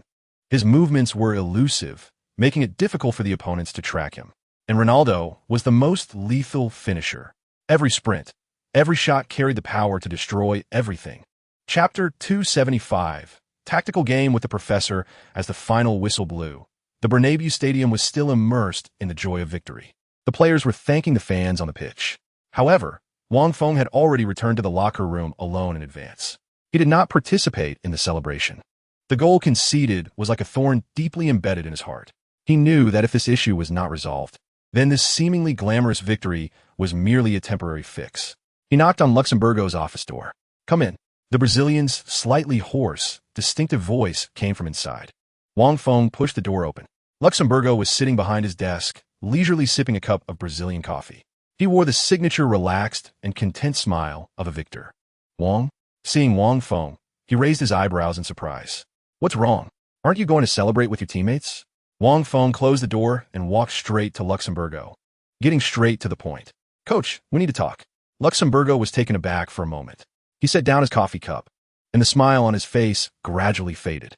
He sensed something unusual from Wang Feng's serious expression. Chapter 276. A winter fairy tale under the joint efforts of Luxemburgo and Wang Feng. Two tactical masters, the improved magical quartet began to unleash an astonishing and unprecedented power. Real Madrid, as they entered the cold winter, embarked on an unstoppable winning streak. Their football played out like a beautiful yet deadly symphony. In attack, the four maestros, Ronaldo, Zidane, and Figo, freely expressed their talents in the front line. Through dazzling combinations and incredible improvisations, they tore their opponents apart. On defense, under Wang Feng's asymmetric defensive system, it became exceptionally solid. Wang Feng and Makelele, two world-class defensive midfielders, were like two guardian deities, completely locking down all pathways to their own penalty area. Under Wang Feng's command, Zidane and Figo began one of the few instances of alternating defensive duties in their careers. This added layers and flexibility to Real Madrid's defense. In the following month, Real Madrid surged forward in the league. Chapter 277. Champions League encounter with the old lady. The winter break is like a holiday for students. It feels great, but coming back and refocusing can be a real challenge. After enjoying a short Christmas break, the entire Real Madrid team regrouped to prepare for the second half of the season. The atmosphere within the team was unprecedentedly high, and Luxembourgo's magical quartet, after several matches of adjustment, began to show their devastating attacking power. The media, once pessimistic at the start of the season, started to praise this revamped Galaxy fleet, believing their chances of defending the treble had returned. Amidst this harmonious atmosphere, the draw for the Champions League knockout stage quietly took place at UEFA headquarters in Nyon, Switzerland. After finishing their morning training, the stars of Real Madrid gathered around the television in the lounge, waiting to hear who their next opponent would be. "Hopefully, we get a soft target to crush," Ronaldo said, lounging on the sofa while munching on chips. "Dream on." Figo shot him a glance as the group winners will definitely face the second-place team from another group. There aren't that many soft targets out there. On the television screen, the draw host, German football emperor Beckenbauer, elegantly drew slips of paper with team names from a transparent globe. Chapter 278, The Strongest Spear versus The Strongest Shield, Part 1. The first leg of the Champions League round of 16 at the Bernabeu Stadium. The night in Madrid was chilly, but the stadium was already ignited by the passion of 80,000 Real Madrid fans, making it feel like daytime. The White Sea roared and surged, waiting for a thrilling goal feast. However, when the whistle blew to start the match, they were disappointed. Capello's Juventus was indeed as formidable as rumored. From the very first minute, they taught Real Madrid's stars a lesson with an almost perverse level of defensive discipline. Their formation retreated as a whole, with three lines kept extremely tight. The distance between players never exceeded 10 meters. They operated like a precise, cold meat grinder, completely strangling Real Madrid's gorgeous, flowing attacks in midfield. Luxembourgo's magical quartet faced their true nemesis for the first time. Zidane received the ball in midfield. He hadn't even had the chance to execute his signature Marseille turn when Juventus's midfielders, Emerson and Appiah, pounced on him like two hungry wolves. He could only reluctantly pass the ball back. Chapter 279, The Strongest Spear versus The Strongest Shield, Part 2. The second half began. The atmosphere at the Bernabeu remained fervent, but an unshakable anxiety hung in the air. The smiles on the fans' faces had vanished, replaced by seriousness and worry. The suffocating first 45 minutes made them realize that tonight's opponent was a tough nut to crack. Real Madrid's attack showed no signs of improvement. Juventus's defense resembled a massive net woven from steel, trapping every star of Real Madrid firmly within. Every pass seemed to be anticipated, and every breakthrough met a wall of black and white. Time ticked by second. The 60th minute. The 65th minute. Luxembourgo paced anxiously on the sidelines, having used all his substitutions to bring on Owen and Guti, trying to unleash stronger attacking power to tear apart that damn defense. But it was futile. Capello's team operated like a cold, emotionless war machine, calmly executing every instruction from their coach. Despair began to spread over the Bernabeu. Just then, Real Madrid was awarded a free kick in the right front position. Chapter 280, The Final Battle at the Top of Turin. Part 1, The Trap of the Alps with a slight advantage of 10. Real Madrid flew to the industrial city of Turin in northern Italy. They were about to face Juventus in the second leg of the Champions League round of 16. A do-or-die match. The airport and streets of Turin were filled with hostile Juventus fans. As Real Madrid's bus slowly drove through the city center, they were met with a flurry of black and white flags and deafening shouts of insults. "Thieves! Get out of Turin!" The scandal at the Bernabeu would not be repeated here. "You damn liar, Wang."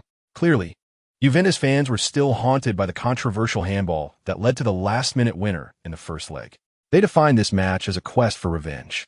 The Alps Stadium, which had witnessed countless glories of Juventus, erupted with a suffocating and terrifying atmosphere tonight. The stands were already packed. A massive tifo covered the entire south stand, depicting a knight in a black and white striped shirt piercing a devil in a white Real Madrid jersey with a long sword. The atmosphere here was more frenzied and hostile than when Wang Feng previously visited with the team. The match began. Capello's team indeed displayed a completely different demeanor from the last match.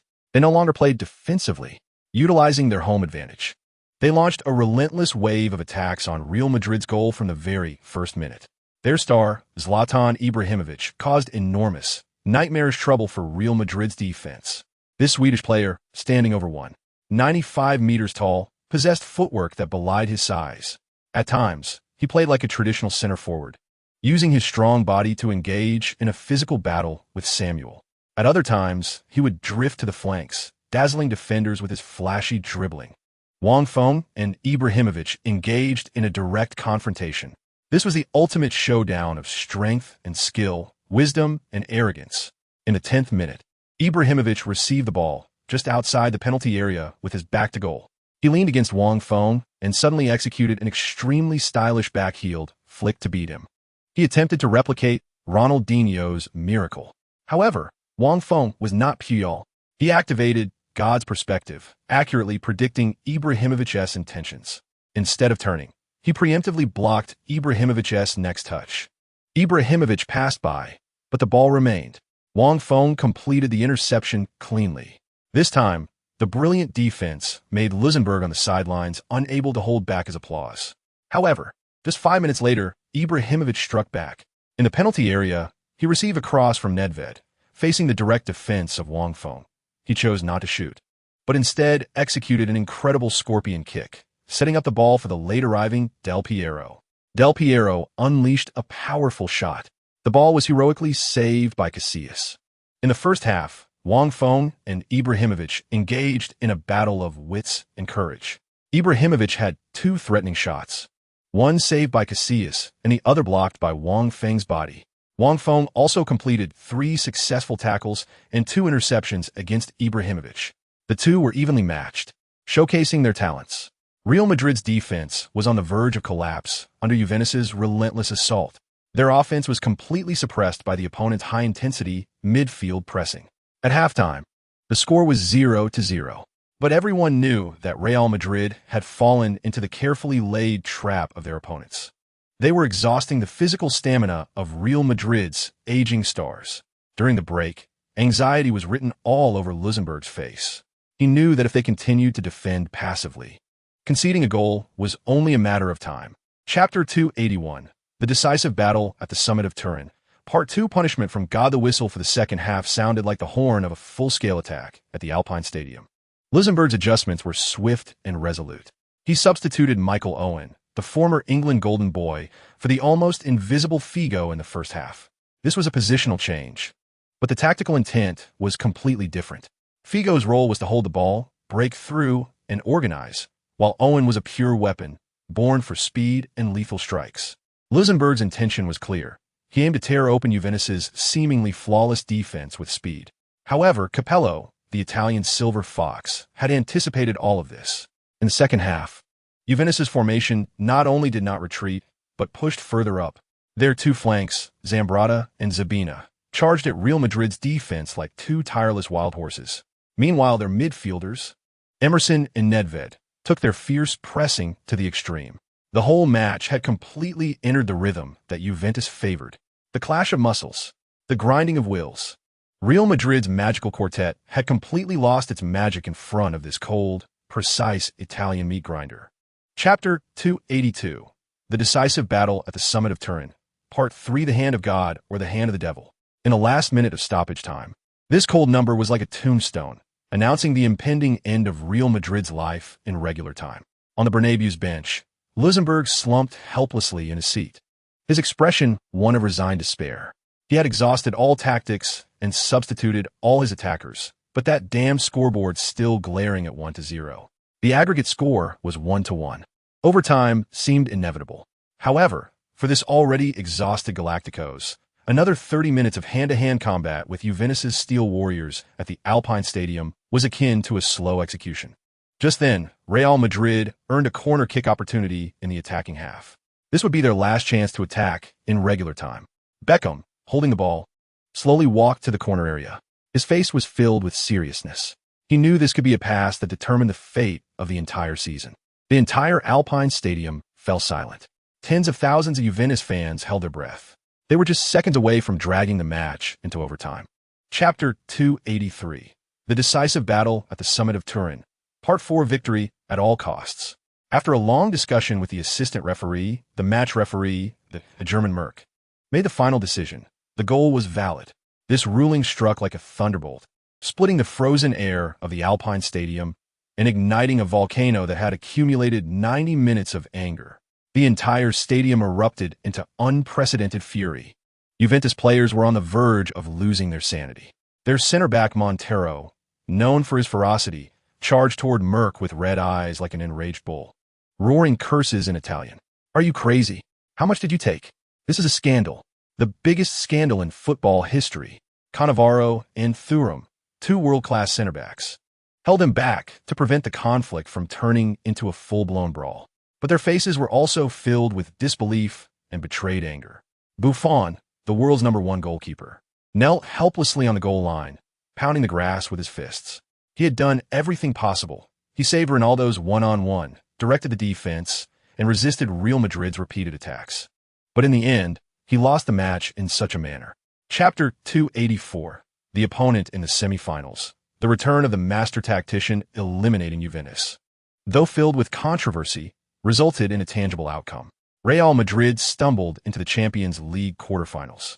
In the subsequent quarterfinals, they played exceptionally easily, facing last season's nemesis, Monaco, who had former Real Madrid player Morientes. Luxembourg and Wang Feng conducted meticulous tactical arrangements. In the first leg at the Bernabeu, Real Madrid almost killed the suspense of the match with a resounding 3-0 victory. Wang Feng contributed 1 goal and 1 assist in this match. Ronaldo scored twice. Morientes was completely ineffective under the joint pressure from Wang Feng and Elguera.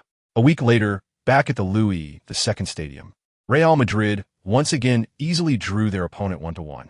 The aggregate score was 4-1. Real Madrid advanced to the Champions League semi-finals with their heads held high. During the semi-final draw ceremony, all of Spain held its breath. For the first time in history, 3 La Liga teams appeared among the top 8. Real Madrid, Barcelona, and Villarreal. This meant that in the semi-finals, and even the finals, a highly anticipated Spanish derby could unfold. Chapter 285, the Red Sea of Anfield, Part 1. As the Real Madrid team bus slowly drove into Anfield Road, Wang Feng truly felt for the first time what it meant to be in a Red Sea. On both sides of the road, as far as the eye could see, it was all red. Red flags, red scarves, red jerseys. Thousands of Liverpool fans packed the streets to the brim. They welcomed the starry galactic battleship from Madrid with songs, slogans, and hostile, provocative looks. "Fuck off, Madrid. Go back to Spain, you bunch of sissies." Various unsightly insults and extremely offensive gestures crashed against the bus windows like a tide. Inside the bus, there was silence. Even superstars like Ronaldo and Zidane, who had seen it all, showed a hint of seriousness on their faces. Goodness, these Brits are really unfriendly. Cassano, the fearless bad boy, couldn't help but gasp. They were even crazier than the fans in Rome. Wang Feng simply watched calmly out the window. His eyes were as still as a deep well. He had experienced the booing of 100,000 at Camp Nou and the debris raining down at the Alpine Stadium. Such scenes were nothing new to him. Chapter 286, the Red Sea of Anfield, Part 2. Gerrard's long-range shot had tremendous power and a tricky angle. The ball flew like a cannonball, heading straight for the top right corner of the goal. Casillas made a desperate dive, but it was still a beat too late. Just as the ball was about to enter the net, at the moment when Anfield was ready to erupt with a tsunami of cheers, a white figure appeared like a wall of size, blocking the goal line. It was Real Madrid's center-back, Walter Samuel. This Argentine rock, who almost got washed away like a commodity by Florentino in the summer, showed in this moment why he was called the Rock. He did not flinch. He did not fear. He met the cannonball, capable of shattering walls, with his own head, crashing into it fiercely. Bang! A dull, teeth-gritting thud echoed. The ball was forcefully headed out from the goal line by him, and Samuel, due to the enormous impact, felt his vision darken and fell heavily onto the grass. Anfield fell into a deathly silence at that moment. Then a huge, regretful, and disbelieving gasp erupted. The Real Madrid players, after a brief moment of heart-stopping shock, collectively rushed towards Samuel. Casillas was the first to get up from the ground. He tightly hugged Samuel's head, as if embracing his savior. Wang Feng also ran over. He looked at Samuel, who was slightly dizzy from the impact, with eyes full of respect and gratitude.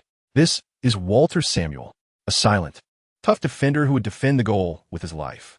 This world-class, epic goal line clearance became the turning point of the entire match. It was like a bucket of cold snow water that extinguished Liverpool's arrogance. It was also like the most potent stimulant injected into the hearts of every Real Madrid player. They held firm. They withstood Liverpool's most frenzied first half at Anfield.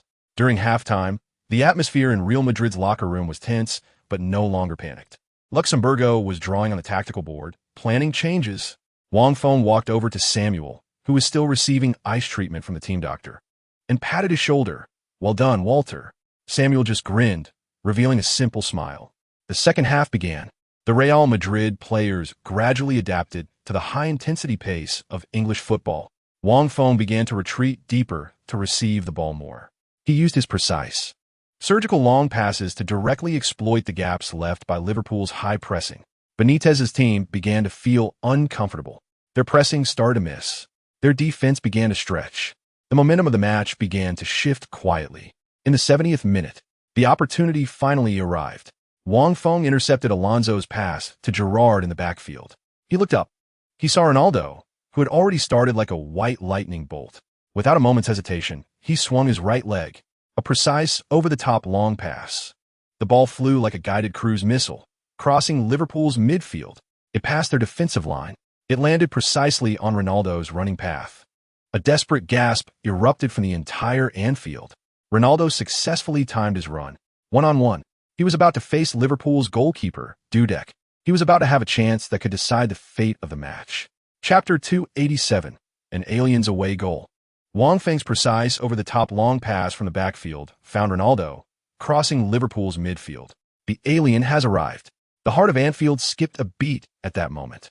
Ronaldo backed into Liverpool's center-back, the Finnish tower, Sami Hypaya.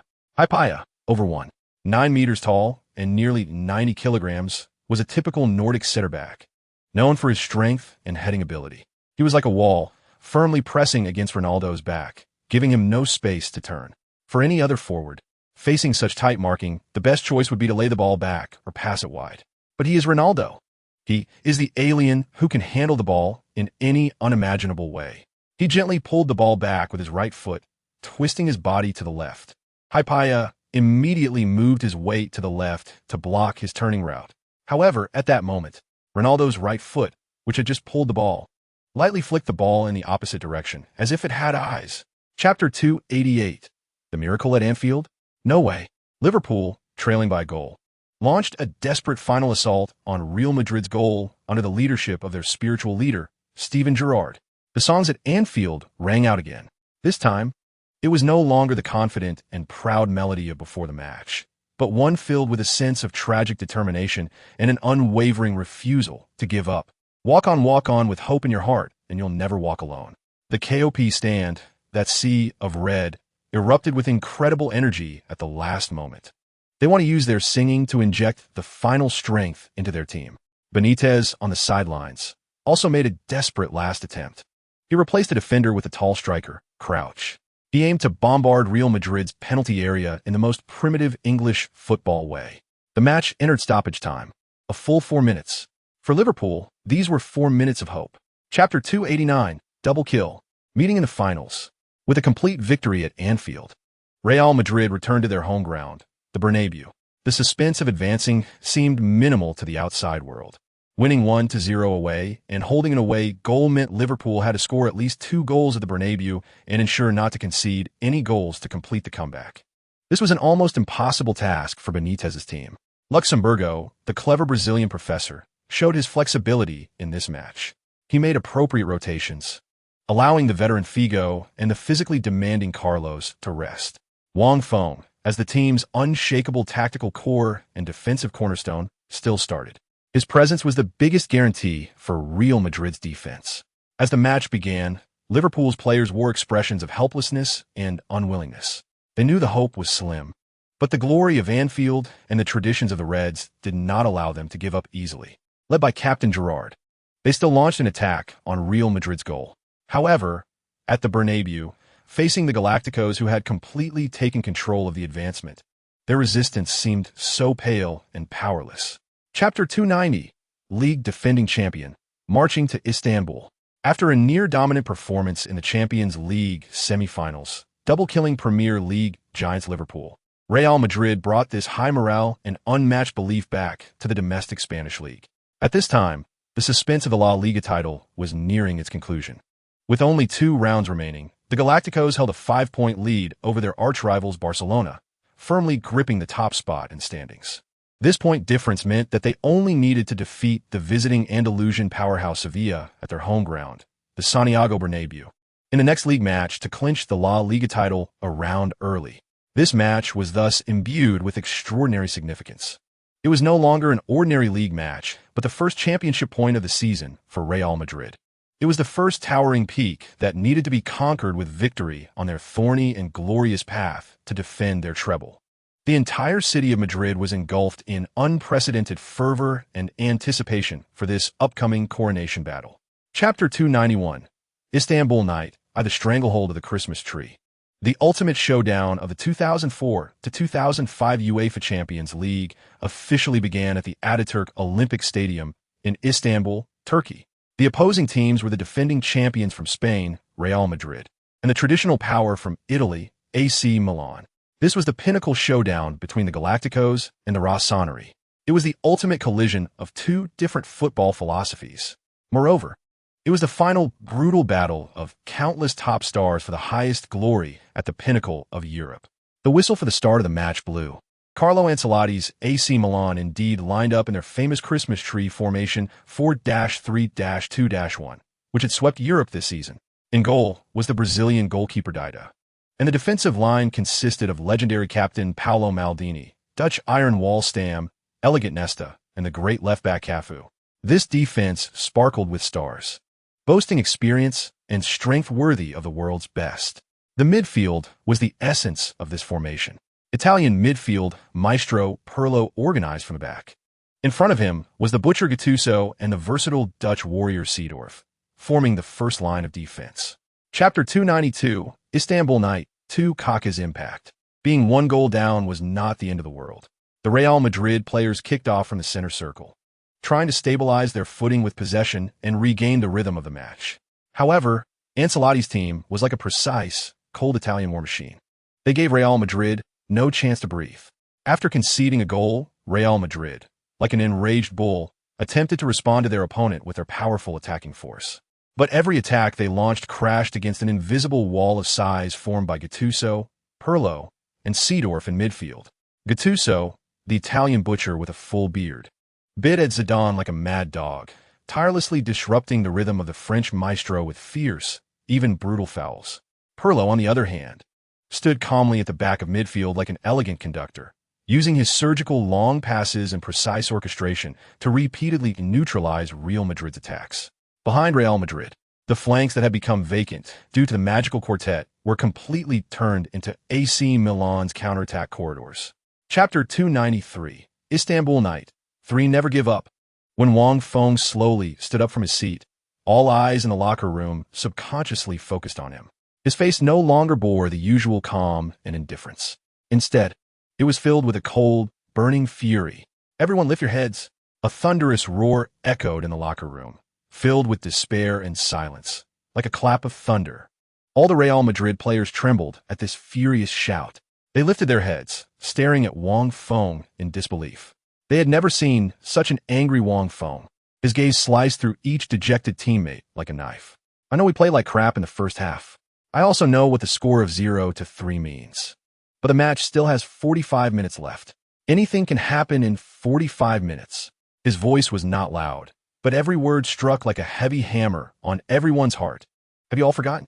Think about how he turned the game around against Monaco in the last second at Louis II Stadium. Chapter 294, Istanbul Night, for a miracle in 6 minutes. The second half of the match began. As the Real Madrid players stepped back onto the turf of the Ataturk Olympic Stadium, the whole world sensed the distinctly different aura surrounding them. It was a mix of anger, unwillingness, and a determination to fight back from the brink of despair. Ancelotti, on the sidelines, keenly noticed this change. He made a calming gesture towards the captain, Maldini, on the field. However, it was already too late. A completely enraged white beast had broken free from its cage. Real Madrid had changed their formation. Wang Feng, as he had stated, returned to the center-back position he was most familiar with, and that struck fear into opponents. He was like a nailed rivet, re-welding Real Madrid's shaky defense. With his A-level, freakish physical stamina and God's perspective foresight, he completely locked down Kaká, who had been like a deity in the first half. For the first time, Kaká felt what it meant to be suffocated. No matter where he ran, That damned white number 15 appeared like an unshakable ghost, always one step ahead on his running path. Chapter 295, Istanbul Night 5. The fierce battle of overtime. Being chased down by 3 goals in just 6 minutes was a devastating blow for any team. The morale of AC Milan's players suffered a catastrophic hit. Their eyes were filled with confusion and fear. Meanwhile, Real Madrid's morale soared. Under Wang Feng's leadership, they created a miracle that seemed impossible. Overtime began. Real Madrid launched a tidal wave of attacks on Milan's goal. Ronaldo, Zidane, Raul, these battle-hardened superstars, orchestrated by Wang Feng, played an attack that flowed like water. However, Ancelotti's team showcased their strong foundation as a top-tier club. Led by their captain, Paolo Maldini, they fiercely defended their goal. This 37-year-old veteran stood like an insurmountable monument at the edge of Milan's penalty area. Every tackle and every positional play he made was like a perfect defensive textbook. Nesta and Stam, 2 world-class center-backs, were also inspired by him to regain their fighting spirit. The match turned into a pure contest of willpower. Real Madrid focused on attacking. Milan focused on defending. In the first half of overtime, Real Madrid had several excellent opportunities, but they were all resolved by Milan's defense and their goalkeeper Dida. In the second half of overtime, both teams' players reached their physical limits. The pace of the game noticeably slowed down. Every run by the players felt as heavy as if they were filled with lead. There was only one exception. That was Wang Feng. With his A-level freakish stamina and iron body recovery boost, he became the only monster on the field capable of maintaining high-speed running. He was like an unyielding perpetual motion machine, covering every corner of the field. In defense, he was an insurmountable barrier for Milan. In attack, he was the only metronome for Real Madrid. In the 119th minute, the final minute of overtime, everyone thought this exhilarating final would be dragged into the most brutal penalty shootout. Just then, AC Milan had one last chance to attack. Their midfield maestro, Pirlo, sent a precise long pass from the backfield. The ball sailed over Real Madrid's already exhausted defense. There, a familiar figure successfully evaded the offside trap. Andriy Shevchenko, this Ukrainian powerhouse, who had been silent for nearly 120 minutes, finally welcomed his best opportunity for self-redemption. One-on-one, he faced the rushing Casillas. Casillas had blocked all his shooting angles. However, Shevchenko calmly feinted and slipped past Casillas. An open goal. He faced an empty net. The whole world seemed to freeze at that moment. It was over. This thought flashed through the minds of all Real Madrid fans. A miracle ultimately did not favor them. However, just as Shevchenko was about to shoot, just as the ball was about to roll into the net, a white figure appeared like a lightning bolt descending from the sky, right on the goal line. Chapter 296, Istanbul Night 6. The god on the goal line. Faced with Shevchenko's shot, Casillas was powerless. The whole world seemed to freeze at that moment. The air of the Ataturk Olympic Stadium solidified. The blood drained from the faces of Real Madrid fans, leaving only dead-gray despair. On the bench, Luxemburgo helplessly closed his eyes, unable to watch any longer. It was over. Everything was finished. That damned, fateful cycle had ultimately descended. Shevchenko, this Ukrainian powerhouse, after nearly 120 minutes of silence, finally revealed his deadliest fangs in the last second. He was about to complete his self-redemption. He was about to send AC Milan to the pinnacle of Europe with his own hands. The ball moved slowly on the grass, but it was like a messenger from hell, carrying an irresistible magic, slowly rolling toward the white line that symbolized heaven. However, just as the ball was about to fully cross the goal line, just as all Real Madrid fans were heartbroken in that moment, just as Shevchenko was ready to spread his arms and kneel down in triumph. Chapter 297, Istanbul Night 7. Penalty. Penalty. The cruel and suffocating penalty shootout was about to begin. The Ataturk Olympic Stadium, which had witnessed too many miracles and madness, was silent at this moment. So quiet that one could hear everyone's heartbeat. Real Madrid's team doctor was on the field, urgently treating Wang Feng's thigh. Ice packs, sprays, massages. Wang Feng gritted his teeth, enduring the piercing pain. Beads of sweat formed on his forehead. "How are you, Wang?" Luxemburgo squatted beside him, his voice filled with concern. "Can you still play?" Wang Feng did not speak. He simply, slowly sat up from the grass. Then, with the support of the team doctor, he stood up. He tried to move his right leg a bit. It was still somewhat stiff. However, The excruciating pain was already gone. The recovery bonus from iron-blooded body and the skill of therapists played a crucial role at this moment. "I'm fine," Wang Feng said calmly, looking at Luxembourg and his worried gaze. He pushed away the team doctor and limped towards the center circle. Chapter 298, Istanbul Night. 8 We are champions. Shevchenko stood in front of the penalty spot. This Ukrainian dynamo, a former Ballon d'Or winner, and a super striker who once struck fear into all defenders on the Apennine Peninsula, now wore a face filled with exhaustion and confusion that was completely uncharacteristic of his status. 120 minutes of fierce battle had already drained him of his last ounce of strength. And in the last second of extra time, that goal that Wang Feng had saved with a maximum effort clearance from a goal line was like a merciless hammer, completely shattering his proud champion's heart. Opposite him was Saint Casillas. Iker Casillas. The Spanish goalkeeper stood with his arms wide open, like an insurmountable white deity, towering on the goal line. His gaze was calm, yet filled with a suffocating sense of pressure. The entire Ataturk Olympic Stadium was so quiet at this moment that one could hear Shevchenko's heavy labor breaths. The whole world was waiting for this final judgment. If Shevchenko scores, the penalty shootout will continue. If he misses, Real Madrid will defend their title as European champions. Chapter 299, the cornerstone of a dynasty. The call of the Ballon d'Or with the supreme glory of defending the Champions League and a heavy final MVP trophy, Real Madrid returned to Madrid. The entire city went completely crazy for their heroes. From Barajas Airport to the Central Plaza de Las Cibeles, a short distance of just a few dozen kilometers, the Real Madrid Championship Parade bus took a full 3 hours. On both sides of the road were unprecedentedly over 1 million crazy fans. They waved white flags. They wore white jerseys. They turned the entire Madrid into a pure white sea of joy. Hala Madrid, campeones, campeones, Wang, Wang, we love you. The thunderous cheers almost overturned the entire sky of Madrid. The players stood on the open-top bus, enjoying the highest respect from the fans. Ronaldo excitedly danced the samba to the music. Carlos held a loudspeaker, leading the fans in chanting slogans over and over again. And Wang Feng stood calmly in the center of the bus. Next to him were 3 gleaming championship trophies. Chapter 300, the Dynasty's holiday, and new challengers, the brilliance of the treble winners, was like a grand and dazzling fireworks display, lighting up the night sky over Madrid. When the final celebration and parade came to an end, a magnificent season finally drew the most perfect conclusion.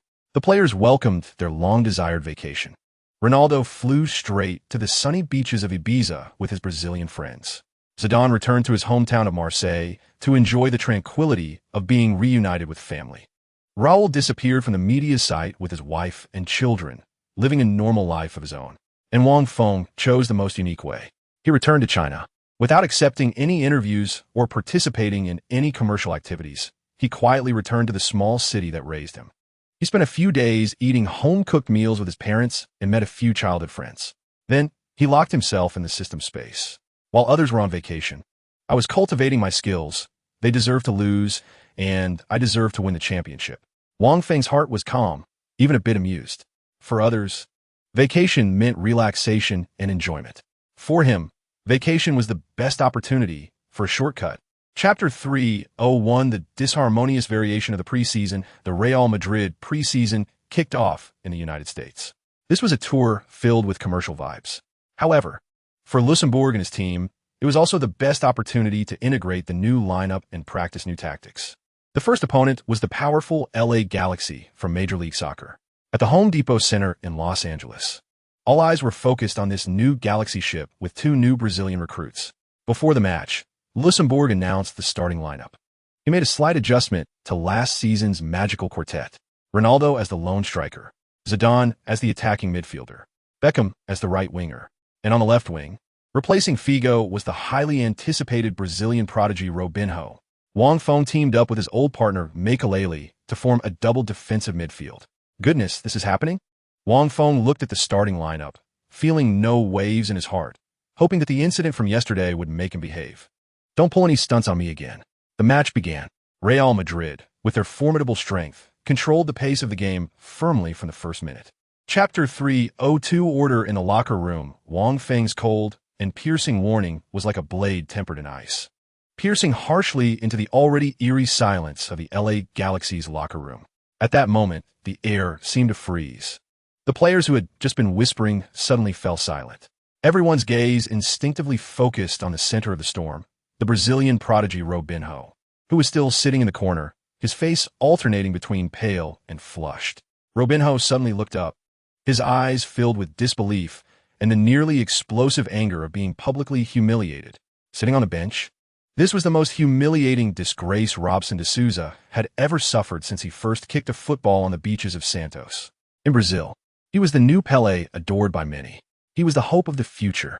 At Real Madrid, he was the genius handpicked by President Florentino, worth 40 million euros.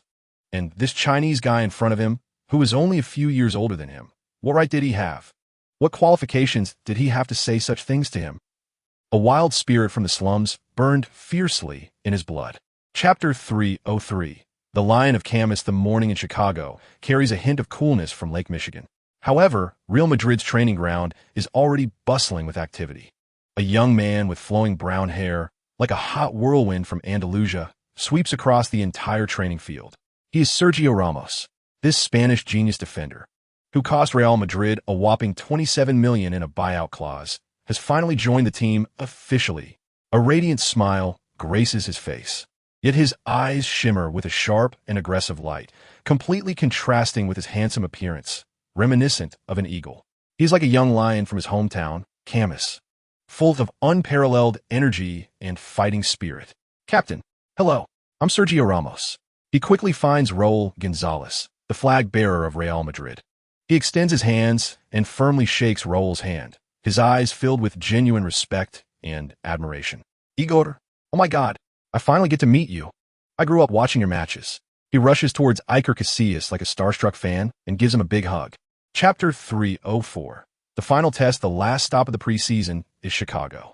The lights of Soldier Field illuminate the ancient stadium as if it were daylight. The air is filled with the unique tension and excitement before a great battle. Real Madrid's opponent is the old lady Juventus from the Apennine Peninsula. This is not just a warm-up match. It is the final test for Coach Luxemburgo to set the tone for the starting lineup for the new season. In the locker room, the atmosphere is serious.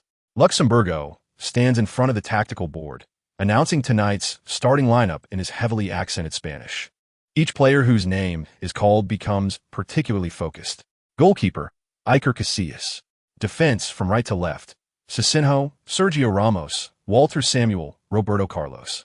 Midfield, Luxemburgo pauses, his gaze sweeping over the team, finally landing on Wang Feng. Single defensive midfielder Wang. In front of you are the double attacking midfielders, Zidane and Baptista, the attacking trident. On the right, David Beckham. On the left, Robinho. Center forward, Ronaldo. Chapter 305. Ace versus ace in the away team's locker room at Soldier Field in Chicago. The air is so thick it feels suffocating. The tactical board on the wall is blank, and most players keep their heads down, wiping sweat with towels, no one speaking.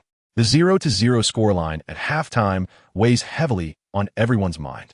Juventus's concrete-like defense has rendered Real Madrid's glamorous attacking squad ineffective, like a punch hitting cotton, frustrating and powerless. Coach Luxemburgo's face is darker than the night outside. He knows his tactics have hit a bottleneck. Habitually, he wants to say something, to adjust, to change, but the words stick in his throat. His gaze instinctively turns to the young man who has remained calm throughout. Wang Feng.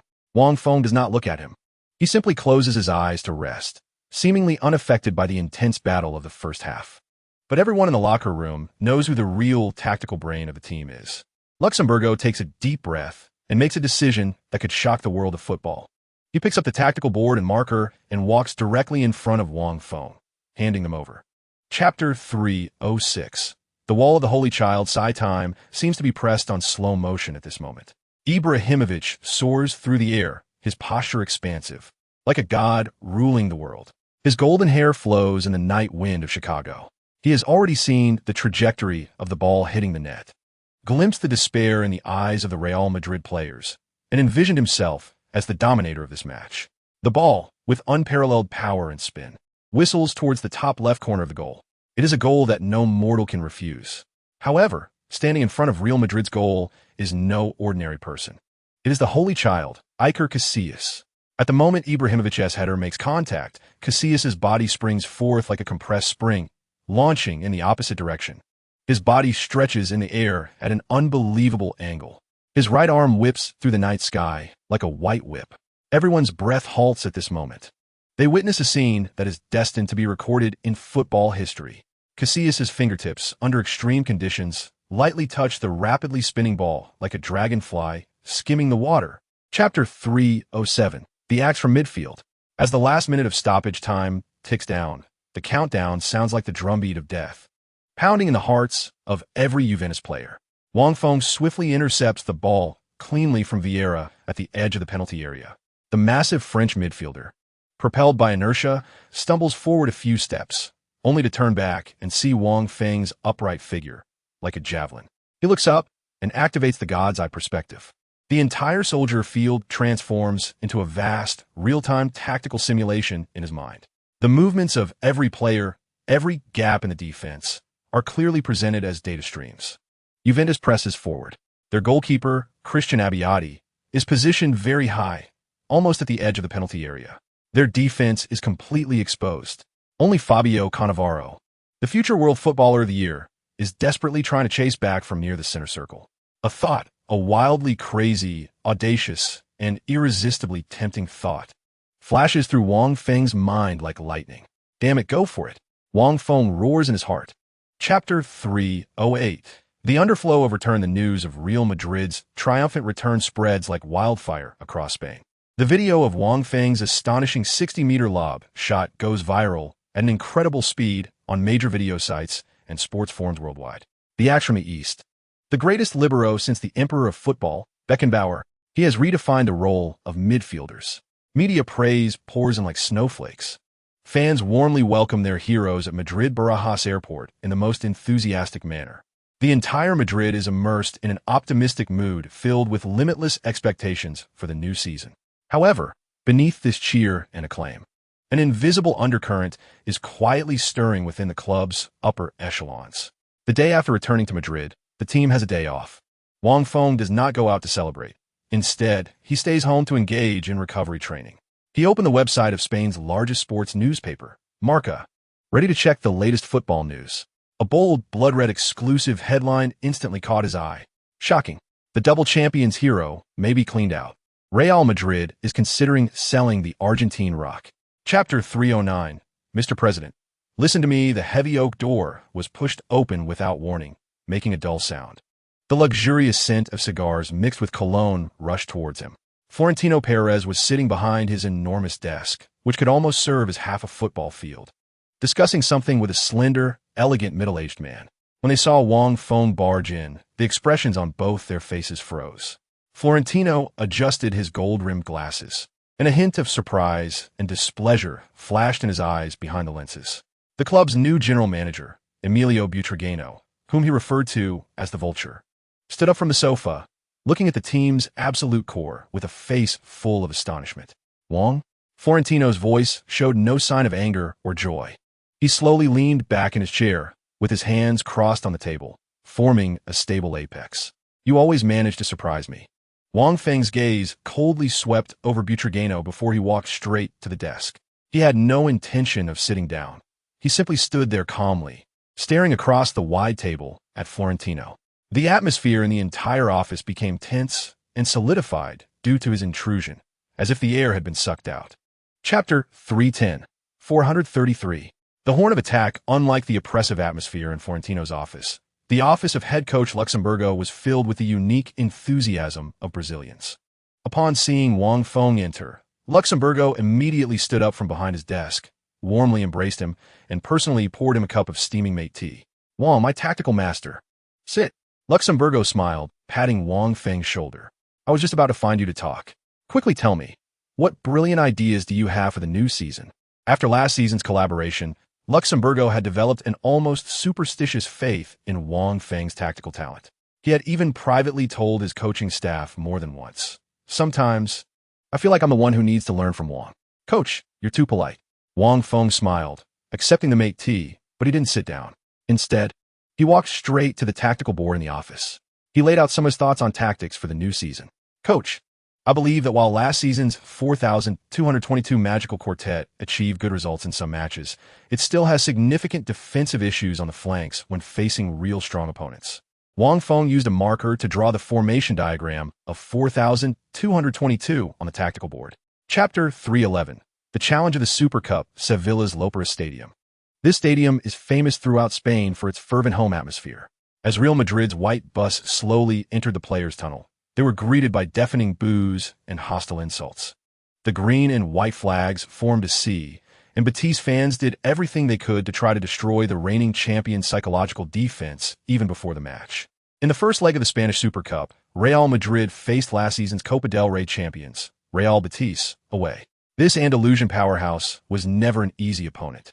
Wang Feng sat by the window on the bus, expressionless as he watched the crazy fans outside, feeling no waves of emotion. Wow, this scene is a bit lacking compared to the National Derby. What he was more concerned about was the new formation 433 that Luxemburgo announced in the pre-match meeting. This formation, which he had planned, was finally about to make its official debut. Wang Feng would play as the single defensive midfielder, positioned at the back, responsible for sweeping and organizing. In front of him were Zidane and the Beast Baptista in a dual attacking midfielder combination. One was responsible for technical linking, and the other for penetrating attacks. Chapter 312. Locking down Joaquin in the stands of Lopera Stadium. The cheers of tens of thousands of Betis fans were like tangible sound waves, crashing heavily onto the pitch. They looked forward to their king, Joaquin, being able to once again tear apart Real Madrid's defense with his unanswerable breakthroughs. Facing Wang Feng, Joaquin's eyes were filled with confidence. He began his signature, dazzling dribbling. His body swayed like a weeble, while his feet moved at an astonishing frequency. Wang Feng stood in front of him like a statue, completely motionless. Internally, he even had the spare time to mock. I've seen plenty of flashy stuff. He didn't rush in like Carlos, keeping his weight low. His eyes locked on Joaquin's waist, not on the ball at his feet. This was the top-level defensive experience. After several feints, Joaquin realized that the number 15 in front of him was completely unfazed. A flash of impatience crossed his mind. He had lost his patience. He decided to use his proudest asset, speed, to force a breakthrough, just as he pushed the ball forward with his right foot. Chapter 313.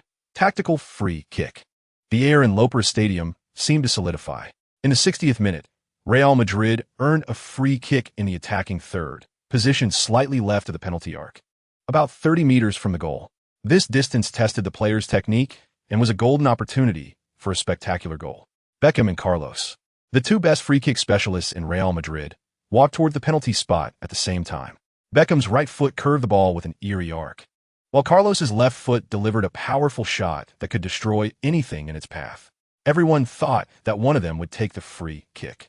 The Betis goalkeeper was nervously directing his wall, his body taut like a drawn bow, ready to dive to the two dead corners of the goal at any moment. However, at that moment, a white figure slowly walked up from the backfield. It was Wang Feng. He walked between Beckham and Carlos and whispered a few words to the two superstars.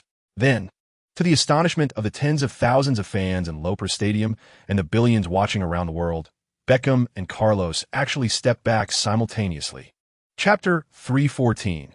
The midfield brains of the Bullfighters Los Roses Football City, located in the suburbs of Madrid, is the training base for the Spanish national team. When Wang Feng first stepped onto this turf, he was filled with a special emotion. Here gathered the top football talents from all over Spain. Raúl, Puyol, Joaquin, Torres, familiar and legendary names. And now, he would fight alongside these players for the ultimate trophy, the coveted Hercules Cup. Head coach Luis Aragonés, known as the wise old man of Spanish football, personally welcomed Wang Feng at the door. He firmly shook Wang Feng's hand and hoarsely said, "Welcome, kid. Spain needs you." On the training ground, Wang Feng quickly met two future midfield legends, Xavi Hernandez and Andrés Iniesta. At this time, Xavi was already the core of Barcelona's midfield. He looked ordinary, not very tall, but his eyes sparkled with wisdom beyond his years. He was a born football brain. Iniesta, on the other hand, was even younger, just emerging on the first team of Barcelona. With pale skin, he appeared somewhat shy, even not daring to make eye contact with others. But once the ball was at his feet, he transformed into another incredible magician. Chapter 315. The test in Belgrade. The plane landed at Belgrade Nikola Tesla Airport. When the players of the Spanish national team walked out of the VIP passage, they were greeted not by flowers and applause, but by the hostile roars and middle fingers of Serbian and Montenegrin fans. The air was thick with the smell of gunpowder. This was Belgrade, a city known for its iron will and resilience. They were about to face the famous hellish home ground, Red Star Stadium, also known as Maracana Stadium, located in the heart of Belgrade. Wow, this welcoming ceremony was quite special. Wang Feng tugged at the collar of his tracksuit, looking at the fierce-faced fans outside, internally mocking without any emotion. Next to him, Raul, the Real Madrid captain used to the storms, just smiled lightly. Get used to it, Wang. Every time we come here, it feels like a war. Var. That word was aptly used. This World Cup qualifier was a do-or-die battle for both sides. At the pre-match press conference, the atmosphere was equally tense. Spanish media reporters aimed all their guns at the head coach, Luis Aragonés. Chapter 3:16. The prototype of possession play. Kajic instinctively took a step back as Wang Feng approached him step by step. In the black pupils of his opponent, he saw something he had never encountered before. It was not anger nor brutality, but a pure, cold contempt, as if it came from the abyss. Like a lion examining a hyena that foolishly provoked it. Kid, what do you want? Kajic shouted fiercely, trying to cover the slight panic in his heart with volume. Wang Feng did not speak. He simply walked calmly to Kajic's front and stopped. The distance between them was less than half a meter. Wang Feng was half a head taller than Kajic. He slightly lowered his head, looking down at his opponent. That gaze made Kajic feel as if he were stripped bare, exposed naked in front of everyone. Just then, the referee finally squeezed through the crowd and rushed between the two. Hey, calm down, he shouted loudly while using his body to separate them. Spain's captain Raul also grabbed Wang Feng's arm and whispered, Wang, calm down, don't be fooled. Chapter 3:17. An eye for an eye in the 44th minute of the first half. The atmosphere in Red Star Stadium was as oppressive as the surface of the sea before a storm. The Serbia and Montenegro team launched their final and most decisive counterattack of the first half. The ball was kicked forward by a defender with all his might. Matija Kajic, like an enraged bull, almost suicidally collided with Puyol in a fierce aerial duel, fiercely winning the first touch. The ball was headed towards his teammate Stankovic, who was making a run in the center. Kajic did not pause after landing. He immediately turned and shot forward like an arrow, aiming for the space behind the Real Madrid defense. He craved a goal. He wanted to respond to Spain's suffocating possession with a goal before the half ended, to ignite the last glimmer of hope in this hellish home ground. Stankovic understood the cue, and without stopping the ball, directly passed it back to the advancing Kajic. It was a simple yet effective combination. Kajic was about to receive the ball. In front of him was an open space. However, just as he was about to touch the ball and turn. Chapter 3:18. Victory and return the second half turned into a one-sided training drill for both offense and defense. Without Kajic as the focal point and only explosive option in the front line, the Serbia and Montenegro team's offense was completely paralyzed. They even struggled to push the ball into Spain's half. Meanwhile, Spain's three-core midfield played more comfortably and artistically. The ball was continuously passed between Wang Feng, Xavi, and Iniesta. They moved like three artists gracefully dancing on stage. The Serbian players, on the other hand, resembled a group of clumsy spectators, passively admiring this dazzling performance. Wang Feng, in the backfield, acted like a calm commander.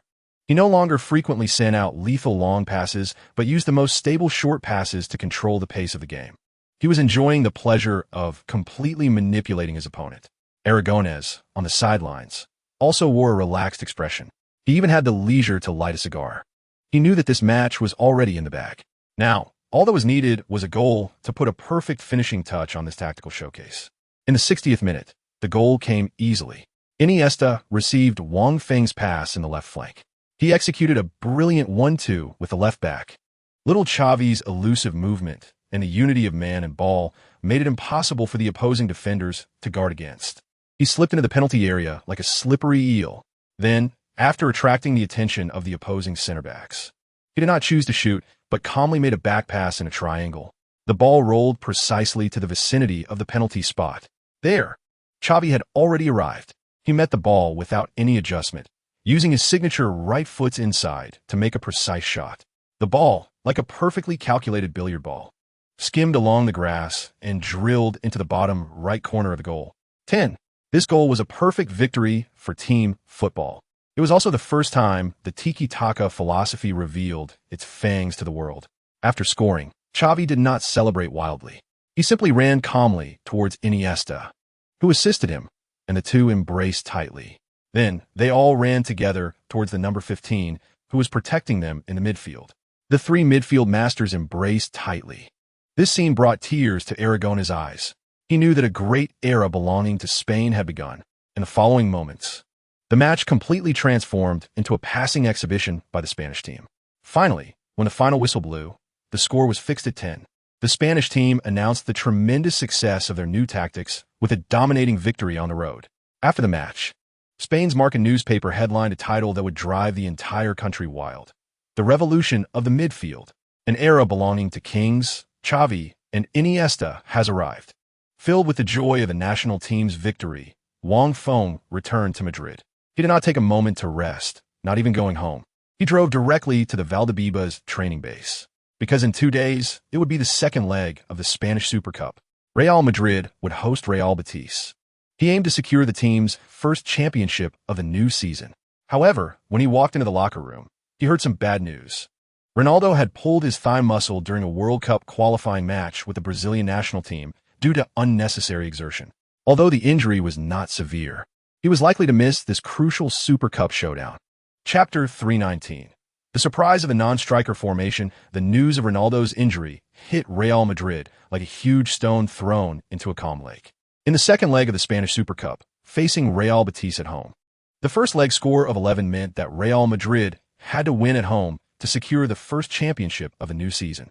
However, on the eve of this decisive match, the team's top scorer, that all-powerful alien, was sidelined due to fatigue from national team duties and had to withdraw. The atmosphere in the Bernabeu locker room was terrifyingly oppressive. The players silently changed their jerseys, and no one spoke. The air was filled with a sense of anxiety. Everyone knew what Ronaldo's absence meant. It meant that the sharpest knife of the team was gone. Everyone expected head coach Luxemburgo to replace Ronaldo with the young striker Soldado. This was the most conventional and safest choice.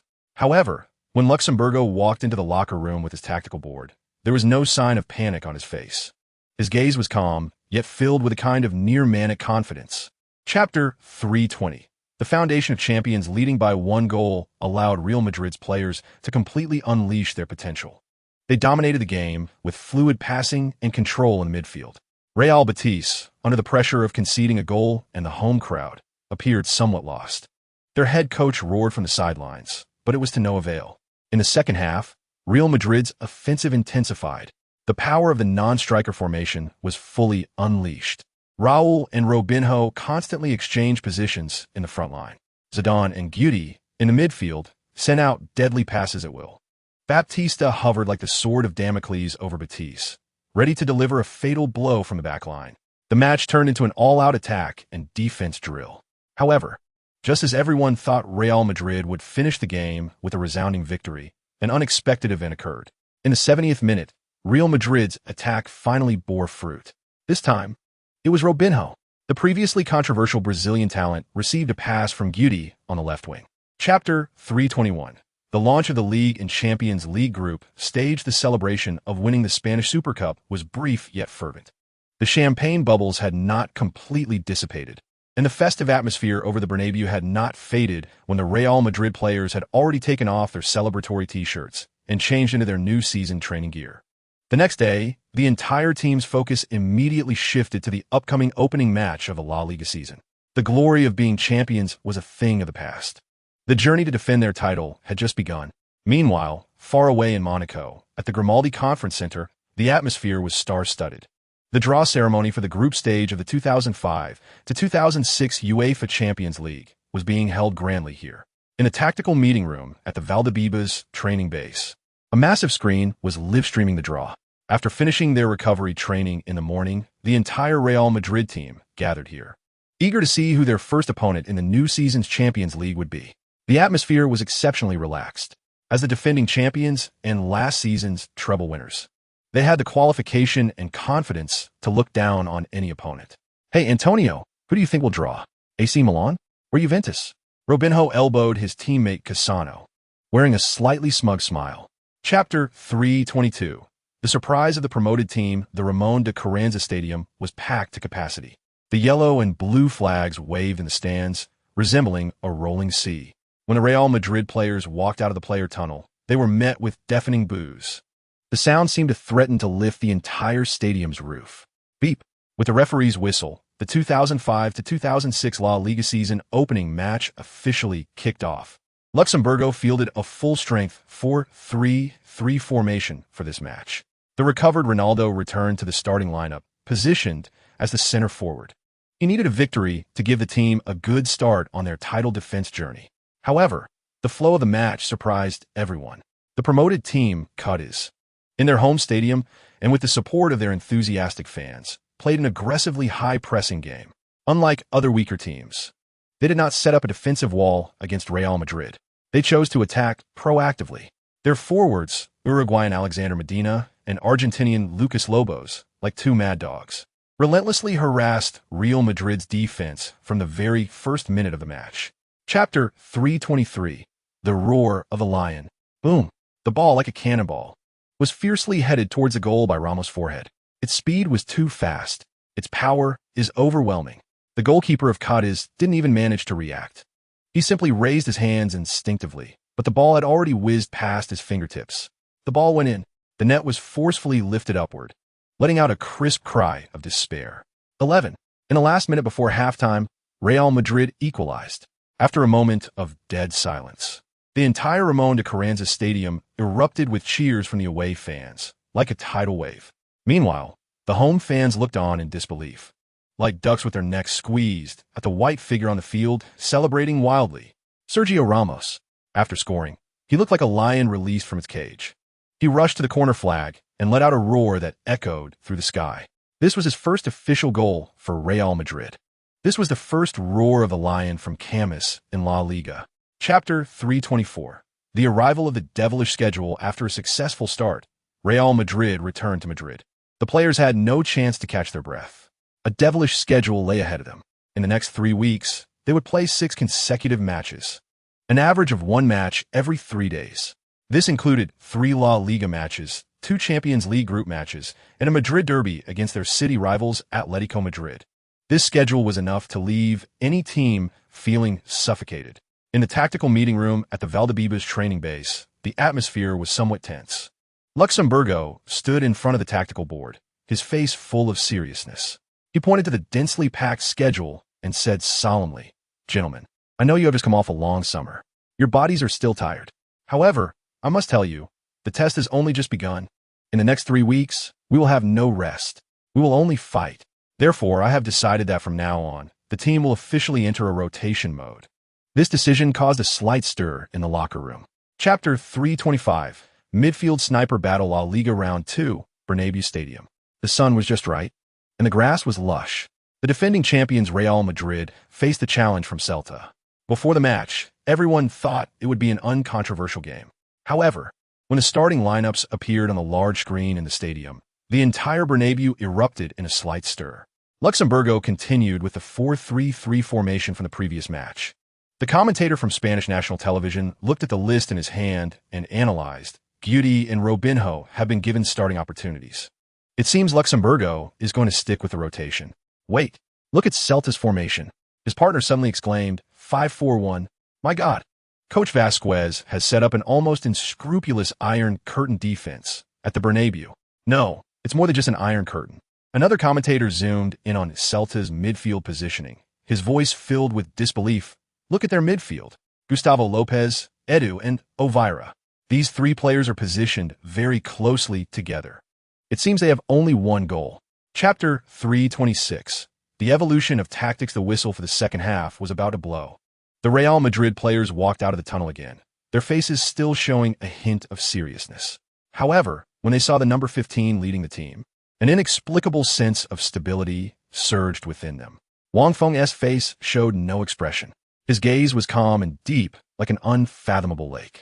He seemed unaffected by the mistakes and losses of the first half. Is this guy a monster? Guti looked at Wang Feng's back and couldn't help but mutter in his heart. The match resumed. Real Madrid's positioning quietly changed. Wang Feng's position was no longer fixed at defensive midfielder as in the first half. he began to frequently retreat to his defense. He even stood directly between center backs Samuel and Ramos, like a classic sweeper. What is this operation? The commentator from Spanish national television exclaimed again as he observed the changes. Wang is playing center back? No, he is like a free player. Luxemburgo has changed the formation in the second half. Chapter 327. The start of the Kings Cup, the league's 3-1 comeback against Celta, a match filled with tactical battles and individual heroism, left Real Madrid's players in high spirits on their way back to Madrid. However, they had no chance to catch their breath. Just 3 days later, the first round of the Kings Cup would ignite. Their opponent was Pain of Sport, a team entirely made up of electricians, firefighters, and bank clerks. For such a mismatched match, Luxemburgo made an unsurprising decision, a major rotation. Wang Feng, Ronaldo, Zidane, Beckham, Raul, and Casillas, all key players who participated in the national team match day, were given rest. They didn't even make the match day squad. The atmosphere in the Bernabeu locker room, however, was unusually lively. Those substitutes who rarely had opportunities in the league were all rubbing their fists in excitement. Hey, Roby, it's your turn today. Guti, the golden wolf of the Bernabeu, said while tidying his golden hair, raising an eyebrow at Robinho beside him. Chapter 328. The undercover battle before the derby. The Kings Cup victory boosted Real Madrid's morale to its peak. The atmosphere of healthy competition within the team grew even stronger. However, they had no time to enjoy the joy of victory, because the first real test of the new season was about to arrive. The Madrid derby, facing their city rivals, Atletico Madrid, at home. At this time, Atletico, although not ranked high in the league, had their coach, the legendary Argentine Carlos Bianchi. The old coach, known for his solid defensive tactics and unique personality off the field, had injected unprecedented iron discipline into this team, which had always been known for its unpredictability. In the pre-match press conference, Bianchi made provocative statements. He leisurely told the world's media, Real Madrid? Of course, they're the best team in the world. They have the best player in the world, Wang Feng, who is incredible. His tone is filled with that unique, lazy accent of Argentinians. However, he suddenly shifts the topic, and a glint of cunning flashes in his eyes. The Madrid derby is always a contest of willpower, not talent. Chapter 329. The Orange Chariot of Bernabeu. The Madrid derby ignites again, as the players from both teams step onto the perfectly green, velvet-like grass of the Bernabeu. The cheers and boos erupting from the entire stadium nearly tear apart the sky of Madrid. Beep. The referee's whistle sounds, and the match officially begins. The Atletico Madrid players, like a group of beasts released from a cage, charge towards Real Madrid from the very first second, driven by the iron will instilled by their coach, Bialdo. They aim to destroy Real Madrid's beautiful football with their bodies, their collisions, and the most brutal methods. However, when they cross the halfway line, they are stunned. Real Madrid's formation is completely different from the videos they studied before the match. 433? No, it's 352. 3 tall center backs stand like mountains in front of the penalty area. 5 midfielders form a huge net, completely sealing off the central area. What kind of ridiculous formation is this? Atletico's coach Bialdo stands on the sidelines, dumbfounded. For the first time, his usually calculating and gloomy face shows panic. He has been thoroughly outsmarted by Luxemburgo and Wang Feng. Chapter 330. The domination of the derby and the call of the Champions League. The second half of the match sees a sudden change in the tide. Leading by 1 goal, Real Madrid plays with even more ease. They turn the match into their own showcase with flowing passing and possession in the midfield. Meanwhile, Atletico Madrid's players, under the dual pressure of conceding a goal and their coach's fury, completely lose their composure. Their movements become increasingly reckless. Their pressing becomes increasingly reckless. The tension in the match intensifies. In the 50th minute, Atletico's midfield core, Peter Luzin, makes a vicious tackle from behind, bringing down Zidane, who was carrying the ball. This is an extremely malicious action that deserves a red card. Beep.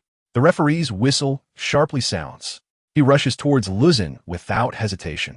A yellow card. This decision elicits deafening boos from the stands of the Bernabeu. The Real Madrid players immediately surround him. Wang Feng is the first to rush in front of the referee, his face filled with anger. Sir, can't you see? This is a leg-breaking tackle from behind. It should be a red card. Chapter 331. The Lion's Den. The plane lands at Lyon Saint-Exupéry Airport. In a different humid air, unlike that of Madrid, greets the entire Real Madrid team, along with the long guns and short cannons of the French media and the hostile chants of Lion fans. The opening match of the Champions League group stage. A challenge against the four-time consecutive League One champions, Lyon. At the pre-match press conference, Lyon's coach, the elegant Gerard Houllier, who once coached Liverpool, appears exceptionally confident in front of the camera. Real Madrid is the defending champion. They have the king, they have Ronaldo, they have the most glamorous attacking line on the planet. He first politely offers a compliment.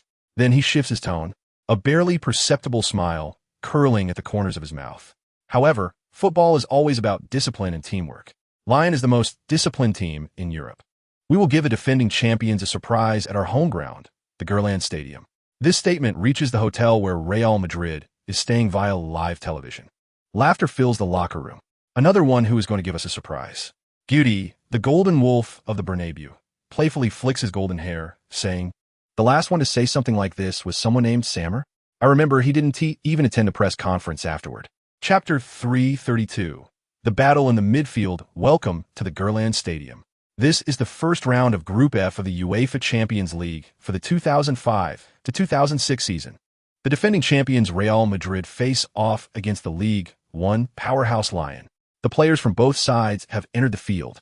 We can see that Real Madrid has set up a 433 formation today. The king is still the unmovable single defensive midfielder. In front of him are Zidane and Baptista. This is a midfield combination that balances both skill and power. Lyon, on the other hand, has fielded their strongest lineup. Their midfield is arguably the toughest in all of Europe. Ghanaian Water, Buffalo, Michael Essien, Mali's Iron Waist, Mahamadou Diarra, and the Brazilian free kick master, Juninho. This will be a midfield battle like a collision of Mars and Earth. Beep! With the referee's whistle, the match officially begins. Lyon truly lives up to their reputation. From the very first minute of the match, they engage Real Madrid in a fierce battle for every inch in the midfield, especially their midfield core, Michael Essien. This man, known as the Ghanaian Water Buffalo, is like an unyielding, perpetual motion machine. Chapter 333. The redemption of the bicycle in the 60th minute of the second half. A slight commotion arises in the stands of the Ballon Stadium. A slender figure stands up in front of the Real Madrid bench, beginning to take off his training vest. Robinho. Luxemburgo has finally made an adjustment. He substitutes this Brazilian prodigy for the exhausted flag of the Bernabeu, Raul, who has given his all. Before entering the field, Robinho takes a deep breath. His gaze sweeps across the pitch. He sees the number 15, who has been battling with Essien in the midfield for the entire 60 minutes. He also sees the number 9, who has similarly been heavily guarded by the opponent in the front line. Wang Feng and Ronaldo both cast encouraging glances at him almost simultaneously. A wave of unprecedented warmth surges through Robinho's heart. He is no longer nervous. He runs onto the field. He wants to repay this heavy trust with his performance.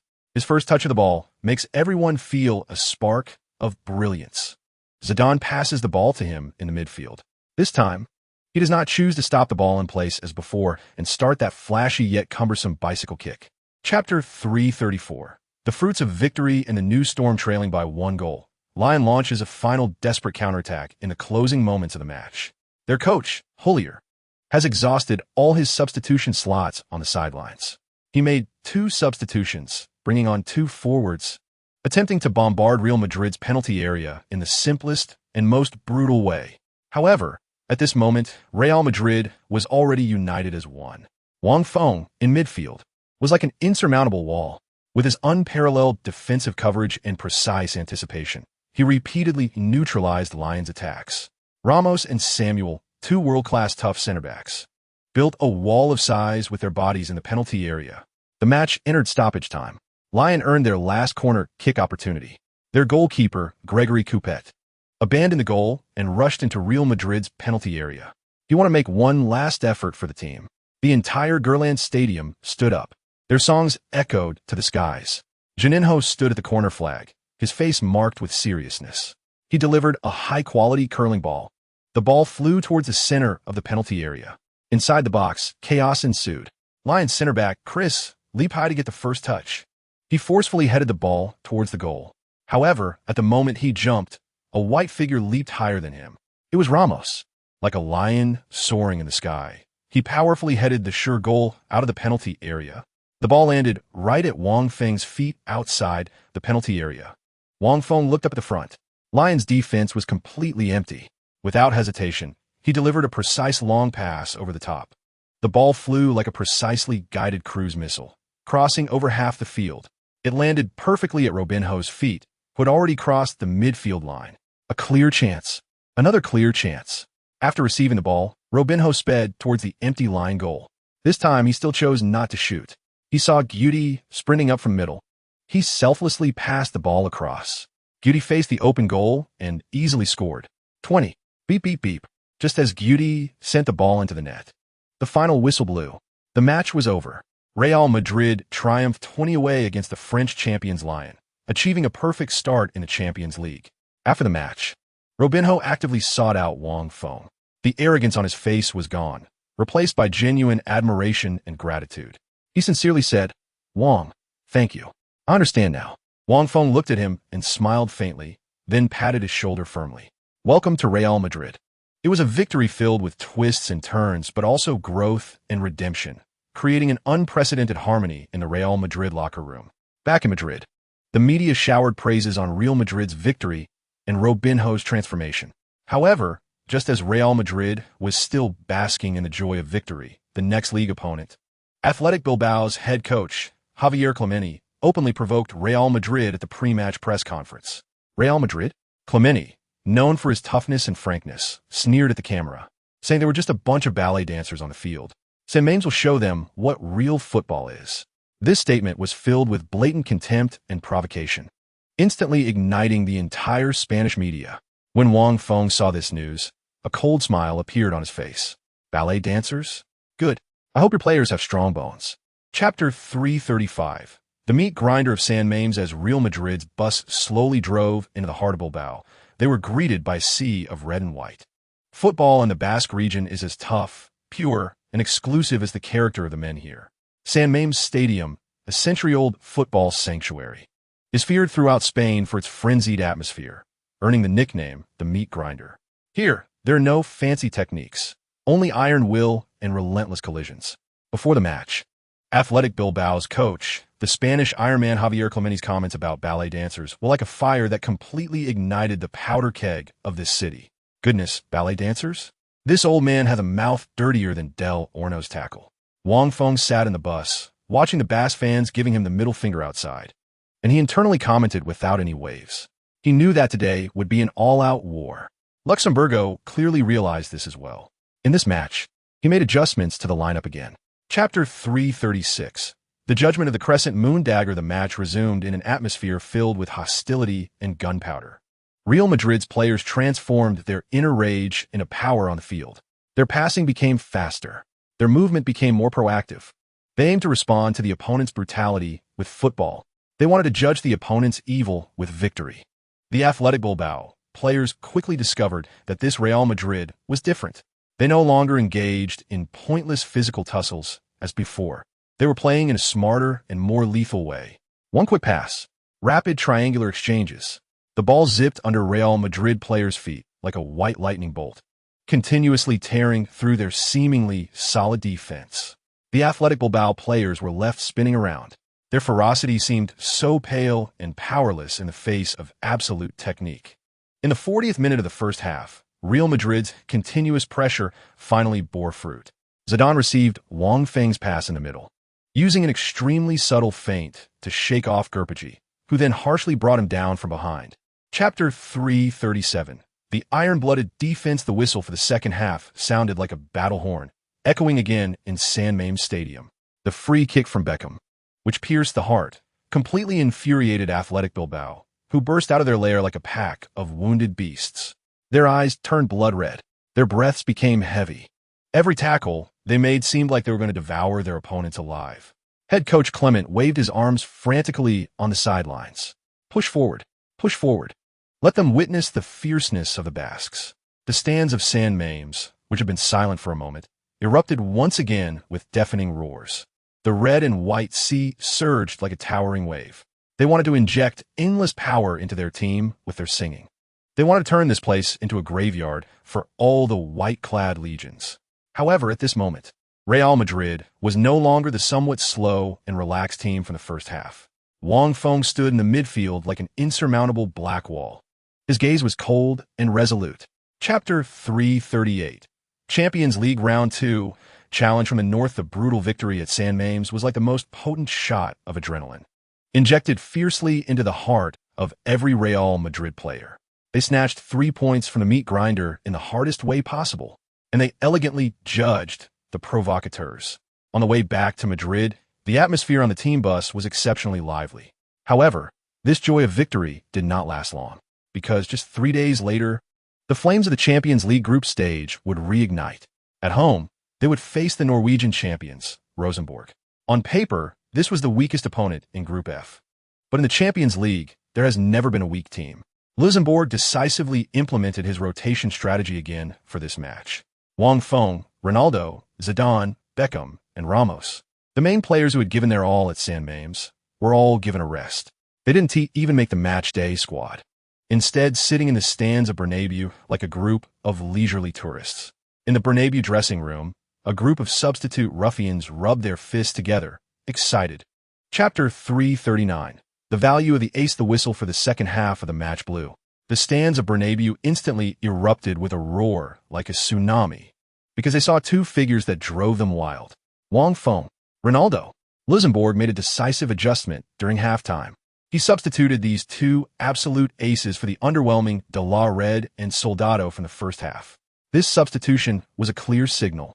Real Madrid was about to start harvesting the game. The entrance of the two immediately caused a dramatic change in the situation on the field. Wang Feng was like a calm conductor in the midfield. With his remarkably precise passing, he began to reorganize the chaotic attack of the team. Every pass at his feet was purposeful. Meanwhile, Ronaldo was like a shark released back into the ocean, in the front line, with his unparalleled movement and terrifying intimidation. He continuously stretched Rosenborg's already shaky defense. The defenders of Rosenborg began to panic under the aliens' onslaught. Their formation was no longer as tight as it had been in the first half. Gaps began to appear. In the 55th minute of the match, the deadlock was finally broken. Wang Feng received a pass from Ramos in the midfield. He lifted his head, and the god's perspective instantly activated. He saw Ronaldo retreating from the edge of the penalty area. He also saw, on the left flank, a figure like a lightning bolt, already in motion. It was Robinho. A smile crept onto Wang Feng's lips. He chose not to play a direct long pass. Instead, with a ground-hugging through ball, he accurately found the retreating Ronaldo. Ronaldo received the ball with his back to goal. Behind him was a Rosenborg center-back. Everyone thought he would turn and break through himself. However, he didn't even look at the situation behind him. With an extremely clever and artistic back heel, filled with the spirit of samba football, he lightly nudged the ball. The ball, like a mischievous sprite, slipped through the legs of the opposing center-back. It precisely arrived at Robinho's feet, who was sprinting in from the flank. This was a moment worthy of being listed among the top 10 assists in this season's Champions League. My goodness! The commentator exclaimed excitedly as he watched this cooperation. Ronaldo, with an unbelievable back heel, he tore open Rosenborg's defense. He passed the ball to his Brazilian compatriot. This time, Robinho didn't hesitate. He didn't repeat the mistakes of the first half. He met the incoming ball without even stopping it. He shot directly. The ball, like a cannonball, hit the net. 10. After scoring, Robinho excitedly rushed towards the number 9 who assisted him. He tightly embraced his idol, his big brother. Thank you, Ronnie. Ronaldo smiled and patted his back. In the end, Real Madrid secured a 1-0 victory at home against Rosenborg, achieving 2 consecutive wins in the Champions League group stage. It was a victory without any major scares. After the match, the dressing room was filled with a relaxed atmosphere. The players were discussing Ronaldo's miraculous assist. However, Wang Feng noticed the goalscorer, Robinho, who was sitting alone in a corner. There was no joy on his face after scoring. Instead, there was a complex, contemplative expression. Wang Feng knew that some issues, if not resolved at their root, would always be a hidden danger. He didn't join in the celebration. He took 2 bottles of water and slowly walked towards the Brazilian prodigy who was still deep in thought. He decided it was time to have a good talk with him. Chapter 340. The lesson of a long night in the Bernabeu dressing room. The scent of victory champagne had not yet dissipated. The main players gathered in groups, excitedly discussing Ronaldo's miraculous backheel assist and the team's 2 consecutive wins in the Champions League. However, in this sea of joy, there is a lonely island. Robinho, the hero who scored the winning goal in the second half, sits quietly alone in front of the corner wardrobe. A white towel covers his head, obscuring his expression. There is no one beside him. He feels like a forgotten child in the world. Although he scored a goal, although the team won, his heart is filled with an indescribable sense of loss and confusion. The mediocrity of the first half and the easy goal in the second half, fed by his 2 older brothers, form an extremely ironic contrast. He begins to doubt himself, doubt his proud Samba football, doubt whether he truly belongs here. Just then, a pair of white sneakers stops in front of him. Robinho slowly lifts his head. It's Wang Feng. His face shows no expression. His gaze is calm and deep, like a bottomless lake. Chapter 341. Transformation on the training ground at the Valdebebas training base. The sun is shining brightly. In the following days of training, Robinho's transformation is visibly remarkable. One might even say it is a rebirth. He is no longer the player who, upon receiving the ball, instinctively wants to perform flashy tricks to toy with his opponents. He begins to absorb, like a sponge, the concepts of efficiency and teamwork that Wang Feng teaches him. In the circle training, the ball comes to his feet. Everyone subconsciously thinks he will try to nutmeg an opponent with a fancy move, as he used to do. However, he does not. He simply passes the ball directly and accurately to Guti beside him. Guti pauses for a moment, then whistles loudly. "Hey, kid, you figured out." Robinho smiles, revealing 2 rows of white teeth. In the group match, he no longer insists on receiving the ball on the wing and charging straight into the opponent's defenders. He begins to make a lot of clever off-the-ball runs. He uses his movement to create precious space for his teammates. Each of his sprints is like a sharp knife, piercing through the opponent's defense. This change makes Real Madrid's entire attacking line flow smoothly.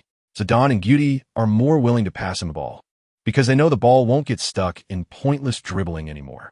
They know that as long as they pass accurately, they will receive a more comfortable reward in the next moment. During one of the group matches, Wang Feng intercepts the ball in midfield. He looks up at the left side. Robinho is entangled with the opposing simulated fullback. Wang Feng decisively delivers a precise over-the-top pass. The ball arcs beautifully through the air, landing accurately in front of Robinho. Robinho meets the ball without stopping it. He doesn't even look at what's happening behind him. He directly uses his heel to gently flick the ball towards the center. This is a play that is full of creativity and extremely team-oriented. The ball precisely finds Carlos, who is making a high-speed run from the back. Robinho himself continues to sprint forward, drawing away the fullback who is marking Carlos. After receiving the ball, Carlos sees a clear path ahead. He sends a powerful cross. Ronaldo, who is making a run into the box, heads the ball into the net. The whole process takes less than 3 seconds. Simple, efficient, lethal. On the sidelines, Luxemburgo, who is observing the training, can't help but stand up and applaud this wonderful combination. Beautiful, so beautiful. His eyes are filled with surprise and satisfaction. He sees a brand new Robinho, a more mature and more formidable Robinho. After training, Luxemburgo calls Robinho aside. He pats Robinho's shoulder and sincerely says, "Kid, it seems you have finally figured it out. Your talent is beyond doubt. However, at Real Madrid, talent is the least valuable thing. The team is what matters. In the next match, I will give you the opportunity. You will start." Robinho's eyes suddenly light up. He nods vigorously. "Thank you, coach. I won't let you down." Real Madrid's next league match will be an away challenge against Alaves, a team known for its extremely tenacious and defensive style. Their coach is the Argentine Chavez Lopez, a tactical master skilled in defensive training. What kind of welcome ceremony will he prepare for the reborn Robinho? This match will be the first real test of Robinho's transformation. Chapter 342. The Iron Wall of Mendizorroza Victoria, the home ground of Alaves, Mendizorroza Stadium. This stadium is small and somewhat worn down, but when Real Madrid's bus drives in, they are greeted by a sea of blue and white. Alaves fans turn this place into a devilish home ground that can intimidate any visiting team with their primal passion. Wow, this atmosphere is even more intense than those guys from Cadiz. Wang Feng sits on the bench, looking at the hostile faces outside the window, calmly making comments in his mind. In this match, he has been given a rest. Luxemburgo has kept his promise. He has placed Robinho, the Brazilian talent who has just undergone a mental transformation, in the starting lineup. He wants to test Robinho's quality with a real challenge. And Alaves coach, the Argentine Chavez Lopez, known for his defensive tactics, indeed does not disappoint Real Madrid. When the starting lineups are announced, the entire Spanish media is in an uproar. 901.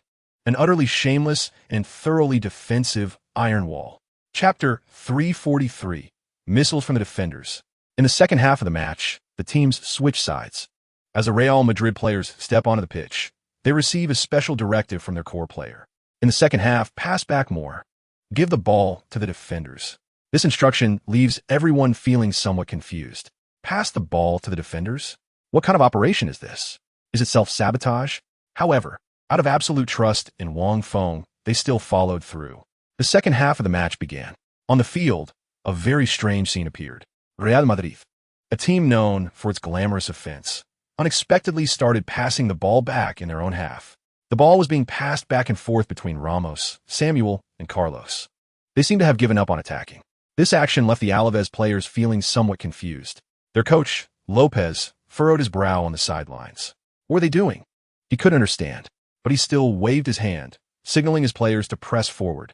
He couldn't allow Real Madrid to control the ball so calmly in their own half. Alaves forward Nene symbolically rushed towards Ramos with the ball. He wanted to force the opponent into making a mistake with his pressing. Chapter 344. The most lethal counterattack. Ramos's stunning long-range shot acted like a key, unlocking Alaves's rusty iron lock. It was also like a bucket of cold water, waking them from their dream of causing an upset at home. Forced to press for an attack, Alaves's formation was completely thrown into disarray. They were no longer like the disciplined Spartan warriors of the first half. They had turned into a group of gamblers who had lost their minds in a casino. Huge gaps appeared in their defense, large enough for any truck to pass through without obstruction. And this was exactly the situation that Real Madrid, the world's top hunters, loved the most. As the match reached the 75th minute, Alaves threw everything forward. Their midfielders took a hasty long-range shot from the edge of the penalty area. The ball soared high into the stands. Wang Feng, watching this scene from the back, shook his head helplessly. Dude, did you learn that shot from Ramos? Unfortunately, you don't have his skills. Casillas leisurely placed the ball on the goal line. He glanced at Wang Feng in the midfield. Wang Feng made a forward gesture to him. Chapter 345. The appointment from the wise old man. The next day, after returning to Madrid, the Valdebebas training base was bathed in sunlight. After finishing the morning's recovery training, Wang Feng returned a call from the national team coach, Aragonés, in the locker room. The call was quickly connected. Wang. On the other end, Aragonés's signature hoarse voice came through. Coach, it's me. Did you need something? Wang Feng asked calmly, leaning against the locker. There was a moment of silence on the line. Then, Aragonés slowly spoke in an unprecedented serious tone. Wang, I'm calling to inform you of something. I've already spoken to Raul, Puyol, and the others. Raul? Puyol? The first and second captains of the Spanish national team? Wang Feng raised his eyebrows slightly. Starting from the next national team match, Aragonés's voice was deliberate, like nails being hammered onto a steel plate. You will be the first vice-captain of the Spanish national team. Vice-captain? This appointment even surprised Wang Feng, who had just joined the Spanish national team for less than a year.